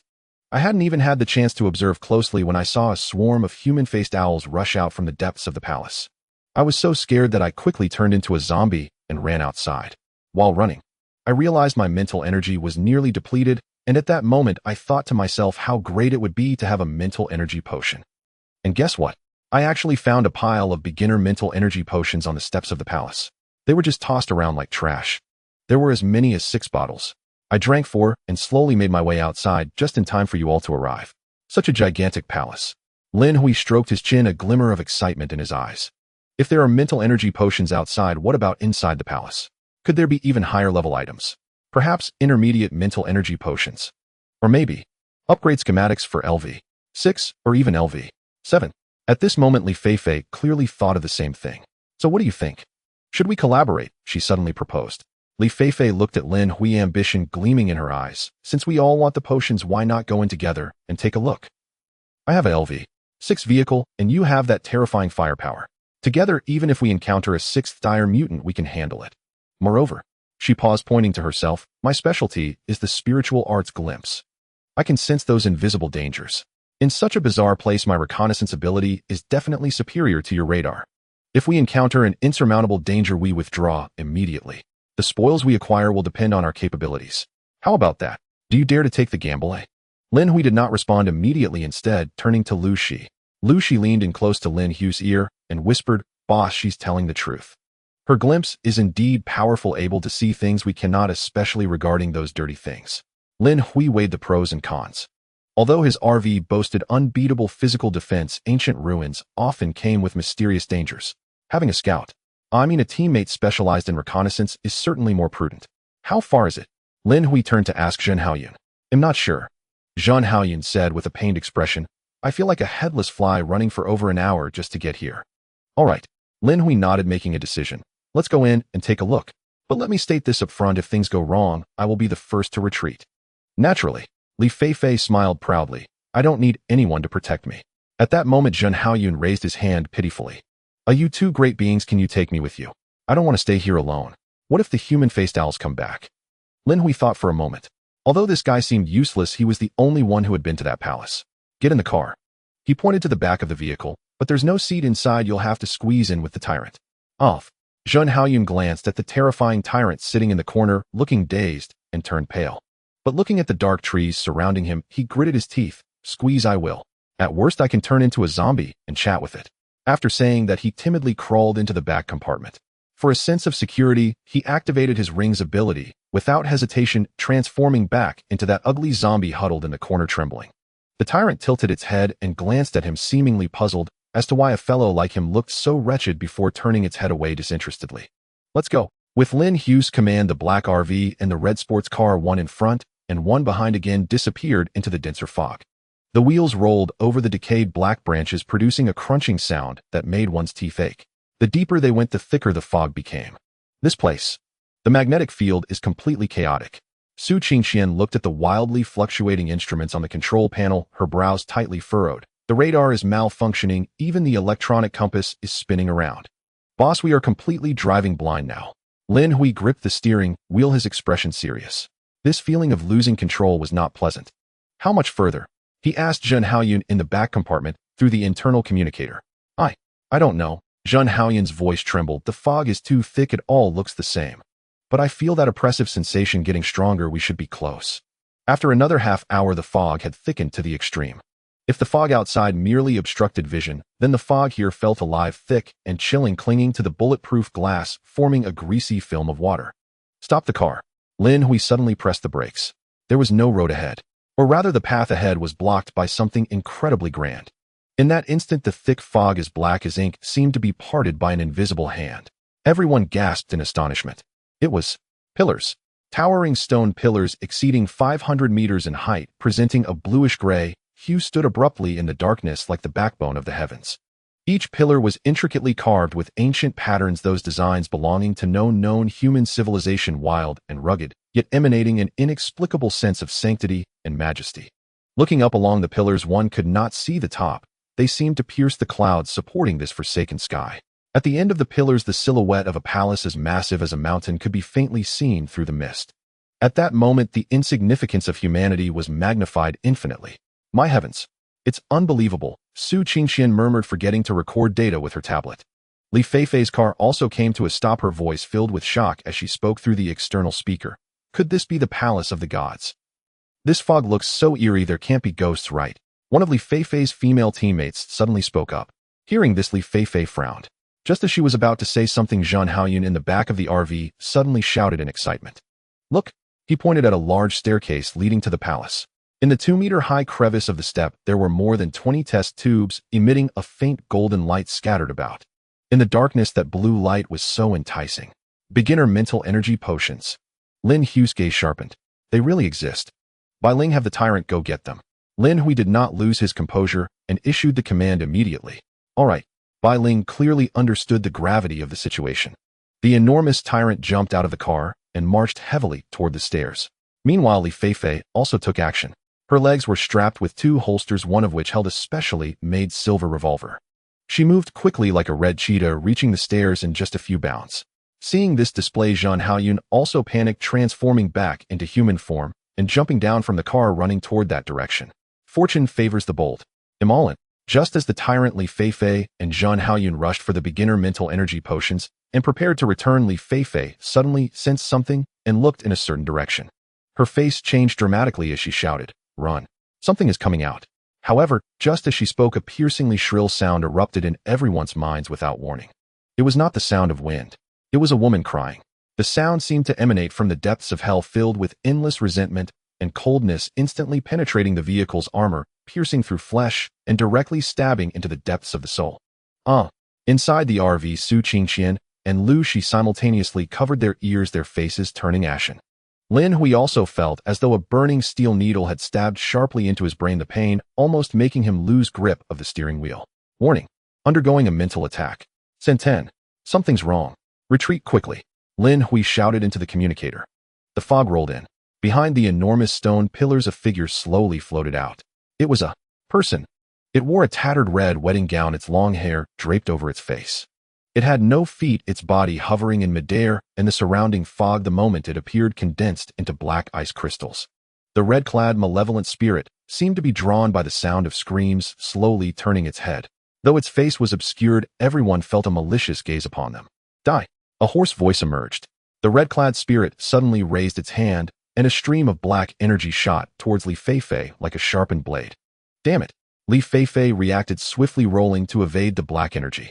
Boom! A large pit silently corroded the hard stone step where she had just stood. This is not a physical attack at all. Li Feifei's expression changed drastically. The female teammate in the sports car frantically pulled the trigger of the machine gun mounted on the vehicle. Rat-a-tat-tat. The dense bullets whistled by, yet it was as if they struck nothing but air, piercing through the red-clad spirit's body and hitting the stone pillar behind, creating a shower of sparks. The spirit was completely unharmed. Physical attacks are ineffective. Lin Hui watched in shock from the car, his heart sinking. Don't use the machine gun. That is a spiritual entity. Li Feifei shouted, pulling out a silver revolver from her waist. Bang! The crisp sound of gunfire echoed. The shot fired was not an ordinary bullet, but a silver bullet. It accurately struck the shoulder of the red-clad spirit. This is easy. As if hot oil had been poured over snow, a plume of black smoke rose from where the spirit was hit, emitting a piercing scream. It was injured, but it was also thoroughly enraged. From the depths of the fog, more dense cries and laughter echoed. 1, 2, 3. Countless twisted, semi-transparent figures emerged from every corner of the palace like a procession of 100 ghosts. Run! Li Feifei hurriedly dashed back to the sports car, while Zhang Haoyun, terrified, had already transformed back into a zombie, crawling and sliding under Lin Hui's car. In the chaos, Lin Hui's gaze was suddenly drawn to something on another step. There lay an ancient brass key shimmering with a strange luster under the dim light of the car. The key was engraved with a complex eye totem. His intuition told him that this was the most valuable item here.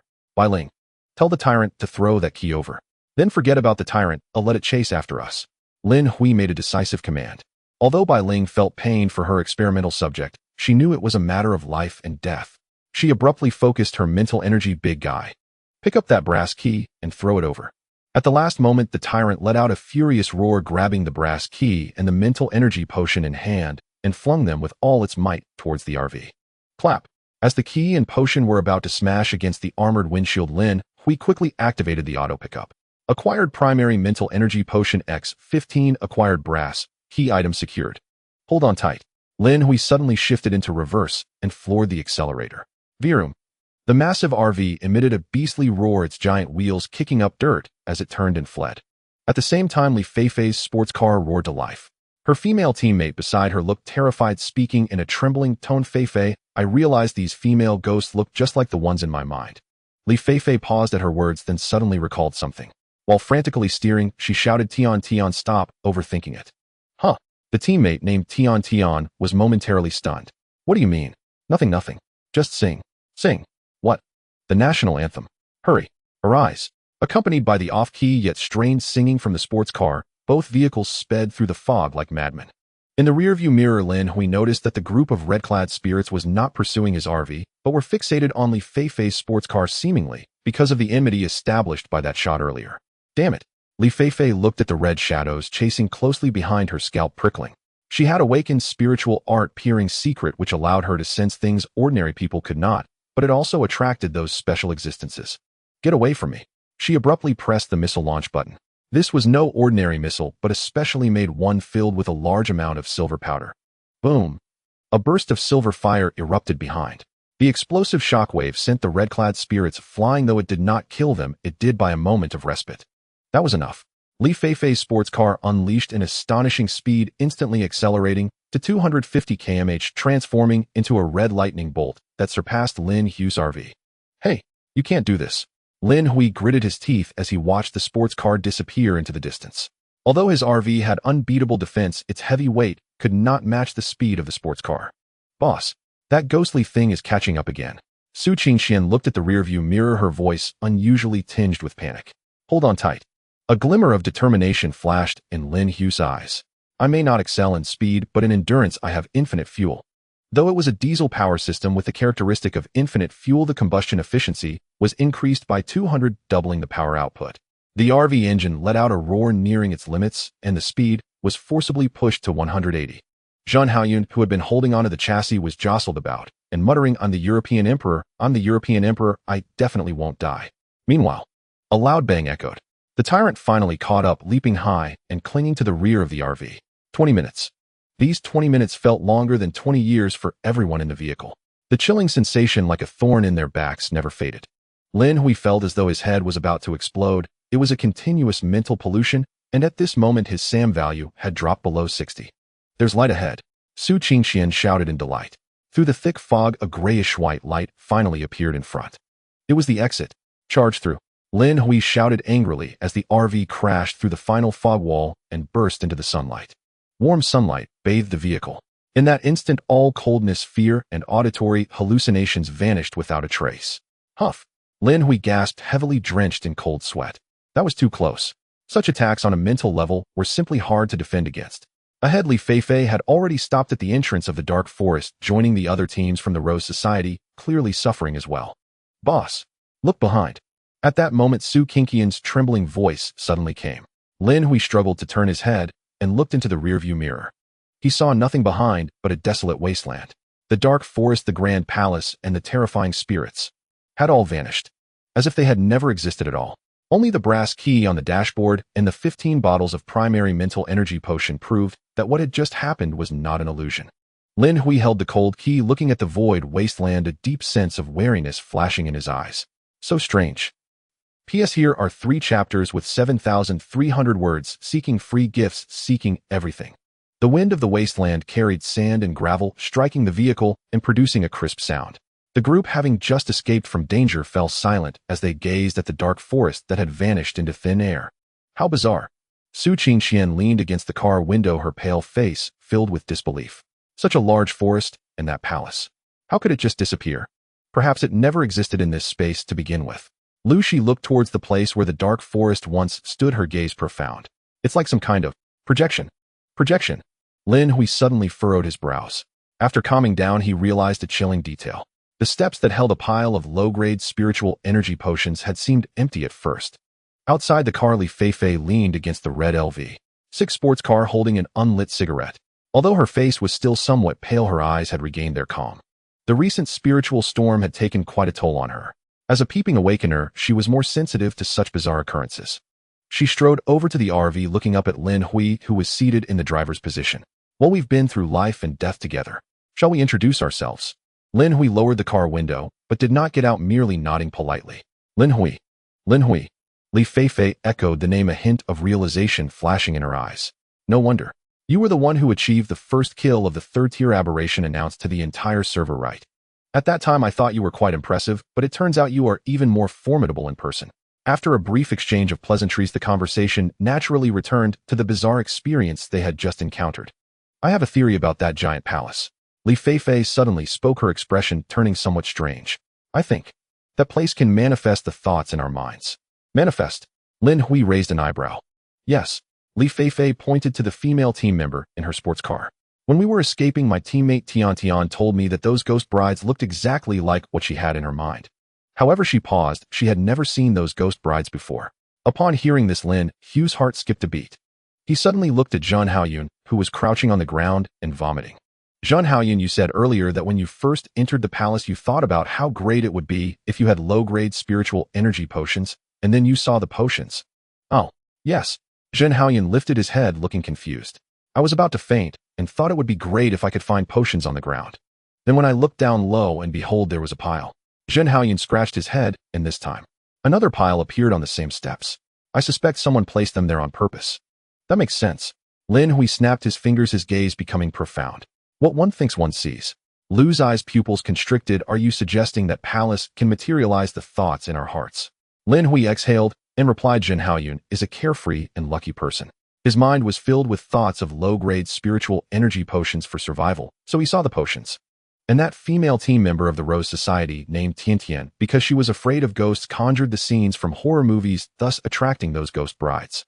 Thinking of this, he gazed at the desolate wasteland, his tone carrying a hint of fear. If we had, he did not continue. But everyone understood. If at that moment they had thought of something even more terrifying, such as an unbeatable conceptual monster, they would likely have become corpses. What one thinks must become reality. Su Qingqian murmured, feeling a chill run down her spine. What exactly is that place? A miracle? Who knows? Lin Hui shrugged. That place was not something players at their current stage could explore. It was a true forbidden zone. For them to survive and walk out was nothing short of a miracle. As for the brass key in his hand, Lin Hui ran his fingers over the key's surface, his assessment of it rising several notches. By the way, Lin Hui collected his thoughts and looked at Li Feifei. The ghost bride just now was immune to physical attacks. What did you use to injure it? This was crucial. Although Lin Hui's firepower was fierce, it was based on the premise of physical strikes. If he encountered such spiritual aberrations in the future, wouldn't all his high-tech equipment become useless? Silver. Li Feifei also did not hold back. Since she wanted to befriend Lin Hui, sharing information was the best way to show goodwill. She pulled out the silver revolver from her holster and showed a bullet to Lin Hui.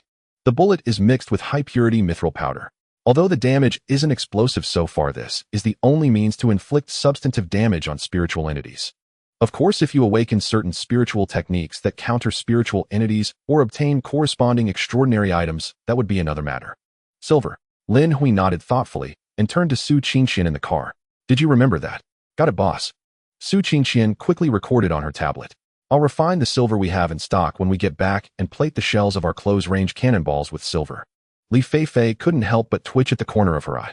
How much silver would that require? Was this man planning to use money to crush the ghosts?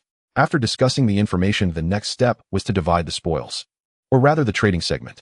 Li Feifei's gaze fell on Zhang Haoyun, or more specifically on the low-grade spiritual energy potions he was tightly holding. Zhang Haoyun, you should have picked up a few potions back there, right? Li Feifei got straight to the point. I urgently need some basic mental power potions. If you're willing to sell, I'll buy 2 bottles at the market price of 500 universal fuel each. Upon hearing this, Zhang Haoyun's eyes lit up. Sell. Of course he'll sell. He pulled out 4 bottles of potions, chuckling. Actually, my mental power has already reached the limit of 50 points, so these are just like drinks to me. They won't do me any good. I want some too. Lin Hui suddenly spoke up. Although he had just picked up 15 bottles, who would ever complain about having too much? He couldn't use them himself, but he had 3 employees to pay after all. He'll take the remaining 2 bottles. Lin Hui said casually, but I want pay with universal fuel. Not using universal fuel. Li Feifei and Zhang Haoyun both froze for a moment. In this day and age, aside from universal fuel and food, what other hard currency is there? The next moment, Lin Hui instructed by Ling to bring down a piece of blue titanium alloy, placing it at Zhang Haoyun's feet. The metal seemed to contain some profound magic. Just a glance could convey its indestructible quality. This is... Li Feifei's pupils suddenly constricted to the size of pinheads, exclaiming in surprise, blue titanium alloy. Although Zhang Haoyun had never seen blue titanium alloy, he had heard others mention it in the regional chat channel. Moreover, seeing Li Feifei's ghostly expression, he understood that this item was worth a fortune. 1 unit of perfect-grade blue titanium alloy in exchange for 2 potions.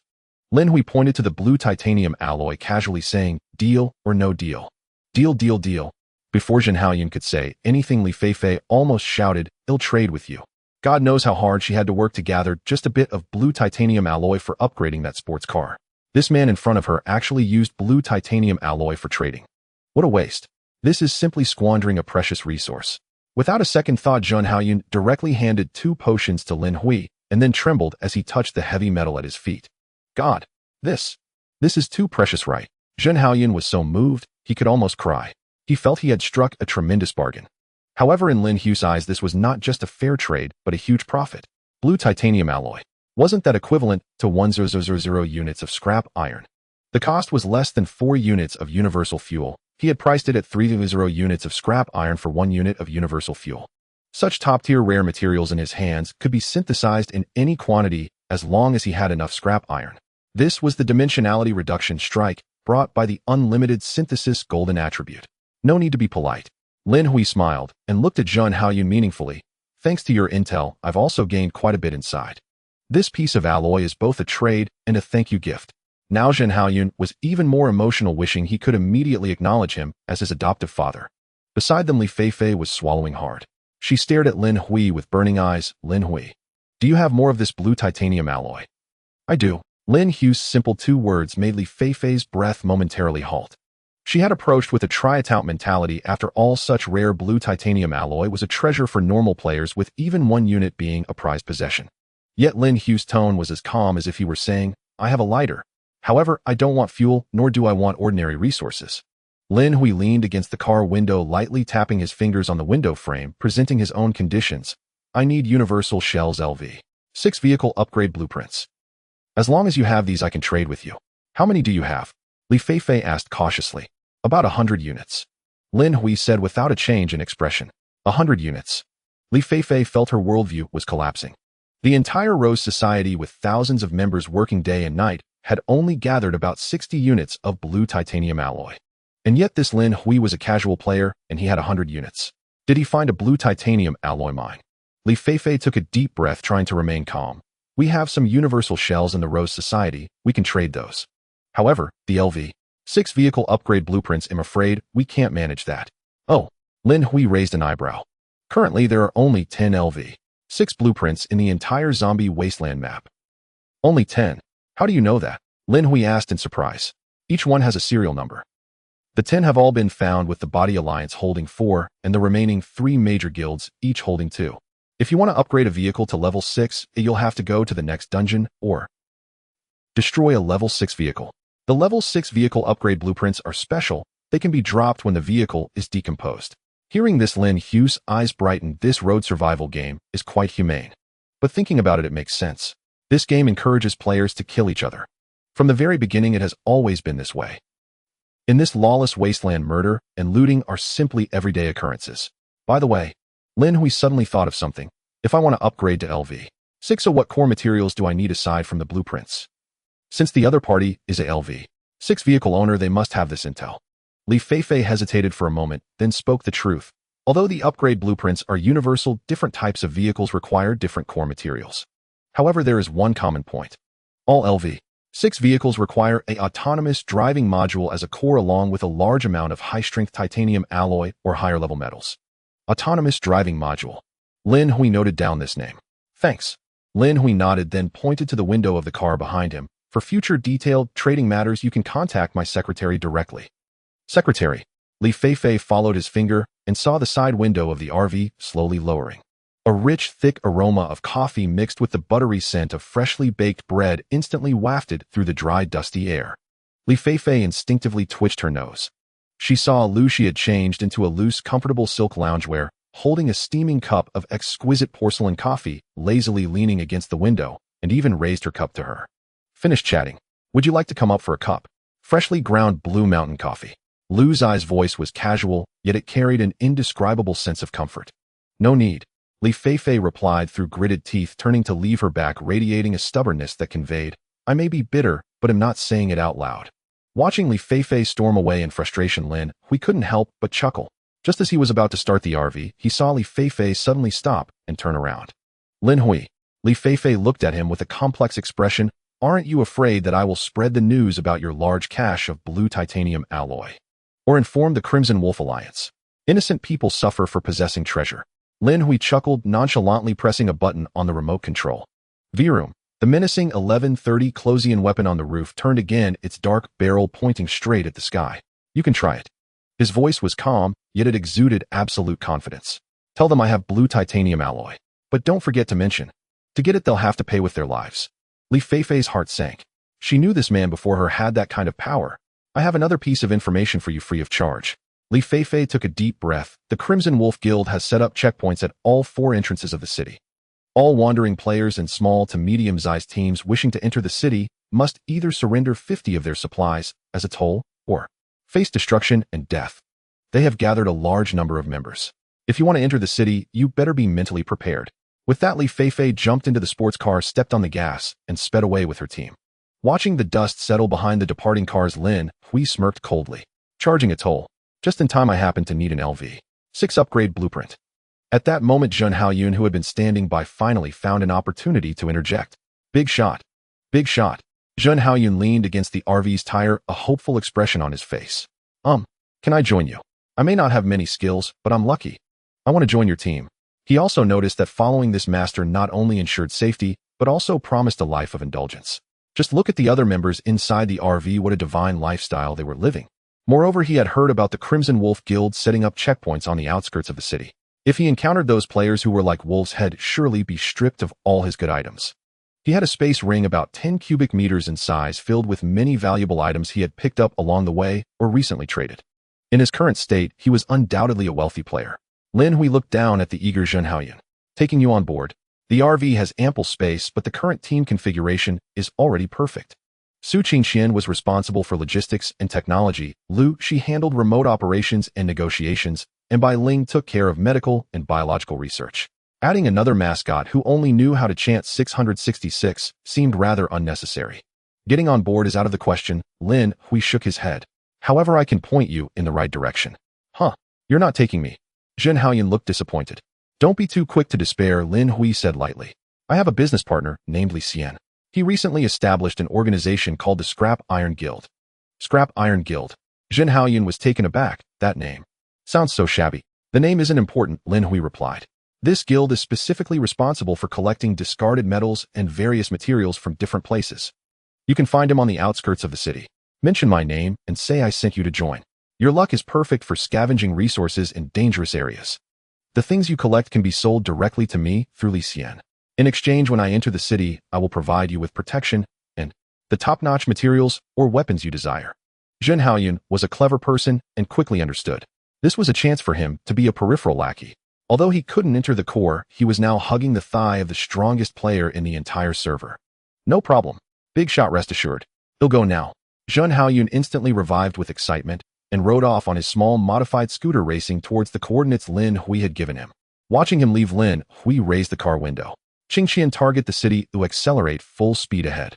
Since the Crimson Wolf Guild has set up a grand welcome for me, I will give them a big surprise. Meanwhile, 1,000 miles away on the top floor of a skyscraper in the city, this place had already been transformed into a temporary residence.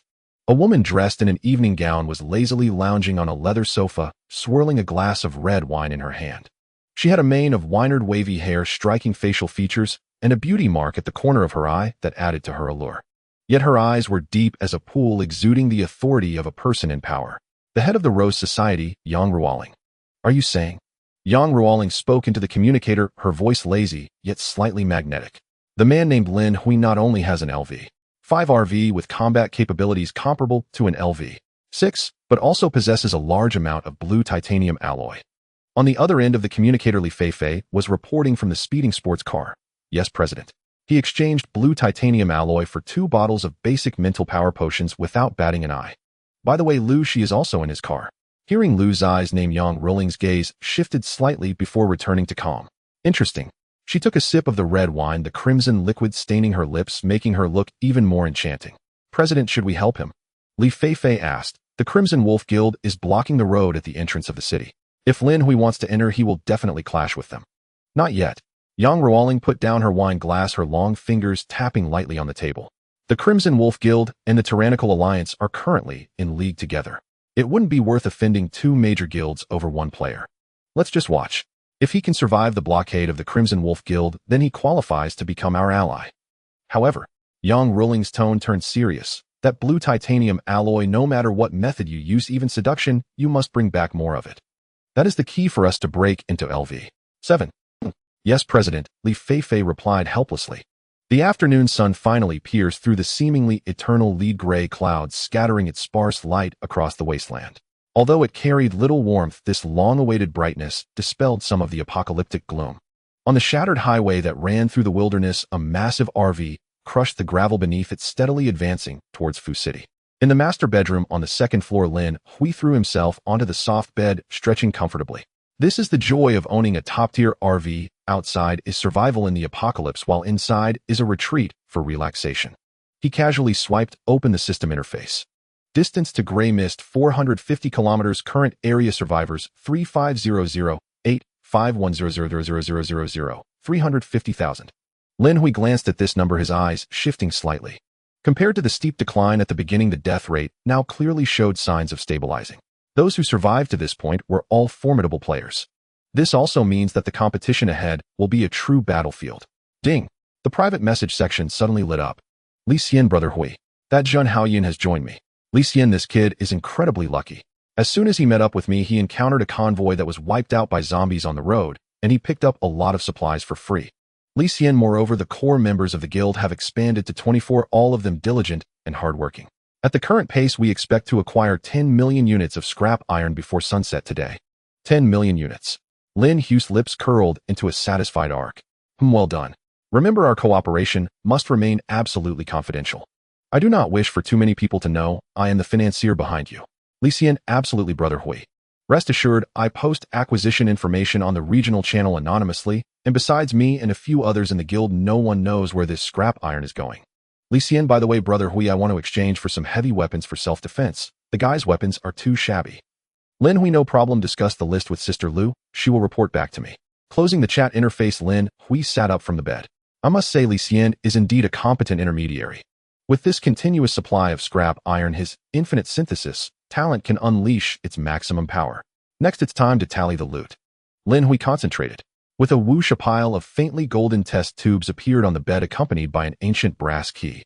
19 bottles of primary mental power potions. One mysterious brass key. Lin Hui picked up a bottle. The pale golden liquid gently swayed within, as if containing some mysterious power. Primary mental power potion permanently increases mental power by 10 points. Mental power has always been my weakness. Lin Hui took a deep breath, uncorked the bottle, and downed it. The liquid was cool, going down refreshing as it slid down his throat into his stomach.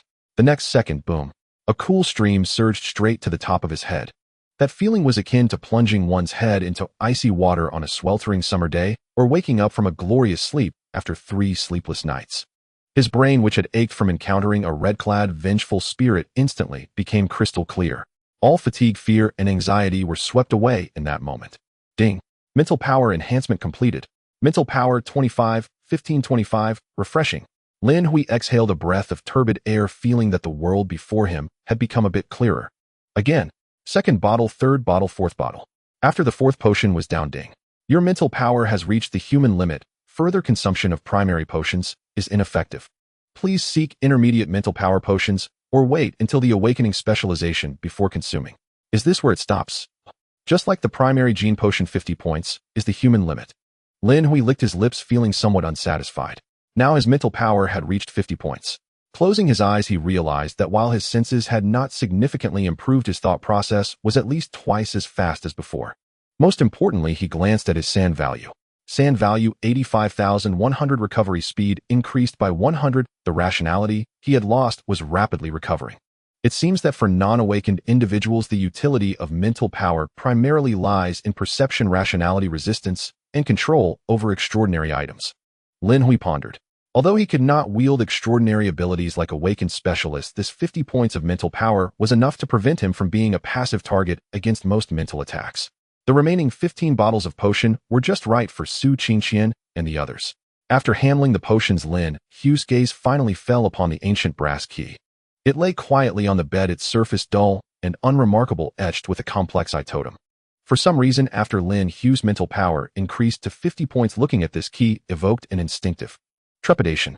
It was the shiver of a living being facing a high-ranking existence etched into their genes. Identify. Lin Hui took a deep breath and activated the system's item identification function. Lines of text gradually appeared. Name: brass key. Type: extraordinary. Item: quality: mythical. Special effect: unknown. Description: unknown. It is said to originate from a great existence that cannot be described. Hiss. Lin Hui inhaled sharply, a chill running down his spine. Mythical level. In this game, item levels are categorized as trash, ordinary, rare, perfect, epic, legendary, and mythical. At this stage, where even rare items could incite fierce competition, he actually obtained a mythical item. Moreover, that description. From an indescribable existence. Lin Hui felt the key in his hand suddenly become unbearably hot. This is not a stroke of luck. It is simply a ticking time bomb. Who is that indescribable being? A deity? Is it the puppet master behind this apocalyptic game? Or some existence that transcends even the gods? Gulps. Lin Hui swallowed hard, feeling a chill run down his back. By taking this item, had he already caught the attention of that terrifying existence? It's like finding a lottery ticket on the roadside only to discover at redemption that it was dropped by the Grim Reaper. The room fell into a deathly silence. Lin Hui stared intently at the key, his expression shifting unpredictably. Fear, hesitation, ambition. Damn it, let's go for it. After a long moment, Lin Hui clenched his teeth, his expression turning fierce. It's the apocalypse. Oh, what is there to fear? Since it's in my hands, it belongs to me. Lin Hui's gaze sharpened as his fingers tightly gripped the cold brass. In this world filled with despair, the greatest danger is not death, but weakness. Furthermore, since the system can identify its properties, it indicates it remains within the framework of the game rules. As long as it is within the rules, there is potential for utilization. In this fog-laden world, the bold thrive while the timid perish. Opportunities often coexist with risks. If he shrinks back, now what will he have to fight with against even more terrifying foes later? Collect. Lin Hui focused his thoughts and directly tossed the brass key into the deepest part of the other space, deliberately isolating it with several layers of perfect grade blue titanium alloy. No matter what happens in the future, at least for now, this item belongs to me. After calming his emotions, Lin Hui glanced at the time. There are 44 hours left until the Fu City expedition task is forcibly activated. The RV is less than 1,200 kilometers from Fu City. At full speed, it can reach there in at most 8 hours. It's time for the final pre-battle mobilization. Lin Hui tidied his clothes, pushed open the door, and strode downstairs. Qingqian notified Lu Shi and Bai Ling to gather in the living room on the first floor. We need to hold a pre-battle meeting. In the spacious and luxurious living room on the first floor of the RV, the air was filled with the rich aroma of freshly ground coffee, and Su Qingqian had even thoughtfully baked a plate of small cookies. If one were to ignore the desolate gobi outside the window, this place seemed like an afternoon tea gathering in a high-end community. Bai Ling was dressed in a loose white outfit, fervently taking notes on a tablet while muttering to herself. Lu Shi elegantly held a cup of coffee, her cold eyes fixed on Lin Hui. Su Qingqian sat obediently in the corner, cradling a notebook and preparing to listen to her boss instructions. As he gazed at the three beautiful women before him, each with their own unique charm, Lin Hui felt a surge of achievement. They were his current team. The first thing is to distribute employee benefits. Without further ado, Lin Hui waved his hand. Suddenly, 15 bottles of a faintly golden-hued primary spiritual energy potion were neatly arranged on the table. In that moment, the entire living room was illuminated with a golden glow. This morning's spoils I've drunk 4 bottles, the rest you all can share, 5 bottles each. 5 bottles. Lu Shi looked at the potions, her usually calm demeanor now slightly breathless. She was well aware of the value of such items. And Lin Hui, just like that, had given out 5 bottles. Looking at Lin Hui's tranquil profile, warmth surged within her. She didn't say more, merely picked up the potion, her resolve growing stronger. Su Qingqian gazed at the swaying pale golden liquid before her, her eyes slightly reddening. In this world where lives were as insignificant as grass, it was already remarkable to be living so comfortably, let alone having such rare potions. Lin Hui's actions were simply that of a divine boss. Meanwhile, on the other side, Bai Ling's reaction was entirely different. Wow! Is this the primary spiritual energy potion? This is my first time seeing it. Bai Ling's eyes sparkled. She felt no sentimentality, only the excitement of a scientific enthusiast. She grabbed a potion, studied it briefly, then began to drink it down one after another, like beer, gulping it down. Ah, refreshing. How does it feel? Lin Hui asked. I feel amazing. Bai Ling excitedly jumped up from her seat, twirling in place, as her oversized white shirt fluttered, revealing a large expanse of her snowy skin. My limit for spiritual energy was already high since I am a second-tier awakener. Now she opened her panel boasting with a hint of vanity. My spiritual energy has reached 170 points. Although it's not yet at the second-tier limit, it's more than enough. Bai Ling leaned in close to Lin Hui, her nose nearly touching Lin Hui's face, excitedly saying, "Do you know what this means?" "What does it mean?" Lin Hui instinctively leaned back. "It means I only need to sleep 3 hours a day. The remaining 21 hours can all be used for research, dissecting strange species, and concocting potions. My goodness, how blissful. I will finish all the biochemical experiments I didn't complete before." Lin Hui, Lu Shi, and Su Qingqian all fell silent at the same time. Is this the difference between a madman and an ordinary person? After a surge in spiritual energy, the first reaction is that they can sleep less and work more. Even capitalists would shed tears. Minutes later, all 3 women had consumed the potion. Su Qingqian, whose spiritual energy was originally 25, skyrocketed to 80 after drinking 5 bottles. "I feel. My perception of machinery has become sharper," Su Qingqian exclaimed, looking at her hands. "I can now control more drones simultaneously." Lu Zai's spiritual energy had also increased to 95. For players who had awakened specialization, they essentially no longer belonged to humanity, so the primary spiritual energy potion still had effects on them. However, there was also a threshold. Each type of specialized awakener had different thresholds, and it was not 50 points. Lin Hui was very satisfied, as the enhancement of team strength was his aid in battling the apocalypse. "All right, we've discussed the pleasant matters. Now, let's get down to business." Lin Hui tapped the table, his expression turning serious. "In our trip to the Furnace City, we will definitely face a tough battle with the Evil Wolf Guild. My goal is simple: to crush through. I want to kill their president or vice president to obtain the LV-6 vehicle upgrade blueprint." As he spoke, a chilling aura emanated from Lin Hui. However, he shifted his tone. "Although our RV has invincible defenses and close-range cannons, relying solely on that one method is insufficient. We need a more cost-effective and diverse approach to combat. If anyone has ideas, please share them." Su Qingqian was the first to raise her hand. "Boss, I can modify the swarm drones. With my increased spiritual energy, I can control 50 self-destructing drones at the same time. As long as we attach explosives or anti-tank mines, they will be a low-cost version of cruise missiles." "Good idea." Lin Hui nodded in appreciation. "Leave that to you, we have plenty of materials." He looked at Bai Ling. "What about your zombie suicide squad?" Upon hearing this, Bai Ling furrowed her brow, her messy silver hair being scratched in distress. "Boss, that's exactly what I wanted to talk about. The previous human bomb tactic was indeed effective, but my stock is insufficient. Controlling zombies requires specific parasites, and those parasites can only be extracted from the blood of a strange species called white worms." Bai Ling sighed. "Those creatures are scarce and very dangerous. It's a waste of time for us to catch them ourselves. Also, the potent anesthetic you asked me to prepare, the one that works in non-enclosed spaces. I lack the raw materials, needing a mutated plant called infant flower, which is also quite hard to find. It's hard for a clever woman to cook without rice." Bai Ling shrugged. "White worms. Infant flowers." Lin Hui stroked his chin. It was clearly too late to search the entire map for these items. The battle in the Furnace City was imminent. But who said we must find them ourselves? A playful smile suddenly crept across Lin Hui's face, filled with the unique control of a capitalist. "Bai Ling, you don't need to go find them or hunt them down." Leaning back in his chair, Lin Hui took out a metal plate radiating a faint blue light from another dimension, blue titanium alloy. He tossed the metal plate onto the table with a dull thud. "We don't have time, but in this area there are hundreds of thousands of players who do have time. As long as the offered reward is high enough, even the demons of hell will have someone go catch them and sell them to me." Lin Hui looked at Lu Shi. "Sister Lu, opened a regional channel. Post a bounty for the entire server. Use blue titanium alloy as the reward. Let's turn all the survivors in the C996 area into our laborers." Upon hearing Lin Hui's words, Lu Shi instantly understood his intention. A beautiful smile curved at the corner of her mouth. "Understood, boss. I will make all the players in the C996 district go crazy for you." At this moment in the C996 area chat channel, although everyone was tense with the atmosphere of migration, their enthusiasm for chatting remained undiminished. "Damn it, the road ahead is blocked again. Those bastards from the Evil Wolf Guild set up a checkpoint ahead, claiming they want to charge a 50 toll. 50? Why don't they just go rob someone? Have you forgotten? They were robbers from the start. It's just that this time it's too shameless blocking the entrance. A bunch of beasts. I have 2 friends who refused to pay, and they were directly blown to bits by their rocket launchers. There's nothing we can do. After all, they have the muscle. I think we should take a detour." "Detour? The other routes are also blocked. Now all 4 entrances to Fushur City are under their control. It's too hard for casual players and small forces. Hey, don't the other 3 major guilds care? They have unrestricted access, why would they stick their necks out for us?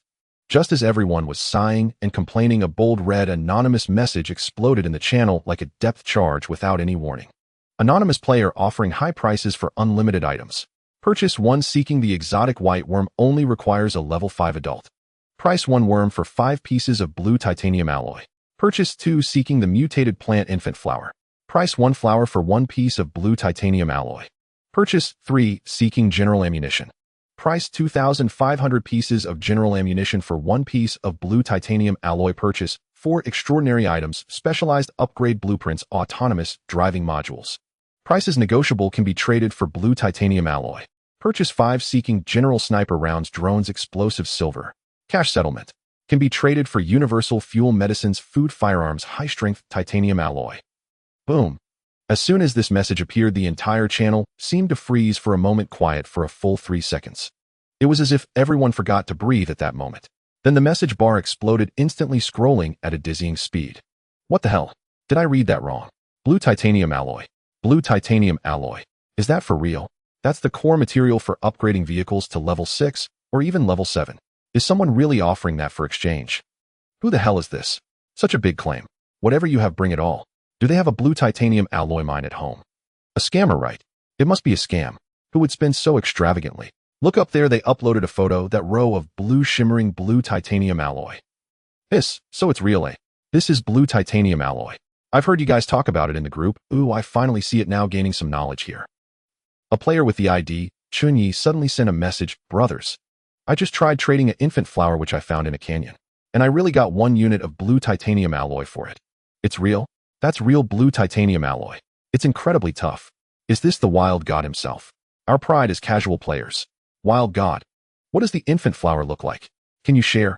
Chunyi, the flower of the infant flower resembles a curled palm, and if you get close you can hear the sound of a baby crying. This exotic flower is also very dangerous. It's advised that players below level 5 do not attempt to pick it. Some players confirmed this.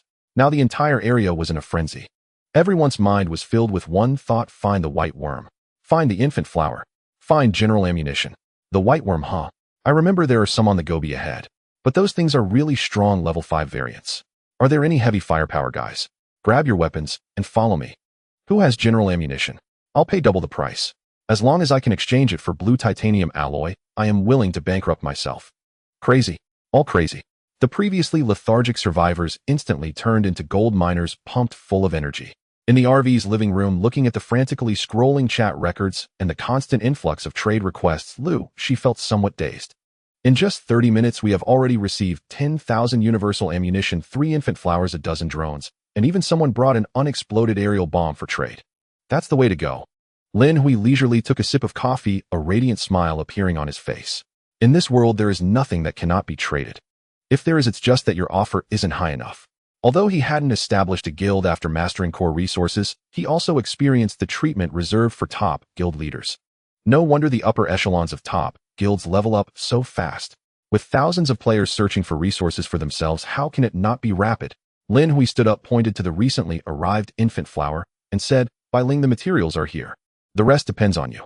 Bai Ling's gaze was already captivated by the 3 exotic flowers resembling infants, her eyes sparkling. At the same time, she quickly explained the idea for potion making. The petals of the infant flower are pale and have a cartilaginous texture, while the stamens are a black sharp spike with milky white liquid beneath the tip. This liquid, when mixed with various substances, forms a compound that turns into mist upon contact with air, and the inhaler will instantly fall into a deep sleep.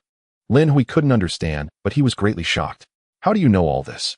Bai Ling licked her lips. This is knowledge that came to my mind when I was promoted to the 2nd level. After saying that, she rushed into the laboratory with the infant flower, her voice echoing, give me 12 hours. I will create a potion that can take down a whole crowd. Qing Qian. Lin Hui then looked at Su Qing Qian. All the explosives and drones we collected, hand them over to you for modification. I want the Evil Wolf Guild to know what the Grim Reaper in the sky means. I guarantee to complete the task. Su Qing Qian excitedly ran back to the workshop with a pile of parts. After arranging everything, Lin Hui walked to the huge floor-to-ceiling window. Outside, the sunset was like blood dyeing the wasteland a deep red. In the distance, some players' convoys could be seen frantically searching for something. Lin Hui looked at this scene, feeling not much fluctuation in his heart. In this cruel game, some were pawns struggling for survival. Others were players leveraging resources to shape the world. And he, possessing the golden attributes at every level, was destined to become the one who sets the rules. Evil Wolf Guild. Lin Hui gazed in the direction of Fusher City, a smile curling at his lips. Enjoy your last revelry well. When I arrive, the game will truly begin. While the players were going crazy over the blue titanium alloy, this news inevitably reached the ears of the highest ranks of the 4 major guilds. Rose Society Temporary Base. The red sunset streamed through the floor-to-ceiling windows, illuminating Yang Ruling's softly curled wynard hair. She gazed at the pinned bounty information in the regional chat channel, her fingers unconsciously tapping the table. Anonymous. Yang Ruling's red lips parted slightly, letting out a soft hum. Who else could it be but Lin Hui? Although there was no evidence, her intuition told her that this was definitely Lin Hui's doing. Heh. A hint of playful amusement crept into Yang Ruling's voice. Acquiring a large quantity of universal shells, explosives, and drones. This is clearly preparing for war. It seems he really intends to advance into the Furnace City. This will be an interesting show. She took a sip of red wine and walked to the window, watching the convoy gathering below. Send the order down to mobilize 2/3 of the members. Target collect white worms and infant flowers at all costs. No matter the cost, we must get that blue titanium alloy back. A flicker of ambition gleamed in Yang Ruling's eyes. The other 3 guilds will also take action. Whoever obtains the blue titanium alloy will hold more sway on this escape route. Furnace City Eastern District. The 4 major guilds occupied the 4 major districts, establishing defenses in each to prepare for the upcoming system task. A 12-story building was converted into a temporary base for Iron Blood Heavy Industries. In the operations meeting room on the top floor, a slender young man with thick glasses stood before a massive holographic map.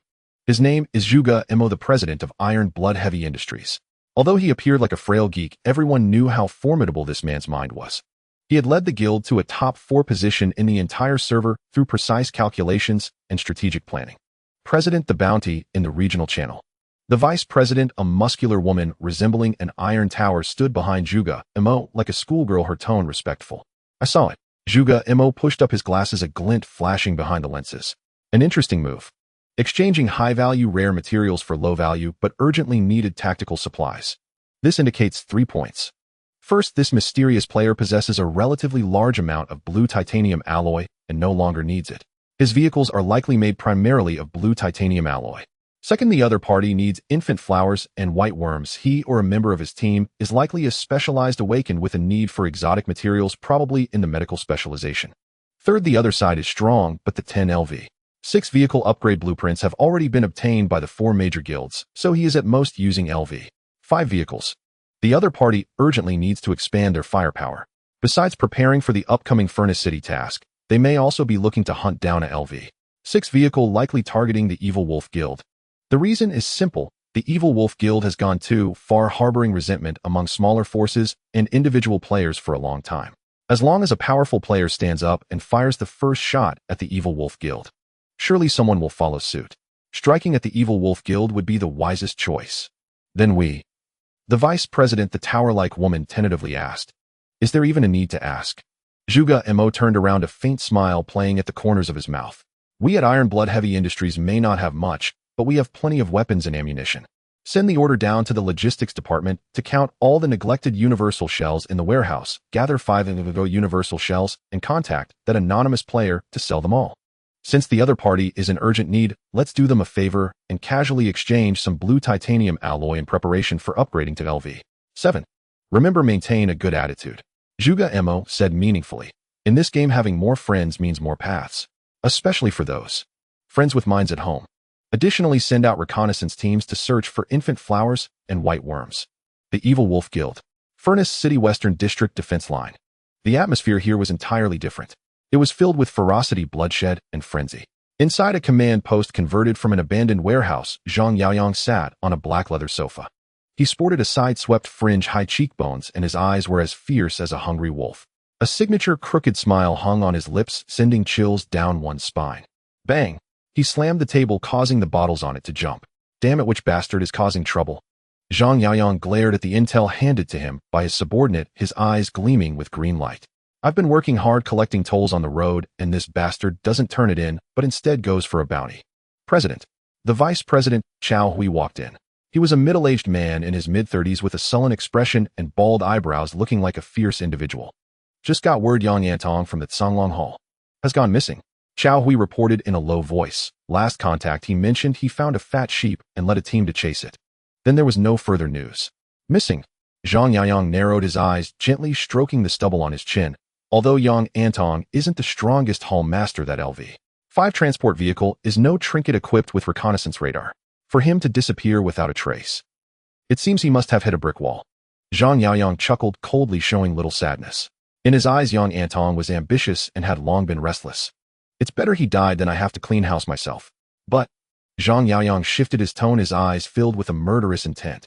Those who dare to touch the evil wolf guild must pay the price. Lin Hui. Here. Zhang Yaoyang licked his lips, revealing a set of yellow teeth. Send a team to investigate the cause of Yang Yantong's death and strengthen the blockade with the remaining members. That mysterious player selling blue titanium alloy will surely enter the Furnace City. As long as he dares to come, we'll crush him here. He licked his lips, his eyes sparkling with greed. If we can kill this fat sheep and seize all his stock, the evil wolf guild's dominance over the entire server is just around the corner.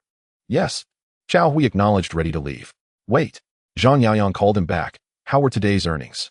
Mentioning earnings finally brought a hint of a smile to Lin Hui's sullen face. President, it was a bountiful harvest. Lin Hui excitedly reported. The over 3,000 vehicles from 10 halls have all arrived. We set up blockades at all 4 entrances. Just today we intercepted over 5,000 individual vehicles trying to break through. Just the universal fuel alone yielded over 30,000 units. And a large amount of food, water, various materials, and weapons. Not bad. Zhang Yaoyang nodded in satisfaction. In the next couple of days there will only be more players, and there's a high probability that some will acquire blue titanium alloy. Keep a close eye on it, and not a single piece of blue titanium alloy can be missed. You go to the front lines to oversee the battle. Remember, better to mistakenly kill than let one slip away. This time we will feast on the tolls. Understood. The highest landmark in the northern district of Fu City, the Twin Towers. This is the place with the best view in all of Fu City, and it serves as the temporary command center for the Batian Alliance. In front of the floor-to-ceiling windows on the top floor stood a very tall, bald man. He had a cigar clenched in his mouth, facing away from everyone, his silhouette resembling a towering mountain, exuding an overwhelming sense of pressure just by standing there. Known as the strongest man in District C996, Xiao Tianba. President, the information is confirmed. A young woman with a curvaceous figure reported respectfully that anonymous player is indeed buying a large quantity of military supplies. Moreover, they're using blue titanium alloy. Upon hearing the words blue titanium alloy, Xiao Tianba's sharp eyes suddenly widened, radiating intense light. Blue titanium alloy.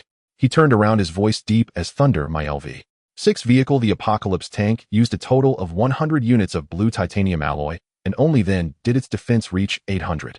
If upgrading to LV-7 allows for a complete recast with blue titanium alloy, Xiao Tianba clenched his fists, his knuckles cracking, then my defense would at least double. At that time, even facing 6th-tier mutants, I would have no fear.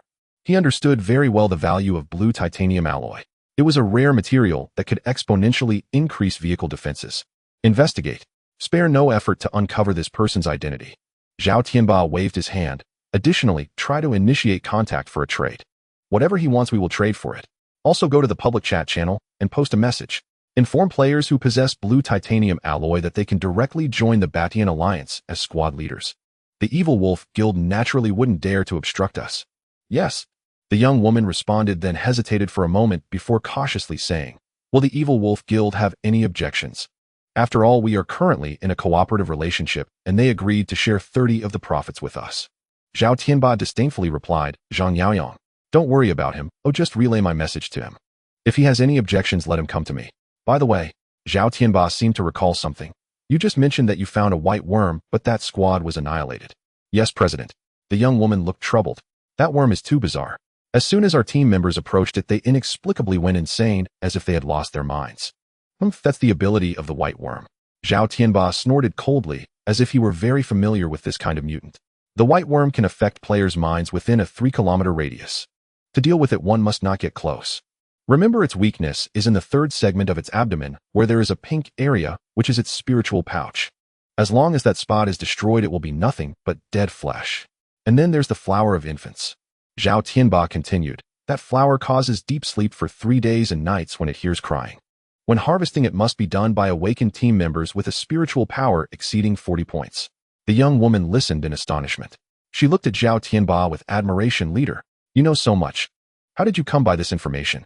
She had followed Zhao Tianba since the first day of the survival game, and on that day Zhao Tianba had begun gathering players, forming a guild, and rapidly rising to power through strong tactics. Moreover, she always felt that Zhao Tianba was mysterious, as if he understood this world very well. Zhao Tianba glanced at the young woman, without explaining, only waving his hand dismissively. Go. Bring these things back, we need to seize the opportunity. Once the woman left, Zhao Tianba was left alone in the room. He turned around and gazed out at the ruined city, a complex expression flashing in his eyes. This time, I must walk further down this path of survival and uncover the truth of this game. Throw tiles, I want to throw tiles. Zhao Tianba clenched his fists. Meanwhile, 150 kilometers outside Fu City in the Gobi Desert, a dozen vehicles were surrounding a massive creature. It was a gigantic white worm, its size comparable to a semi-trailer truck, its plump body wriggling in the sand. From a distance, it appeared as if it were poked full of sticks. Hey, where are the players in those vehicles? Just then another convoy rushed in, and within one of the vehicles a young player looked puzzled. Something's off. Inside a level 4 bulldozer, leading the convoy, a middle-aged man who seemed to be the captain frowned, then picked up binoculars to take a look. What he saw was that the white worm was not covered in sticks at all. They were people. Dozens of human figures were impaled like javelins on its back, swaying with its movements in a bizarre and horrifying scene. The middle-aged man took a deep breath. You all take a look with the binoculars. Hearing his words, the other players also grabbed their binoculars to observe. Hiss. Too bizarre. Uncle Hao, what should we do? The young man's throat bobbed nervously. The middle-aged man, referred to as Uncle Hao, shook his head. Look at the vehicles surrounding the white worm. There are some from the Batian Alliance among them. If they can't handle it, we shouldn't think we can. Let's go. We can't earn this money. However, the young man looked longingly at the white worm, unwillingly saying, but that's worth 5 units of blue titanium alloy. And you need your life to get it. The middle-aged man glanced at the young man. We've come this far, but let's not lose our lives over 5 units of blue titanium alloy. He picked up the communicator. Everyone, I know this is a huge opportunity, and I won't force you. Those who want to hunt the white worm can stay, those who don't come with me. After saying that, he drove his level 4 bulldozer away from the Gobi Desert. Most of the convoy followed the middle-aged man, but 4 vehicles remained driving towards the white worm while activating the weapons atop their vehicles. However, before these players could fire, their pupils suddenly trembled. As if enchanted, they slammed on the brakes, opened the car doors, and rushed out like the wind. They seemed to have seen the most beautiful thing in the world, climbing onto the body of the white worm, recklessly finding a blank spot on its skin to insert their heads into. The young man had been watching, and when he saw his once familiar companions inserting themselves into the white worm, he was drenched in cold sweat. At the same time, he glanced at Uncle Hao beside him, his eyes reflecting gratitude. Within an hour after this convoy left, several more convoys arrived, most of which were unable to resist the temptation and perished here. Until an elite convoy from the Batian Alliance arrived, successfully killing this 5-tire white worm due to their understanding of its characteristics. While the outside world was drenched in bloodshed, Lin Hui was leisurely sitting on the sofa examining the newly acquired resources from the alternate space. Universal shells X 166,666. Adult white worms X2. Infant flowers X 24. Drones X 150 units. Various explosives, landmines. In just 3 short hours, so many resources were collected, yet there were no extraordinary items. Lin Hui took a sip of hot water, gazing at the completely darkened sky, and sighed. There are still 40 hours left. I hope to acquire a powerful, extraordinary item. At that moment, Lu Zai's cold voice came through the communicator. Boss Li Xian has sent 13 million units of scrap iron. 13 million units. Lin Hui was taken aback. That's 3 million units more than expected. Thanks to the luck of the European King Zhen Haoyan joining in the Scrap Iron Guild, found an abandoned base today and exceeded their quota. Lin Hui quickly transferred 13 million units of scrap iron into the alternate space. Since we have enough materials, then. Lin Hui thought, activating the infinite synthesis. Buzz. Within the alternate space, the mountain of scrap iron instantly disintegrated and reformed. Acquired blue titanium alloy X 1300 units. Lin Hui kept 100 units for bounties, and looking at the remaining 1200 units, a glint of curiosity flashed in his eyes. Continue synthesizing. I want to see what lies above blue titanium alloy. Consumption blue titanium alloy X 1200 units. Synthesis in progress. This time the golden light was more dazzling than ever. Ding. Synthesis successful. Acquired super alloy X 120 units. Super alloy, a super metal that transcends human technological levels. Its properties are 10 times that of blue titanium alloy resistant to high temperatures, corrosion radiation, and with low thermal conductivity. Holy crap. Lin Hui stared at the pitch-black metal before him, his breath halting. 10 times the properties. What does that even mean? If this thing were used for the next stage of LV6 upgrades, Lin Hui could hardly imagine how strong the defenses of his RV would become. Could it withstand a nuclear explosion? He was extremely eager. Today is truly a great day. Lin Hui was in high spirits, waving his hand. Qing Qian. Let's have a feast tonight. Open 2 bottles of red wine. All right, boss. Su Qingqian's cheerful voice came from the kitchen. Soon the dining table was filled with sumptuous dishes. Pan-seared Wagyu beef, creamy mushroom soup, spicy lobster lamb casserole, spicy chicken, and a refreshing fruit salad. Under the warm yellow light, the aroma of the food intertwined. In this apocalypse where others were still worrying about a piece of bread, Lin Hui's dinner was simply luxurious to the point of being criminal. Cheers.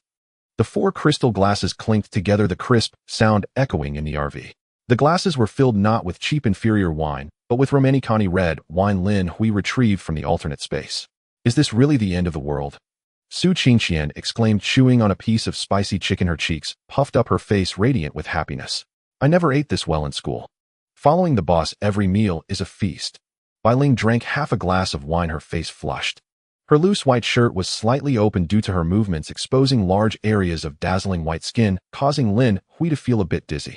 This girl completely doesn't regard herself as an outsider. Lu Shi, however, was much more elegant. She wore a black low-cut slip dress today, her collarbones exquisite, skin as smooth as jade. A delicate silver chain hung in the deep valley between her collarbones, gently swaying with her breath, exuding a pure and deadly allure. She gently swirled her wine glass, gazing at Lin Hui with dreamy eyes, a faint smile playing on her lips. Boss, here's to the future of our team.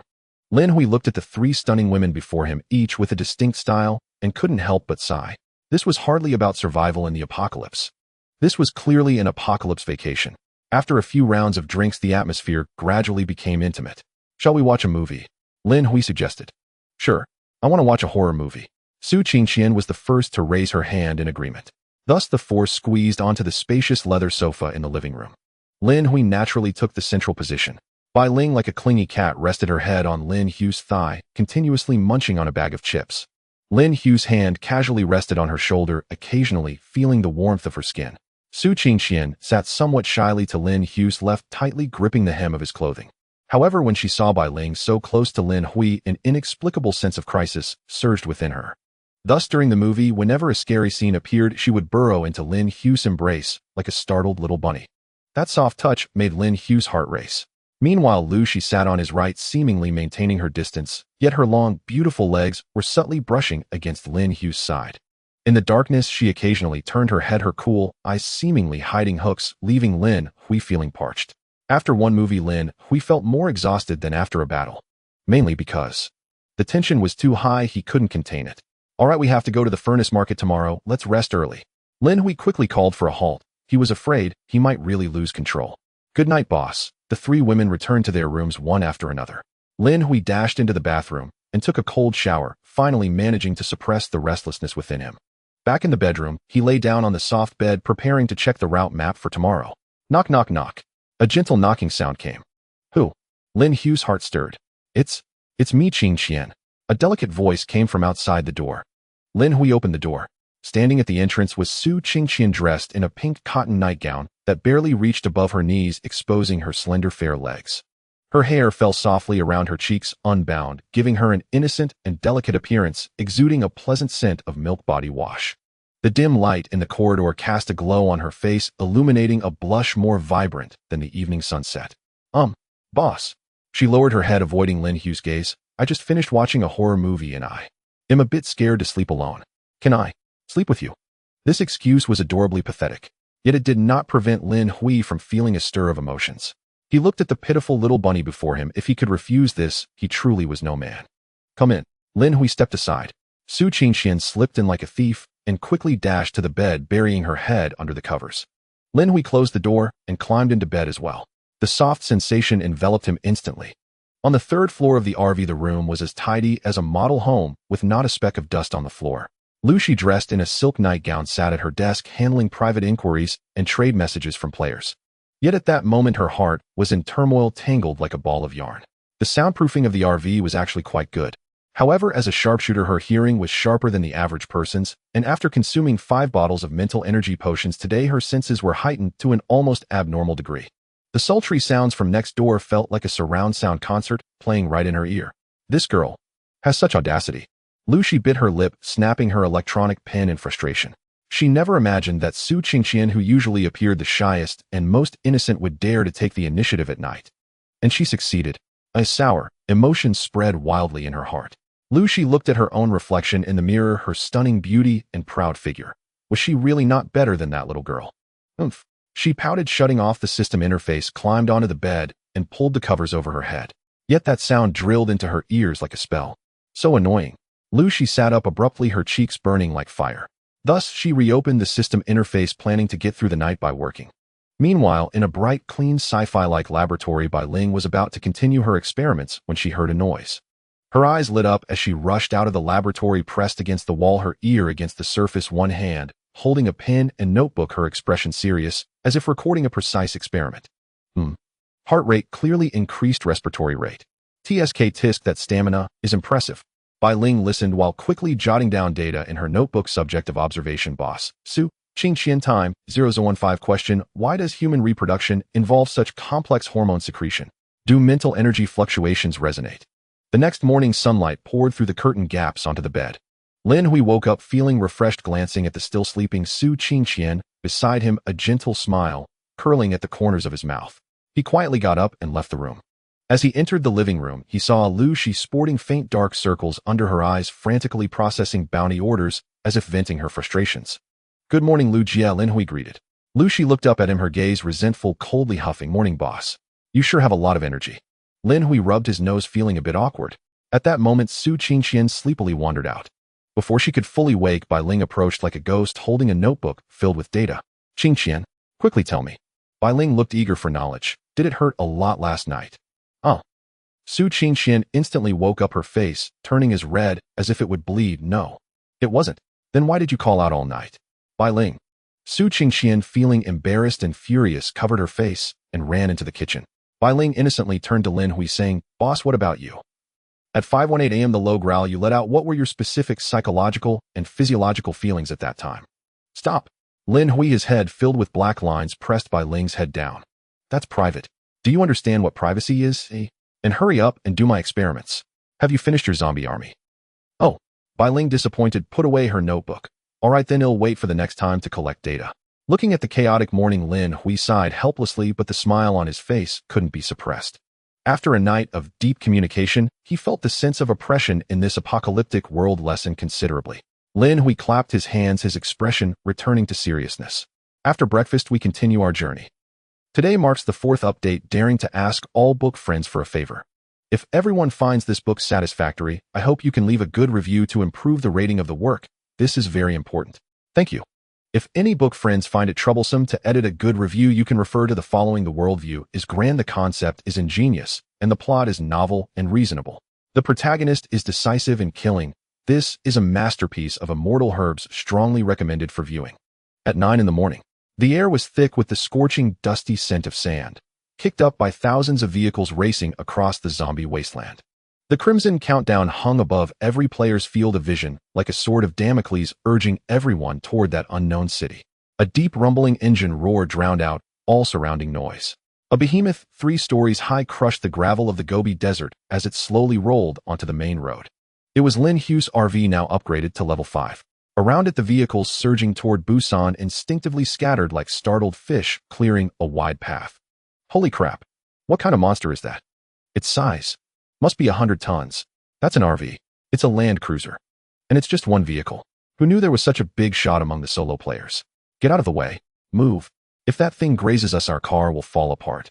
Solo players on the roadside stuck their heads out of windows, eyes wide, with envy, jealousy, and deep awe. Among this massive migrating convoy was a small fleet of modified pickup trucks and off-road vehicles. In the lead level 4 compacting truck, middle-aged Uncle Deng Hao gripped the steering wheel, an unlit cigarette dangling from his lips, his expression grim. Uncle Hao, look behind. The young man in the passenger seat suddenly gasped, his finger trembling as he pointed at the rearview mirror. Deng Hao glanced instinctively. Just one look and the cigarette fell from his mouth. So magnificent. The young man murmured, his eyes burning with fervor. Is that a level 5 RV? And judging by the material, it's definitely not ordinary steel, jet black and shiny. Could it be all high-strength titanium alloy? If it's a big shot like this. The young man swallowed hard, a sudden impulse surging in his heart. Uncle, how do you think? We should try to invite him. Invite him? Middle-aged man Deng Hao's eyes flickered. Yes, invite him to join the Solo Alliance. The more the young man thought about it, the more feasible it seemed. Hope lit up his eyes. If we can win over this big shot, the Alliance will have another pillar of stability. Maybe we can really negotiate with the Evil Wolf Guild. But before Deng Hao could act, a rapid engine roar came from behind. 5 or 6 identical modified jeeps, emblazoned with the blue lightning emblem of the Thunder Guild, roared past aggressively, heading straight for Lin Hui's RV. That's the Thunder Guild's main fleet. Deng Hao's face changed. They're one of the founding guilds of the Solo Alliance. Looks like they've set their sights on this big shot too. The young man sighed. Yeah, they're a big guild. A small team like us has no right to talk to a big shot. Ahead, the Thunder Guild's fleet swiftly changed lanes, not in an aggressive posture, but skillfully slowing down in front of Lin Hui's RV, making a request to talk gesture. Inside the RV's cockpit, Su Qingxian frowned slightly at the fleet blocking the way. Boss, someone's blocking us. Lin Hui lounged on a leather sofa in the passenger seat, holding a cup of iced Americano, not even lifting his eyelids. See who it is. Su Qingxian lowered the window halfway. The lead vehicle, a level 4 modified off-roader, lowered its window, revealing a young woman's face. The woman, about 25 or 26, was somewhat attractive, heavily made up and clad in tight leather that accentuated her curves. Her name was Feng Yingying, the woman of the Thunder Guild's vice president. Feng Yingying initially wore a confident, even arrogant smile, but when she saw Su Qingxian in the driver's seat, her smile froze instantly. Too beautiful. In this wasteland world where sandstorms raged and water was more precious than gold, most female players had long become disheveled with rough skin. But Su Qingxian before her had fair, radiant skin like a peeled egg, and her hair was even silky and glossy. Dressed in a clean, tidy beige home outfit, she exuded an air of serene elegance, like a young lady who had just stepped out of a villa. Jealousy stirred in Feng Yingying's heart.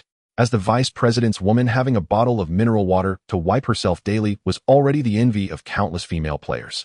But compared to this woman, she felt like a village girl. Can I help you? Su Qingxian asked, puzzled by the other woman's stare. Feng Yingying took a deep breath, forcing down the bitterness in her heart, and maintained a fake smile.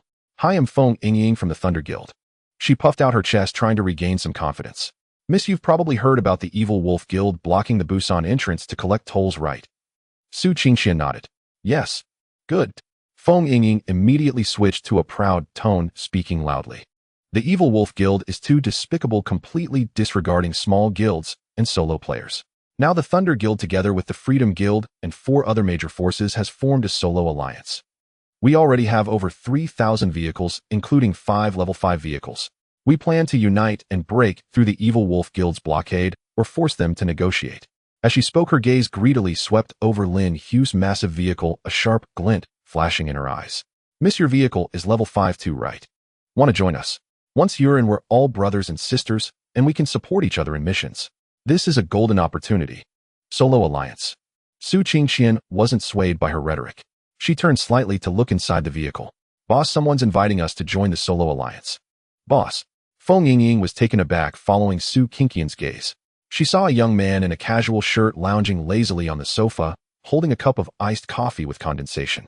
This man, so handsome, and his demeanor was so composed. Lin Hui set down his coffee, slowly stood up, and walked to the window. Solo Alliance. He glanced at Feng Yingying indifferently. Feng Yingying thought he was interested, and quickly puffed out her chest, throwing a flirtatious glance. That's right, handsome. The Evil Wolf Guild is so rampant now. Without unity, there's no way to fight them. Joining us is the smartest choice. Lin Hui smiled, with 3 parts sarcasm and 7 parts indifference. Not interested. He said only those 3 words. His voice was soft, but it struck Feng Yingying's face like a slap. Feng Yingying froze, wondering if she'd misheard. What did you say? Did you not hear clearly? We have 5 medium-sized guilds leading over 3,000 vehicles. Lin Hui waved his hand, cutting her off, then said to Su Qingxian, drive. Don't waste time. Yes, boss. Su Qingxian immediately rolled up the window and floored the accelerator. Vroom. The massive RV roared, its exhaust pipe belching a cloud of black smoke, leaving Feng Yingying's off-roader in the dust. Cough, cough. Feng Yingying was choked by the exhaust, her once meticulous makeup ruined. Bastard. How ungrateful. She slammed the steering wheel in fury, her face twisted with rage. What's there to be cocky about? Just a damn RV. Does he really think he can take on the evil wolf guild alone? She grabbed the communicator and reported through gritted teeth. Bro Chong. He refused. And he was extremely arrogant. A young man's cold laugh came through the communicator. Ha, overestimating himself. Thinks a bit of gear makes him a lone wolf. Such fools won't last long. Ignore him. Let's just wait for the show. Feng Yingying felt somewhat appeased by Brother Chong's words. She stared at the black RV disappearing into the distance and snorted coldly. What's the use of being handsome? With a brain like that, he's dead meat. And that woman. They'll see how you cry later. At that moment, the Thunder Guild leader's voice came through the communicator again. Yingying, forget about that player. Get back to the team. The election for the solo alliance leader is at 2 in the afternoon. That's the priority. Got it, Brother Chong. I'm on my way. Feng Yingying floored the accelerator, leading her fleet off in another direction. Inside the RV, Su Qingxian held the steering wheel, glancing at Lin Hui through the rearview mirror before she couldn't help but ask, Boss, why didn't you cooperate with them? Even though that woman was rather annoying, they had numbers on their side. Maybe they could really pressure the evil wolf guild. Lin Hui settled back onto the sofa, swirling the iced coffee in his hand as the ice cubes clinked crisply against the glass. Qingxian, remember this one thing. Lin Hui raised a finger. The reason a wolf pack is fearsome is because they are wolves. But a flock of sheep, no matter how many, will never become lions. Only a more sumptuous buffet. Besides, this so-called Freeman Alliance was formed less than a day ago. Everyone has their own agenda. When a real fight breaks out, who would be willing to be the cannon fodder charging ahead? And an organization cobbled together like this is bound to be filled with internal power struggles. Dealing with them is more exhausting than killing zombies. Finally, Lin Hui paused, his gaze turning sharp. The so-called leader of a level 5 guild is no different from an ant in my eyes. The weak need to huddle together for warmth, but the strong only need to crush them. Su Qingxian looked at Lin Hui's confident profile, her eyes brimming with adoring sparkles. In her heart, her boss' words were absolute truth. Since he said they were a joke, then they must be a joke. Just then she walked over in her high heels, holding a list in her hand. Boss, hey, erase the summary of our gains from the past 2 days. Also, she produced a walnut wood staff from behind her back and handed it to Lin Hui. A player just traded this for 20 units of blue titanium alloy. I thought you might be interested. An extraordinary item. Lin Hui took the walnut wood staff, and a stat panel immediately appeared before his eyes. Name Scepter of the Earth. Type extraordinary item. Quality perfect. Special effect consumes mental energy to turn the surrounding land into swamp. The stronger the mental energy, the larger the area. Requirement mental energy 100. Side effect, the user will experience extreme thirst for 24 hours after use, requiring 500 milliliters of water every half hour. Perfect grade. Lin Hui's eyes lit up. Although it couldn't compare to the mythical grade brass key, a perfect grade extraordinary item was an absolute rarity at this stage. And this skill, it's practically a divine ability for land combat. Whether it's trapping an enemy convoy or altering the terrain, it would be incredibly effective. As for the side effect, for Lin Hui, who had abundant water resources, it was nothing at all. Well done, Sister Lu. Lin Hui couldn't help but praise. This came at just the right time. The seller was probably a solo player who lacked the mental energy to use it and didn't have enough water, so Lin Hui got it cheap. Oh, boss. Lu, she pointed towards the lab. Bai Ling asked you to come over. She said she has a big surprise. All right. Lin Hui put away the walnut wood staff and walked straight into Bai Ling's lab. As soon as he pushed the door open, a strong smell of disinfectant mixed with a strange, sweet metallic scent hit him. The lab was very bright, with various precision instruments running. It was only because Lin Hui's RV had unlimited fuel, providing a constant stream of power, that it could withstand Bai Ling's demands. Boss. Perfect timing. Bai Ling, wearing a white lab coat and goggles with her silver hair in a mess, had a fanatical look in her eyes that was terrifying. She pointed at the huge operating table in the lab and shouted excitedly, "Look, my masterpiece. Tyrant Angel." Tyrant Angel. Lin Hui followed her gaze, his pupils slightly contracting. The originally massive tyrant zombie had become even more grotesque and fearsome. On its back, there was now a pair of huge, rotting, fleshy wings. These wings came from the previously captured man-faced owl. The blood vessels on them were still throbbing, as if they had completely fused with the tyrant's body. Roar. The tyrant angel let out a low growl, and its wings suddenly spread wide, creating a gust of wind. It actually began to hover inside its cage. I originally tried to use a parasite to control the man-faced owl, but it failed. Bai Ling looked at her creation, explaining rapidly. Then I discovered that the man-faced owl cells have extremely high vitality and can perfectly fuse with the tyrant's muscle tissue. So I performed a little transplant surgery. Now this big guy can not only take hits and fight, but he can also fly. Top speed of 250 kilometers per hour. A bit slower than the man-faced owl, but With just one word from you, boss, he's the ultimate biological bomber. Lin Hui looked at this aberrant creature named Tyrant Angel by Ling and felt his scalp tingle. Was this the creativity of a mad scientist? Excellent. Lin Hui nodded. There happened to be 3 aerial bombs on today's trading list. This was definitely a secret weapon the Evil Wolf Guild would never expect. That's not all. Bai Ling picked up a row of test tubes from the lab table filled with a light pink liquid. This is the somnolence potion extracted from the infant flower. I've already sealed it into a special dispersal warhead. Once detonated, one can plunge every human within 100 meters into a deep infant-like sleep. Unless one has extremely high mental energy, no one can resist it. Bai Ling, you're amazing. Lin Hui heavily patted Bai Ling's shoulder. With these 2 things, the Evil Wolf Guild's numerical advantage becomes a joke. He stored the somnolence potion into his alternate space and turned to leave. Continue building the zombie army. We need to prepare more surprises for our enemies. Leaving the lab, Lin Hui entered the alternate space to check his weapons and ammunition. General shells 190000. General sniper rounds 10000. Bombs 5000. Grenades 3000. The quantity is enough, but the quality needs a boost. Except for the general shells, he planned to synthesize the rest of the ammunition. The reason he wasn't upgrading the general shells was that the 1130 system consumed them too quickly. Upgrading would leave him with very few, and the general shells were already powerful enough. Lin Hui focused his mind and activated infinite synthesis. Countless flashes of golden light passed by. 100 ordinary general sniper rounds vanished, replaced by 100 enhanced general sniper rounds. Enhanced general sniper round penetration and damage increased by 300. Next came the explosives grenades. Lin Hui furiously upgraded the quality of his arsenal. He knew very well that this time he wasn't just facing the Evil Wolf Guild, but possibly the other 3 major guilds as well. If he didn't sharpen his teeth, how could he eat meat? In the regional chat channel, it was buzzing with activity, and news of the Freeman Alliance was flooding the screen. Brothers, we must unite. The Evil Wolf Guild has gone too far. Join the Freeman Alliance and take back our rights. Exactly. We have so many vehicles. If we unite, even a mouthful of spit from each of us could drown them. Take them down. I've had it with them for a long time. Tremble, you beasts of the Evil Wolf Guild. Meanwhile, Zhang Yaoyang, the leader of the Evil Wolf Guild, sneered coldly as he read the messages. He looked at a core member beside him. Go find out who started this. After the core member left, Zhang Yaoyang opened the system's private messages and sent a text to Zhao Tianba. President Zhao, these fat sheep are starting to make trouble. According to our agreement, your guild should provide support, right? After a while, Zhao Tianba replied, don't worry, he'll take care of it. Seeing the message, a cruel smile spread across Zhang Yaoyang's face. He had anticipated this situation and had even rehearsed for a more troublesome scenario, the Rose Society or Ironforge Heavy Industries uniting with the solo players against them.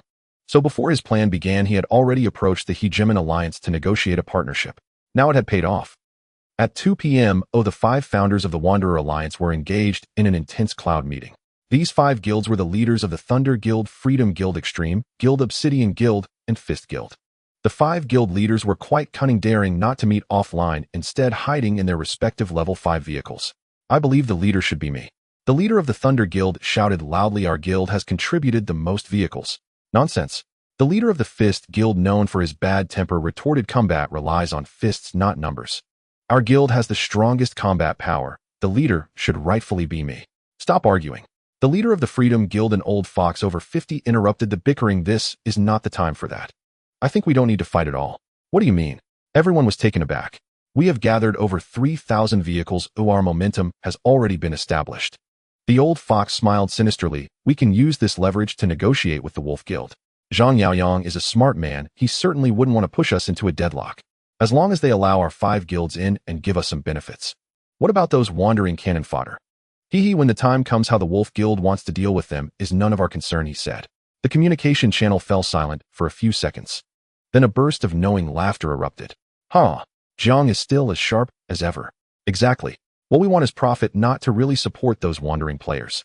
Moreover, if it comes to real fighting, even if we can win, the losses would be significant. This would be detrimental to the upcoming mandatory quests from the system. What if they refuse to negotiate?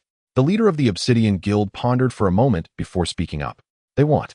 The old fox leader of the Freedom Guild chuckled. Although our Wanderer Alliance's vehicle levels are not high, we are not to be underestimated.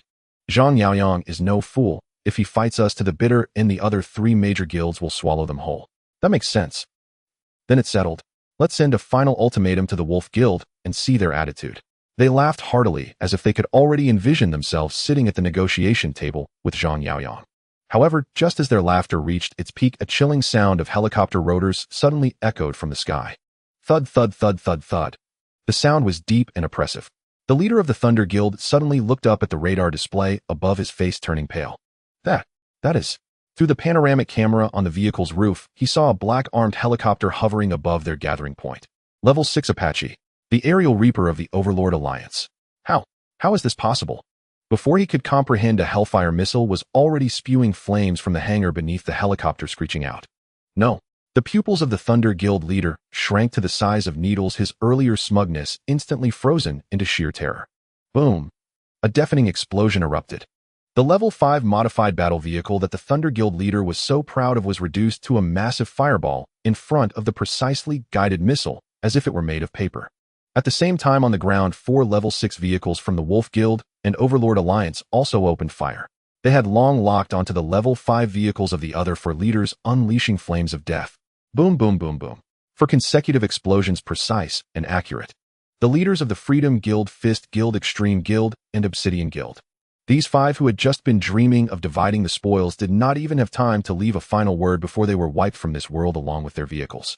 A decapitation operation. Fast, accurate, ruthless. This was the terrifying power of the Overlord Alliance and the Wolf Guild combined. In just a few hours, they had already located the positions of these 5 guild leaders. The old fox leader of the Freedom Guild could never have imagined that the Wolf Guild strike would come so swiftly, not even allowing them a chance to negotiate. The thousands of wandering vehicles that had gathered around the Furnace City instantly became a chaotic mess. The leader is dead. They were all blown to bits. Run fast. The alliance that had just boasted of overthrowing the Wolf Guild completely crumbled in this moment. Some wanted to flee, some wanted to surrender, while others crashed into each other from fear. In the regional chat channel, the previously lively atmosphere instantly froze, replaced by endless despair. It's over. All over. The Overlord Alliance and the Wolf Guild have teamed up. How do we fight this? This is not a battle on the same dimension. Is this the strength of a top guild? It's so hopeless. Wild God Chun Yi gazed at the buzzing Level 6 Apache helicopter in the sky, his fingers gripping the steering. Will turned pale, his eyes filled with helplessness. The middle-aged man Deng Hao's bulldozer was also flipped over by the blast. He and the young man crawled out bloodied, staring vacantly at the sea of flames around them. Is this the fate of the weak? On a distant hillside, Feng Yingying of the Thunder Guild stared blankly at the burning fireball. That was the leader's vehicle. How could this happen? How could this happen? She collapsed to the ground, trembling all over. Beside her, a young man called Chonggu had a pale face, his back drenched in cold sweat, filled with endless fear. He wondered if, as the vice president of the Thunder Guild, he would be targeted by the Wolf Guild. At the Wolf Guild's command center, Zhang Yaoyang watched the horrific scene on the monitor and burst into wild laughter. A bunch of rabble thinks they can fight me. They are so full of themselves.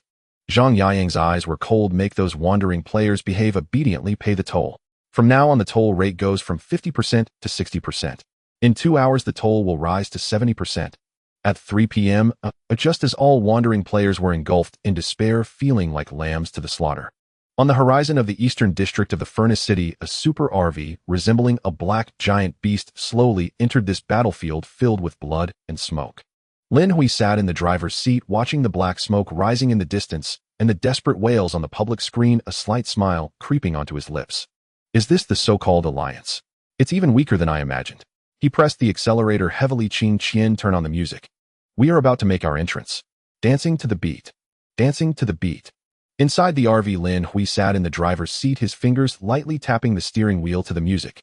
Through the massive bulletproof glass, the once magnificent city of Fu City, which had housed millions, now lay like a dead iron giant, quietly sprawled under the gray sky. The dilapidated skyscrapers pierced the clouds, their outer walls peeling away to reveal a rusted steel frame. At the 4 entrances leading to Fu City, the originally wide passages had been transformed into a desperate steel defense line. The methods of the evil Wolf Guild are indeed ruthless. At each entrance, at least 500 modified vehicles were orderly lined up with heavy machine guns and rocket launchers glinting coldly in the sunlight, their muzzles directed outward, forming an impenetrable net of firepower. Before these steel beasts were 10 long vehicle queues stretching 7 to 8 kilometers. Those were the vehicles belonging to scattered players and small to medium-sized guilds. Just an hour ago, they had attempted to resist, trying to form some scattered player alliance. But now with a few explosions and the appearance of an Apache helicopter, all their spines had been broken. Now they resembled a flock of sheep waiting to be sheared, numb and desperate as they queued awaiting the plundering by members of the Evil Wolf Guild. At this moment, one of the city entrance passages. A small leader of the Evil Wolf Guild with dyed red hair stood with his foot on the hood of a scattered player's engine, waving an automatic rifle and spitting. These scattered players are worthless. If they don't see some color, they won't know how many eyes the Horse King has. Huh. The president is wise. By blocking the road, we can just wait to count the money. This is much better than searching for prey in the wilderness. Several members echoed. What was that saying? Right, waiting by the stump for a rabbit. Huh. You've got some culture, huh? Watching these robbers act so recklessly, no one dared to speak. Even if their hearts were filled with hatred and their eyes were full of resentment in the face of absolute violence, everyone chose silence. At the end of this despairing queue, a 3-story black RV was slowly moving along with the traffic. It was Lin Hui's level 5 RV. He did not choose to directly attack the Evil Wolf Guild with a thunderous strike. The reason was simple. The distance was too far. The maximum effective range of Bai Ling's Zombie Legion and Earth Staff was limited by her current mental power, only about 4 kilometers. If she opened fire from a dozen kilometers away, not only would she be unable to unleash her full combat power, but more importantly, it would easily alert the enemy. Lin Hui's target was the level 6 vehicle of the vice president of the Evil Wolf Guild, which was also the reason he chose the eastern entrance.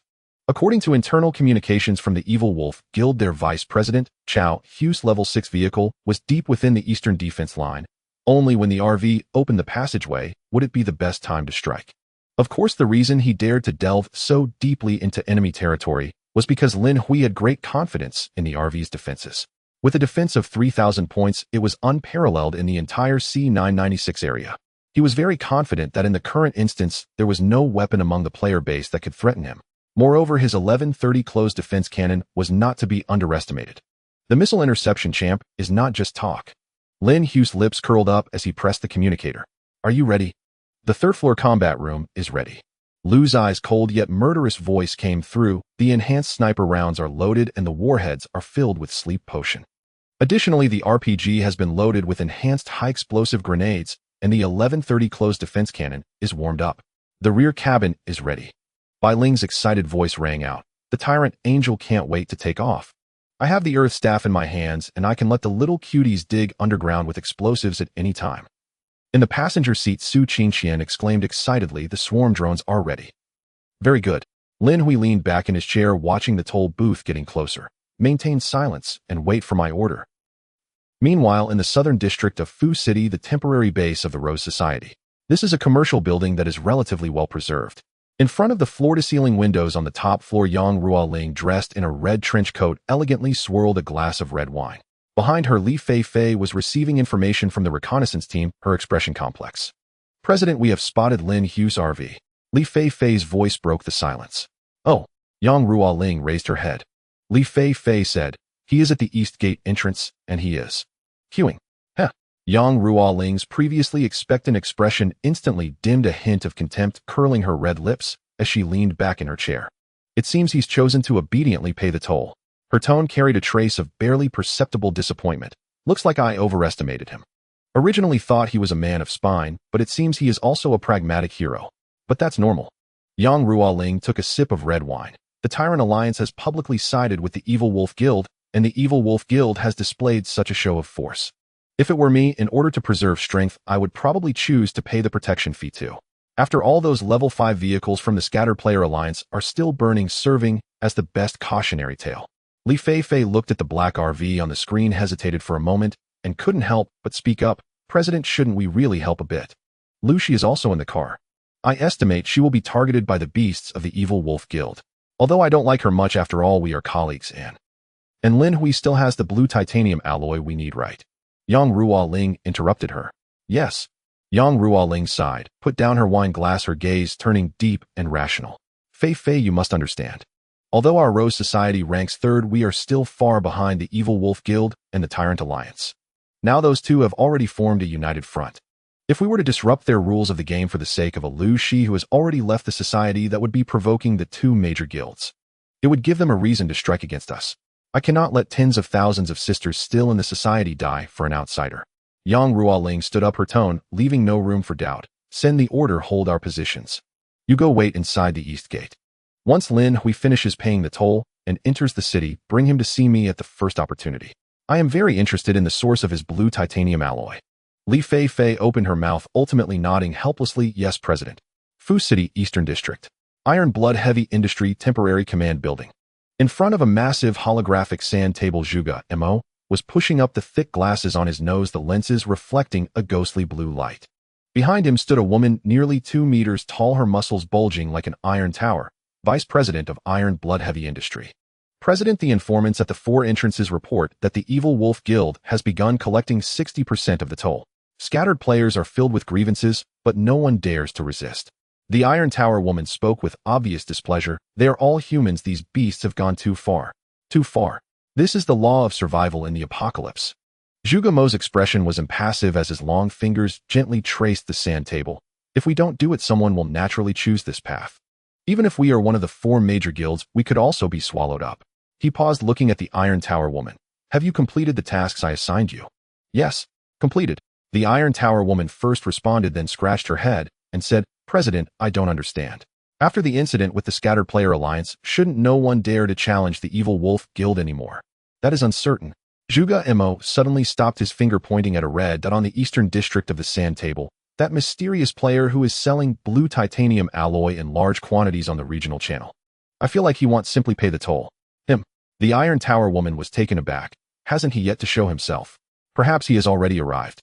Zhuge Mo pulled up an aerial shot captured by a drone pointing at the black RV, queuing at the entrance of the Eastern District. This RV, with its metallic reflectivity, is somewhat similar to blue titanium alloy. If I am not mistaken, the body material of the vehicle contains at least 80 blue titanium alloy. This is definitely not something an ordinary player can possess. He had never seen a large amount of blue titanium alloy and was merely guessing based on intuition. President, do you mean? Guetiantian. Here. Notify the elite team to be on standby at all times. Zhuge Mo's eyes sharpened. Once the East Gate is attacked, we will rush in immediately. Huh. The woman known as Iron Tower was confused. Rush in for what? To help the Evil Wolf Guild? Zhuge Mo shot her a glare filled with frustration. Of course we are helping that mysterious player. It is better to provide timely assistance than to just add some finishing touches. We must show him through our actions that the Iron Blood Heavy Industry is his ally. But this will offend the Overlord Alliance. So what if it offends them? Zhuge Mo sneered. Go ahead, do as I say. Yes. Although Iron Tower couldn't quite grasp it, she had one advantage: she was obedient. Soon, watching Guetiantian's departing figure, Zhuge Mo took off his glasses and rubbed his forehead. Based on the intelligence he had gathered, Zhao Tianba would inevitably take action against Iron Blood Heavy Industry. He had to take a gamble now. If that RV dared to make a move, it would indicate that the mysterious person had a certain level of confidence, and the target was likely a level 6 vehicle from the Evil Wolf Guild. Currently, 10 level 6 vehicle upgrade blueprints are in the hands of the 4 major guilds. If any vehicle wants to upgrade to level 6, they must defeat a level 6 vehicle. If he could recruit a powerful ally, there would be a chance to confront the Overlord Alliance. As for the Rose Society, Zhuge Mo had already tested the waters. Yang Ruoling was not decisive enough, only wanting to guard her small territory, making her unsuitable for cooperation. Mysterious person. I hope you won't let me down. I have placed all my bets on you. At the entrance of the Eastern District of Fushur, the traffic was as slow as a snail. Lin Hui's black RV stood out among a crowd of low-level modified vehicles, appearing conspicuously yet exceptionally low-key. All weapon systems were fully concealed under the armor, and even the radar was in silent mode. At that moment, knock knock knock. Someone knocked on the window beside him. Lin Hui turned to look and saw a massive red heavy-duty truck suddenly appear in the adjacent lane. Although it couldn't compare to Lin Hui's RV, it was considered a behemoth among level 5 vehicles. The window rolled down, revealing a dark-skinned, resolute-looking face. It was a man in his 30s with thick bangs covering his right eye, leaving only his bright left eye visible. He nodded at Lin Hui and pulled out a crumpled pack of cigarettes from his pocket, offering one. Brother, nice vehicle. Let me introduce myself. I am Chunyi. Chunyi. Lin Hui's heart stirred slightly. He had seen that name in the regional channel, seemingly known as Wild God, a prominent figure among casual players who often shared information for free. I don't smoke, thanks. Lin Hui shook his head. Chunyi was unfazed, lighting his cigarette and taking a deep drag before exhaling a cloud of smoke. He examined Lin Hui's RV, a hint of amazement flickering in his eyes. Brother, your vehicle is truly beautiful. It seems you have invested quite a bit. But, Chunyi sighed. What a pity such a great vehicle will soon be scratched by that group of evil wolves. There's nothing we can do as circumstances are stronger than individuals. Lin Hui said blandly, pretending to be an incompetent player.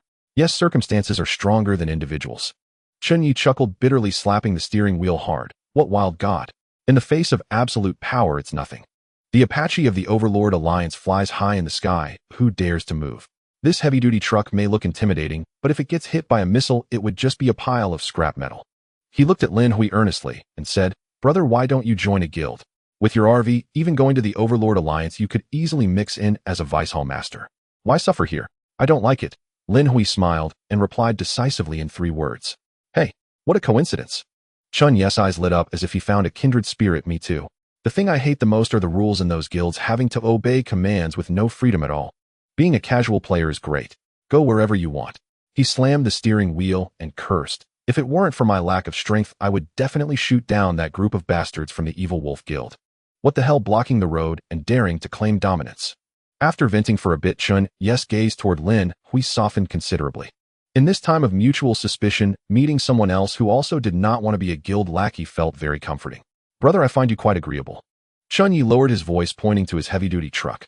"Although your RV is large and looks impressive, these types of RVs usually have thin skin and big filling and will suffer in a real fight. My heavy-duty truck may not be much, but it's tough and durable with powerful firepower." He patted his chest and said boldly, "If we make it into the city smoothly and someone troubles you, just come find me. I will cover you." Hearing Chun Yes' heartfelt words, Lin Hui was taken aback, then burst into laughter. "Cover me?" Since arriving in this world, it was the first time someone had said such words to him. Moreover, he could feel that Chun Yi was sincere. In this treacherous apocalypse, such pure enthusiasm was rarer than a perfect, extraordinary item. "Okay." Lin Hui did not refuse, but instead smiled brightly. "Then I thank you in advance, Wild God. If I really run into trouble, you must lend a hand. Forget about Wild God, just call me Chun Yi." Chun Yi waved his hand. While the two were chatting, the line moved forward a bit. At this moment, Lin Hui's RV was less than 600 meters from the checkpoint. Inside the vehicle, the atmosphere was already tense to the extreme. Su Qingqian wore tactical headphones, her fingers flying over the keyboard. "Boss, the swarm's self-destructing drones have completed their self-check and have locked onto 35 enemy peripheral firepower points. The enhanced bombs are ready for deployment." In the third-floor operations room, she had her long, beautiful legs propped up on a chair, holding a heavy sniper rifle with a special sniper round, sleep agent, loaded in the chamber. At her feet, an RPG rocket launcher and an enhanced artillery were already fully prepared. Lu's voice was cold as ice, searching for level 6 vehicles. At the back of the vehicle by Ling was wearing a loose white coat, tightly gripping the ancient earth scepter. Her eyes sparkled with an eerie yellow light, and her mental energy surged outward like a tide as zombies carrying enough explosives to demolish level 4 vehicles emerged from beneath the RV, moving forward. "Boss," Bai Ling licked her lips, "the zombie army has set off." Lin Hui sat in the driver's seat, watching the increasingly closer checkpoint, his fingers gently stroking the start button. "Wait a bit longer. Still 500 meters to go. P.S. Dear readers, there will be 4 updates today, with 2 more chapters and updates tomorrow morning. Currently setting the stage, preparing for some thrilling moments ahead. I know what you readers want to see, and I will speed up the updates. I promise the subsequent plot will definitely be exhilarating. Trust me, I am a seasoned writer.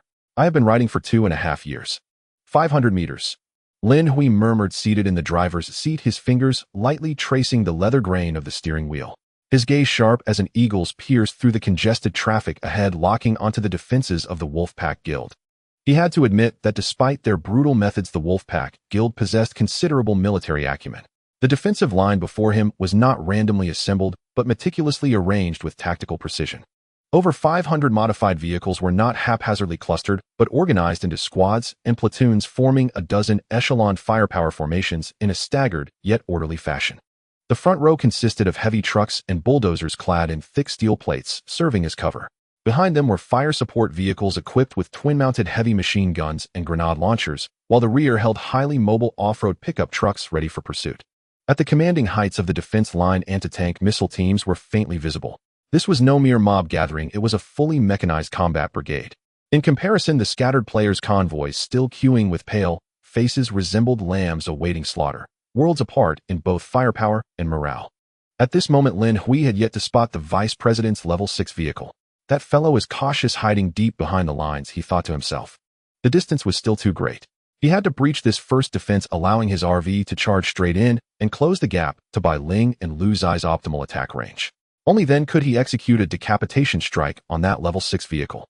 Just as Lin Hui was observing the enemy and contemplating a breakthrough tactic, a piercing wail and chaotic curses tore through the oppressive air, reaching his ears. Hurry up! What's the delay? Looking for death. On a path not far from Lin Hui's RV, a small-time leader with a red mohawk haircut, his face twisted with malice, kicked a frail young man kneeling on the ground. Bang! The kick was heavy and forceful, sending the young man tumbling twice on the rubble-strewn ground, blood trickling from the corner of his mouth. Boss, I really have no supplies left. The young man, ignoring the blood on his lips, scrambled over and clung to the red-haired man's leg, weeping profusely. Half our fuel and food were robbed on the way, and I just handed over the rest. There's truly nothing left. No supplies. A glint of cruelty flashed in the red-haired leader's eyes. His gaze passed over the young man and landed on the dilapidated Level 2 modified car behind him. The passenger window was half open, revealing a young woman inside. Though her face was smudged with dust and her hair slightly disheveled, her terrified eyes and delicate features were strikingly appealing. The red-haired leader licked his cracked lips, lifted the young man's chin with the barrel of his gun, and sneered, "Isn't this the best supply? Since you can't pay the toll, leave your woman behind." "No." The young man, as if struck in his most vulnerable spot, lunged forward and hugged the red-haired man's leg, roaring, "She's my girlfriend. You can't do this. Please let us go. He'll be your slave, do anything. Just don't touch her." Inside the car, the woman heard this, her face draining of color as she gripped the door handle, trembling violently. "Damn it, you're asking for it." A murderous glint flashed in the red-haired leader's eyes. Without a moment's hesitation, he pulled the trigger. Bang! A crisp gunshot rang out. A blood hole instantly appeared in the young man's forehead. The plea in his eyes had yet to fade as his body fell stiffly backward, blood quickly staining the ground beneath him. The surrounding players let out stifled gasps, but no one dared to move, not even to breathe loudly. Jiegu. The woman inside the car let out a heart-wrenching scream. What a pain in the ass. Wasting another bullet. The red-haired leader disgustedly wiped the blood off his boots on the corpse and spat a thick glob of phlegm. Broke and still trying to enter the city. This crappy level 2 car is interest. As for this woman, he will take good care of her for you. The surrounding thugs of the wolf pack guild burst into raucous laughter, their eyes filled with bestial desire. Drag her out. The red-haired leader waved his hand. With the vehicle owner dead, the car door was violently forced open. The young woman screamed in terror, her hands clinging to the door frame until her nails broke and blood streamed down. But her strength was no match for several burly men. Slap. A thug backhanded her, sending blood spilling from her lips and stars dancing before her eyes. Bitch. Acting all high and mighty. Serving us is your blessing. Take her to Brother Chow, the red-haired man ordered. Such a fine piece needs to be tasted by Vice President Chow first. Once Brother Chow is done with her, shall be ours. Ha ha ha. The thugs let out lewd laughter, roughly hoisting the now utterly despairing young woman and carrying her deeper into the defensive lines. The entire incident lasted only a few minutes. Hundreds of vehicles in the queue witnessed the scene. Some gripped their steering wheels in fury, their knuckles white. Others turned away, unable to bear the sight. Most simply lowered their heads, their eyes filled with fear and numbness. No one dared to speak. No one dared to resist. The still warm corpse was the most potent warning. A pack of beasts. Inside the red Diane heavy truck, Chun Yi watched the scene, pounding his thigh in anguish, his eyes reddening. Are these even human? They're worse than zombies. But in the end, he could only sigh helplessly. He had passion, but he wasn't foolish. Charging alone against such an organized armed force would be nothing but suicide. Inside Lin Hui's RV, Su Qingxian watched the woman being dragged away, her face as pale as paper. As a fellow woman, she felt the despair as if it were her own. If she hadn't met Lin Hui back then, if she had been caught by the Wolfpack Guild, her fate would likely have been even worse. In the collapse of order after the apocalypse, women were no longer free. They became the most contested and destructible resource. Boss. Su Qingxian's voice trembled. Lin Hui sat in the driver's seat, his gaze cold as ice, devoid of any fluctuation. He was neither a saint nor a savior. In this cruel game, everyone had their own fate. Weakness was the original sin. Don't look, Lin Hui said calmly. Our target is the Wolfpack Guild Vice President's Level 6 vehicle. The promised 2 chapters for the morning were delayed until nearly noon. As an apology, an extra chapter is added. Meanwhile, in the back of the convoy, the atmosphere inside a Level 4 military camouflage pickup truck was suffocating. In the driver's seat sat a man with a grim expression, none other than Qian Chong, the vice president of the Thunder Guild. In the passenger seat sat Feng Yingying, once spirited and now trembling. Brother Chong, did you see that? That woman was taken away. Feng Yingying's voice was filled with unmistakable fear, her body shaking uncontrollably like a sieve.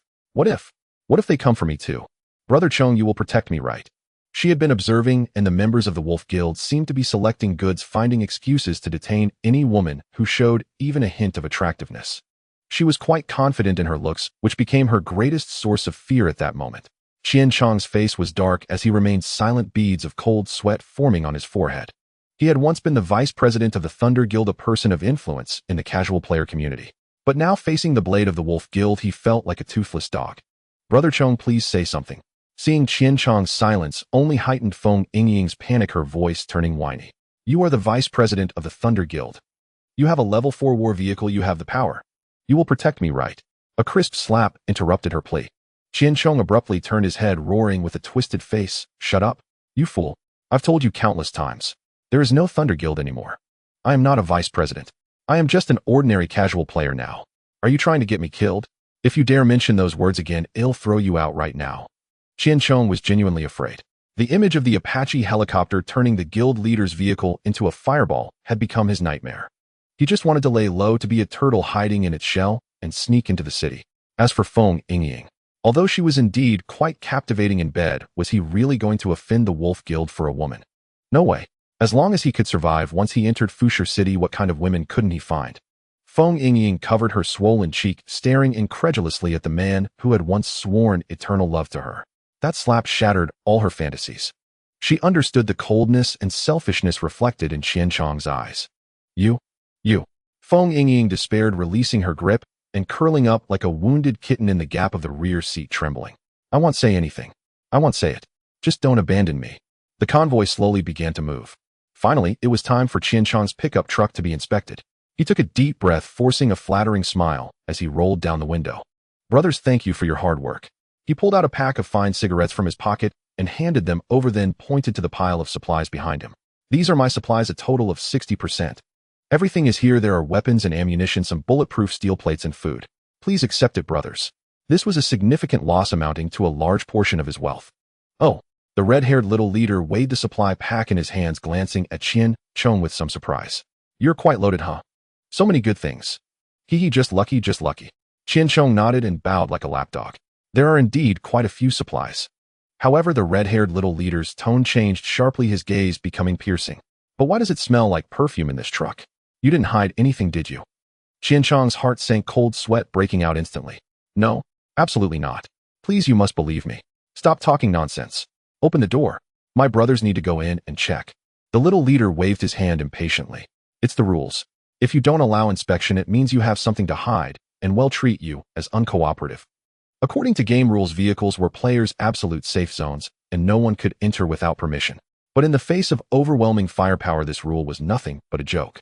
"If you don't get out, we'll shoot you." Qian Chong gritted his teeth and could only obediently relinquish his permissions. "That's more like it."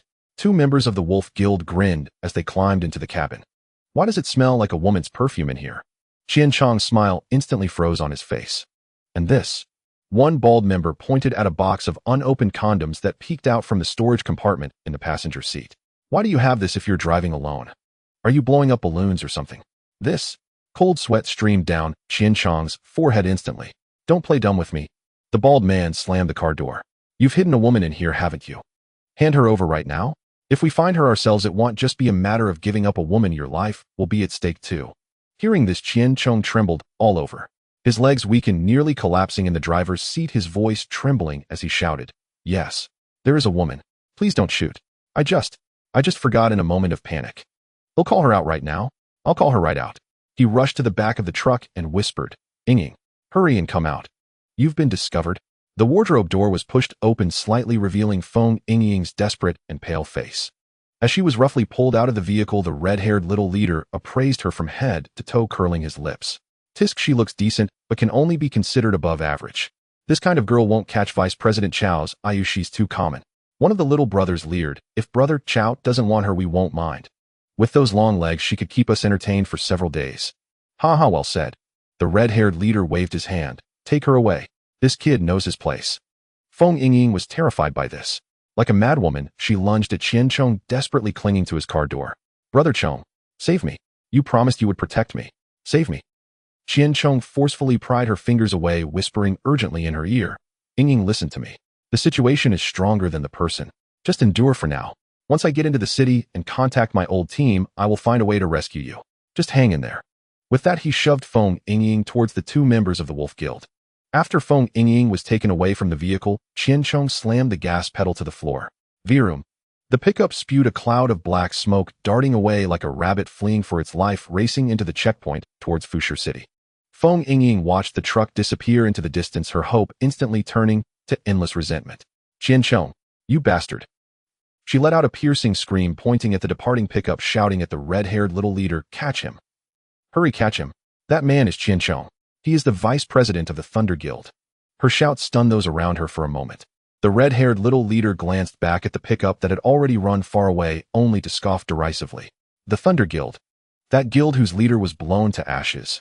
The red-haired leader pinched Feng Yingying's chin with a cruel smile. "Let him go, a coward who can even send his own woman out can't amount to anything. So what if he is the vice president? Once he enters the city, he's just a dog that our Wolf Guild can kill at will. As for you, beautiful, instead of worrying about him, why not focus on how to serve us brothers? Well, ha." As he spoke, several dirty hands began to rove indecently over her body. Feng Yingying felt a wave of nausea and despair. She knew her fate was sealed. Just as she was being dragged towards a Wolf Guild vehicle, her desperate gaze unintentionally caught sight of something behind her. In that instant, she saw a large black RV slowly driving towards them. Through the window, she saw the handsome man who had once rejected her, now wearing an indifferent expression, and the stunning woman who made her green with envy.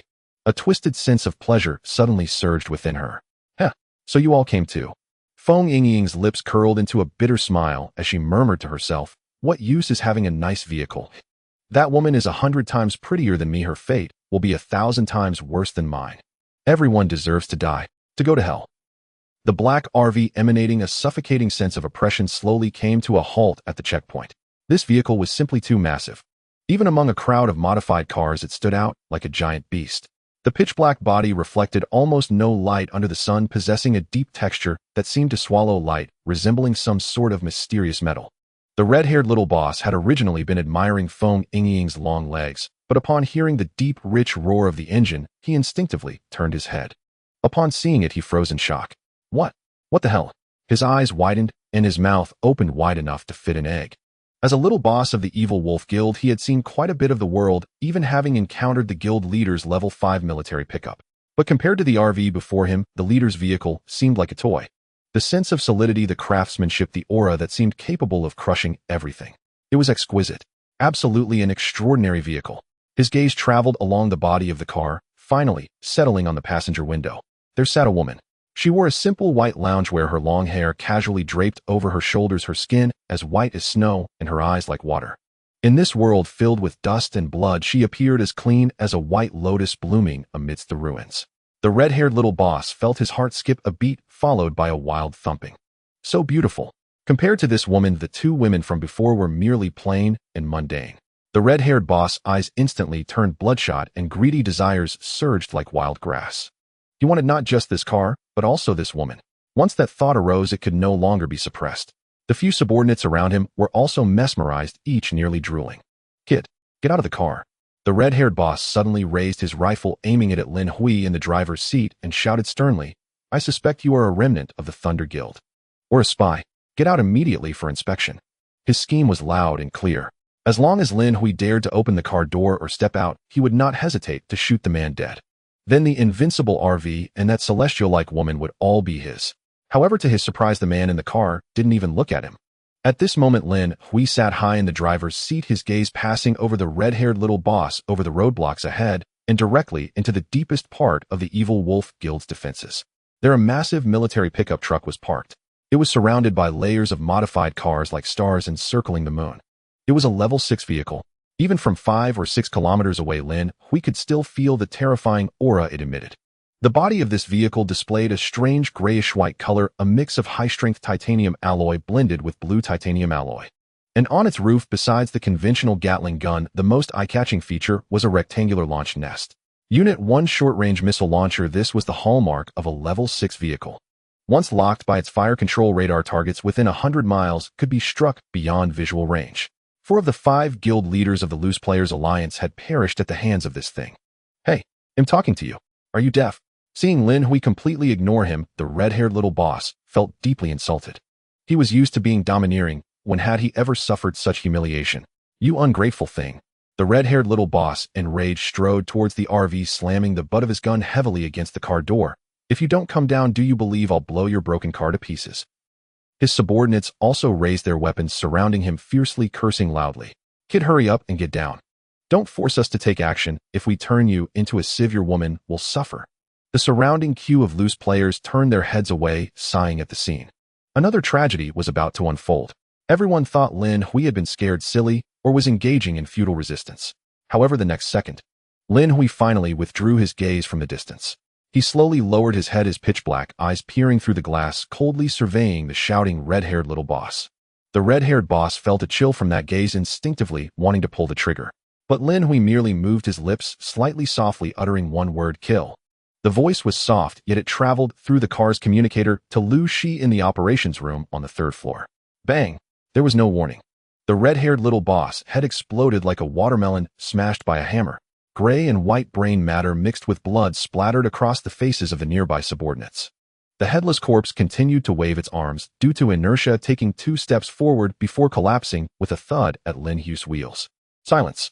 A deathly stillness. The surrounding noise seemed to have been paused at this moment. Everyone stared wide-eyed in disbelief at the scene. Today is the 5th update. Burned out. Seeking free small gifts. Seeking 5-star reviews. Many thanks to the previous supporters. As the minor leader of the Evil Wolf Guild lay in a pool of blood, the surrounding independent players queuing up were utterly stunned. At this critical juncture, when the Evil Wolf Guild and the Hegemon Alliance held absolute sway, making everyone tremble like lambs awaiting slaughter, someone actually dared to strike. And in full view of everyone, so decisively and brutally, a single shot to the head. Was he insane? Shock, terror, worry.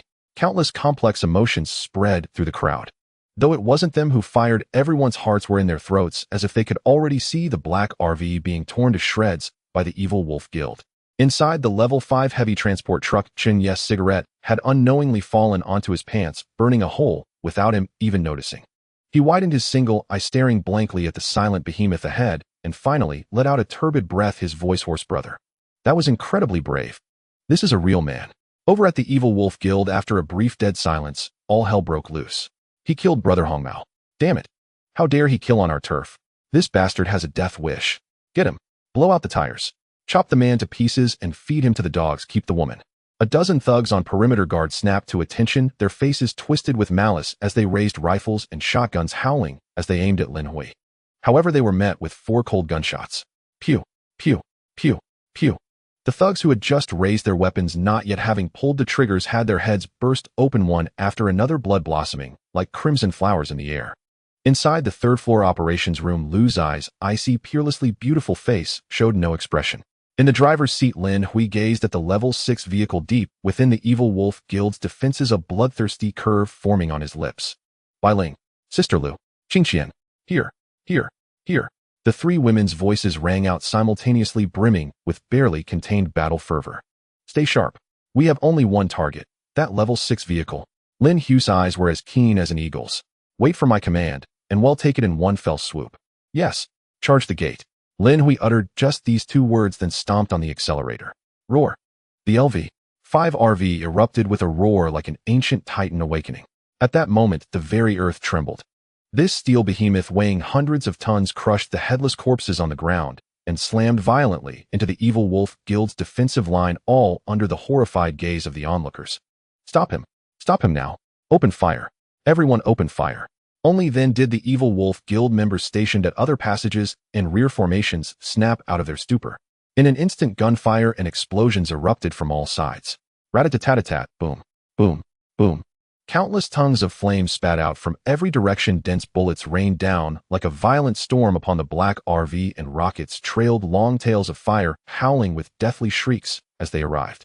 In a flash, Lin Hui's RV was engulfed in a sea of fire and smoke. A lone warrior. Among the crowd, countless independent players stared at the dark silhouette consumed by the bombardment, a wave of indescribable sorrow and respect surging in their hearts. In this apocalypse where everyone was selfish and would sell their dignity to survive, there was still someone with such fiery spirit daring to charge single-handedly against the tyranny of the Evil Wolf Guild. At this moment, countless independent players sighed. With such concentrated firepower, even an iron lump would be melted right. What a pity. He was truly a man of grit. A somber atmosphere spread through the crowd. Was this the fate of a rebel? In this world of the survival of the fittest was a lone warrior destined to be nothing more than a fleeting spark. If only we could really defeat these beasts. Someone in the line murmured tearfully. Those words struck everyone's hearts like a hammer. Though reason told them it was impossible deep down, who didn't yearn for a savior to descend from the heavens and tear apart the darkness cast by the evil wolf guild. Uncle Hal. Inside a dilapidated level 4 compactor truck, the young man gripped the window frame tightly. It's that vehicle. That big shot's ride. The middle-aged man Dang Hao let out a deep sigh, stubbing out his cigarette, but hard on the dashboard, his eyes filled with regret. Too impulsive, too not worth it. On the level 5 transport truck, Chun Yi stared blankly at the area engulfed in flames, his eyes reddening. If only I could have such courage. He slammed his fist against the window, grinding his teeth. Brother, may you rest in peace. Though we've known each other less than half an hour, I Chun Yi swear this.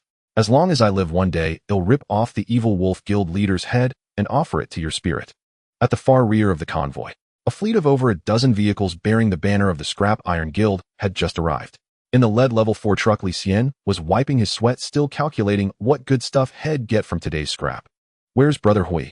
He had just poked his head out the window when he saw a sight that made his heart stop. A black RV he knew all too well was charging alone toward a steel wall of hundreds of armed vehicles, only to be instantly focused down and swallowed by the flames. Holy shit! Li Xian's hands trembled in fear. Is that Brother Hui? Has he lost his mind? Boss, that's definitely Brother Hui. In the passenger seat, the lucky one Zhen Haoyun was so excited his face was flushed. Instead of being afraid, the kid was gesticulating wildly. I knew it. Brother Hui is Brother Hui. That's so fierce. This is the spirit of charging forward even against 1,000. A role model for our generation. Absolutely a role model. Li Xian looked at Zhen Haoyun's fanatical expression, his mouth twitching uncontrollably. Role model, my ass. That's hundreds of armed war vehicles. Plus anti-tank missiles. RPGs. Haoyun. Li Xian swallowed hard, his voice trembling. Do you think Brother Hui can still survive? With this firepower, not just the vehicle, even his ashes would be scattered right. Brother Li, you underestimate Brother Hui too much. Zhen Haoyun said with utter certainty. Since Brother Hui dared to charge, it means this rabble can't harm a single hair on his head. Just wait and see, the evil wolf guild is in for big trouble. Li Xian stared at the towering flames ahead, his heart filled with uncertainty, silently praying, heaven help us. Brother Hui, please don't die. If you die, who will I sell my scrap iron to in the future? Last night, Lin Hui had specifically told him not to sleep, but to collect scrap iron. The target was 20 million units of scrap iron. After collecting it, he was to meet Lin Hui at the East Gate. He had invested everything he owned and transferred all the scrap iron to Lin Hui through the system. Everything he had was given by Lin Hui, so naturally, he didn't want anything to happen to him. Meanwhile, on the bridge at the southern side of Fu City, Zhuge Mo received news of the black vehicle, taking action, a slight smirk appearing at the corner of his mouth. Hurry, tell the brothers behind to speed up. A command was issued. Inside the vehicle, Li Feifei watched the real-time footage transmitted by the drone, disbelief written all over her handsome face. He really made a move. She took a deep breath and immediately connected to the communication with President Yang Ruoling. President, Lin Hui has taken action. He charged headlong into the defenses of the evil wolf guild all by himself. On the other end of the communication, Yang Ruoling was clearly stunned for a few seconds. What did you say? Alone? Yang Ruoling's voice was filled with astonishment. Without utilizing the terrain. No waiting for the right moment. No assistance at all. He just charged straight in. Yes, President, Li Feifei said, gazing at the sea of flames with a complex tone. Yang Ruoling fell silent for a moment, then let out a cold laugh. Brave but foolish. These 4 words were her final evaluation of Lin Hui. What difference does it make? Just a fool's bravery. Yang Ruoling said, shaking the red wine glass in her hand, her tone becoming indifferent. I was originally going to wait for him to enter Fu City to make a deal with him. But it seems unnecessary now. Under such heavy fire, even a level 6 vehicle would be badly damaged, let alone his level 5 vehicle. Feifei, come back. Lin Hui is destined to be a dead man. Li Feifei bit her lip, just about to agree. Suddenly, her peripheral vision caught sight of dust rising in another direction. She quickly adjusted the telescope, her pupils constricting instantly. President, wait. Li Feifei's voice suddenly rose. I see the Iron Blood Heavy Industries convoy. It's Zhuge Mo's vehicle. And that violent female Vice President Guo Tianshan's car. They are bringing all of Iron Blood Heavy Industries' elite forces speeding towards the East Gate. What? Yang Ruoling was genuinely shocked this time. Zhuge Mo is coming. What does he want? I don't know. Li Feifei was also confused. Looking at their momentum, they seem aggressive. Are they going to fight the evil wolf guild? For Lin Hui. Impossible. Yang Ruoling firmly denied it. Zhuge Mo is as cunning as a fox. How could he do something so foolish for a man destined to die? Moreover, with the Overlord Alliance involved, isn't he just asking for trouble by entering at this time? There must be something unusual. Zhuge Mo would never do something meaningless. Yang Ruoling's eyes shifted unpredictably as she paced back and forth in the room, her mind racing. What information does Zhuge Mo possess that I don't know? Moments later, Yang Ruoling suddenly raised her head, a glint of determination flashing in her eyes. Send my orders. Immediately assemble a safe escort convoy. I want to personally go to the East Gate and see what Zhuge the Fox is truly up to. At the entrance of Fu City's East Gate.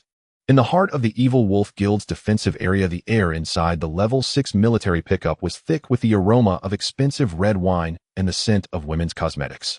Vice President Chao Hui lounged comfortably in a spacious velvet bed, holding a wine glass. Around him, several well-dressed, beautiful women were serving him with trepidation. Some were massaging his legs, others feeding him grapes, and even one woman was kneeling on the ground acting as his footrest.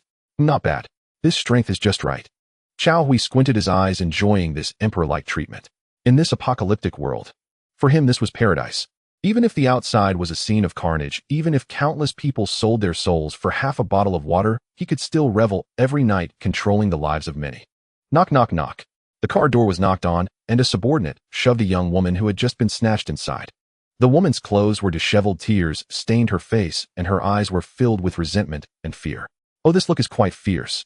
Chao Hui sat up straight, as if he had discovered a new toy. I love taming such wild horses. Crying. No problem tonight, I will make you scream louder than anyone else. Just then a shrill alarm and the sound of explosions penetrated the well-insulated cabin. What's going on? Chao Hui frowned, a hint of displeasure showing on his face. The subordinate quickly replied, Vice President. Someone is breaking through. They've killed quite a few brothers and are charging this way. Someone is breaking through. Chao Hui was stunned for a moment, then, as if he heard a joke, he chuckled. How many vehicles do they have? Which guild are they from? The subordinate hesitated. Just one vehicle. It seems to be a black level 5 RV. One vehicle. Chao Hui's expression froze for a moment, then he burst into laughter, spilling the red wine from his glass. One vehicle dares to charge our hundreds of vehicles' defenses. Have the solo players lost their minds to zombies? He stood up and strode to the driver's seat, picking up the military binoculars to look ahead. His gaze pierced through 13 combat formations, and he spotted the distant blaze shrouded in smoke. He overreaching. But in the next moment, the smile on Chao Hui's face froze. He saw a massive black beast suddenly charging out from the thick smoke. How could this be? Chao Hui's eyes widened. The wine glass in his hand fell to the ground with a crash, shattering into pieces. Unscathed, that RV under such bombardment had not lost a single piece of paint. What kind of defensive power is this? The center of the battlefield. Smoke filled the air and flames soared into the sky. Everyone believed that the RV had turned into scrap metal amidst the recent onslaught. However, a deep and powerful roar of an engine erupted like the furious roar of a dragon tearing through the smoke. In the next second, that massive black object carrying an unmatched aura broke through the fiery net and appeared before everyone's eyes, completely unscathed. No dents, no damage. Not even a single piece of paint was chipped away. Even the enormous windshield had no cracks. How is this possible? Am I seeing things? That was hundreds of rockets and mortars. Even a steel turtle should have been blown to bits, right? It actually has no damage at all. The scattered players were in shock, their mouths agape, jaws nearly hitting the ground.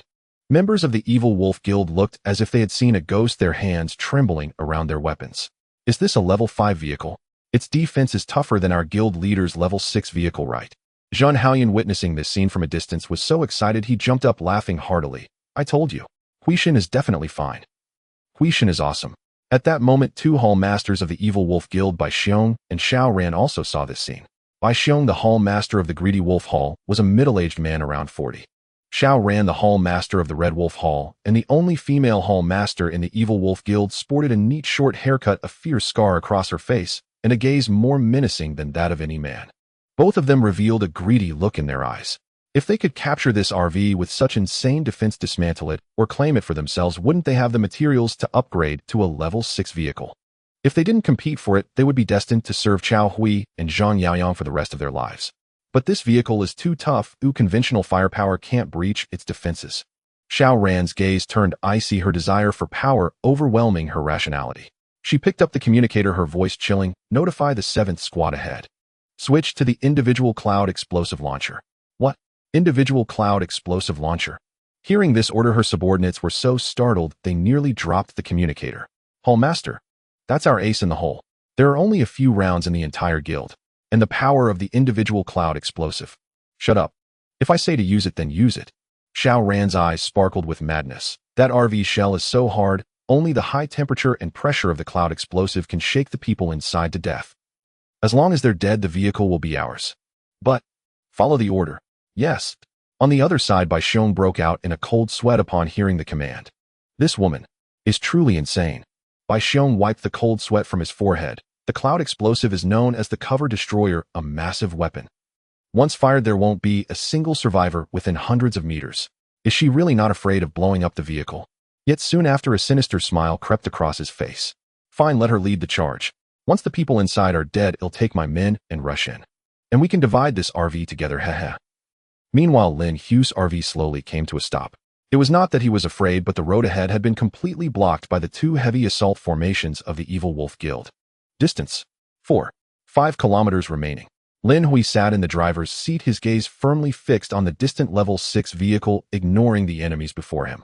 Boss. In the third-floor command room, Lu Zai's cold voice suddenly turned urgent. At the 2 o'clock position, that formation has someone lifting the individual cloud explosive launcher. As an awakened one specialized in shooting, she was well-versed in various individual weapons. Individual cloud explosive? Lin Hui's eyes narrowed, and then a cold smile appeared at the corner of his mouth. They want to use an individual cloud explosive against my RV. Naive. Lock on the target. Lin Hui's voice was as cold as a blade. Since they want to play with fire, let them taste what true firepower coverage is. Yes. Lu Zai's fingers swiftly operated on the fire control system. At that moment, within the 7th formation, an elite member of the Evil Wolf Guild was kneeling on the ground, shouldering the heavy individual cloud explosive launcher, the crosshair of the scope already fixed on Lin Hui's RV. Xiao Ran watched this scene, and a cruel smile crept across her face. She seemed to envision the RV being engulfed by purgatorial flames. The wretched driver inside instantly turned to charcoal. By the high temperature, their insides shattered into a bloody pulp by the high-pressure shockwave. Die. Bang. With a dull explosion, a thick cloud explosive shot out, trailing flames hurtling towards the RV. It's coming. Someone among the scattered players screamed in terror. That's an individual cloud explosive. Get down. It doesn't rely on shrapnel to kill, but instead uses 2 explosions to disperse fuel into the air, forming a cloud, then igniting it to produce thousands of degrees of high temperature and a terrifying overpressure shockwave. In a closed space, it can instantly deplete oxygen and shatter the insides of all living beings. It is dubbed the funeral dragon. Even larger cloud explosives are referred to as subnuclear weapons. This sufficiently illustrates its power. However, just as the individual cloud explosive was launched and still airborne, the armored plates on the top of the RV suddenly slid open to the sides. A sci-fi and violent aesthetic steel turret slowly rose. It was an 11-barrel 30mm Gatling gun, like 11 eyes of death. That is. In the crowd, an enthusiastic military enthusiast suddenly shrieked in a changed tone, 1130 Closian weapon system. That is the last line of defense used on warships to intercept supersonic anti-ship missiles. Holy shit. Just as this scream echoed in the air, the RV's radar had already locked onto the individual cloud explosive still in the air. Zing. The terrifying gunfire, reminiscent of a chainsaw cutting through steel, suddenly erupted. With a firing rate of 11000 rounds per minute. This meant that within 1 second, nearly 200 rounds of 30mm tungsten core armor-piercing shells would pour out. A visible firestorm of red-hot metal instantly tore through the air, accurately colliding with the individual cloud explosive midair. Boom! Before the individual cloud explosive could even reach the RV, it was obliterated by the metal storm in midair. No! Xiao Ran's smile froze, instantly transforming into sheer terror. But it was too late. Boom, boom, boom, boom, boom. The cloud explosive ignited in midair, mixed with the terrifying explosive rain from the 1130 Closian weapon system, instantly engulfing the entire 7th formation. A small mushroom cloud rose into the air. In that instant, the air within 80 meters was instantly depleted, replaced by a sea of flames at 2,500 degrees Celsius and a horrifying overpressure of dozens of kilograms per square centimeter. Over 50 modified battle vehicles of the Evil Wolf Guild, along with hundreds of members inside them, were completely consumed by the high-temperature inferno in that moment. There were no screams at all, because before any sound could escape, they had already vaporized.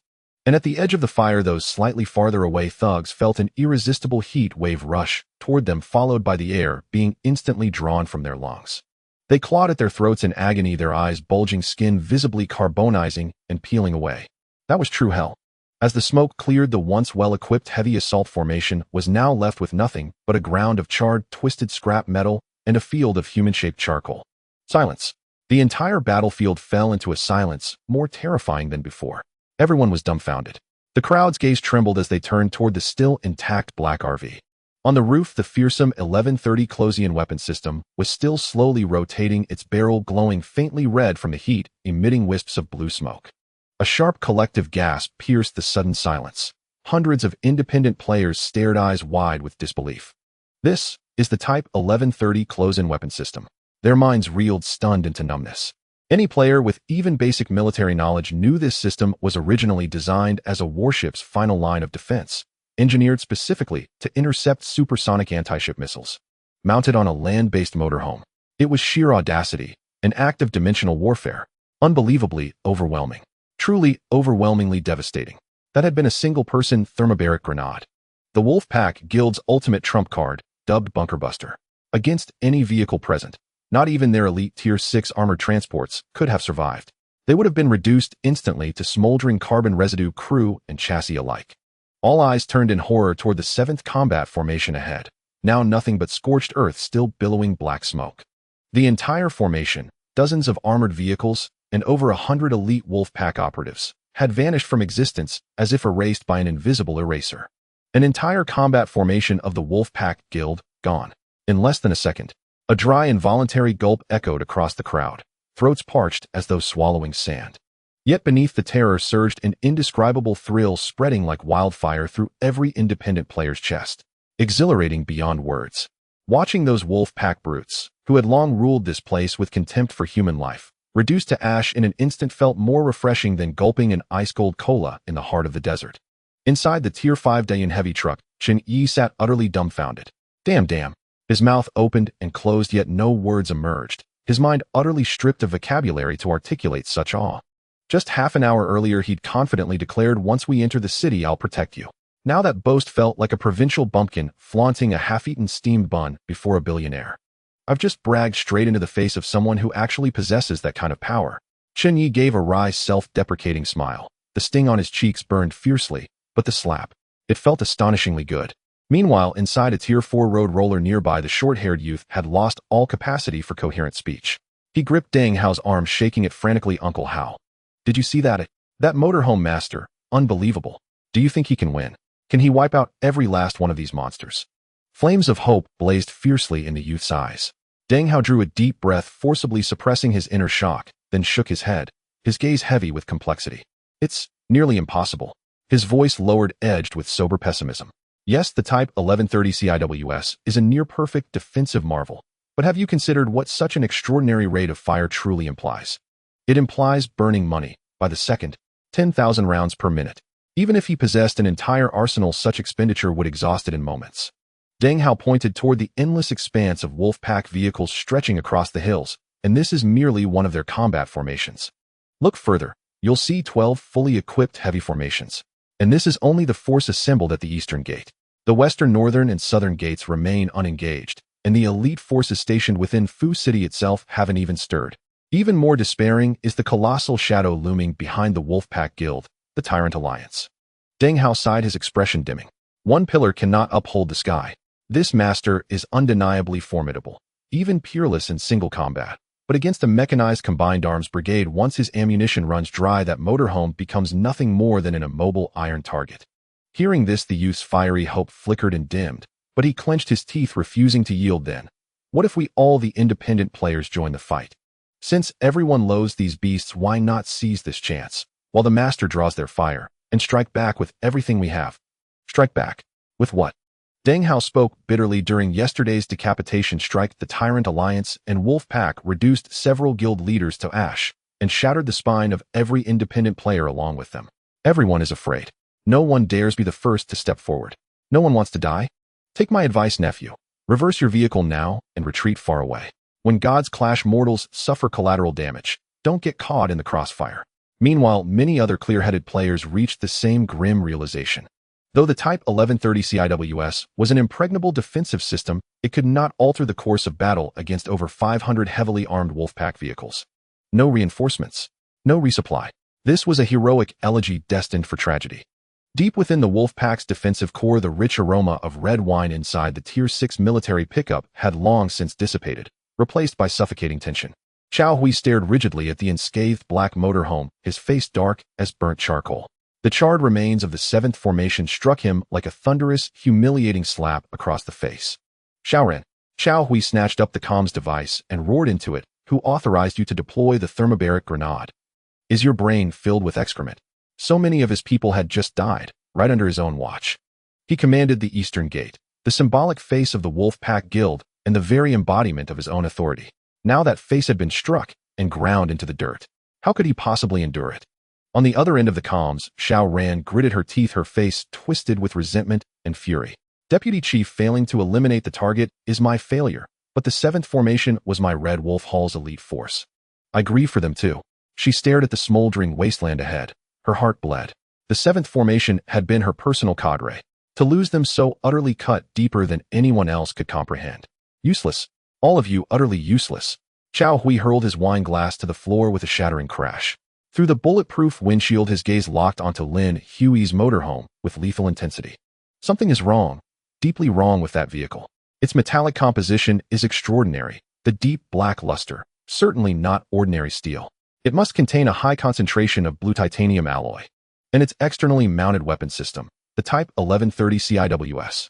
The Type 1130 CIWS. Even Zhao Tianba, the Tyrant Alliance's supreme leader, didn't possess such a system. A profound wariness flickered in Xiao Hui's eyes. This CIWS was the absolute countermeasure against all subsonic missiles. If it remained operational, his short-range missile barrage posed zero threat. In other words, his Tier 6 vehicle's greatest tactical advantage had evaporated. We must exhaust him. Xiao Hui made the decision instantly. At that rate of fire, ammunition consumption is astronomical. He's just a lone operator. Even if he crammed his vehicle full of ordnance, how long could he possibly last? Issue my order to all formations, saturation bombardment. Bury him under artillery fire. The leader of the Red Wolf Hall, Xiaoran, and the leader of the Greedy Wolf Hall, Bai Xiong, immediately executed the order. Both understood that against such a monster-level defense, exhausting the opponent's resources was the only way to victory. Fire. Hit them hard. In an instant, the entire entrance of the Eastern District seemed to transform into a purgatory. The remaining 12 battle formations of the Evil Wolf Guild, along with hundreds of modified battle vehicles, roared in unison. Heavy machine guns, automatic cannons, grenade launchers, rocket launchers. Countless tongues of fire interwove into an impenetrable net of firepower overwhelming that lone RV. Boom, boom, boom, boom, boom. Shells and bullets rained down like a storm on Lin Hui's RV. The explosive flames instantly engulfed the RV with thick smoke billowing into the sky. If it were an ordinary vehicle, even a level 6 vehicle would be reduced to metal scraps under such dense fire coverage within 10 seconds. However, a scene that filled all Evil Wolf Guild players with despair unfolded. Inside the RV, Lin Hui remained as steady as a mountain, not even raising his eyelids. Warning: armor durability decreased by 0.1. Warning: left armor durability decreased by 0.2. The system's alert sounded monotonously. Activate automatic repair. Lin Hui calmly issued the command. In the next second, a miraculous scene occurred. The dark armor surface of the RV seemed to transform into a form of living liquid metal. Those white marks left by the heavy machine gun bullets and the scratches from shrapnel instantly wriggled, filled in, and restored to their original state under the effect of the golden text automatic repair. Not even a second was needed. This is the terrifying nature of 3,000 points of physical defense combined with the automatic repair attribute. Conventional ballistic attacks could not even match its self-repair speed. As for those slightly threatening individual missiles, buzz. The 1130 close defense cannon on the roof lazily rotated its barrel, spitting out a short burst of fire, detonating it in midair 100 meters away. No matter how fierce the storm is, I remain unmoved. Is this some kind of scraping therapy? Xiao Hui stared at this scene, completely dumbfounded. Over 500 vehicles. They couldn't even do anything to the opponent. This is absurd. This defies all logic. Xiao Hui grabbed his hair, feeling as if his worldview was collapsing. The opponent's tire defense couldn't be breached. But that's rubber. The opponent's glass couldn't be shattered. But that's glass. The physical defense of this RV simply exceeds his imagination. Suddenly a wild thought struck Xiao Hu's mind like lightning. He slammed his body against the window, staring intently at the RV glistening with an eerie black sheen. So tough. Could it be? Could it be that this vehicle is entirely upgraded with blue titanium alloy? In that moment, Xiao Hui felt as if his breath was about to stop. If that's the case, then everything makes sense. So extravagant. It's simply a display of wealth without humanity. It is precisely because of such extravagance that it is so tough. So tough that it brings despair. In that instant, Xiao Hui suddenly thought of the mysterious player who had stirred up a commotion in the regional channel over the past few days. The one who sought to purchase universal shells and even offered blue titanium alloy as currency. It's him. Xiao Hui slapped his thigh. It must be him. Only he could possess such a large amount of blue titanium alloy. He instantly connected Lin Hui with that mysterious player. In that moment, greed once again overwhelmed the fear in Xiao Hu's heart, completely taking control. This vehicle is like a moving mountain of gold. If I can take him down and seize all the blue titanium alloy inside his vehicle, I could create an invincible level 7 vehicle myself. Keep firing. Keep firing. Xiao Hui screamed frantically into the communicator. Even if we have to grind, we must wear down his turtle shell. We must take him down. Meanwhile, at the entrance of the eastern district of Fu City, the team of the Rose Society, Li Feifei put down the binoculars and turned to urgently report into the communicator. President, Lin Hui is not dead. Not only is he not dead, but the firepower coverage of hundreds of vehicles from the Evil Wolf Guild didn't even scratch his paint. On the other end of the communicator, Yang Ruoling, who was rushing over at full speed, fell silent. Through the footage shared by Li Feifei, she witnessed the despairing scene. Endless artillery raining down, while that black RV stood like a god untouched by all. Yang Ruoling's fingers on the steering wheel turned slightly white, her heart stirred with tumultuous waves. I admit I misjudged him. No wonder. No wonder he dared to charge into that hellish gate alone, fully made of blue titanium alloy. Such a bold move, even the 4 major guilds combined couldn't muster that much. Where on earth did he get it from? Moreover, did Zhuge Mo predict this long ago? That's why he dared to boldly bring people here. Yang Ruoling frowned, her mind filled with doubts. Is he really going to help Lin Hui? Has he gone mad? Is he not afraid of the combined retaliation from the Batian Alliance and the Evil Wolf Guild? Li Feifei beside her couldn't help but ask, President, if we enter now and help Lin Hui, perhaps we could. No way. Yang Ruoling took a deep breath, forcibly suppressing the impulse in her heart, her gaze turning rational and cold once more. If it were just the Evil Wolf Guild, Yang Ruoling might grit her teeth, join forces with Iron Blood Heavy Industry, and pull in Lin Hui as a potential asset. But the existence of the Batian Alliance was like a mountain, completely extinguishing the flicker of hope in her heart. She had witnessed the might of the Batian Alliance. That is a true militarized armed force, a dominating power with air superiority. No matter how strong Lin Hui's vehicle is, he is just one person. Even the 1130 close defense cannon, there will come a moment when its ammunition runs dry. I cannot take that risk. The lives of thousands of sisters in the Rose Society cannot rest on anyone's shoulders.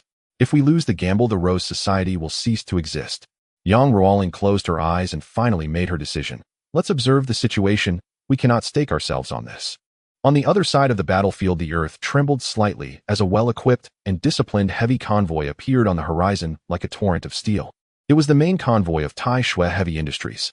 In the leading Class 6 heavy dump truck, Zhuge Mo adjusted his glasses and gazed at the black motorhome, which despite being bathed in cannon fire remained as pristine as ever, a hint of undisguised admiration flashing in his eyes. As expected, it's even stronger than I anticipated, and absurdly so. He originally thought Lin Hui's vehicle merely contained blue titanium alloy capable of withstanding one wave of damage. To his surprise, its defensive capabilities were extraordinary.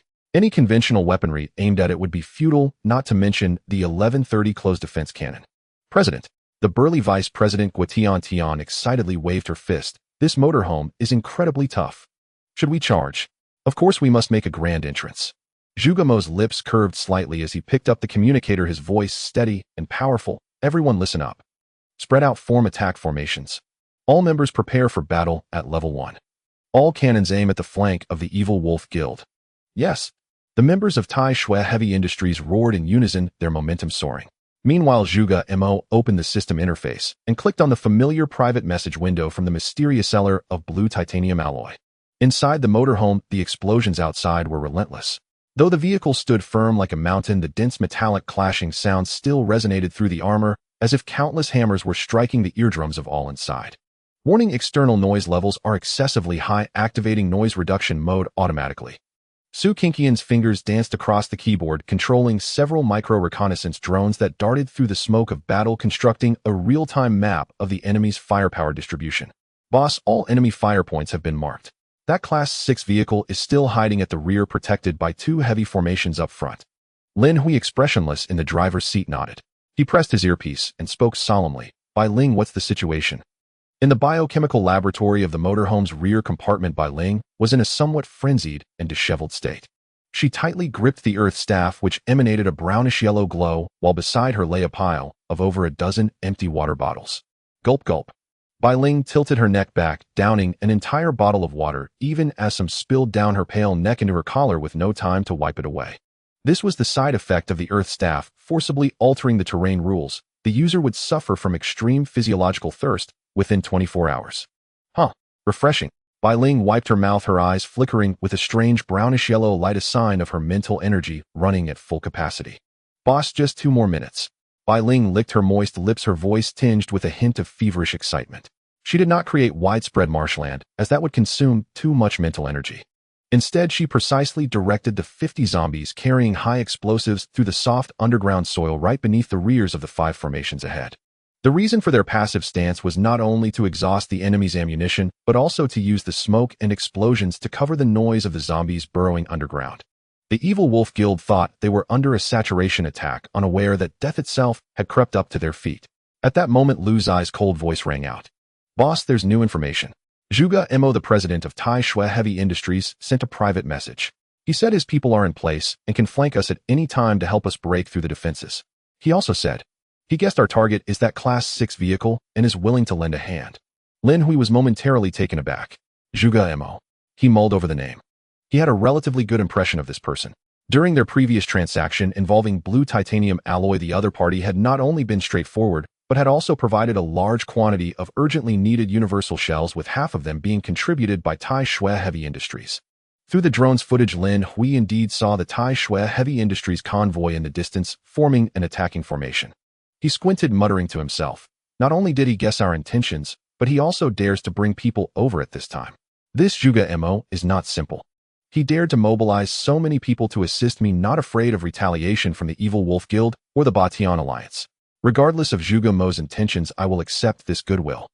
However, he did not need it. Lin Hui had a quirk. He disliked being in anyone's debt. Moreover, it's just a few months. Do I really need help? Lin Hui smirked confidently. I can handle it myself. Lu Jie replied to him. Lin Hui's tone was calm and self-assured. I appreciate the thought. But he did not need to take action. He just wanted Zhuge Mo to bring his people and watch the show from the sidelines. Tai Shui Heavy Industries convoy. Zhuge Mo stared at the line of text that had come back on the screen, stunned for a full 3 seconds. No need for help. Watch the show. Zhuge Mo removed his glasses, pulled out a piece of velvet cloth from his pocket, and slowly wiped the lenses. Faced with an assault of hundreds of war vehicles and a massive guild, he actually said to let himself watch the show. Interesting. Zhuge Mo put his glasses back on, a deeper smile appearing on his lips. Just then, the vice president Guo Tianshan's loud voice came through the communicator. President Chao Hui from the Evil Wolf Guild sent a message. He asked what we intended to do by bringing so many people here. Does he think we are trying to take advantage of the chaos? He also demands that we leave immediately, or he will attack us too. This guy is too arrogant. President, should we deal with him? Zhuge Mo chuckled lightly and waved his hand. Not yet. Since that mysterious player asked us to watch the show, we'll be a qualified audience. Zhuge Mo leaned back in his chair, his gaze deep as he looked towards the smoke-filled battlefield. Tiantian replied to Chao Hui. Tell him, we are here to take the newbies for a joyride and enjoy the scenery. He doesn't need to be nervous. He can continue his performance. Huh. Joyride and enjoy the scenery. Guo Tiantian scratched her head, looking bewildered. So we aren't going to fight. Nevertheless, she obediently carried out the order. Zhuge Mo gazed at the distant black motorhome, his fingers lightly tapping on the armrest.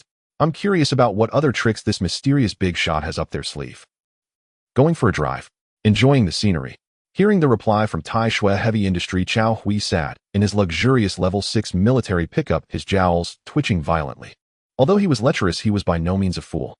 At such a critical moment, the main convoy of Tai Shui Heavy Industry appeared fully armed on the battlefield's flank, forming an offensive formation, and then claimed they were here to take the newcomers for a drive. That was a lie even a ghost wouldn't believe. A strong sense of unease spread in Chao Hui's heart. Zhuge Mo would never engage in meaningless actions. Did Zhuge Mo think they had a chance of victory? Impossible. This cannot be. Cao Hui shook his head violently, trying to shake off this absurd thought. Tai Shui Heavy Industry was the weakest of the four major guilds, always maintaining neutrality and developing cautiously. How could they dare to challenge us and the Batian Alliance? Unless they had gone mad. Vice President, what should we do now? Should we split our forces to guard against Tai Shui Heavy Industry? A trusted subordinate asked, trembling. Guard against what? Cao Hui gritted his teeth and shouted, since they say they're here to enjoy the scenery, let them. I doubt that Zhuge Mo has the guts to really open fire. But we cannot let our guard down. He took a deep breath, a fierce glint flashing in his eyes. Report the situation here to the president immediately. And make sure he informs Alliance leader Zhao of the Batian Alliance, saying that Tai Shui Heavy Industry intends to attack us.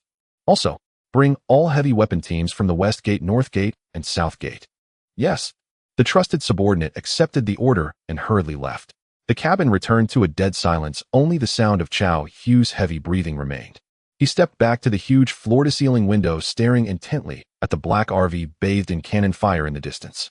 Although its defensive capabilities were indeed terrifying, even despair-inducing, he refused to believe in superstitions.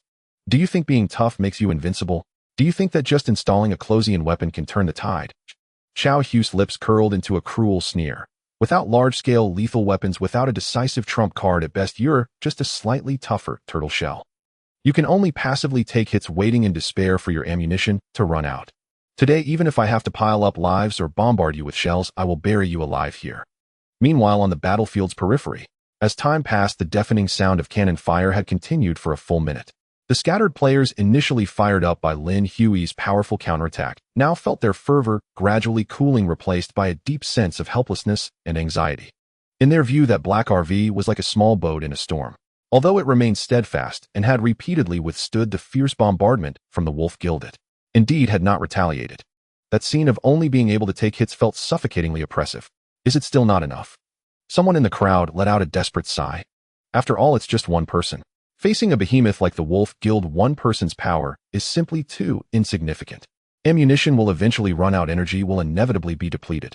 Once that Closian weapon stops, or that layer of mysterious armor is breached, what awaits that big shot will be utter destruction. Pessimism spread like a plague through the convoy. The flickering hope seemed about to be crushed by the cruel reality. Uncle Hal. On the level 4 bulldozer, a short-haired youth shouted with red eyes, "Give me a vehicle, I want to fight." In the driver's seat, Deng Hao stared intently at the RV, unmoving in the sea of flames, his lips pressed tight, his weathered face shifting between despair and determination as he struggled intensely. Rationality told him that rushing in at this moment would be suicide. But the deep-seated bloodlust within him, not yet fully extinguished, was pounding violently in his chest. On the other side, inside a level 5 heavy-duty truck, Chen Yi leaned back in his seat, gazing at the fiery sky outside. His body, once trembling with anger, had now become eerily calm. He took out the last cigarette from the pack. With a snap, he lit it. Taking a deep drag, the sharp smoke swirled in his lungs before he slowly exhaled it into a wisp of blue haze. Chen Yi smiled. It was a smile of relief. To hell with rationality, to hell with self-preservation. If I don't help out today, even if I survive, I will only be a coward for the rest of my life, never able to stand tall again. He suddenly sat up straight and typed in the regional chat input box. Regional chat channel. Chen Yi brothers. I am Chen Yi. I will launch my attack in 20 seconds. If any brothers share the same thoughts, let's strike together at that moment. Don't let the brother inside the RV fight alone. After sending this message, he forcefully extinguished the cigarette and pressed his palm on the weapon launch button, which was the modified grenade launcher on his roof. 20 seconds. Chen Yi whispered as he counted down, his gaze fixed firmly on the Wolf Guild formation ahead. However, the regional channel was silent. That dead silence was even more deafening than the cannon fire on the battlefield. Everyone was watching that message, but no one replied. Fear gripped everyone like an invisible hand, tightly choking their throats. They feared being targeted by the Wolf Guild, feared repercussions after the battle, feared their meager possessions vanishing in an instant. 15 seconds. Chen Yi's voice was a bit hoarse, but his gaze remained resolute. Even if I am the only one, I will charge in. This was not just to help Lin Hui, but also to redeem the dignity he had long since lost. Finally, as the countdown reached 14 seconds, a message abruptly popped up. Chen Yi, if you want to die, don't drag others down with you. It's not easy for everyone to survive until now. Just obediently pay the toll. Isn't that enough? With the strength of the Wolf Guild, it's already impressive that they haven't swallowed everything from us scattered players. One should be content. Seeing this message, Chen Yi's eyes twitched. Before he could curse, another message quickly appeared. Zhen Hao Yun Chao and Ima. I know your name is Qin Chong, right? The softy from the Thunder Guild. What?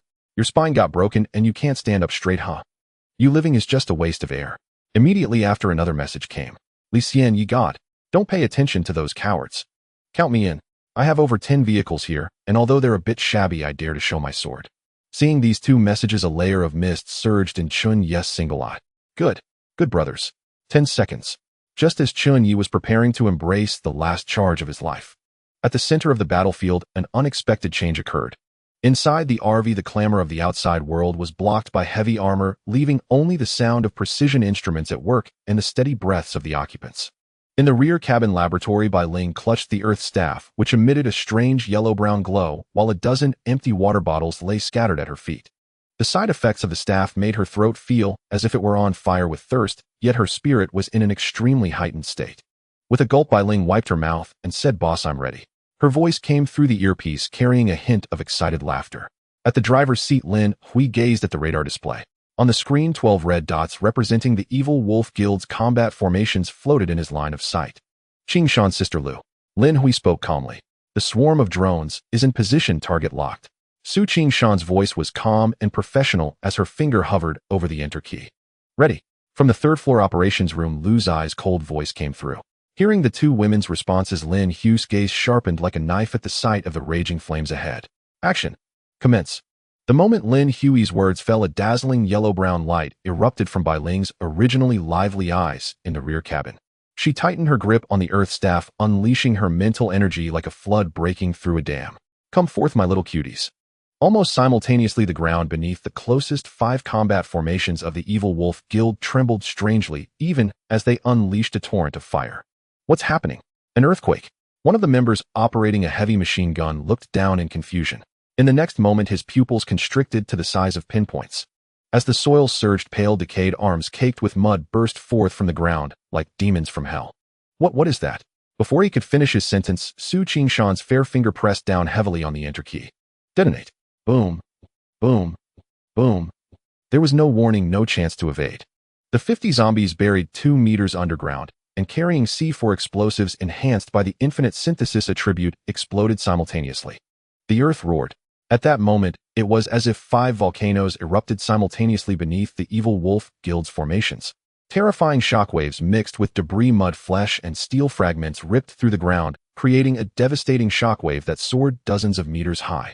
The 5 organized heavy formations, nearly 250 various war vehicles, were tossed into the sky, like toys, in an instant. Flames soared into the sky, illuminating the east gate of the Fu City with an extraordinary brightness. In that orange-eared blaze, countless severed limbs and shattered vehicle parts were scattered, forming a rain of death. This scene was too shocking, too sudden. The scattered players who were originally preparing to charge with Chun Yi stood frozen, mouths agape, their eyes bulging. What the hell is this? Is it a volcanic eruption? Deep within the defenses of the Evil Wolf Guild, the leaders of the Red Wolf Hall, Shao Ran, and the Greedy Wolf Hall by Xiong, looked like 2 stone statues staring blankly at the 5 rising mushroom clouds. In that instant, their minds went blank. Gone. The entire 5 formations, nearly 1/3 of the Evil Wolf Guild's elite fighting force, had vanished in the blink of an eye. Meanwhile, at the rear, Vice President Chao Hui was so startled that he jumped up from the leather sofa. What the hell is going on? There was no missile warning. No trajectory of artillery shells. Why did it suddenly explode? Anti-tank mines. Impossible. We already swept the area for mines. And how could anti-tank mines lift vehicles tens of meters high? Fear truly enveloped Chao Hui's heart for the first time. An unknown enemy was the most terrifying. However, the nightmare had only just begun. Before Chao Hui could recover from the shock of the first explosion, the smoke ahead had not yet dissipated. Buzz, buzz, buzz, buzz, buzz. A chilling, dense buzzing suddenly pierced through the chaos of the battlefield, entering everyone's ears. Chao Hui abruptly looked up. He saw the hatch on the roof of the RV wide open, a swarm of black dots rising into the sky, like a swarm of killer bees, then quickly splitting into 5 formations in the air, charging towards the remaining 5 combat formations with an unstoppable momentum. Drones. It's a suicide drone swarm. Shao Ran's shrill scream exploded in the communication channel. Quick. Shoot them down. The remaining members of the Evil Wolf Guild finally reacted frantically, turning their guns and cannons towards the sky and firing wildly. The sound of gunfire intertwined in the air. Indeed, many drones were shot down midair, bursting into small fireballs as they fell. However, these drones, enhanced by Su Qingshan's mechanical specialization, were far too fast, and their numbers were overwhelming. Nearly 100 still slipped through the net.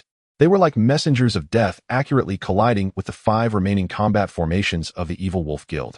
Get down. Quick, get inside the vehicles. As long as we don't open the windows, this explosion won't hurt us. Bai Xiong shouted into the communicator. According to common sense, ordinary suicide drones would indeed find it hard to breach the armor of heavy vehicles. But what they didn't know was that the C4 mounted on these drones was an enhanced version reinforced once by Lin Hui using the infinite synthesis. Its power was 3 times that of ordinary explosives. Boom, boom, boom, boom. The continuous explosions echoed through the 5 formations. The terrifying shockwave swept across the entire battlefield. Under the thrice-boosted explosions, the bulletproof glass of those ordinary modified vehicles shattered instantly. Even those remarkably defensive Level 5 vehicles had their specially made bulletproof glass covered in spiderweb-like cracks, teetering on the brink of collapse. Although the number of direct fatalities from this wave of drone attacks was not high due to the protection of the vehicle armor. Phew. The Vice Hall masters hiding in the Level 5 vehicles looked at the glass that had cracked, but not shattered, all breathing a sigh of relief, wiping the cold sweat from their foreheads. I was scared to death. Luckily, the glass is tough. However, before they could completely relax. On the 3rd floor of the operations room, Lu Zai's exquisite face showed no emotion as she steadily held the sniper rifle, the barrel already locked onto the glass of the Deputy Hall Master's vehicle. Bang, bang, bang. The specially designed enhanced sniper bullets sliced through the air, precisely drilling into the spiderweb glass. The bullets did not directly kill anyone, but struck the interior wall of the vehicle, exploding in an instant. A colorless, odorless gas quickly filled the entire cabin. One Level 5 Deputy Hall Master was preparing to drive away when a wave of irresistible drowsiness surged over him like a tide, his eyelids feeling as heavy as if filled with lead. What is happening? Before he could finish his sentence, he fell straight back, emanating a thunderous snore.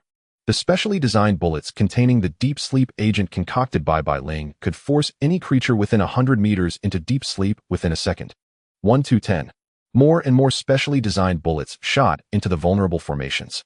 The previously roaring machine guns and artillery suddenly fell silent, as if their throats had been grasped. An extremely strange scene unfolded among the 5 combat formations. Hundreds of armored vehicles stood still, their engines still rumbling, but the occupants seemed bewitched, slumped awkwardly in their seats, peacefully asleep like infants. What kind of sorcery is this? Is it specialization? Xiao Ran and Bai Xiong watched this scene, feeling a chill rushing from their feet to the top of their heads. No, something is wrong. Inside these formations, there were also a few players who had awakened their specialization. Their mental strength was higher, and they were barely resisting this terrifying drowsiness. One of them suddenly bit his tongue, using the sharp pain to gain a moment of clarity. Through the shattered window, he saw the cold figure on the 3rd floor of the mobile command center. He shouted with all his might, "That woman! Quickly, shoot that woman!" In the next second, the remaining alert members of the Wolfpack Guild and the last defense formation, led by Xiao Ran and Bai Xiong, who were unaffected in the depths of the defensive line, opened fire. Countless bullets flew towards Lu Shi in the operations room on the 3rd floor of the mobile command center. At that moment, Lin Hui in the driver's seat chuckled softly, sliding his finger across the screen. "Want to move my sniper? Did you ask me first?" Buzz. The 1130 Closian defense cannon on the top of the mobile command center rotated once more. With a firing rate of 1100 rounds per minute, a dense metal wall of fire was woven in front of Lu Zai's window. Clang, clang. All the bullets and shells were intercepted and shattered 10 meters from the window. Under this impregnable cover, Lu Shi did not even blink, calmly pulling the trigger to fire the final specially designed sniper bullet. 20 seconds. Just 20 seconds. The 10 main combat formations of the Wolfpack Guild were completely annihilated, dead or asleep. The entire battlefield fell into a profound silence. The battlefield suddenly became quiet. This silence came so abruptly and eerily that it created an unreal buzzing sensation in everyone's eardrums. The previously deafening sound of artillery fire disappeared. The roar of engines from the hundreds of armored vehicles became sparse. All that remained were the charred remains still burning, emitting crackling sounds, and the lament of the wind blowing over the scorched earth. Inside the Level 5 heavy truck, Chen Ye's finger, which was poised on the launch button, froze. He gaped, his single eye wide like a copper bell, his jaw nearly dislocated. 10, 9, 8. He subconsciously continued counting down the countdown he had just shouted in the channel. But before he could reach launch, the battle seemed to have already ended. What the hell happened? In the time it took me to count, the opposing side vanished. Chen Yi felt as if he were dreaming. In just these 20 seconds, how had the Wolf Pack Guild's army, which had been ready to devour Lin Hui, suddenly collapsed? Some were blown into the sky, others seemed to collectively fall asleep as if under a spell. What on earth happened? Not just him, but every casual player around was equally astonished. Everything was too magical, too unreal, completely beyond their understanding of the term battle. They had thought that battle meant artillery fire and the grinding of flesh. But instead it was a complete service of volcanic eruption, drone assault, and instantaneous sleep. What kind of fight was this? Not only the casual players, but also Zhuge Mo and Li Feifei, who were preparing to watch the show from a distance, looked utterly dumbfounded. So magical. So unreal. Can anyone tell me? What on earth just happened? Xiao Hui, Bai Xiong, and Xiao Ran, the big shots of the Wolfpack Guild, had expressions on their faces that were more dramatic than encountering a ghost. It's gone. All gone.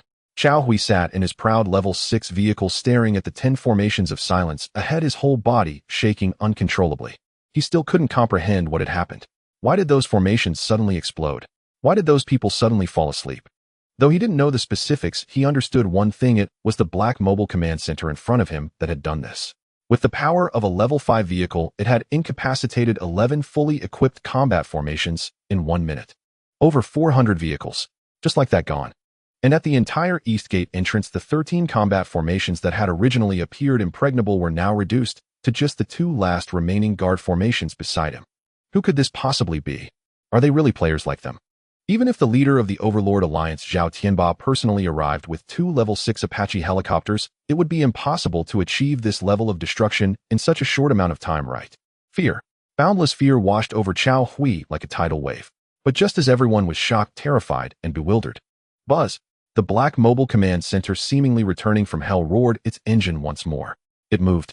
It crushed the debris underfoot, grinding the obstructing scrap metal, and charged straight towards Xiao Hui's level 6 military pickup with an unstoppable momentum. He's coming. Xiao Ran screamed, her voice filled with despair. Stop him. Quickly stop him. At almost the same moment, crack. The massive armored door at the back of the Mobile Command Center slowly opened. A gigantic shadow like a cannonball fired from a barrel shot out. It was incredibly fast. What kind of monster was that? Bai Xiong, the Hall Master of the Wolf Pack, raised his trembling hand and looked through his binoculars. Upon seeing it, he nearly wet his pants. The shadow was over 4 meters tall, with bulging muscles and skin that appeared a nauseating grayish-white. The most terrifying part was the pair of massive flesh wings on its back, each flap creating a gust of wind. A tyrant. Bai Xiong recognized the creature. It was a level 4 zombie tyrant. But how could a level 4 zombie tyrant have wings? How could it fly? However, when his gaze shifted down and saw what the tyrant angel was holding, true despair descended. It was a long cylindrical metal object marked with a conspicuous yellow and black danger sign. Aviation bomb. Bai Xiong, the Hall Master of the Wolf Pack, let out a scream that was less than human. It's holding an aerial bomb. What? Upon hearing the words aviation bomb, everyone instantly panicked. That's a heavy bomb dropped by bombers. One bomb could leave a barren wasteland for hundreds of meters. This is cheating, right? Who carries an aviation bomb while fighting, letting zombies throw them down? Shoot it down. Quickly shoot it down. Bai Xiong shouted frantically. The remaining members of the Wolf Pack Guild in the 2 formations raised their weapons in despair and opened fire at the flying Tyrant Angel. But their shooting was destined to be futile, because at the moment the Tyrant Angel took to the sky, Lin Hui's 1130 Closian defense cannon rotated once more. The crimson metal storm tore through the sky again. It did not attack the ground, but instead wove an absolute safety net of firepower around the Tyrant Angel. Any bullets or shells aimed at the Tyrant Angel were all exploded midair by this terrifying rate of fire. This Tyrant Angel, meticulously modified by Bai Ling, flew over the 2 remaining formations like a messenger escorted by death, completely unscathed. Then it released its hands. The heavy aviation bomb, aided by gravity, whistled down. Its target, Bai Xiong's formation. No. Bai Xiong desperately watched as the black that grew larger, letting out one final scream. A massive mushroom cloud rose into the air deep within the defenses of the evil Wolf Guild. The ground trembled violently, as if a magnitude 10 earthquake had struck. The terrifying shockwave swept everything away, sending all vehicles in the 2 formations flying, tearing them apart and melting them. The remaining 2 combat formations were thoroughly incapacitated by this strike. Though not all were killed in the blast, those who survived had no time to celebrate. The 1130 close defense cannon of Lin Hui had already been deployed. It harvested the lives crawling out from the ruins like harvesting wheat. Alternatively, a powerful enhanced RPG struck a fleeing level 5 vehicle with precision, instantly turning it into a fireball.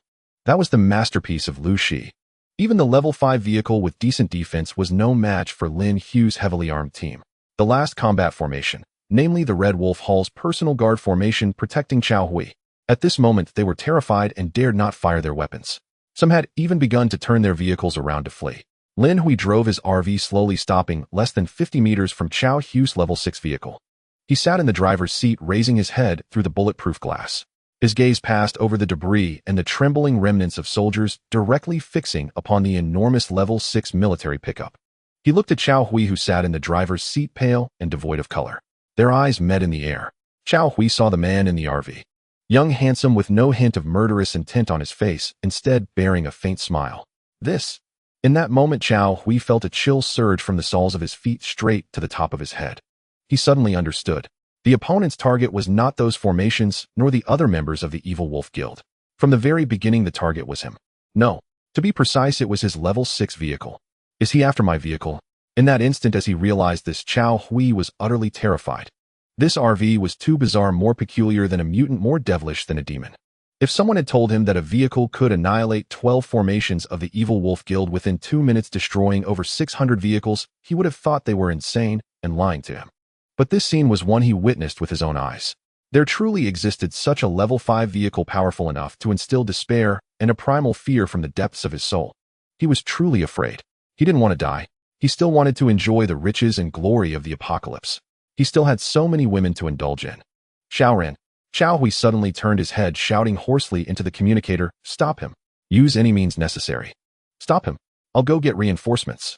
I'll get the president to save us." In that moment of shouting, he didn't care about Xiao Ran's life, fearfully starting that level 6 military pickup. Vroom. The roar of the massive engine sounded as Xiao Hui slammed the steering wheel, preparing to turn and dash toward the inner city of Fu City. He wanted to leave. He wanted to escape this damned place. As long as he entered Fu City and joined up with the president's main force, he would still have a chance. However, just as he turned the vehicle around, Lin Hui watched Xiao Hui's panicked retreat, and the smile in his eyes vanished in an instant, replaced by a chilling coldness. "Now you want to leave?" Lin Hui pressed down hard on the accelerator, his voice low and icy. "It's too late. Leave your life and your vehicle behind. Thank you to all the book friends for their donations. Thanks to the inspirations from Qi Longying, who likes the violin blank stories, explosive updates, and for the explosive updates, and to Zhang Liar, who likes the Wisteria, for the recommendation. Thank you to the book friends like user 11094049, A Rongju, Ahui, Yinyu Chendai, Foolish Executives, Zero Seat Fool, Coming Lifelong, and Xiangxi, Tend to like Shuyo, There Must Be a Detestable Kid, Always That Moment, 8 Mimi Chen Tongwan, Purple Crystal, Like Brazil's Amnesty, and 8 Colorful Shrimp Teacher for their gifts. Want to escape? It's too late. Lin Hui chuckled lightly, his tone icy. He had exerted so much effort just for Xiao Hui's level 6 vehicle. How could he allow the other party to flee? Lin Hui stomped hard on the accelerator. Vroom. The RV erupted with a more violent roar, charging forward like a leopard. At the same time, the 1130 closed defense cannon on the roof roared once more. Xiao Hui turned to look. He saw the last formation protecting him through the Red Wolf Hall instantly shattered under the terrifying metal storm. Those vehicles attempting to block the way, regardless of whether they were level 4 or level 5, were all torn to shreds. Even those vehicles trying to scatter and escape were blown away by the enhanced RPGs flying from the RV. It's over. All over. Xiao Ran slumped in her seat, watching the hellish scene with hollow eyes. Before she could react, an enhanced RPG rocket trailing flames accurately struck her level 5 vehicle. Lu's eyes follow up. Boom. The 13th formation declared its obliteration. In less than a minute. Indeed, in less than a minute. The Iron Flood that the Evil Wolf Guild prided itself on, a terrifying force capable of crushing any rogue alliance, was reduced to ashes under Lin Hui's tridimensional attack. At this moment, amid the scattered wreckage and flames, only one last vehicle attempted to leave the scene. It was Xiao Hui's level 6 military pickup. Lin Hui drove the RV, slowly rolling over the scorched earth and scrap metal, closing in on Xiao Hui. What kind of devil is he? Xiao Hui looked in the rearview mirror at the increasingly close and enlarged black RV, letting out a roar. He activated the level 6 vehicle's unique autopilot. In autopilot mode, the vehicle utilized its radar to avoid not only obstacles on the road, but also incoming shells. Faster. Even faster. This level 6 military pickup, crafted with countless resources, was now unleashing its maximum speed, 160 kilometers per hour. The roar of the engine was like thunder as the massive tires crushed ruins and roadblocks, resembling a rampaging beast. However, there was not a sliver of security on Xiao Hui's face. He occasionally glanced at the rearview mirror. His once well-maintained, awe-inspiring face was now contorted like a ghost. Still chasing. He's still chasing. In the rearview mirror, that black three-story RV was like a relentless pursuer tightly clinging to his rear. No matter how fast he accelerated or how he maneuvered through the terrain, that massive RV always followed closely. How is this even possible? Xiao Hui roared in despair. That's a vehicle weighing hundreds of tons. Why can it run so fast? Why is it faster than my level 6 pickup?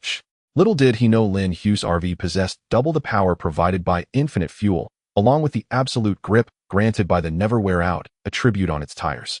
Beep, beep, beep. Suddenly the radar alarm in the vehicle screeched loudly. Warning, warning, warning. High-energy reaction approaching. Xiao Hui's body hair stood on end. He turned around in terror. He saw that atop the RV the menacing 1130 closed defense cannon had been leveled, its dark muzzle aimed directly at his car's rear. And from the window of the RV's third-floor command room a dark rocket launcher protruded. That was Lu Shi. Whoosh. A specially made enhanced armor-piercing RPG rocket trailing a long flame instantly crossed hundreds of meters, charging toward the level 6 pickup. Xiao Hui was not panicked. He knew his vehicle could dodge. In fact, it did just that. With a serpentine maneuver, the enhanced armor-piercing RPG flew past him. Phew. Xiao Hui sighed in relief. But just then he felt the vehicle suddenly tilt, and the speed dropped instantly. Warning. Vehicle sinking into the swamp. Swamp. How could there be a swamp here? He quickly looked at the central control screen, which displayed that his level 6 vehicle was slowly sinking into the ground. No. Accelerate. Accelerate. But the more the vehicle struggled, the deeper it sank. Damn it. Damn it. Inside the RV, Lin Hui held the steering wheel with one hand, his expression cold as ice. Sister Lu, don't blow it up directly. I want the complete core components. Aim for his power system and weapon system. Understood. On the third floor, Lu Shi calmly changed the ammunition. This time, she aimed at the mechanical structures of the power system and weapon system. Bang! Another explosion sounded. Xiao Hui was horrified to find that the missile launcher on his vehicle's roof suddenly erupted with sparks before becoming completely stuck and immobile. He was so focused on escaping that he hadn't fired a single missile. Now wanting to launch one was already too late. Immediately after, bang! Bang! Two precise shots struck the auxiliary thrusters on either side of the pickup. Warning! Power system damaged by 30. Warning! Weapon system completely paralyzed. The system's alert sounded like a death knell, ringing one after another. Xiao Hui went completely mad. He watched as the RV drew closer, looking at the man seated in the driver's seat, who was smiling coldly at him. At that moment, he finally understood the meaning behind that gaze. That was not looking at a person. That was looking at prey, an upgrade blueprint, a pile of vehicles about to be dismantled. You can't kill me. I'm the vice president of the Evil Wolf Guild. Our ally is the Overlord Alliance. Xiao Hui turned on the loudspeaker, hoarsely shouting back, this big shot. Let me go. I can give you the vehicle. I can give you endless resources. Beauty, status, intelligence, whatever you want, I'll give it to you. Just don't kill me. However, the only response he received was an enhanced armor-piercing RPG rocket. Boom. The front windshield of the level 6 pickup cracked. Boom. The second shot. Spider-like cracks appeared on the windshield. Xiao Hui looked at the impending shattering glass, sinking into despair. He raised his head, looking at the man inside the black RV, trembling lips. Who exactly are you? But the response he got was the third enhanced armor-piercing RPG rocket. Crack. The front windshield shattered completely. No, I want to save myself. Xiao Hui suddenly thought of something, turned, and prepared to rush into the cabin. He wanted to grab a woman as a hostage to threaten the other party. No matter if it worked or not, this was currently his only way to save himself. Bang. But as Xiao Hui just stood up from his seat, an armor-piercing sniper round flew out from the RV's third-floor command room, slicing through the air accurately, piercing his brow, blood splattering onto the leather seat. Xiao Hui's eyes widened, his massive body heavily collapsing to the ground. He died with his eyes open. Lin Hui slowly pressed the brakes. The black RV stopped in front of the level 6 pickup that was sinking into the swamp like a king of judgment looking down at the defeated foe beneath. At the entrance of the eastern district of the Furnace Market, the smoke had yet to dissipate. The 13 formations of the Evil Wolf Guild, which had previously blocked the way like a wall of steel, had now vanished completely. In their place was a vast expanse of desolate ruins stretching for thousands of meters. The charred metal wreckage was still burning, emitting crackling sounds, while the air was thick with the acrid smell of burnt materials and the nauseating stench of blood. Time seemed to have completely frozen over this scorched earth. The scattered players hiding in the rear stood paralyzed, as if struck by a spell. Thousands of eyes were fixated on the black RV, quietly parked in the center of the ruins, with only one emotion reflected in their gazes: reverence. It was a reverence akin to mortals gazing upon the divine. In just under 2 minutes, a single vehicle had decimated the proud main force of the Evil Wolf Guild in the Eastern District along with a level 6 vehicle. One person could rival 1,000,000 soldiers. This was nothing short of a miracle. Inside the driver's cabin of a level 5 heavy truck in the scattered players' convoy. With a gulp, Chun Yi struggled to swallow his atoms, apple bobbing violently. Trembling, he removed the cigarette that had burned down to the filter from his lips. The searing pain at his fingertips informed him that this was no dream. I was counting. A few hundred vehicles. Thousands of people. And a level 6 vehicle. Just like that. Gone. A profound sense of absurdity crashed into his nerves. He had prepared himself for death, ready to fight alongside his RV comrades with his meager life. But now it seemed, they didn't even need us. Chun Yi forced a bitter smile, tears streaming down his face as he laughed. It was excitement, shock, and reverence. Not far away in the convoy of the Scrap Iron Guild, Li Xian slumped in the driver's seat. His back was completely soaked with cold sweat clinging to his body. In that last minute, his emotions had soared like a roller coaster, plunging from the depths of hell to the heights of the sky. The extreme thrill nearly caused his heart to stop. All wiped out. Li Xian stared at the RV, mumbling to himself, Hui Shun really did it. He knew Lin Hui and that he had a close-range cannon. But he never dreamed Lin Hui could be this formidable. In the passenger seat, the lucky one, Zhen Haoyun, was now ecstatic to the point of madness. Without a care, he threw open the sunroof and leaned most of his body out. Waving his jacket like a victory flag, he shouted hoarsely at the retreating RV, Hui Shun is incredible. I knew it. I knew that no one could block Hui Shun's path in this world. Ha ha ha. The grandsons of the Evil Wolf Guild must be dumbfounded, right? Despairing, right? Weren't you so arrogant just now? Didn't you want to charge a toll? Come on, stand up and collect it. Zhen Haoyun shouted until his throat went hoarse, veins bulging on his neck, but he didn't care. He turned to Li Xian, who was still in a daze, and yelled excitedly, Li Go. Did you see that? The winged tyrant just now? That's our Hui Shun's pet. So cool. Really so cool. Li Xian looked at this carefree, seemingly insane guy, and the corners of his mouth couldn't help but twitch. But what he said was true. So damn cool. Li Xian took a deep breath, a wave of uncontrollable joy swelling in his eyes. He had made the right bet. He had staked his entire fortune, all his scrap, and even his life on Lin Hui. In this gamble, not only had he won his life, but he had also secured a future filled with endless brightness in this apocalyptic world. In the Rose Society convoy, Li Feifei set down the high-powered telescope in her hand, taking a deep breath, trying to calm her violently beating heart. The scene before her was not just a visual shock, but a dimensional blow to her understanding. She had originally thought that if Lin Hui could hold out for 10 minutes against the encirclement of the Evil Wolf Guild, or even break out, it would already be a show of top-tier power. But Lin Hui's answer was annihilation. Moreover, it was a crushing annihilation.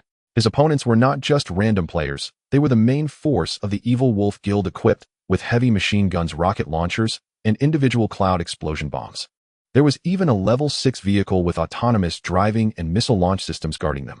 That was a level 6 vehicle. Among the surviving over 300,000 players in the entire C996 zone, there were only 10 known level 6 vehicles. Each one was a treasure of the major guilds, an unbeatable totem. I remember. At the entrance of the Dark Forest, I told him.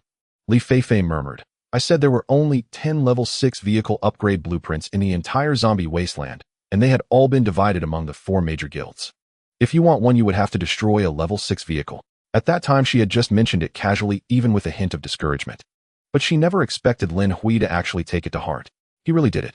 And he succeeded. Stepping over the corpses of thousands of members of the Evil Wolf Guild, he turned that lofty level 6 vehicle into scrap metal, forcibly robbing it of the qualification for upgrade. So terrifying. Now that she thought about it, a chill ran down her spine.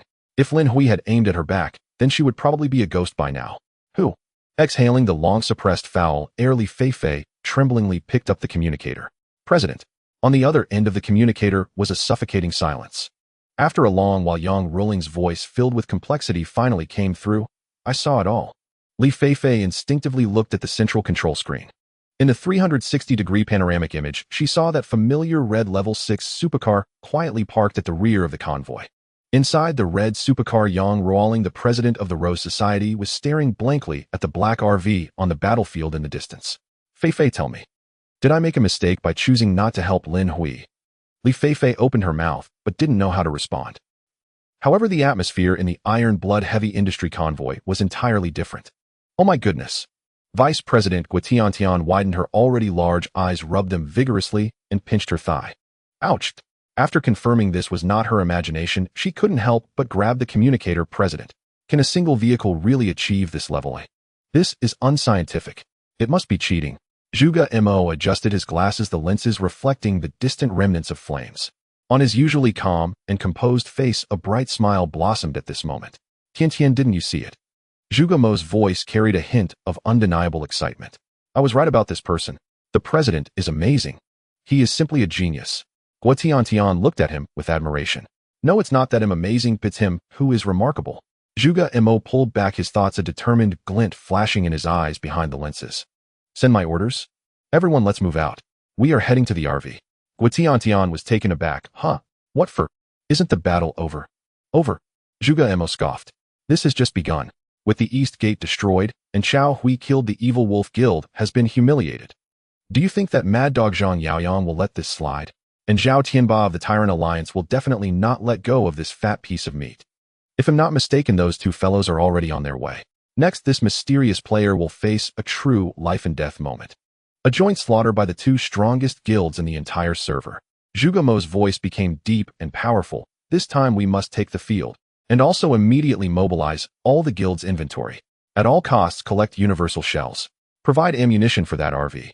That kind of rapid-fire close defense cannon is a money-guzzling beast, and it must be running low on ammo. Yes. The Iron Blood Heavy Industry convoy roared to life, resembling a steel dragon heading toward the black RV. Meanwhile, on a dilapidated road in the city of Fu, the ground trembled. A massive convoy entirely made up of level 5 vehicles with over 200 units crushed through the street like a steel giant python. Above the convoy, the sound of gigantic propellers tearing through the air sent shivers down the spine. Two fully black, heavily armed level 6 Apache helicopters equipped with heavy rocket pods and air-to-ground missiles circled above the convoy like two enormous hawks, casting a suffocating shadow. This was a true war machine. At the very front of the convoy was a massive vehicle resembling a mobile fortress, the Land Cruiser. This was the vehicle of Zhao Tianba, the leader of the Tyrant Alliance. It was heavily modified from a main battle tank chassis clad in thick reactive armor with a menacing double-barreled tank gun towering on its roof. Even more terrifying, it was equipped on both sides with a 2x2 tactical missile launch system totaling 4 units. In comparison, the level 6 pickup truck from Xiao Hui was nothing but a child's toy. There is also a gap between level 6 vehicles. At this moment, inside the vehicle, Zhao Tianba, the president of the Tyrant Alliance, was leaning on a leather sofa, holding a tablet.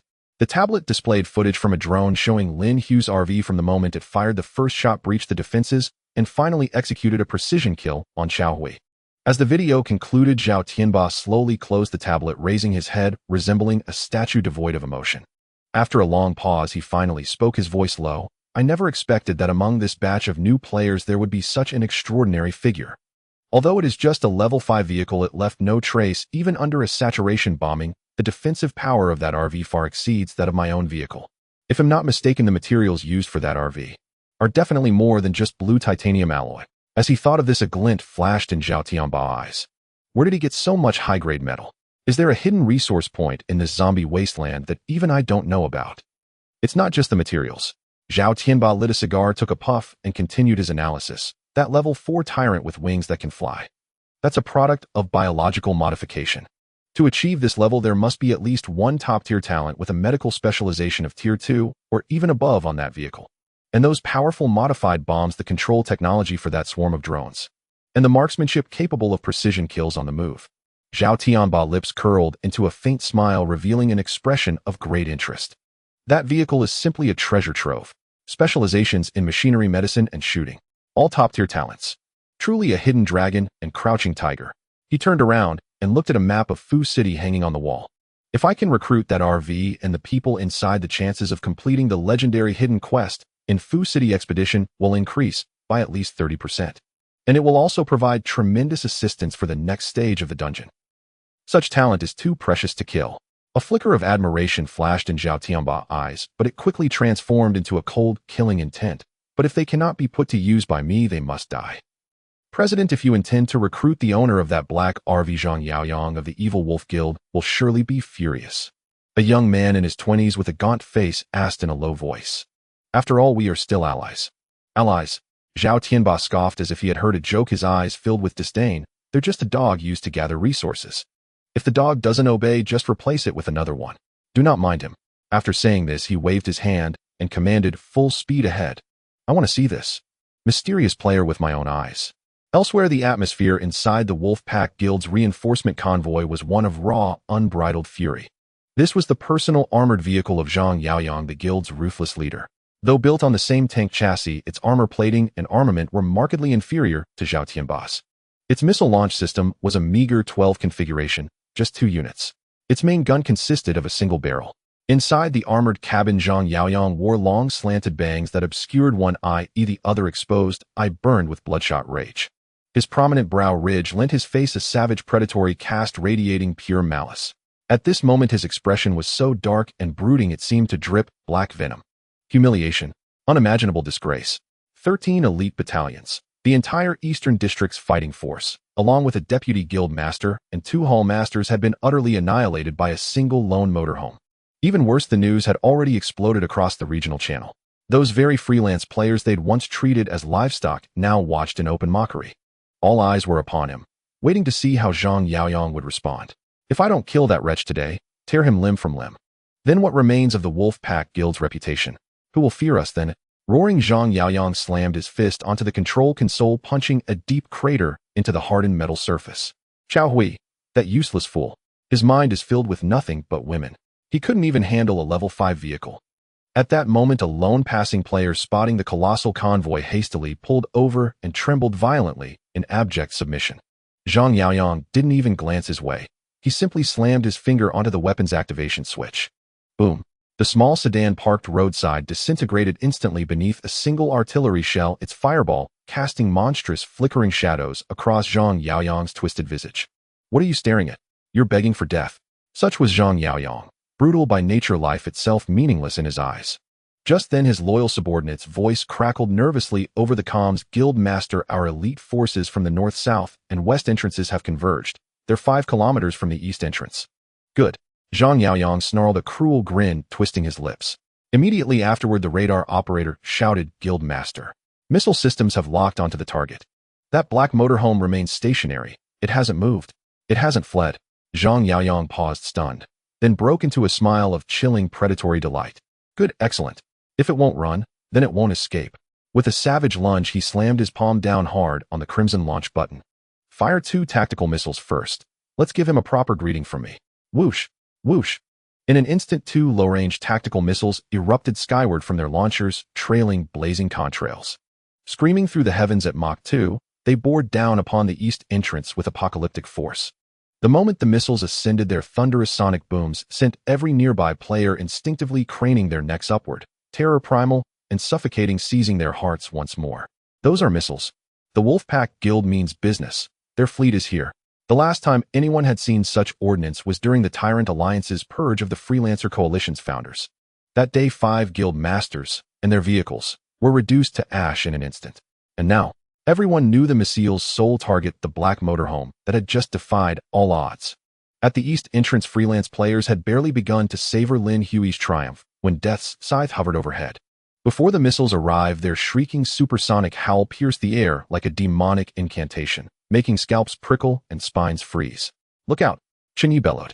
Like falling meteors, the 2 missiles hurtled toward Lin Hui's motorhome with unstoppable momentum.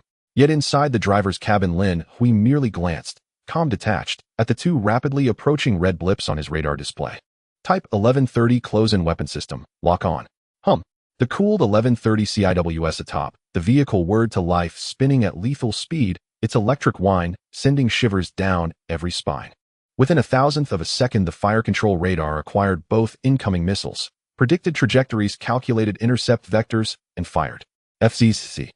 A visible dragon of flame roared skyward at a staggering 11000 rounds per minute. Thousands of tungsten cord armor-piercing rounds wove an impenetrable net of annihilation in midair. 3 kilometers out, the 2 missiles entered effective range, yet never got the chance to unleash their destructive power. Kaboom! Kaboom! 2 colossal fireballs detonated midair in violent synchronized bursts. Like dazzling macabre fireworks, they bloomed hundreds of meters above the motorhome, leaving only heat-deafening thunder and not a single scratch upon its glossy black paint. Phew! Freelancers who'd been holding their breath exhaled deeply, only for that relief to vanish in an instant. Rumble! Rumble! Rumble! The earth trembled with mounting intensity as if legions of titans marched ever closer. Then came a terrified shriek. "Look over there. What in the world is that?" All turned in unison toward the horizon, where a vast surging tide of steel stretched endlessly across the land. 1,000 vehicles. 2,000. Impossible to count. Over 2,000 Wolf-Pack Guild heavy assault vehicles advanced in grim, relentless formation, radiating slaughterous intent. And far above them, 2 Apache attack helicopters circled low like harbingers of doom, their deafening rotor blades pounding hearts into submission. Beneath those helicopters surged an even more elite, even more formidable column, the Tyrant Alliance. 2 titans, united in wrath. Their combined aura pressed down like a mountain, crushing hope, stifling breath. Moments ago, Lin Hui had faced only a fraction of the Wolf-Pack, a few hundred vehicles. Now he stood alone before the full might of Fuchsia City's most elite military force, the true embodiment of overwhelming, unstoppable might. It's over, truly over. The Tyrant Alliance and the Wolf-Pack Guild have committed their entire strength. Even a celestial deity couldn't withstand this onslaught, could they? Despair seeped back into the crowd like poison. All understood the truth: these 2 guilds had come not to negotiate, but to obliterate, to erase the Black Motorhome and its driver from the ruins forever. At this moment, a well-organized convoy slowly entered the battlefield, the vehicles emblazoned with a massive gear emblem: Iron Blood Heavy Industry. Iron Blood Heavy Industry has arrived too. The crowd murmured, a glimmer of hope igniting in their eyes. Could it be that Iron Blood Heavy Industry is here to assist this black RV? It's useless. Even with Iron Blood Heavy Industry, it won't matter. Someone shook their head pessimistically. The opposing side is backed by the Overlord Alliance and the Evil Wolf Guild, not to mention the aerial Overlord Apache. Even if Iron Blood Heavy Industry poured everything they had into the fray, it would merely be a drop in the bucket. At this moment, Zhuge Mo's level 6 heavy dump truck broke away from the ranks and drove directly alongside Lin Hui's RV, the 2 vehicles only 10 meters apart. The window rolled down, revealing Zhuge Mo's refined, bespectacled face. He looked at the young man sitting in the RV, who remained unperturbed in the face of the approaching army, a flicker of intrigue flashing in his eyes. "Allow me to introduce myself. I am Zhuge Mo." Lin Hui turned his head, glanced at him through the window, and replied lightly, "Lin Hui." Zhuge Mo pondered this name, and suddenly a flash of lightning struck through his mind. He remembered. At the beginning of the game, the announcement of the first kill of a 3-retire mutant was attributed to Lin Hui. So it was him. A fleeting thought passed through Zhuge Mo's mind, and he smiled, pointing at the mass of enemies in the distance. Brother Lin, this time, the Evil Wolf Guild Zhang Yaoyong is truly serious, even laying bare their resources. And moreover, he looked up at the Apache in the sky. Zhao Tianba from the Overlord Alliance has also arrived. He's a force to be reckoned with. To be honest, standing here and watching this spectacle, my legs are starting to cramp up, Zhuge Mo said half-jokingly, but the gravity in his eyes was genuine. However, Lin Hui merely cast a casual glance at the imposing steel tide in the distance, his tone as flat, as if remarking on the weather for the evening. "They do possess some strength." These nonchalant 6 words caused Zhuge Mo's expression to freeze momentarily. Some strength, referring to the main forces of the Overlord Alliance and the Evil Wolf Guild as merely possessing some strength. Was this arrogance, or did he truly have confidence? Just as Zhuge Mo was lost in thought, Lin Hui's voice came again, still in that unruffled tone. "This time, President Zhuge, you might as well just sit back and watch the show." He flashed Zhuge Mo a meaningful smile. "The next act will be even more spectacular." Zhuge Mo was taken aback by these words. He looked into Lin Hui's pitch-black eyes, which held no trace of fear, only absolute confidence, and a calmness that suggested he had everything under control. This aura of confidence, devoid of arrogance, gave him a bizarre illusion. It was as if in this man's eyes the thousands of battle vehicles and the helicopters above were merely piles of scrap metal. In that moment, he truly felt that the other party would have a way to turn the tide. "Good." Zhuge Mo took a deep breath, nodding lightly as he made his decision. "Brother Lin, since I've come, I have recognized you as my friend. Since you want to perform, I will be your most loyal audience." Zhuge Mo adjusted his glasses and said seriously, "However, if you can't hold on any longer, I will intervene. Even if it costs Iron Blood Heavy Industry everything, I will ensure your safe escape." "Thank you." Lin Hui nodded, his gratitude tinged with sincerity this time. Then the bulletproof window slowly rose. Inside the RV, the atmosphere instantly turned tense. "Boss, this is what you wanted." Su Kinkian's fair hand presented a blueprint radiating with golden light. It was the level 6 vehicle upgrade blueprint obtained from dissecting Chao Hu's vehicle. Lin Hui took the blueprint, a cold sensation coursing through his fingertips. He took a deep breath, and his consciousness plunged into his own alternate space. Their mountains of scrap metal awaited transformation. It was 20 million units of scrap metal painstakingly collected by Li Xian. Activate infinite synthesis. Lin Hui commanded within his heart. In an instant, the alternate space erupted with brilliant light. That massive mountain of 20 million units of scrap metal began to madly compress, refine, and undergo qualitative change under the might of the golden words. From scrap metal to refined steel, from refined steel to blue titanium alloy. Finally, all impurities were removed, and all essence was condensed. As the light faded, 200 units of pitch-black metal plates lay quietly in the alternate space. They were an existence that surpassed blue titanium alloy, superalloy. Each piece of superalloy contained an absolutely terrifying strength. Lin Hui slowly opened his eyes and looked out the window. At this moment, the armies of the Evil Wolf Guild and the Overlord Alliance had already closed in to within a kilometer, their dark cannons resembling the eyes of death, locking onto the lone RV. Retracting his gaze, Lin Hui examined the Level 6 Vehicle Upgrade Blueprint in his hand. Vehicle Upgrade Blueprint LV. 5 LV. 6, serial number C996, Zone 007. There are only 10 of this material in the zombie wasteland. Required materials 1. RV-LV.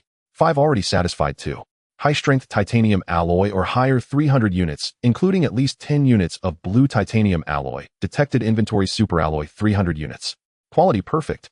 Conditions have been exceeded. 3. Autonomous driving module 1 already obtained from Chow Hue's vehicle. Conditions satisfied. 4. Precision electronic components 100 sets already satisfied. Lin Hui's finger pressed firmly down on the flashing golden button on the system interface. System upgrade me. Boom. A dazzling light too brilliant to behold erupted from within the black RV, shooting into the sky and piercing through the overcast heavens. System upgrade for me. As Lin Hui's low roar echoed deep within his consciousness, that Level 6 vehicle blueprint and its materials merged into the black RV. Boom. In the next moment, an unprecedented, dazzling golden light suddenly erupted from the RV. The brilliance was so intense that it directly pierced through the ever-present gray haze and smoke above the market, like a sharp sword thrusting into the heavens. My eyes. At this moment, the casual players squinted their eyes and even raised their hands to shield against the blinding glare. What is that sound? Is this the scene of a Level 6 vehicle upgrade? This is too exaggerated. Bathed in this dazzling golden light, the already enormous LV-5 RV began to undergo a jaw-dropping transformation. Ka-ka-ka. Hum. Accompanied by the piercing sound of metal stretching and mechanical clanking, the size of the RV was increasing. The most astonishing change came from the vehicle's material. The originally dark blue, near black, perfect-grade blue titanium alloy armor was gradually consumed, fused, and reforged by the 300 units of super alloy under the golden light. The black faded away, replaced by a color that could not be described with words. It was a deep black akin to a starry night sky, subtly flowing with a faint blue starlight, as if the exterior of this vehicle was not metal, but rather a segment of the profound cosmic river draped over it. Kacha, kacha. A series of dense mechanical clanking sounds arose. The massive explosion-proof tires rapidly deformed and fused in the golden light, with the original wheel structure undergoing a dramatic transformation. To support this increasingly terrifying weight, the front and rear wheels connected to each other, stretching out into several broad and heavy track structures. But these tracks were not the clunky tank treads, but rather a sci-fi maglev self-adaptive track module. It possessed the extreme off-road capability and load-bearing capacity of tracks, while also incorporating the agility and speed of wheels. Next came the reconstruction of the weapon system. The recently victorious 1130 close-in weapon system on the roof had its base become even heavier, with the barrel flickering with a haunting light. The enhanced super alloy granted it the ability for prolonged output. And at the top rear of the RV, the neatly arranged armor plates suddenly cracked open and a massive square launch matrix slowly rose. That was the core symbol of a LV-6 vehicle, the missile launch system. Ding. RV perfectly upgraded successfully. As the system prompt sounded, a data panel of the vehicle appeared before Lin Hui. Vehicle RV-LV-6. Physical defense, 10,300, 010000. Note: 10,000 points of defense means that even when facing a bunkerbuster, it can only leave shallow marks on the armor. It is the wall of size on a physical level. Magic resistance 0 requires special materials to activate. Tonnage 400 tons, 300,400. Space 400 cubic meters, 300,400. Note: the living area, combat command area, and biochemical laboratory within the vehicle expanded. The space folding effect was activated, and the alternate space warehouse expanded synchronously to 8,000 cubic meters. Durability 100. Energy System Infinite. External Weapon 1, 1130, Close-in Weapon System. Note caliber 30 mm, 11 barrel Gatling structure. Firing rate is constant at 11,000 rounds min. Effective range extends to 3,000 meters with a maximum firepower coverage of 5,000 meters. Current remaining shells 2,000 rounds. External Weapon 2 Multi-Unit Missile Launch System. Specifications 77, a total of 49 units. Fire control radar locking range 100 kilometers. Compatible with various short-range munitions including anti-air missiles, tactical ground missiles, and cruise missiles. Current load General High Explosive Tactical Missiles 49 full. Reconnaissance radar system all-terrain light vehicle radius 20 kilometers, 10 kilometers, 20 kilometers. Smart driving system once activated the vehicle takes over driving control. It possesses tactical evasion maneuvers and can predict trajectories for avoidance. LV-6. Smart driving. Seeing these 4 words, a smile appeared on Lin Hui's face. Finally, liberated my feet. Heaven knows how exhausting it is to drive in this apocalyptic world, especially while being constantly alert for road conditions and ambushes. In this time-sensitive battlefield, he could fully immerse himself in weapon control and tactical command, marking a qualitative leap. Of course, the most exhilarating for him was still that multi-unit missile launcher, 49 missiles, and a 77 matrix launch. In the past, when facing distant targets, he had to rely on Bai Ling to control the zombies for ambushes or Su Kinkian's self-destructing drones or Luzai sniping. But now there was an additional option, a locking range of 100 kilometers and 49 tactical missiles ready at any time. Truth only lies within the range of missiles. The only drawback is that missiles are consumables. Firing one means losing one. Although in the road survival game, killing monsters drops various items, including weapon shells, the General High Explosive Tactical Missile is undoubtedly a rare item. Of course, despite the rarity of general missiles, the deterrent power of firing 49 at once is enough to instill fear in any faction. Most importantly, he also possessed the 1130 close-in weapon system, the nemesis of hypersonic missiles. You hit me, and I can intercept. I hit you, and it's a devastating blow. Even if I stand still and let you shoot with 1/0 points of physical defense and the terrifying properties of super alloys, 0 thermal conduction, radiation resistance, corrosion resistance. Even if the Evil Wolf Guild and the Dominance Alliance poured all their ammunition, he would remain unscathed. This is no longer a battle. This is a dimensional strike. With the vehicle's current defensive power, even if he were thrown into the center of a cloud explosive bomb explosion, he could guarantee that the temperature inside would not rise by even 0.1 degrees. Upon understanding the attributes of the level 6 RV, Lin Hui took a deep breath and looked towards the void ahead. Every upgrade, the most anticipated part, is the extraction of golden attributes. Previously infinite, never-worn space, folding, infinite synthesis, automatic repair, each one was a divine skill that could change fate. So what surprise will this LV-6 watershed level bring me? Thinking of this, Lin Hui took a light breath and lowly exclaimed, "Extract LV-6 golden attributes." Ding! The golden words are being drawn. In the realm of consciousness, a massive golden wheel began to spin wildly. Countless golden cards rotated on the wheel, and finally the pointer came to a slow stop. A card radiating a dazzling golden light appeared. Ding! Congratulations, host, you have obtained the golden word, one-way transparency. Word name, one-way transparency. Quality, golden legend. Type, rule type. Applicable, object, any substance on the vehicle, recommended to be applied to the entire metal of the vehicle. Effect of the word one-way transparency. The host can set the transparency and visibility direction of the substance at will. You can make the entire RV appear as transparent as air from the inside with a 360-degree view, while from the outside, it remains an indestructible heavy armor. 2. Rational barrier. This is the core ability of this word. When the host gazes through the one-way transparency substance at the outside world, they will receive rule-level protection. Even when directly facing myth-level aberrations or observing indescribable entities, the host will be exempt from all negative states, like rational shock, sand value plummeting, and mental pollution.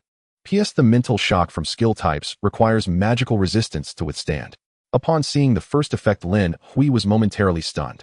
One-way transparency. Lin Hui's initially expectant expression faltered slightly, his brows knitting together. He clicked his tongue in disappointment. Isn't this just a peeping Tom's divine skill? When Qing Qian and the others are bathing, I can use this to see them. Cough, cough. Am I that kind of person? Lin Hui shook his head, and the tactical value of this special effect resurfaced in his mind. The level 6 RV, in pursuit of ultimate defense, had all its windows replaced with super alloys, relying solely on screens to see outside. Although clear, it felt like being trapped in a can very oppressive. Now with this, he could turn the entire cabin into a panoramic floor-to-ceiling window, a 360-degree view. This wasn't just about comfort. During battles, visual observation often possesses more intuition than radar. However, what Lin Hui truly desired was the infinite word. If he could apply infinite to the missile launcher, he would truly be invincible, unleashing infinite missiles to cleanse the entire zombie wasteland. But when he saw Effect 2, he sat up straight, his disappointment vanishing in an instant, replaced by extreme joy. Rational barrier. Damn, this is the divine skill. Lin Hui recalled the giant palace in the dark forest and that ghost bride. At that time, merely taking a glance caused the entire team's sand value to plummet. The soul-chilling sensation is still fresh in his memory. After the ghost bride incident, Lin Hui knew too well what was truly terrifying in this world. It's not the zombies, not the missiles, but those terrifying entities that can drive one insane with just a glance. As the game progresses, the monsters that appear will only become more terrifying. In this bizarre world, sometimes seeing itself is a death sentence. If one encounters those indescribable entities, no matter how strong the physical defense or how fierce the firepower, it would be futile. One might even go insane with just a glance, becoming a fool who only drools. But with this word, it's equivalent to donning absolute defensive armor for the sand value. As long as I sit in the car, even if the outside is a hellish landscape or Cthulhu descends, I can treat it like watching a 3D movie. Lin Hui took a deep breath, feeling a sense of calm. One-way transparency. Target all vehicle super alloy armor. With a command from Lin Hui, an invisible wave instantly swept across the entire body of the vehicle. In Lin Hui's vision, the originally dark and closed cabin instantly became incredibly transparent. He felt as if he were suspended in midair with no visual obstructions around him. Even the rubble beneath him was clearly visible. This ultimate sense of control filled him with absolute confidence for the impending battle. All right, it's time to greet the two distant guests. However, I need to make some preparations first. Lin Hui's mind moved. The originally towering 7x7 missile launcher matrix on the roof began to slowly descend with mechanical sounds. The external armor flipped and covered. Ultimately, to the outside world, only 9 dark launch tubes were visible on the roof of the RV, while the remaining 40 units were perfectly concealed beneath the armor. A trump card should never be fully revealed at once. In this harsh apocalypse, allowing the enemy to underestimate your firepower often brings unexpected surprises. As the golden light gradually faded, Lin Hui's level 6 RV finally revealed its true form before everyone. The super alloy armor, seamlessly integrated, left no weak points on the entire vehicle, resembling a flawless black starry iron. Amidst the ruins and scorched earth, it stood silently, exuding a suffocating sense of oppression. This made all present, whether scattered players or the distant Zhuge Mo and Yang Ruoling, feel their breaths halt. Following that, murmurs arose among the crowd. No glass, all armor. How high must this defense be? Look at the roof. My God, is that a missile launcher? 1, 2, 3, 9. There are a total of 9 launch tubes. The crowd erupted in excitement. It must be noted that at this stage, possessing a missile launcher is a symbol of strength. The reason level 6 vehicles are a watershed is due to the existence of missiles. Xiao Hui from the Evil Wolf Guild has only 1 launch unit. Zhang Yaoyang and Yang Ruoling Zhuge Mo have only 2. Even the Overlord Zhao Tianba has only 4. Yet this newly upgraded RV has a staggering 9. What does this indicate? It indicates that this vehicle's foundation is too good. So good that the system determines its potential far exceeds other vehicles. 9 missiles firing together. Zhuge Mo adjusted his glasses, his eyes behind the lenses filled with shock. Is this the confidence of Brother Lin? Such firepower, as long as it's not ambushed, is enough to annihilate any active level 6 vehicle. However, the concern in Zhuge Mo's eyes did not dissipate. 9 shots may be strong, but the opponent is an army of thousands. He looked towards the 2 Apache helicopters circling in the distance and the rare level 6 missile interceptor in Zhao Tianba convoy. If Brother Lin's missiles are intercepted and fall into a war of attrition, that would be dangerous. Just then, rumble, rumble, rumble. A black cloud of dust obscured the sky on the horizon. That was the resonance caused by thousands of high-powered diesel engines roaring simultaneously. Even the gravel by the roadside trembled in this wave of sound. The first thing to catch the eye was the blood-red wolf head flags fluttering in the wind. The Evil Wolf Guild, the entire army, is advancing. More than 2,000 modified armed vehicles formed a phalanx capable of crushing everything, carrying a tremendous killing intent, like a pack of hungry wolves madly pouncing towards the entrance of the Eastern District. The originally observing scattered players, like startled quails, hurriedly retreated to the sides. Even at a distance of several hundred meters, the suffocating sense of oppression that approached still made their legs weak. Is this the full strength of the Evil Wolf Guild? Someone's teeth chattered, so terrifying. At the forefront of the convoy, a 6th-level modified tank stood out conspicuously. Zhang Yaoyang sat in the cockpit, his expression dark as if water could drip from it. He fixed his gaze on the black RV in the distance, which had just dispersed its golden light, jealousy and fury almost bursting forth from his eyes. That bastard. How dare he step on the evil wolf guild and reach level 6? This is a slap in the face. It is a blatant humiliation. Zhang Yaoyang's eyes were bloodshot, wishing he could immediately order the attack. Yet he held himself back. The 9 dark missile launch ports loomed like the 9 eyes of death, sending a chill deep into his bones. His vehicle had only 2 missile units. While it could intercept some missiles, he dared not take the gamble. What if the opponent was a madman launching a full volley of 9 missiles at him? How many could he intercept? Damn it. Damn it. Zhang Yaoyang gritted his teeth and turned to the Iron Blood Heavy Industries convoy not far away. That Zhuge Mo guy actually parked so close. Could it be that this black RV is a trap laid by Zhuge Mo? Suspicion bred paranoia. The more Zhang Yaoyang thought about it, the more uneasy he felt, not daring to act rashly. President, what should we do? Should we attack? His subordinate anxiously inquired over the communicator. Attack my ass. Wait for Zhao Tianba. Zhang Yaoyang's face was grim. Let Zhao Tianba test the waters first. I want to stick my neck out. At this moment, he noticed the casual players around him pointing and whispering, seemingly mocking his cowardice. An inexplicable rage flared up instantly. What are you looking at? Zhang Yaoyang activated the vehicle's loudspeaker, his furious roar echoing throughout the area. Look again, and it'll gouge your eyes out. Once I've dealt with this RV, I'll kill all of you for fun. Just then a series of spine-chilling sounds of helicopter blades cutting through the air came from above. In the sky, 2 Apache attack helicopters resembling Black Reapers descended with their noses lowered, laden with a full load of rocket pods and missiles, creating a tremendous wind pressure. Following that, an elite convoy slowly rolled in. It was not large, only a little over 200 vehicles, but every single one was a level 5 vehicle. Each one had been meticulously modified, bearing a uniform paint job, large caliber cannons, and there were even several vehicles dedicated to electronic warfare and radar. At the center of the convoy, under the protection of a 6th-level missile interceptor, a true land battleship slowly approached. With the chassis of a main battle tank, twin heavy cannons, 4 tactical missile units, and that despairingly thick reactive armor, this was the overlord of the C-996 area. This was the foundation of the First Guild. The overwhelming dominance and pressure that swept in instantly overshadowed the chaotic and violent aura of the Evil Wolf Guild. This is the Tyrant Alliance. Chun Yi felt his breath catch. So strong. Can Huishan really win with such a regular army configuration? Li Xian's palms were drenched in cold sweat. With Zhao Tianba arrival, the atmosphere at the scene surged to its peak. Zhang Yaoyang could no longer hold back. With Zhao Tianba present, his spine straightened. He turned on the vehicle's sound system, his cold voice echoing across the battlefield. You in the black RV. Now that the Emperor has arrived, not even the heavens can save you. If you don't want to die a miserable death, get out of the car, quickly kneel on the ground, and give me 100 loud kowtows. Maybe if I'm in a good mood, it'll grant you a quick death. In response to Zhang Yaoyang's taunts, the black RV remained eerily silent, as if it hadn't heard him. After a moment, a young voice tinged with impatience echoed from the RV's sound system. Shut up. If you want to fight, just fight. Why all the nonsense? Are you here to battle or to host a talk show? Silence. A deathly stillness. No one expected that in the face of an encirclement by 2,000 troops and the presence of 2 top-tier experts, the person inside the vehicle would have such an attitude. His tone was as if he were shooing away a buzzing fly. Inside the RV, Lin Hui sat in a chair, keenly observing the unfolding situation through the newly activated one-way transparent panoramic view. In his eyes, the originally heavy metal walls of the vehicle had completely vanished. He observed everything outside as if he were floating in the air. This view is fantastic. Lin Hui sipped his cola, his gaze sweeping across the 6th-level armed Apaches, and then over to Zhao Tianba vehicle. Qingqian, calculate for me. If we use the least number of missiles to eliminate those 2 flying pests and the anti-air system of that land battleship, how many shots will it take? He pondered how to bury all these people with the minimum cost.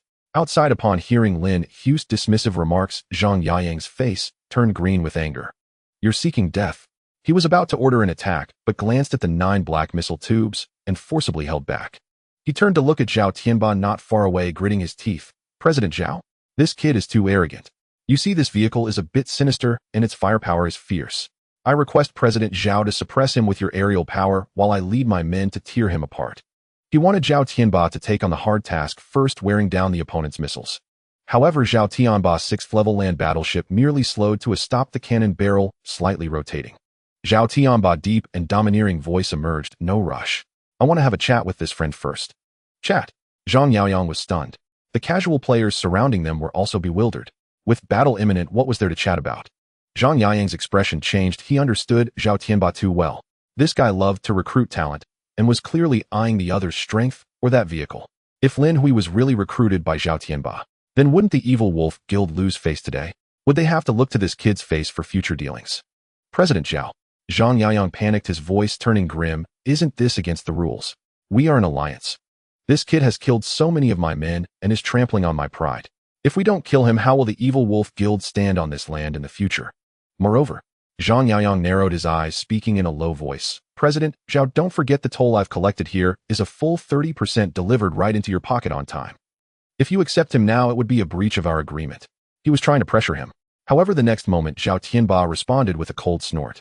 The two massive tank cannons slowly turned, directly aiming at Zhang Yaoyang's vehicle. Zhang Yaoyang. Zhao Tianba's voice came through the loudspeaker, deep and authoritative, carrying an undeniable dominance. When I, Zhao Tianba, act, there is no need to explain myself to you. Remember your place. I am Zhao Tianba, the epitome of dominance. Who I want to kill and who I want to spare is not for you to instruct me on how to do it. Boom. An invisible aura erupted instantly. Staring into the dark hollow tank barrel, Zhang Yaoyang's cold sweat dripped down immediately.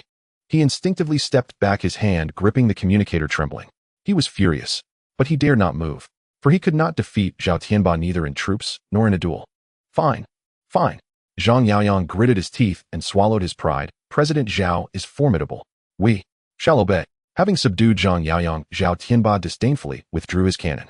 His convoy slowly advanced, stopping 500 meters from Lin Hui's RV.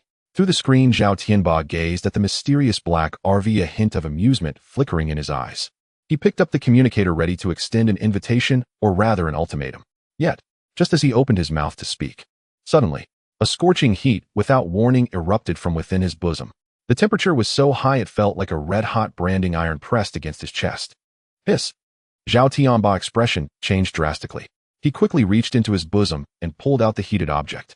It was a silver antique pocket watch, its lid adorned with intricate patterns faintly flowing with a gray sheen. A perfect grade, extraordinary item, the Dream Pocket Watch. This Dream Pocket Watch could not only perform dream divination, but also possessed an extremely useful passive ability. When its owner was about to encounter danger, it would heat up as a warning. The higher the heat, the greater the crisis, the higher the probability of death. And now, it was burning as if it had just been pulled from a furnace, a red-hot ember. Hiss! Zhao Tianba gasped from the burn, but he dared not let go. He jerked his head up, staring at the black RV, standing quietly several hundred meters away. That RV, which he had once seen as prey, now under the warning of the Dream Pocket Watch, seemed to transform into a colossal beast with an abyssal maw-wide agape. Am I going to die here? How is this possible? I have 2 6th-grade Apache attack helicopters. I have 6th-grade missile interceptors. I have over 200 elite war vehicles. I can retreat unscathed, even from a billion-strong zombie horde. What is hidden inside that vehicle? A drop of cold sweat slowly trickled down Zhao Tianba's temple. This was the first time since becoming the president of the Baishan Alliance that he had felt the chill of death. Beside him, his trusted vice president Lin Hui, startled by Zhao Tianba's sudden reaction, quickly asked in a low voice, "President, what's wrong? Stop the convoy. Now. Immediately." Zhao Tianba waved his hand fiercely, a ruthless glint flashing in his eyes. He snapped open the lid of the pocket watch. Inside the dial there were no hands, only a slowly swirling mist. This was the active effect of the Dream Pocket Watch, dream divination. It forced the user into a dream, allowing them to glimpse a fragment of the future and receive revelation. The price was the inability to enter deep sleep for the next 24 hours with sustained mental weakening. But that was nothing. Li Wen, I need to perform a divination. Zhao Tianba stared fixedly at the mist. 10 seconds. If I haven't woken up in 10 seconds, you must wake me up. Even if you have to stab me with a knife, do it. Divination. Li Wen was taken aback. Seeing Zhao Tianba's expression of extreme caution, even tinged with fear, he realized the gravity of the situation. He nodded solemnly, his hand already resting on the tactical knife at his waist. Zhao Tianba grasped the chain of the silver pocket watch, staring at the swirling mist, letting his consciousness sink with the clockwise rotation bit by bit. His vision began to blur. The clamor of the battlefield faded away. Zhao Tianba felt as if he had fallen into a bizarre tunnel, everything around him twisting and stretching. In the twilight between sleep and wakefulness, within a distorted and illusory world, he saw himself standing triumphantly before the black RV, a cigar in hand, speaking into a loudspeaker. "Young man, I appreciate you. Join the Bayesian Alliance, and the vice president's seat is yours. Yet in response, a disdainful chuckle came from inside the RV. Refused. Zhao Tianba's heart sank. The scene shattered and instantly shifted. Flames. Flames everywhere. Zhao Tianba watched in horror as the two sixth-grade Apache attack helicopters, which he regarded as his alliance's treasures, and had cost him immense effort to acquire, now trailed long plumes of black smoke, and fire their rotors, broken, falling helplessly from the sky, like birds with broken wings. Boom. Boom. The fireballs of the explosions consumed everything. Just then the scene shifted again. Mountains of corpses and seas of blood. Truly mountains of corpses and seas of blood. On the ruins of the eastern entrance, not a single intact war vehicle remained. The 2,000-plus vehicles of the Wolf Guild were burning scrap metal, and the elite convoy of the Bayesian Alliance was shattered. The ground was littered with severed limbs and broken bodies. Blood had pooled into rivers, staining the land of the eastern entrance red. And in the center of that hellscape, the black RV hadn't even lost a fleck of paint. It remained as pristine as ever, gleaming with a menacing light. Among the ruins, a sixth-grade tank riddled with holes was belching black smoke. That was his vehicle.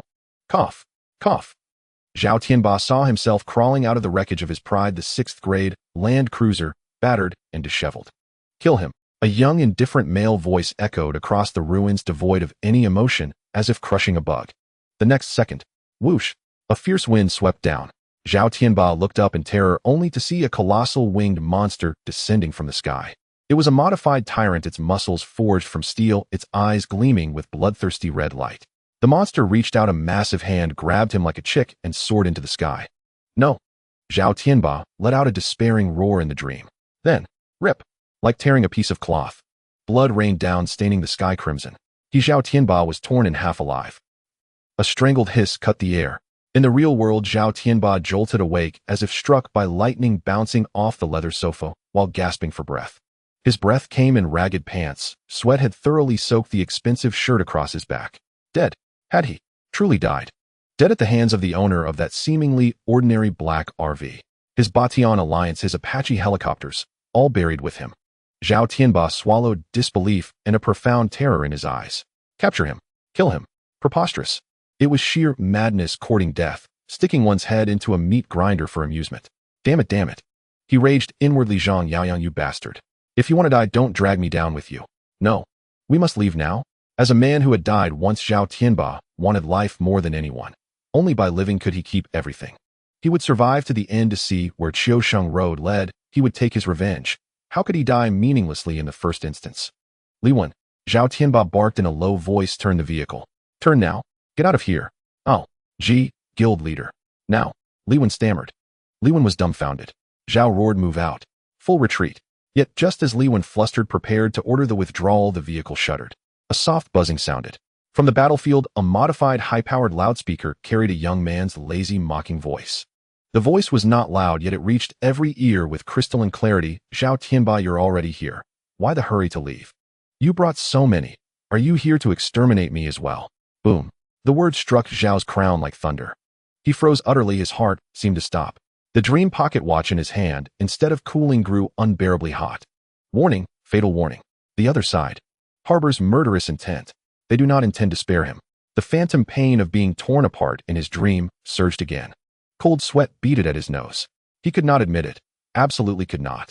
Admit it, and the next second the sky full of missiles, and that level 4 tyrant would shred him to pieces. At the brink of life and death, this once dominant warlord displayed a ferocious will to live and a terrifying facility for turning his face. He trembled as he seized the communicator, forcing a benign smile that, owing to his stiff features, looked worse than crying. No. It's a misunderstanding, brothers. Zhao's voice crackled across the full broadcast with a distinct quaver. I was merely passing through. Yes, I truly was just passing through. The statement plunged the field into a deathly silence. Players stared in disbelief, certain their ears betrayed them. Passing through. Zhao Tianba came with 2,000 elite troops, piloting a level 6 land cruiser with 2 level 6 Apaches overhead charging in. Then you say you were merely passing through. Is that how you pass through?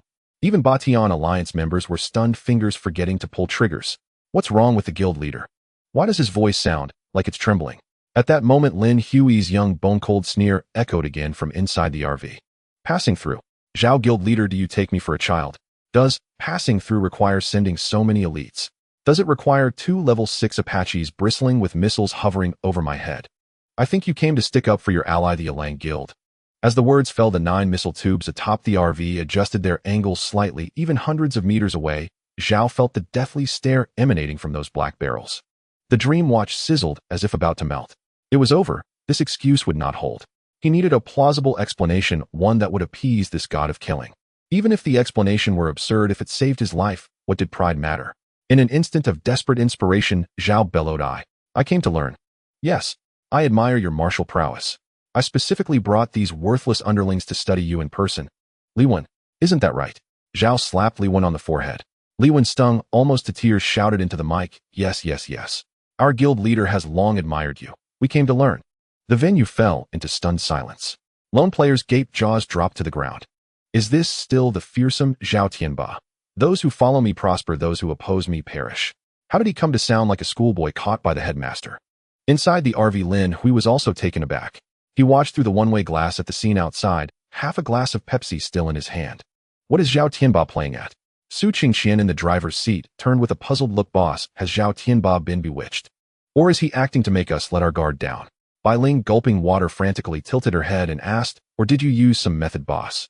Like when I controlled those zombie cuties? Lin Hui shook his head. Doesn't look like an act. From Zhao's voice, he could plainly hear the trembling.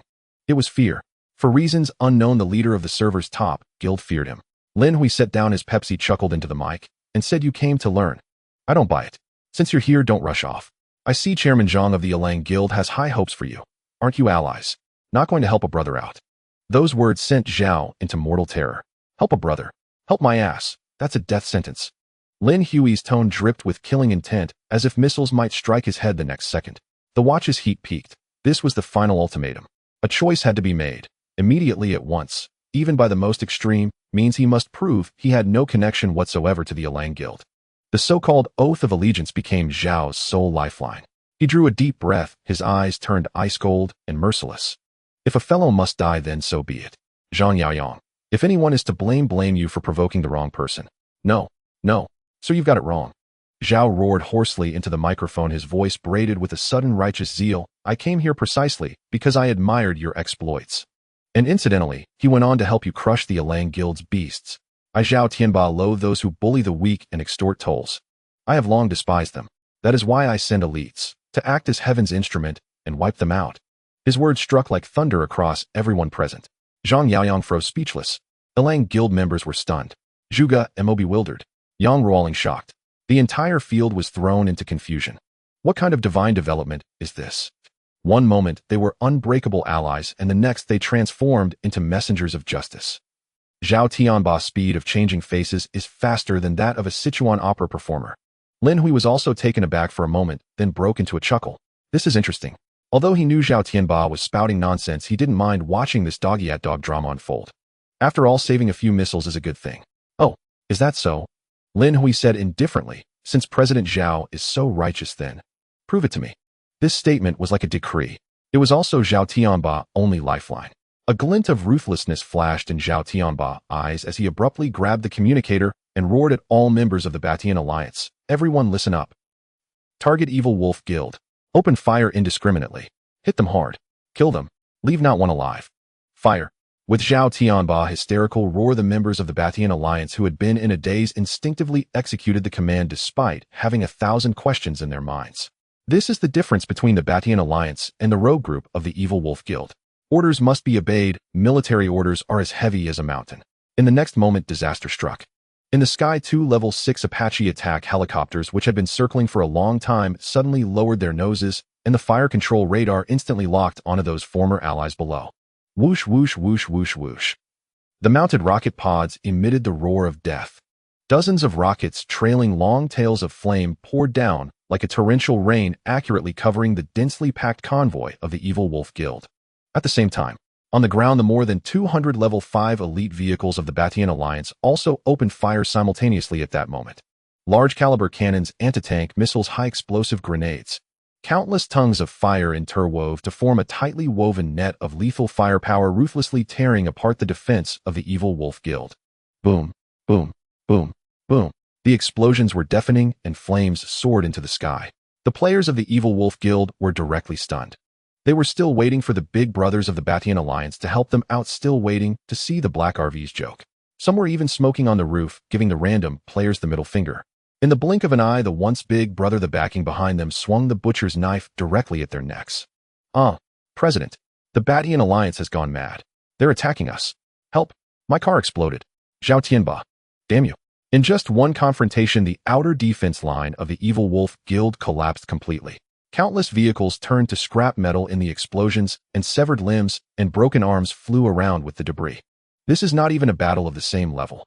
The Batian Alliance was composed entirely of level 5 elites well-equipped and well-trained.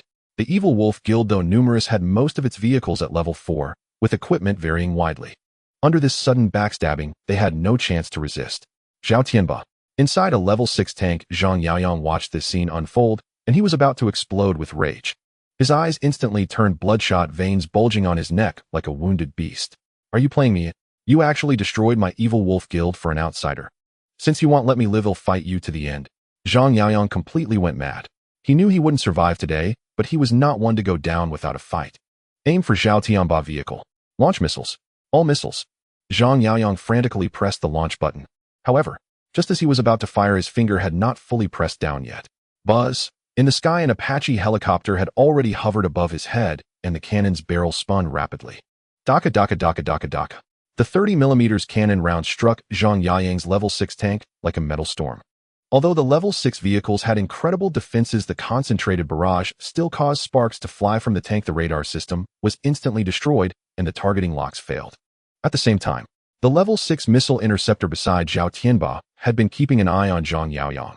Whoosh! Whoosh! 2 interceptor missiles soared into the air, directly detonating the missiles that Zhang Yaoyang had not launched far. Boom! The shockwave from the explosion overturned several vehicles nearby. The battlefield was in chaos. Random players covered their heads and frantically fled away, fearing they would be caught in this celestial battle. But as they ran, they found something was off. This artillery fire. Why was it all aimed at the Evil Wolf Guild? That black RV at the center of the storm was actually unscathed. Moreover, not even a single grenade was fired at it. On a nearby hillside, Zhuge Mo adjusted his glasses, the lenses reflecting the sea of flames below. Even someone as calculating as him couldn't help but drop his jaw, nearly letting the walkie-talkie fall to the ground. This. Next to him, Guitian was completely dumbfounded, rubbing her eyes and pointing below. President, is this what you call a life and death moment? Joint slaughter. Isn't the target of this slaughter mistaken? Zhuge Mo took a deep breath, shaking his head with a wry smile. I calculated human hearts to the fullest, yet I never expected Brother Lin's deterrent power to be so terrifying. To make someone like Zhao Tianba a tyrant, disregard face, and betray his allies for a single strike. Guitian instinctively interjected, could it be true, as other random players said, that Lin Hui is actually Zhao Tianba's long-lost father? Zhuge Mo. In the center of the battlefield, inside the black RV. Wow. Bai Ling was holding a nearly empty bottle of mineral water, leaning against the one-way transparent wall of the vehicle, watching the brutal explosions outside while crunching on snacks. Boss, this fireworks show is really beautiful. It saved us a lot of ammunition. Su Qingxian also looked incredulous. Boss, this Zhao Tianba is too considerate, right? Is this what they call someone who knows how to adapt to circumstances? Lin Hui sat on the sofa watching this scene, also feeling a mix of laughter and tears. He had originally prepared for a hard fight. The launch tubes for 9 missiles had already been set, and he had even decided which Apache helicopter to target first. But now, Zhao Tianba just kneeled. And kneeled so thoroughly, so decisively, and so sincerely. Tsk tisk. Lin Hui shook his head, putting down the control terminal in his hand. This Zhao Tianba is also quite a talent. He can bend and stretch and is ruthless. To save his life, he can sell out his allies without hesitation. However, Lin Hui squinted slightly. It's a good thing not to have to get my hands dirty. After all, my missiles are quite expensive. Not a single one was expended. This battle came swiftly and left just as quickly. Under the overwhelming firepower of the Batian Alliance, the Evil Wolf Guild completely collapsed in less than 10 minutes. Over 2,000 vehicles most turned into burning ruins, while the rest scattered and fled, being chased and shot at by the tanks of the Batian Alliance, as if they were herding ducks. As the smoke cleared on the entire battlefield of the Evil Wolf Guild, only Zhang Yaoyang's battered level 6 tank remained standing alone amidst the scorched earth. It had not exploded yet. After all, being a level 6 vehicle, its physical defenses were substantial, making it not so easily destroyed. But its tracks were broken, the cannon barrel bent, and the radar was gone, resembling a wolf that had lost its teeth and broken its legs. Click. The tank's hatch opened with difficulty. Zhang Yaoyang, covered in blood, stumbled out from the vehicle. He looked around. All were ruins. All were corpses. That was the evil wolf guild. He had painstakingly built the foundation for his survival in this apocalyptic world. Just 10 minutes ago, he had fantasized about stepping on Lin Hui's corpse to ascend and dominate the entire server. And now, it's all gone. All gone. Zhang Yaoyang raised his head, his eyes red and blood streaming down his face.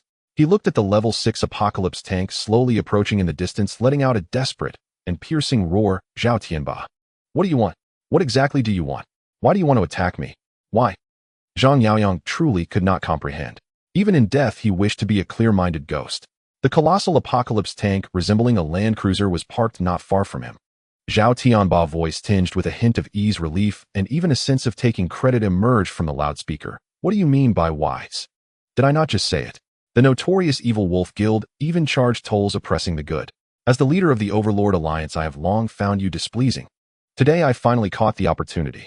Zhao Tianba bellowed. Someone, find Zhang Yaoyang for me. Send him to that esteemed owner of the RV. Await orders from the esteemed one. Yes. Several burly men from the Overlord Alliance rushed forward, dragging the still screaming and struggling Zhang Yaoyang to the ground, binding him tightly. Zhao Tianba, you will not die a good death. I am unwilling to accept this. Zhang Yaoyang's roar echoed through the ruins, filled with desolation. Moments later, Zhang Yaoyang was tossed before Lin Hui's black RV like a gift. Zhao Tianba dared not approach too closely, stopping 100 meters away. At this moment, the pocket watch in Zhao Tianba's hand was no longer scorching, merely warm. He exhaled deeply, feeling as though he had just walked through the gates of hell. He held the communicator with an exceedingly humble tone, even hinting at flattery. Esteemed one, I have captured the leader of the Evil Wolf Guild, the culprit Zhang Yaoyang, for you. The Evil Wolf Guild's convoy has also been cleared by me. What do you think? Zhao Tianba wiped the cold sweat from his forehead, cautiously probing. If there's nothing else. May I leave? Silence. The entire scene once again fell into an eerie quiet. Everyone held their breath, staring at the mysterious black RV. Lin Hui sat in the car, observing the great gift outside, his lips twitching. This Zhao Tianba had truly taken the role of a turncoat to the extreme. However, one should not strike a smiling face. The person had already completed the task for you and even delivered the weakened boss to your doorstep. To open fire now would indeed seem a bit dishonorable. Moreover, Lin Hui's current goal was not to kill. It was to go to Fusher. It was to complete the system mission journey to Fusher, due at 9 o'clock tomorrow morning. Since the trouble was resolved, he was too lazy to waste any more time. After a moment of silence, Lin Hui's indifferent voice finally rang out. Is there nothing else?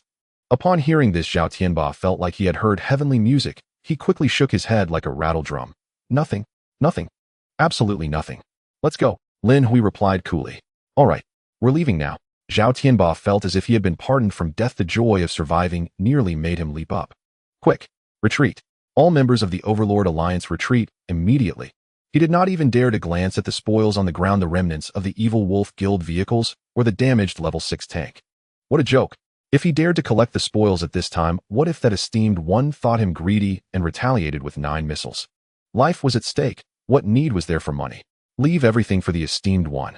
As a meeting gift, Zhao Tianba waved his hand, leading his convoy away from the scene at twice the speed they had arrived. The 2 level 6 Apaches flew even faster than rabbits, disappearing into the sky in the blink of an eye. Only a pile of ruins remained, along with Zhang Yaoyang bound like a rice dumpling, and a group of onlookers left in disarray. The wind swept up the dust on the ground. Watching the retreating figures of the Overlord Alliance, everyone felt an extremely surreal absurdity. Is this over? On the side of Iron Blood Heavy Industry, Guitian scratched her head, disbelief written all over her face. What kind of play is this? Why do I feel like I've watched a fake script? Zhuge Mo adjusted his glasses and exhaled. I also cannot fathom the reasons behind it. But to make someone like Zhao Tianba not even dare to fight back, to directly capitulate, defect, and flee. Lin Brothers' terror must far exceed my imagination. I realize I have underestimated him. Nearby, Yang Ruoling from the Rose Society stood frozen in place. The Zhao Tianba who once instilled fear in her, who was imperious, was now actually terrified of another person. So much so that he would even kill his allies. Then what kind of monster is Lin Hui? In the crowd, Li Xian gaped, his jaw dropping. Zhen Haoyun laughed heartily, tears streaming from his eyes. God Hui is amazing. Has Zhao Tianba also become a fan of God Hui? This is too impressive. Chen Yi chuckled. He gazed at the level 6 RV, his eyes filled with admiration. This is what it means to be strong. To conquer without fighting. To instill fear in the first guild of District C996 without lifting a finger leading them to self-destruction. The short-haired youth beside Deng Hao was now completely dumbfounded, murmuring this. This is the true big shot. Everyone looked on in disbelief. They had not anticipated that such a grand and highly anticipated battle, which they thought would be like a collision of Mars and Earth, would end just like this. At the cost of the complete annihilation of the Evil Wolf Guild. And it was the Overlord Alliance that took the initiative. It was too disruptive to their perception. At this moment, the black RV slowly started up, approaching the bound Zhang Yaoyang. A massive shadow loomed over him. Zhang Yaoyang, covered in blood, wore a face filled with hatred, despair, and deep confusion. Lin Hui looked down at him as if gazing at an insignificant ant. You cannot stop my car. You cannot block my path either. Zhang Yaoyang emitted a muffled sound from his throat, seemingly wanting to say something, but no one wanted to listen anymore. Lin Hui raised his hand, and Lu Shishu on the third floor immediately aimed at Zhang Yaoyang's brow. In your next life, pay more attention. Bang! A gunshot rang out. Zhang Yaoyang, the leader of the Evil Wolf Guild, perished. Thus, the once dominant Evil Wolf Guild in District C996 was utterly reduced to the dust of history. The sunset was blood-red, casting the afterglow of the dying sun upon this scorched and searing battlefield. At the eastern entrance of Fu City, the smoke of war had yet to dissipate. As the convoy of the Dominance Alliance retreated like a tide, the land that had just been rocked by the roar of cannons fell silent. Thousands of wandering players peered out from their cover like groundhogs emerging from their burrows. They gazed in the direction the Dominance Alliance had departed, then at the ruins strewn about, ultimately focusing on the central ruin, where a spotless level 6 RV stood like a black monument. The feeling was surreal, as if in a dream. The once mighty Evil Wolf Guild, a colossal entity that had bled, murdered, and stolen women in this area, was simply gone. Just half an hour ago, they had been lambs waiting for slaughter. And now the hunters were dead. The Evil Wolf Guild. Really annihilated. Among the crowd, someone trembled and uttered those words first. The voice was soft, yet it rippled through the stillness like a stone cast into a calm lake. Then a second voice quivered into existence. Zhang Yaoyang is dead. Even the Dominance Alliance has left. Does this mean that at the East Gate no one is collecting tolls anymore? No one is collecting that 60% of the resources? Boom.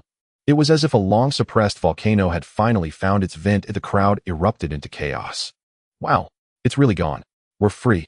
We no longer have to pay that damn toll. Cheers filled the air, some wept tears of joy, others frantically pounded on the steering wheels, while the oppressed knelt on the ground howling in grief.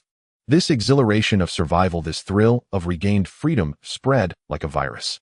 The news raced through the regional channel, traveling at the speed of light to the other 3 entrances of Fu City. Pinned message: the main force of the Evil Wolf Guild has been wiped out. President Zhang Yaoyang has been executed. The East District is liberated. For the remnants of the Evil Wolf Guild still stationed at the northern, western, and southern entrances, this news was akin to a bolt from the blue. At the northern entrance, a small leader of the Evil Wolf Guild was stepping on the head of a wandering player, brandishing his machete and shouting, "What are you dawdling about? If you don't hand over 60% of the resources, I'll chop your hands off." Just then someone shouted out the news from the regional channel. The small leader froze, his knife halted in midair. The wandering player beneath his foot, who had once been desperate, suddenly erupted with a frenzied gleam in his eyes. The main force. Wiped out. The wandering player surged up violently, pulling out a screwdriver from who knows where, and drove it fiercely into the small leader's thigh, roaring, "You're finished. Everyone attack. The Evil Wolf Guild has fallen. Damn them. My brother was killed by these beasts just the day before yesterday. Revenge. Kill those bastards." In an instant, the once timid wandering players transformed into vengeful beasts. There was no need for commands. The enraged players swiftly turned their vehicles and pulled the triggers. The remaining members of the Evil Wolf Guild had yet to recover from the shocking news before being submerged by a torrent of furious bullets. This scene unfolded simultaneously at every entrance. The pent-up anger, hatred, and greed erupted completely at this moment. The battlefield at the east entrance. After the revelry, an unusual atmosphere began to grow among the crowd. It was greed. Human desire is like a boulder rolling down a mountain. Once it starts, it cannot be stopped.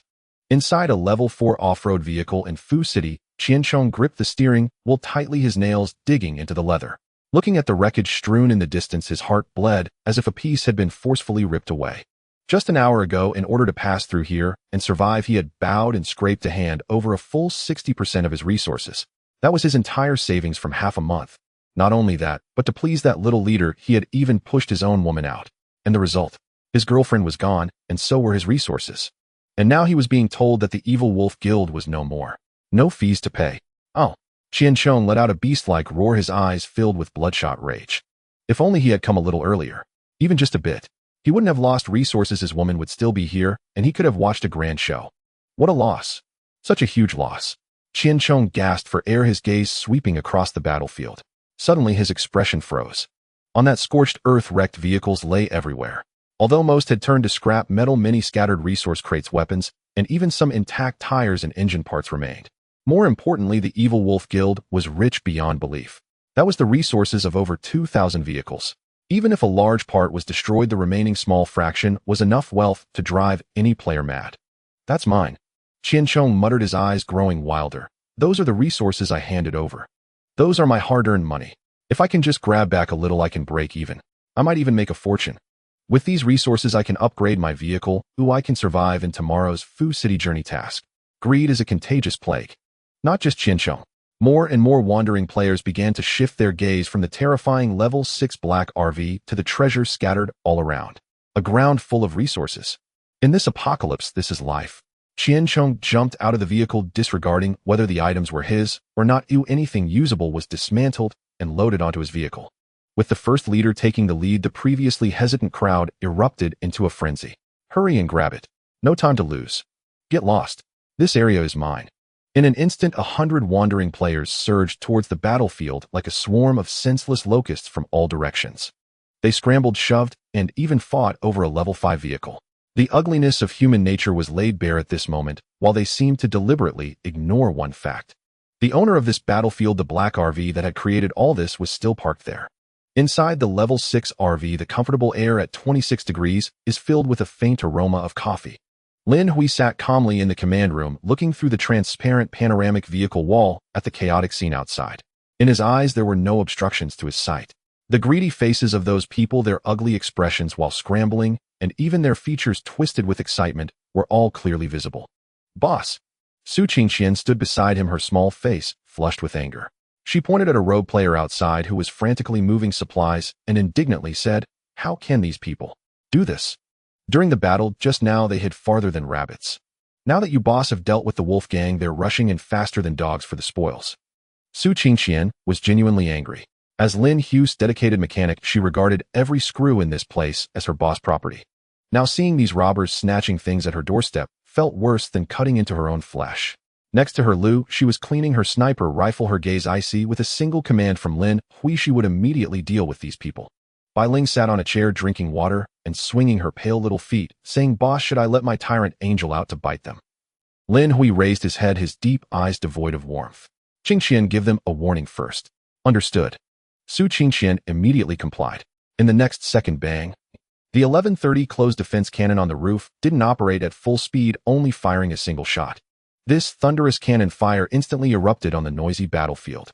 A 30mm tungsten core, armor-piercing round grazed Qianchong's scalp and slammed heavily into the abandoned war vehicle in front of him. Boom. The war vehicle, which was still relatively intact, was instantly blasted open with a terrifying hole the size of a basin and metal fragments scattered everywhere. This sudden cannon fire shocked all those frantically grabbing supplies. It was as if the pause button had been pressed. Qianchong was so scared that he sat down on the ground, his face pale. Everyone stopped moving, stiffly turning their heads to look at the massive level 6 black RV. At this moment, Lin Hui's cold voice came through the vehicle's loudspeaker, clearly reaching everyone's ears. "Put down what you have. And then roll out." The voice wasn't loud, but carried an undeniable killing intent. The scene fell into a dead silence. Those rogue players grabbing supplies looked at each other, unsure whether to put down what they were holding or to keep it. Many eyes flashed with a hint of fear. After all, they had seen the ruthlessness of this RV. However, looking at the heavy supplies in their hands and the wealth scattered on the ground, the greed once again overpowered their rationality. The law doesn't punish the crowd. With so many of us, does he really dare to kill us all? Besides, we are the victims here. Finally, someone couldn't hold back. Qianchong got up from the ground, gritting his teeth, and defiantly shouted, "Hey, big shot. You can't say that. These things were originally robbed from us by the wolf gang. That's our resource. We're just taking back what belongs to us. What's wrong with that?" With someone leading the charge, voices of agreement immediately rose among the crowd. "Exactly. This was originally ours. The wolf gang robbed us, and now that the wolf gang is gone, we're just returning to our original ownership." Lin Hui smiled, a smile fueled by rage. Returning to your original ownership. You were robbed by the Wolf Gang. That's your own incompetence. It's your problem. And these things were what I took down from the Wolf Gang. They are my spoils of war. Do you understand? Everything here down to the refuse on the ground is my spoils of war. My things, if I don't give them to you, you cannot take them. This domineering and chilling statement made the expressions of those present turn ugly. This is too overbearing. A young woman in fashionable attire, though dirty, still showed traces of beauty, stepped forward. She said with righteous indignation, setting aside the fact that you dealt with the Wolf Gang, these things indeed have our share. I'm just taking back our share. Is there anything wrong with that? This classic line of setting aside the facts made Su Qingqian in the vehicle laugh out loud. Setting aside the facts. Then what shall we discuss? Your thick skin. Su Qingqian was practically having her worldview refreshed. But that wasn't the end. An elderly man about 60 years old with graying hair stood up trembling, looking heartbroken, and said, "Yes, young man. One shouldn't be too ruthless." He pointed at the surrounding road players with tears in his eyes. Most of our vehicles are still level 2 or 3. We can't even fill our stomachs. If you give us these things, our vehicles can upgrade, and we can survive. For tomorrow's task in the furnace market, we would be more confident. We are all humans from the same place. We should help each other. This speech instantly resonated with many. Yes, big shot. Just do us a favor. You can't just watch so many of your fellow humans die in the upcoming task, right? Another middle-aged woman joined in, shouting loudly, "You saved us from the oppression of the Wolf Gang. In our hearts, you are like a savior. Since you are a savior, you should help the weak and save the masses. If you monopolize these supplies, how are you any different from those beasts of the Wolf Gang?" The moral high ground piled up one after another, from returning to the original ownership, to brotherhood, and finally elevating to the level of savior. It was as if Lin Hui didn't give these things to them, he would be an unspeakable sinner. Inside the level 6 RV command room, Su Qingqian trembled with anger, pointing at those people outside, unable to speak for a long time. This is shameless. This is moral kidnapping. How can they be so shameless? When Zhang Yaoyang came, why didn't they reason with him? Lin Hui looked at the crowd outside, who were fervent and seemed to occupy the moral high ground as victims. His expression did not show anger. Instead, it carried a hint of mockery. Savior. He shook his head, the last bit of patience in his eyes, completely exhausted. Not rolling out. Then. Die. Thank you all for your support. This book has reached the position of first in the new book rankings. Continue to seek 5-star reviews. Seeking free small gifts. Savior. Lin Hui shook his head, the last trace of patience in his eyes, completely exhausted. Not leaving. Then. Die. Everyone, don't be afraid. He is just trying to scare us. Qian Chong saw that the crowd was a bit shaken and quickly shouted loudly, trying to stabilize the situation, "There are so many of us. Even if he's strong, can he really kill us all? Moreover, just as that lady said earlier, he is our savior." Qian Chong shouted at the RV, his tone filled with a strange sense of superiority. "Big shot. As long as you are willing to share resources, all of our more than 100 vehicles are willing to follow you. I was once the vice president of the guild. I have management experience, and I am willing to support you and serve you." However, as soon as he finished speaking, Lin Hui's finger gently pressed on the red button of the fire control system. In that moment, there was not a trace of mercy in his eyes. "Since you want to be compatriots, I will send you to Unite Underground. If you don't want to leave, then stay here forever as fertilizer." The next second, Virum. A chilling sound of a motor suddenly roared to life. The menacing 1130 close defense cannon on the roof instantly turned its gun barrel. The dark 11 barrels began to spin with deadly intent. Flames of fire erupted forth. Tat tat tat tat tat tat tat tat. It wasn't gunfire, it was the sound of fabric being torn apart, the chainsaw of death roaring. With a firing rate of 1100 rounds per minute, it meant that nearly 230mm tungsten core armor-piercing rounds were unleashed every second. What kind of concept is this? It is a devastating metal storm. Boom, boom, boom, boom, boom. The first few dozen vehicles in the front couldn't even hold for a second. They were torn into pieces as if made of paper. The young woman who said, "Let's not discuss the facts," didn't even have time to scream. Her body, along with the small car beside her, was instantly turned into a mist of blood and scrap metal by countless bullets. It was proven that in front of a 30mm cannon, her logic was as fragile as her body. The elder who said we should help each other was standing in front of a pickup truck. As bullets swept by, the pickup truck exploded instantly, and the elder's upper body vanished, leaving only 2 legs standing, seemingly still supporting his ridiculous moral theory. As for the middle-aged woman shouting savior, she watched as a line of fire swept over, completely obliterating her proud victim identity along with her body. Flesh and blood flew, steel shattered. The entire area was instantly shrouded in dust and blood mist. He really fired. Help! It's murder. This terrifying scene completely frightened the players behind who hadn't had time to rush up or were hesitating. Screams and cries erupted instantly. Qian Chong, standing slightly behind, narrowly avoided the first wave of gunfire. But at this moment he was terrified, his pants wetting, a large area of foul stench spreading. He looked at the hellish scene ahead, watching as his companions who had just argued with him turned into minced meat in an instant. The fear originating from the depths of his soul shattered his greed completely. What resources, what following? At this moment he just wanted to survive. Big shot. Don't kill me. Qian Chong's legs went weak, and with a thud he knelt on the ground, banging his head frantically, blood flowing from his forehead as it hit the gravel. I was wrong. I was really wrong. I'll leave. I'll leave right now. I don't want the resources. Please spare my life. Run. Please forgive us, we really know we were wrong. The other surviving players also reacted, begging for mercy, while climbing frantically into their vehicles or simply abandoning the vehicles and scrambling away. However, it's too late. Inside the RV, Lin Hui looked at the figure pleading on the screen, his gaze as cold as iron. You had your chance and didn't take it, and now you want to run. There's no such thing as a cheap deal in this world. Tat tat tat. Lin Hui's finger moved slightly. The close defense cannon accurately fired a single shot. Bang. Qian Chong's pleas were abruptly cut off. A large caliber bullet directly penetrated his forehead, exploding his head like a watermelon. The headless corpse swayed and then collapsed softly beside a pile of scrap metal. Until his death, he still tightly clutched the heavy weapon he had snatched. The cleanup continued. Lin Hui did not stop his actions because of their pleas. Since he had drawn his gun, he had to eliminate them completely. For those trying to snatch food from the tiger's mouth while attempting to bind him with moral shackles, Lin Hui felt no psychological burden whatsoever. The flames raged for a full 10 seconds, until all of the greedy individuals who charged into the warning line transformed into a ground of minced meat until no living soul stood. The gunfire finally ceased. The smoke gradually dispersed. The already ravaged eastern entrance had now turned into a scene of carnage.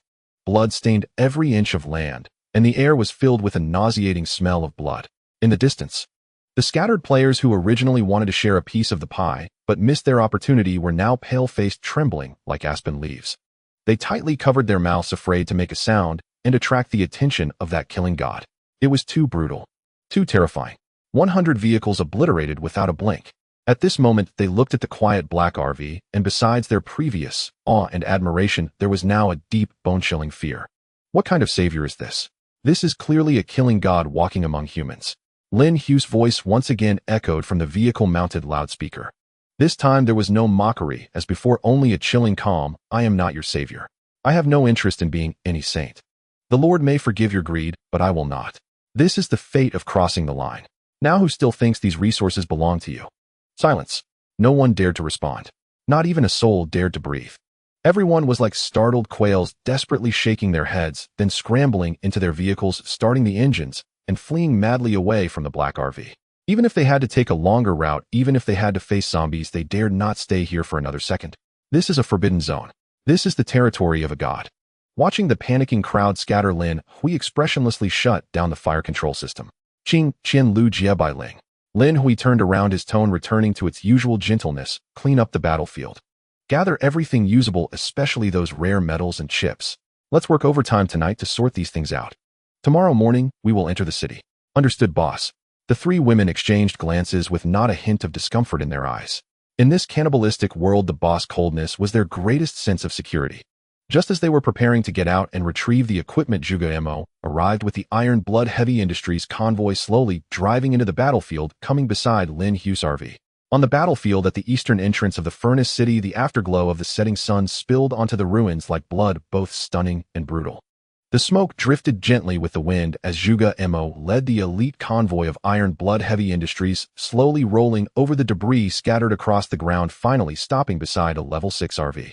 Even though he had mentally prepared himself, standing in close proximity to this level 6 land dominator still left Zhuge Mo breathless from the overwhelming pressure.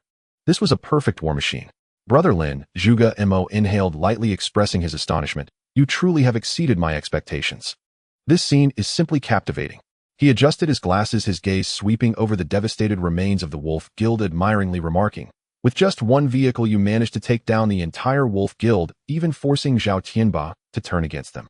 Such achievements since the launch of the Survival on the National Highway game. You are undoubtedly the first person to accomplish this. Don't flatter me, brother Zhuge. A young man's laughter suddenly rang out. Following that, in the astonished eyes of Zhuge Mo and Guo Tiantian, the air in front of the RV suddenly distorted. Countless azure light dots appeared out of thin air, swiftly converging and weaving together. In the blink of an eye, a young man dressed in casual attire with his hands in his pockets stood vividly before the two. Even the movement of his hair and the wrinkles on his clothes were clearly visible. Holographic projection. Guo Tiantian's eyes widened in shock, unable to suppress her low exclamation. That's so cool.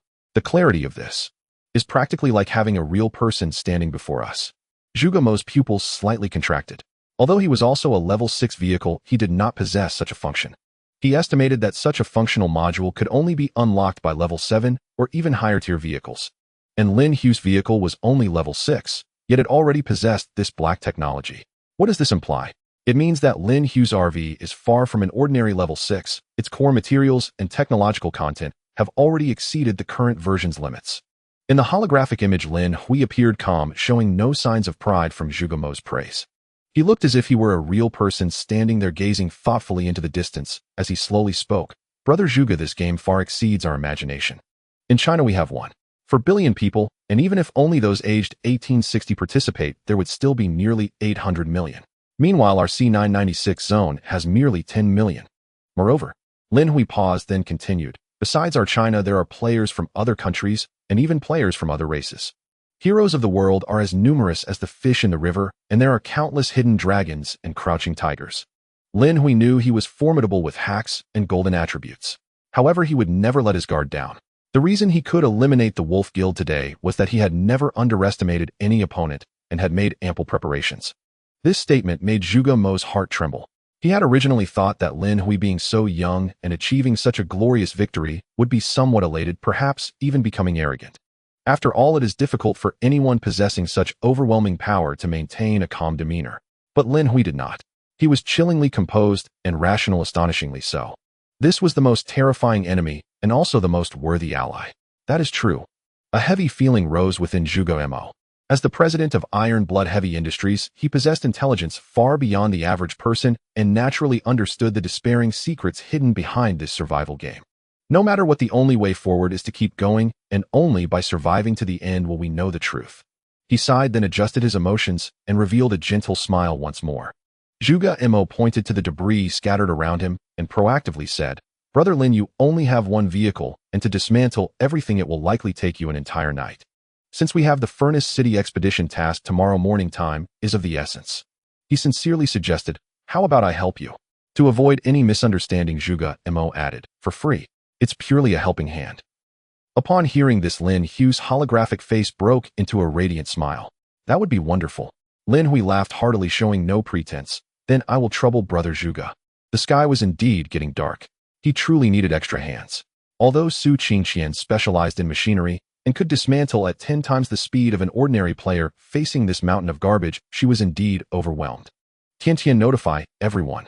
Zhuge Mo immediately turned and ordered, all members of Iron Blood Heavy Industries except for the sentries disembark and assist Brother Lin in cleaning the battlefield. Act quickly, categorize carefully, and do not overlook any valuable parts. Yes. Guo Tiantian immediately responded and went off. Just as the members of Iron Blood Heavy Industries began to work energetically, a low rumble of engines came from afar. The team from the Rose Society had arrived. Leading them was a striking level 6 red convertible. The streamlined body resembled a burning flame, like a blood rose blooming amidst the ruins. As the car door opened, a long, beautiful leg stepped out first, followed by a graceful figure appearing in everyone's sight. Yang Ruoling had exited the vehicle. She wore a black spaghetti strap long dress draped with a somewhat thin fur shawl that seemed inadequate at this moment, her wynard long curls cascading down her shoulders, exuding an enchanting beauty. Stepping in high heels, she elegantly walked to the RV. Looking at the holographic Lin Hui suspended in the air, Yang Ruoling slightly bent forward, revealing a perfectly timed charming smile. Mr. Lin, I am Yang Ruoling from the Rose Society. I've often heard Feifei mention you, but I never had the chance to meet you. Today, seeing you in person is indeed awe-inspiring. As she spoke, she deliberately turned to showcase Li Feifei behind her, who appeared somewhat embarrassed, seemingly trying to play the relationship card. Lin Hui's gaze swept over Yang Ruoling before nodding at Li Feifei behind her as a greeting.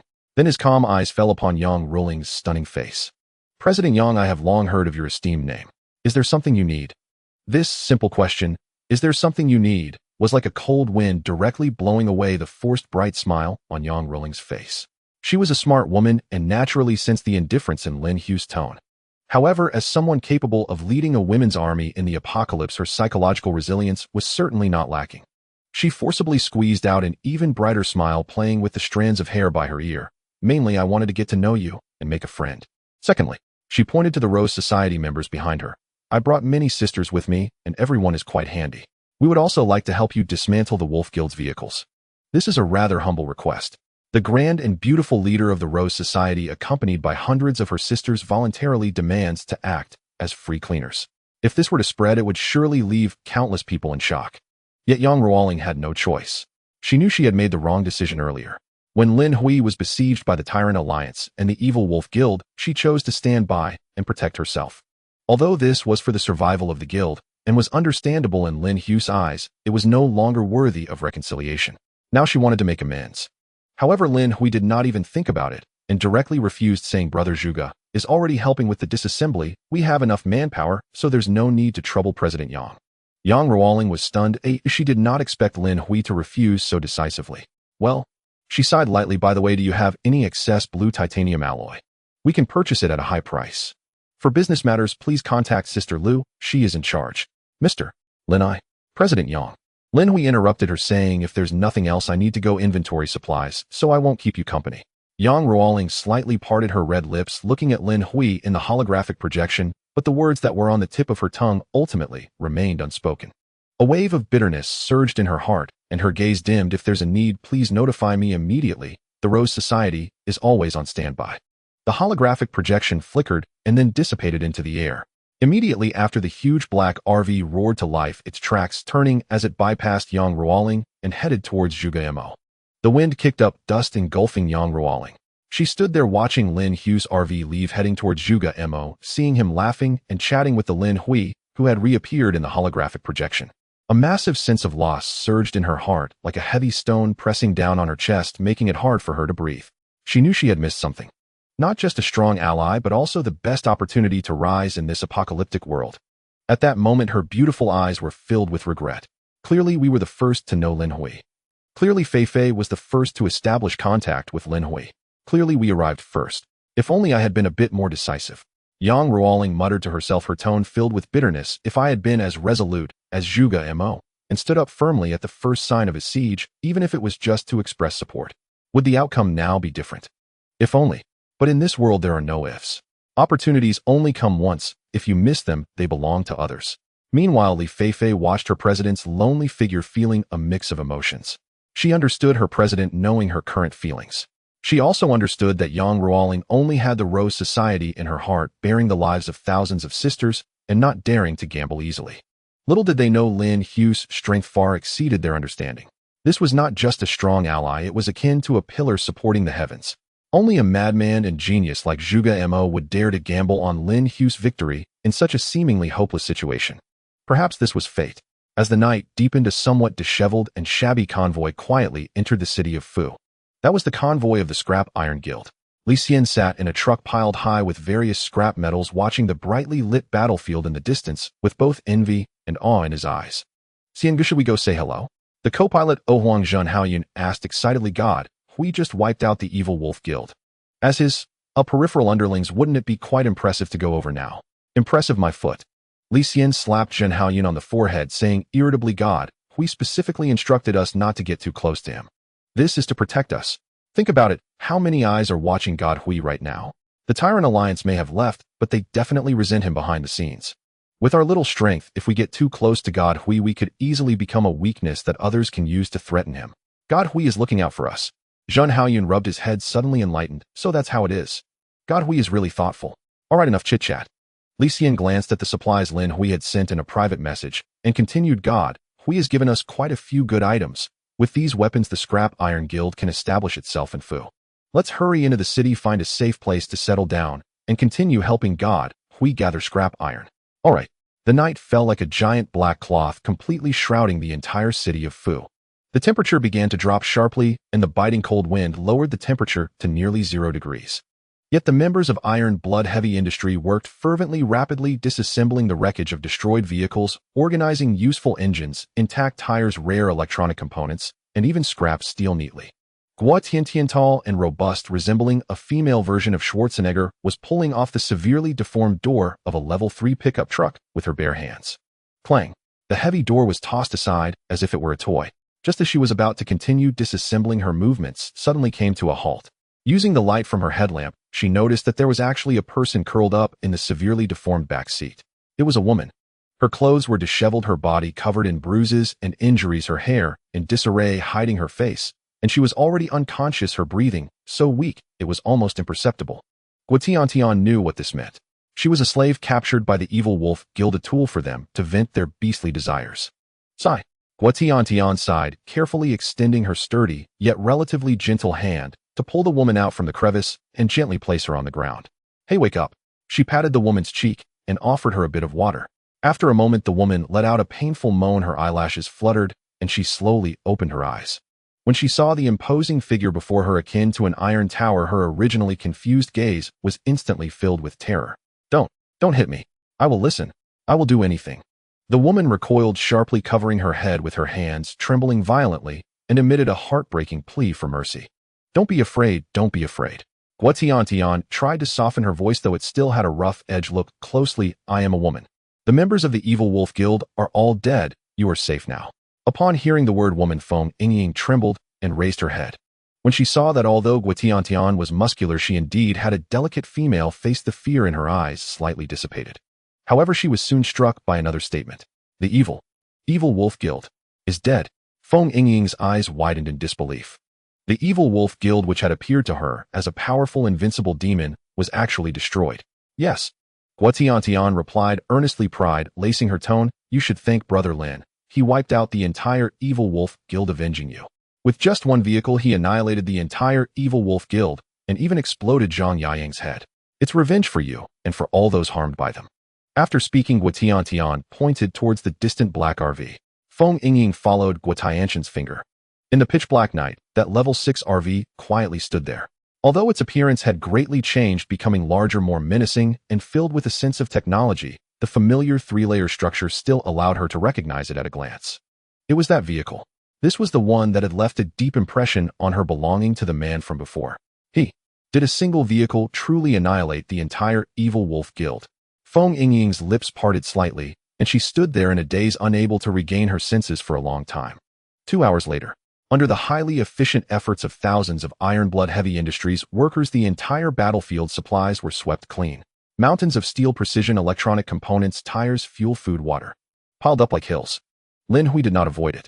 In front of Zhuge Mo, he waved his hand and used the automatic pickup function of the space fold trait to instantly store these hill-like supplies into his alternate space.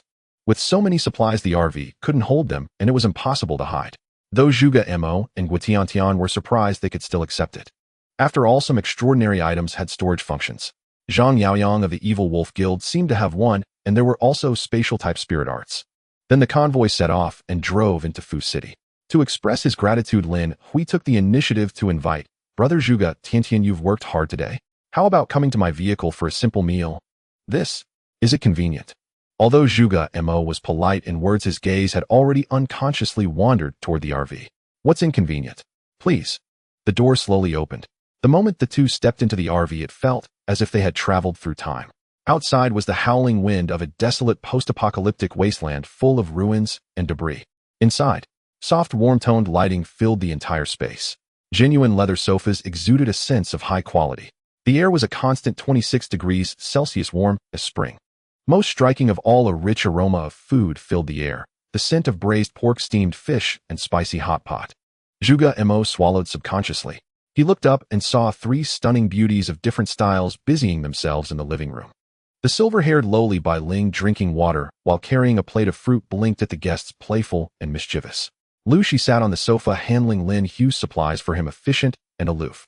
Su Qingxian, wearing an apron, carried a steaming pot of chicken soup from the kitchen, as virtuous as a young wife. Zhuge Mo paused briefly, then turned to Lin Hui with an ambiguous smile. Brother Lin, you've hidden beauties in your golden chamber. This setup is an emperor's luxury. Lin Hui chuckled, gesturing for them to sit. Brother Zhuge jokes. They're my employees. And the boss, they're workers. A pure employer-employee relationship. Zhuge Mo rolled his eyes, giving a look that said, I do believe that if I were a fool. All men are. In this environment, one man with 3 women, each a top-tier beauty, and you say it's pure. Am not well-read, don't fool me. The group sat around the spacious dining table, looking at the table full of delicious aromatic dishes, feeling the softness of the genuine leather sofa beneath them, and seeing the giant screen TV playing a movie automatically. Zhuge Mo felt sour. Completely sour.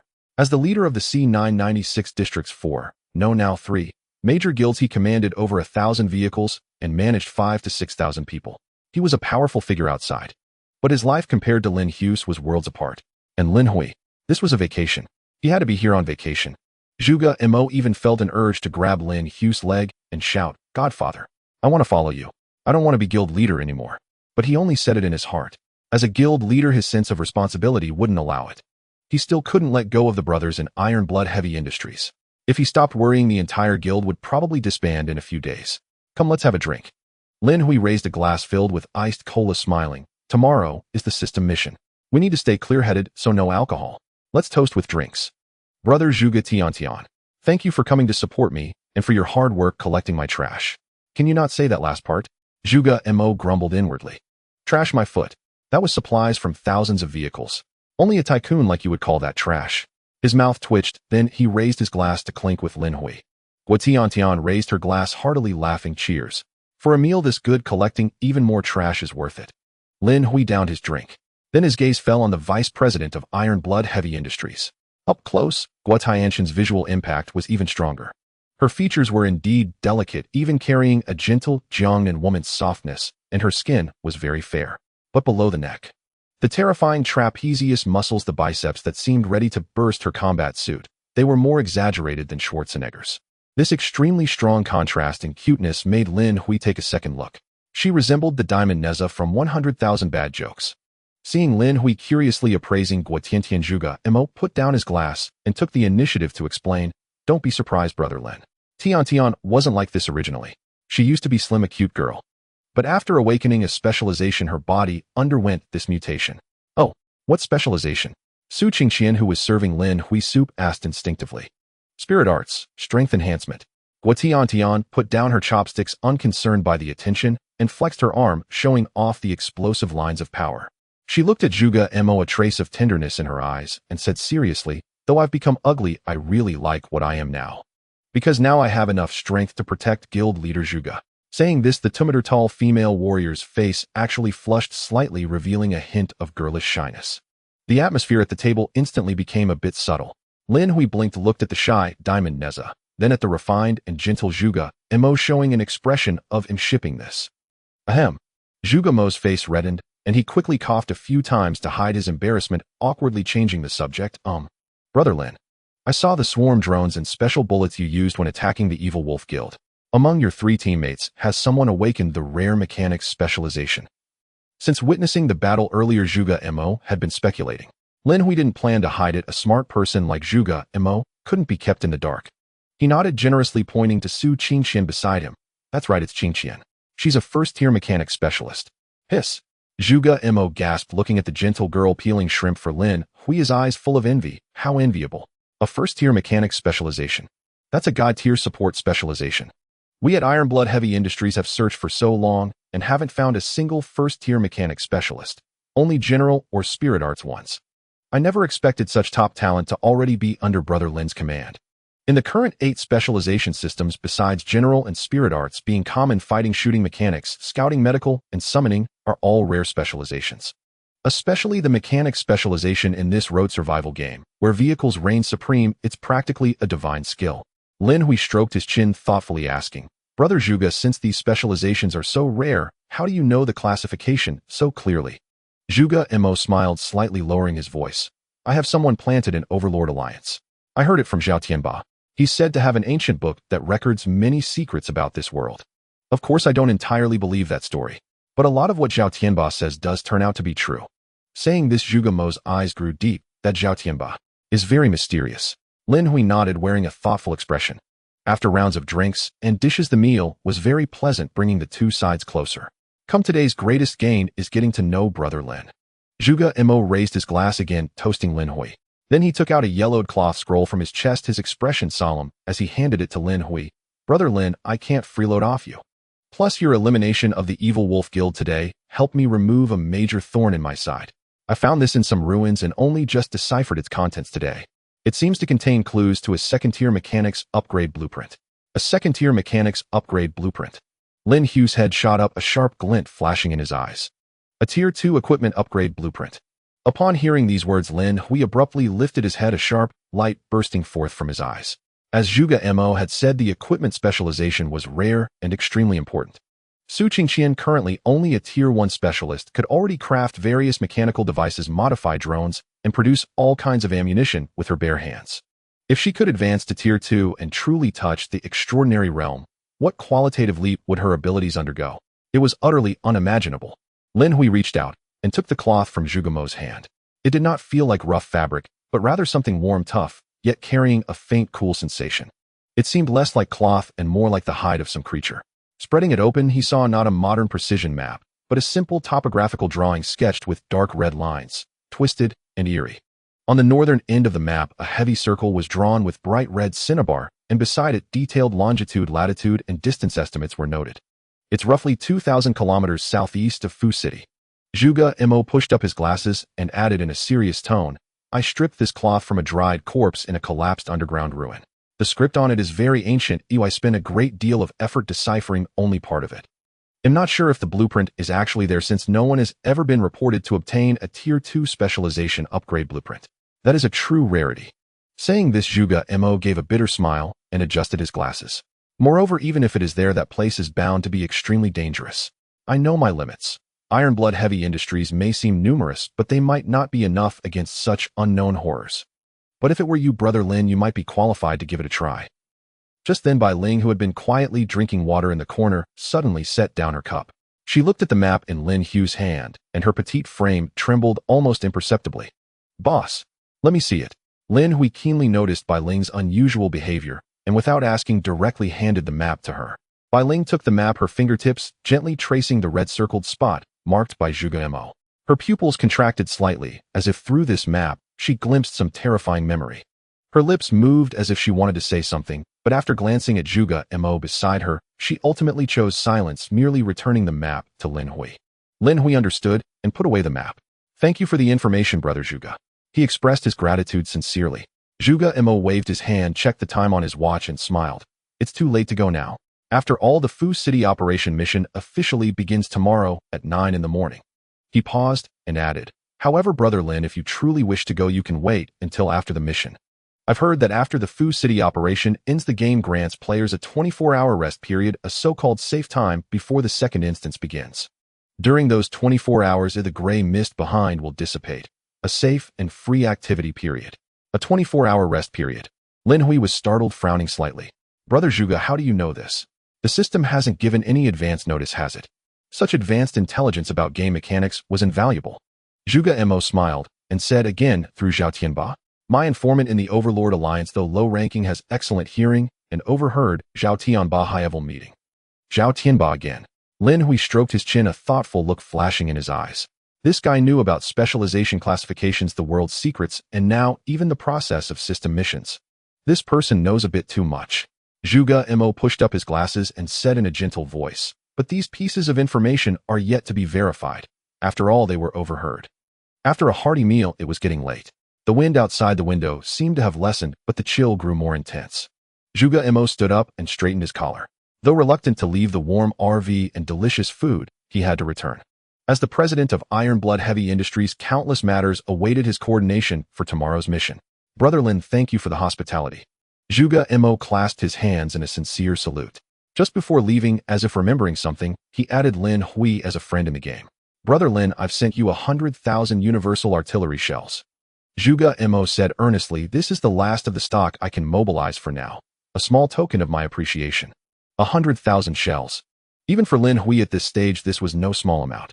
It would be enough for even a resource-devouring beast like the 1130 CIWS to engage in several minutes of saturation attack.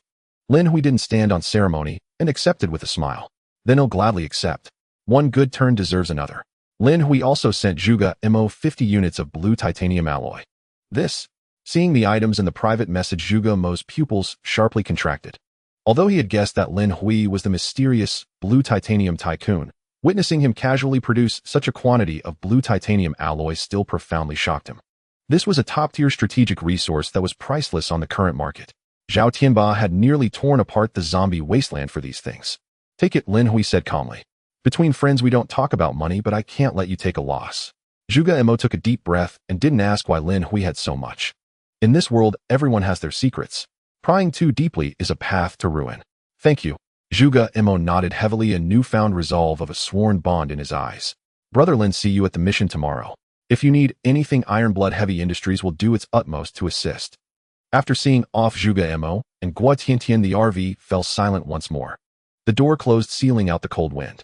Lin Hui turned and sat back down on the sofa, his gaze falling on Bai Ling. No outsiders now. Lin Hui tapped the map lightly with his finger and asked, Bai Ling, is there something wrong with this map? Bai Ling was now curled up in a corner of the sofa, hugging her knees. The fearless science fanatic actually showed a rare trace of paleness on her face. Boss. She took a deep breath, her small face full of seriousness. This map should be real. Because the place where I obtained that Tier 2 medical upgrade blueprint was also in this direction, a town shrouded in thick fog. Indeed. Lin Hui exchanged glances with Lu Shi and Su Qingqian, their expressions shifting slightly. It turns out that her opportunity also came from there. But Bai Ling immediately added, however, that small town is extremely eerie. Her voice became slightly grave, as if recalling some unpleasant experience. Deep within the town there seems to be a terrifying presence. At that time I was only at the outskirts of the town, yet I felt an overwhelming sense of oppression from the depths of my soul. Even those mindless zombies dared not enter. When I tried to leave, suddenly a vague shadow appeared at the entrance of the town, shrouded in mist. It was impossible to discern its form. Bai Ling pointed to her own head, her face pale. But for some reason, just one glance at it made me feel as if my mind was tainted, my sanity plummeting, as if countless voices whispered in my ear, beckoning me to enter the town. If it weren't for my innate mental strength being extraordinary, allowing the zombies to take me away before I lost all consciousness, I might have gone mad or become part of it. After hearing Bai Ling's description, the car fell into a dead silence. Su Qingqian and Lu Shi both felt a chill run down their spines. A vague shadow. Mental pollution. This has gone beyond the realm of physical combat. However, after listening, Lin Hui's gaze flickered slightly as he nodded thoughtfully. Mental pollution, huh? He silently calculated in his heart. If it were before facing such an entity that could directly attack one's SAN value, even with his LV6 camper, he would have to retreat. After all, no matter how high the physical defense, it cannot guard against mental piercing. Just like before in front of that massive palace, he almost suffered a great loss against the ghostly bride. But now, Lin Hui glanced at the system panel, at the glowing golden entry he had just extracted. One-way transparency. Effect 2, mental barrier. When you gaze through the one-way transparency material at the outside world, you will be protected at a rule level. Even when staring at mythic-level anomalies or indescribable presences, the host will be immune to all negative states, such as mental shock, sanity plummeting, and mental pollution. This is the confidence. With this entry, the camper is an absolute mental sanctuary. The so-called pollution is merely like watching a horror movie through bulletproof glass. No need to worry too much. Lin Hui's lips curled into a confident smile. If it's a mental attack, I have my ways to deal with it. If after the mission tomorrow there really is a 24-hour rest period, then we will pay a visit. The 2 entire device specialization blueprint is worth the risk. Bai Ling looked at her boss, determined eyes opened her mouth, but ultimately did not speak again. To be honest, she was also very curious about what lies within that misty small town. She was quite curious. Just then Lu Shi suddenly lifted her head, a strange expression appearing on her cool, regal face. Boss. Moi. I just received a private message from Zhao Tianba of the Tyrant Alliance. Lu Shi exhaled. He sent me 5000 universal shells, claiming it's a welcome gift for you. 5000 universal shells. How generous indeed. Zhao Tianba directly sent the items to Lu Shi, indicating he had already guessed that the mysterious person trading in the regional chat channel with blue titanium alloy was none other than himself. Lin Hui replied indifferently, since he wants to spend money for peace, I'll give him this courtesy. As long as he doesn't provoke me, I have no desire to wipe him out. After all, the Tyrant Alliance is too large, and although he could easily handle it if it came to killing, it would consume too many missiles. The primary goal now is tomorrow's mission. All right. Lin Hui stood up, stretched, and glanced over the 3 beautiful employees, each unique in their own way. Get some rest early tonight and recharge your spirits. Tomorrow's mission will likely not be easy. Yes, boss. The three women responded in unison and returned to their rooms. After freshening up, Lin Hui returned to the master bedroom located on the second floor of the camper. This is the most central, safest, and most comfortable area of the entire camper.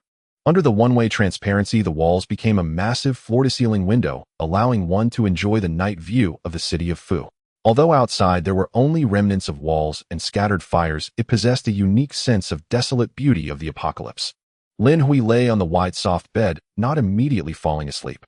His consciousness sank into the alternate space, beginning to tally the spoils from this battle. This battle could be described as immensely rewarding.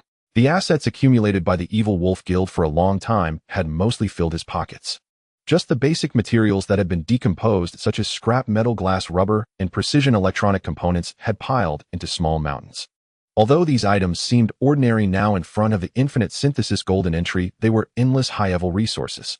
However, what Lin Hui truly valued was the item he pried from Zhang Yaoyang's corpse. A ring. A rare-level extraordinary item. It has an internal storage space of about 1,000 cubic meters, though it cannot store living beings. While it is only 1,000 cubic meters compared to Lin Hui's 80,000 cubic meters that can continuously expand, it is incomparable. But this thing is normal. With it using the function of the alternate space would not attract the attention of other players. Lin Hui checked, and it was filled with various survival supplies, cases of mineral water, compressed biscuits, instant noodles, cured meat, tobacco, and alcohol, among others. The most valuable were a few boxes of military supplies in the corner. This is... Lin Hui's eyes lit up. 10 heavy bombs, entirely black and painted with yellow hazard markings.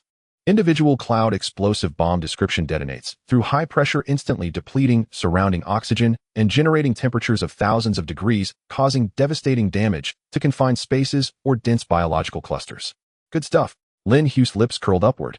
Previously, the Red Wolf leader of the Evil Wolf Guild, Xiao Ran, wanted to use this to blow him up, but was instead blown to pieces by the closed defense artillery. Unexpectedly, Zhang Yaoyang had 10 of these hidden away.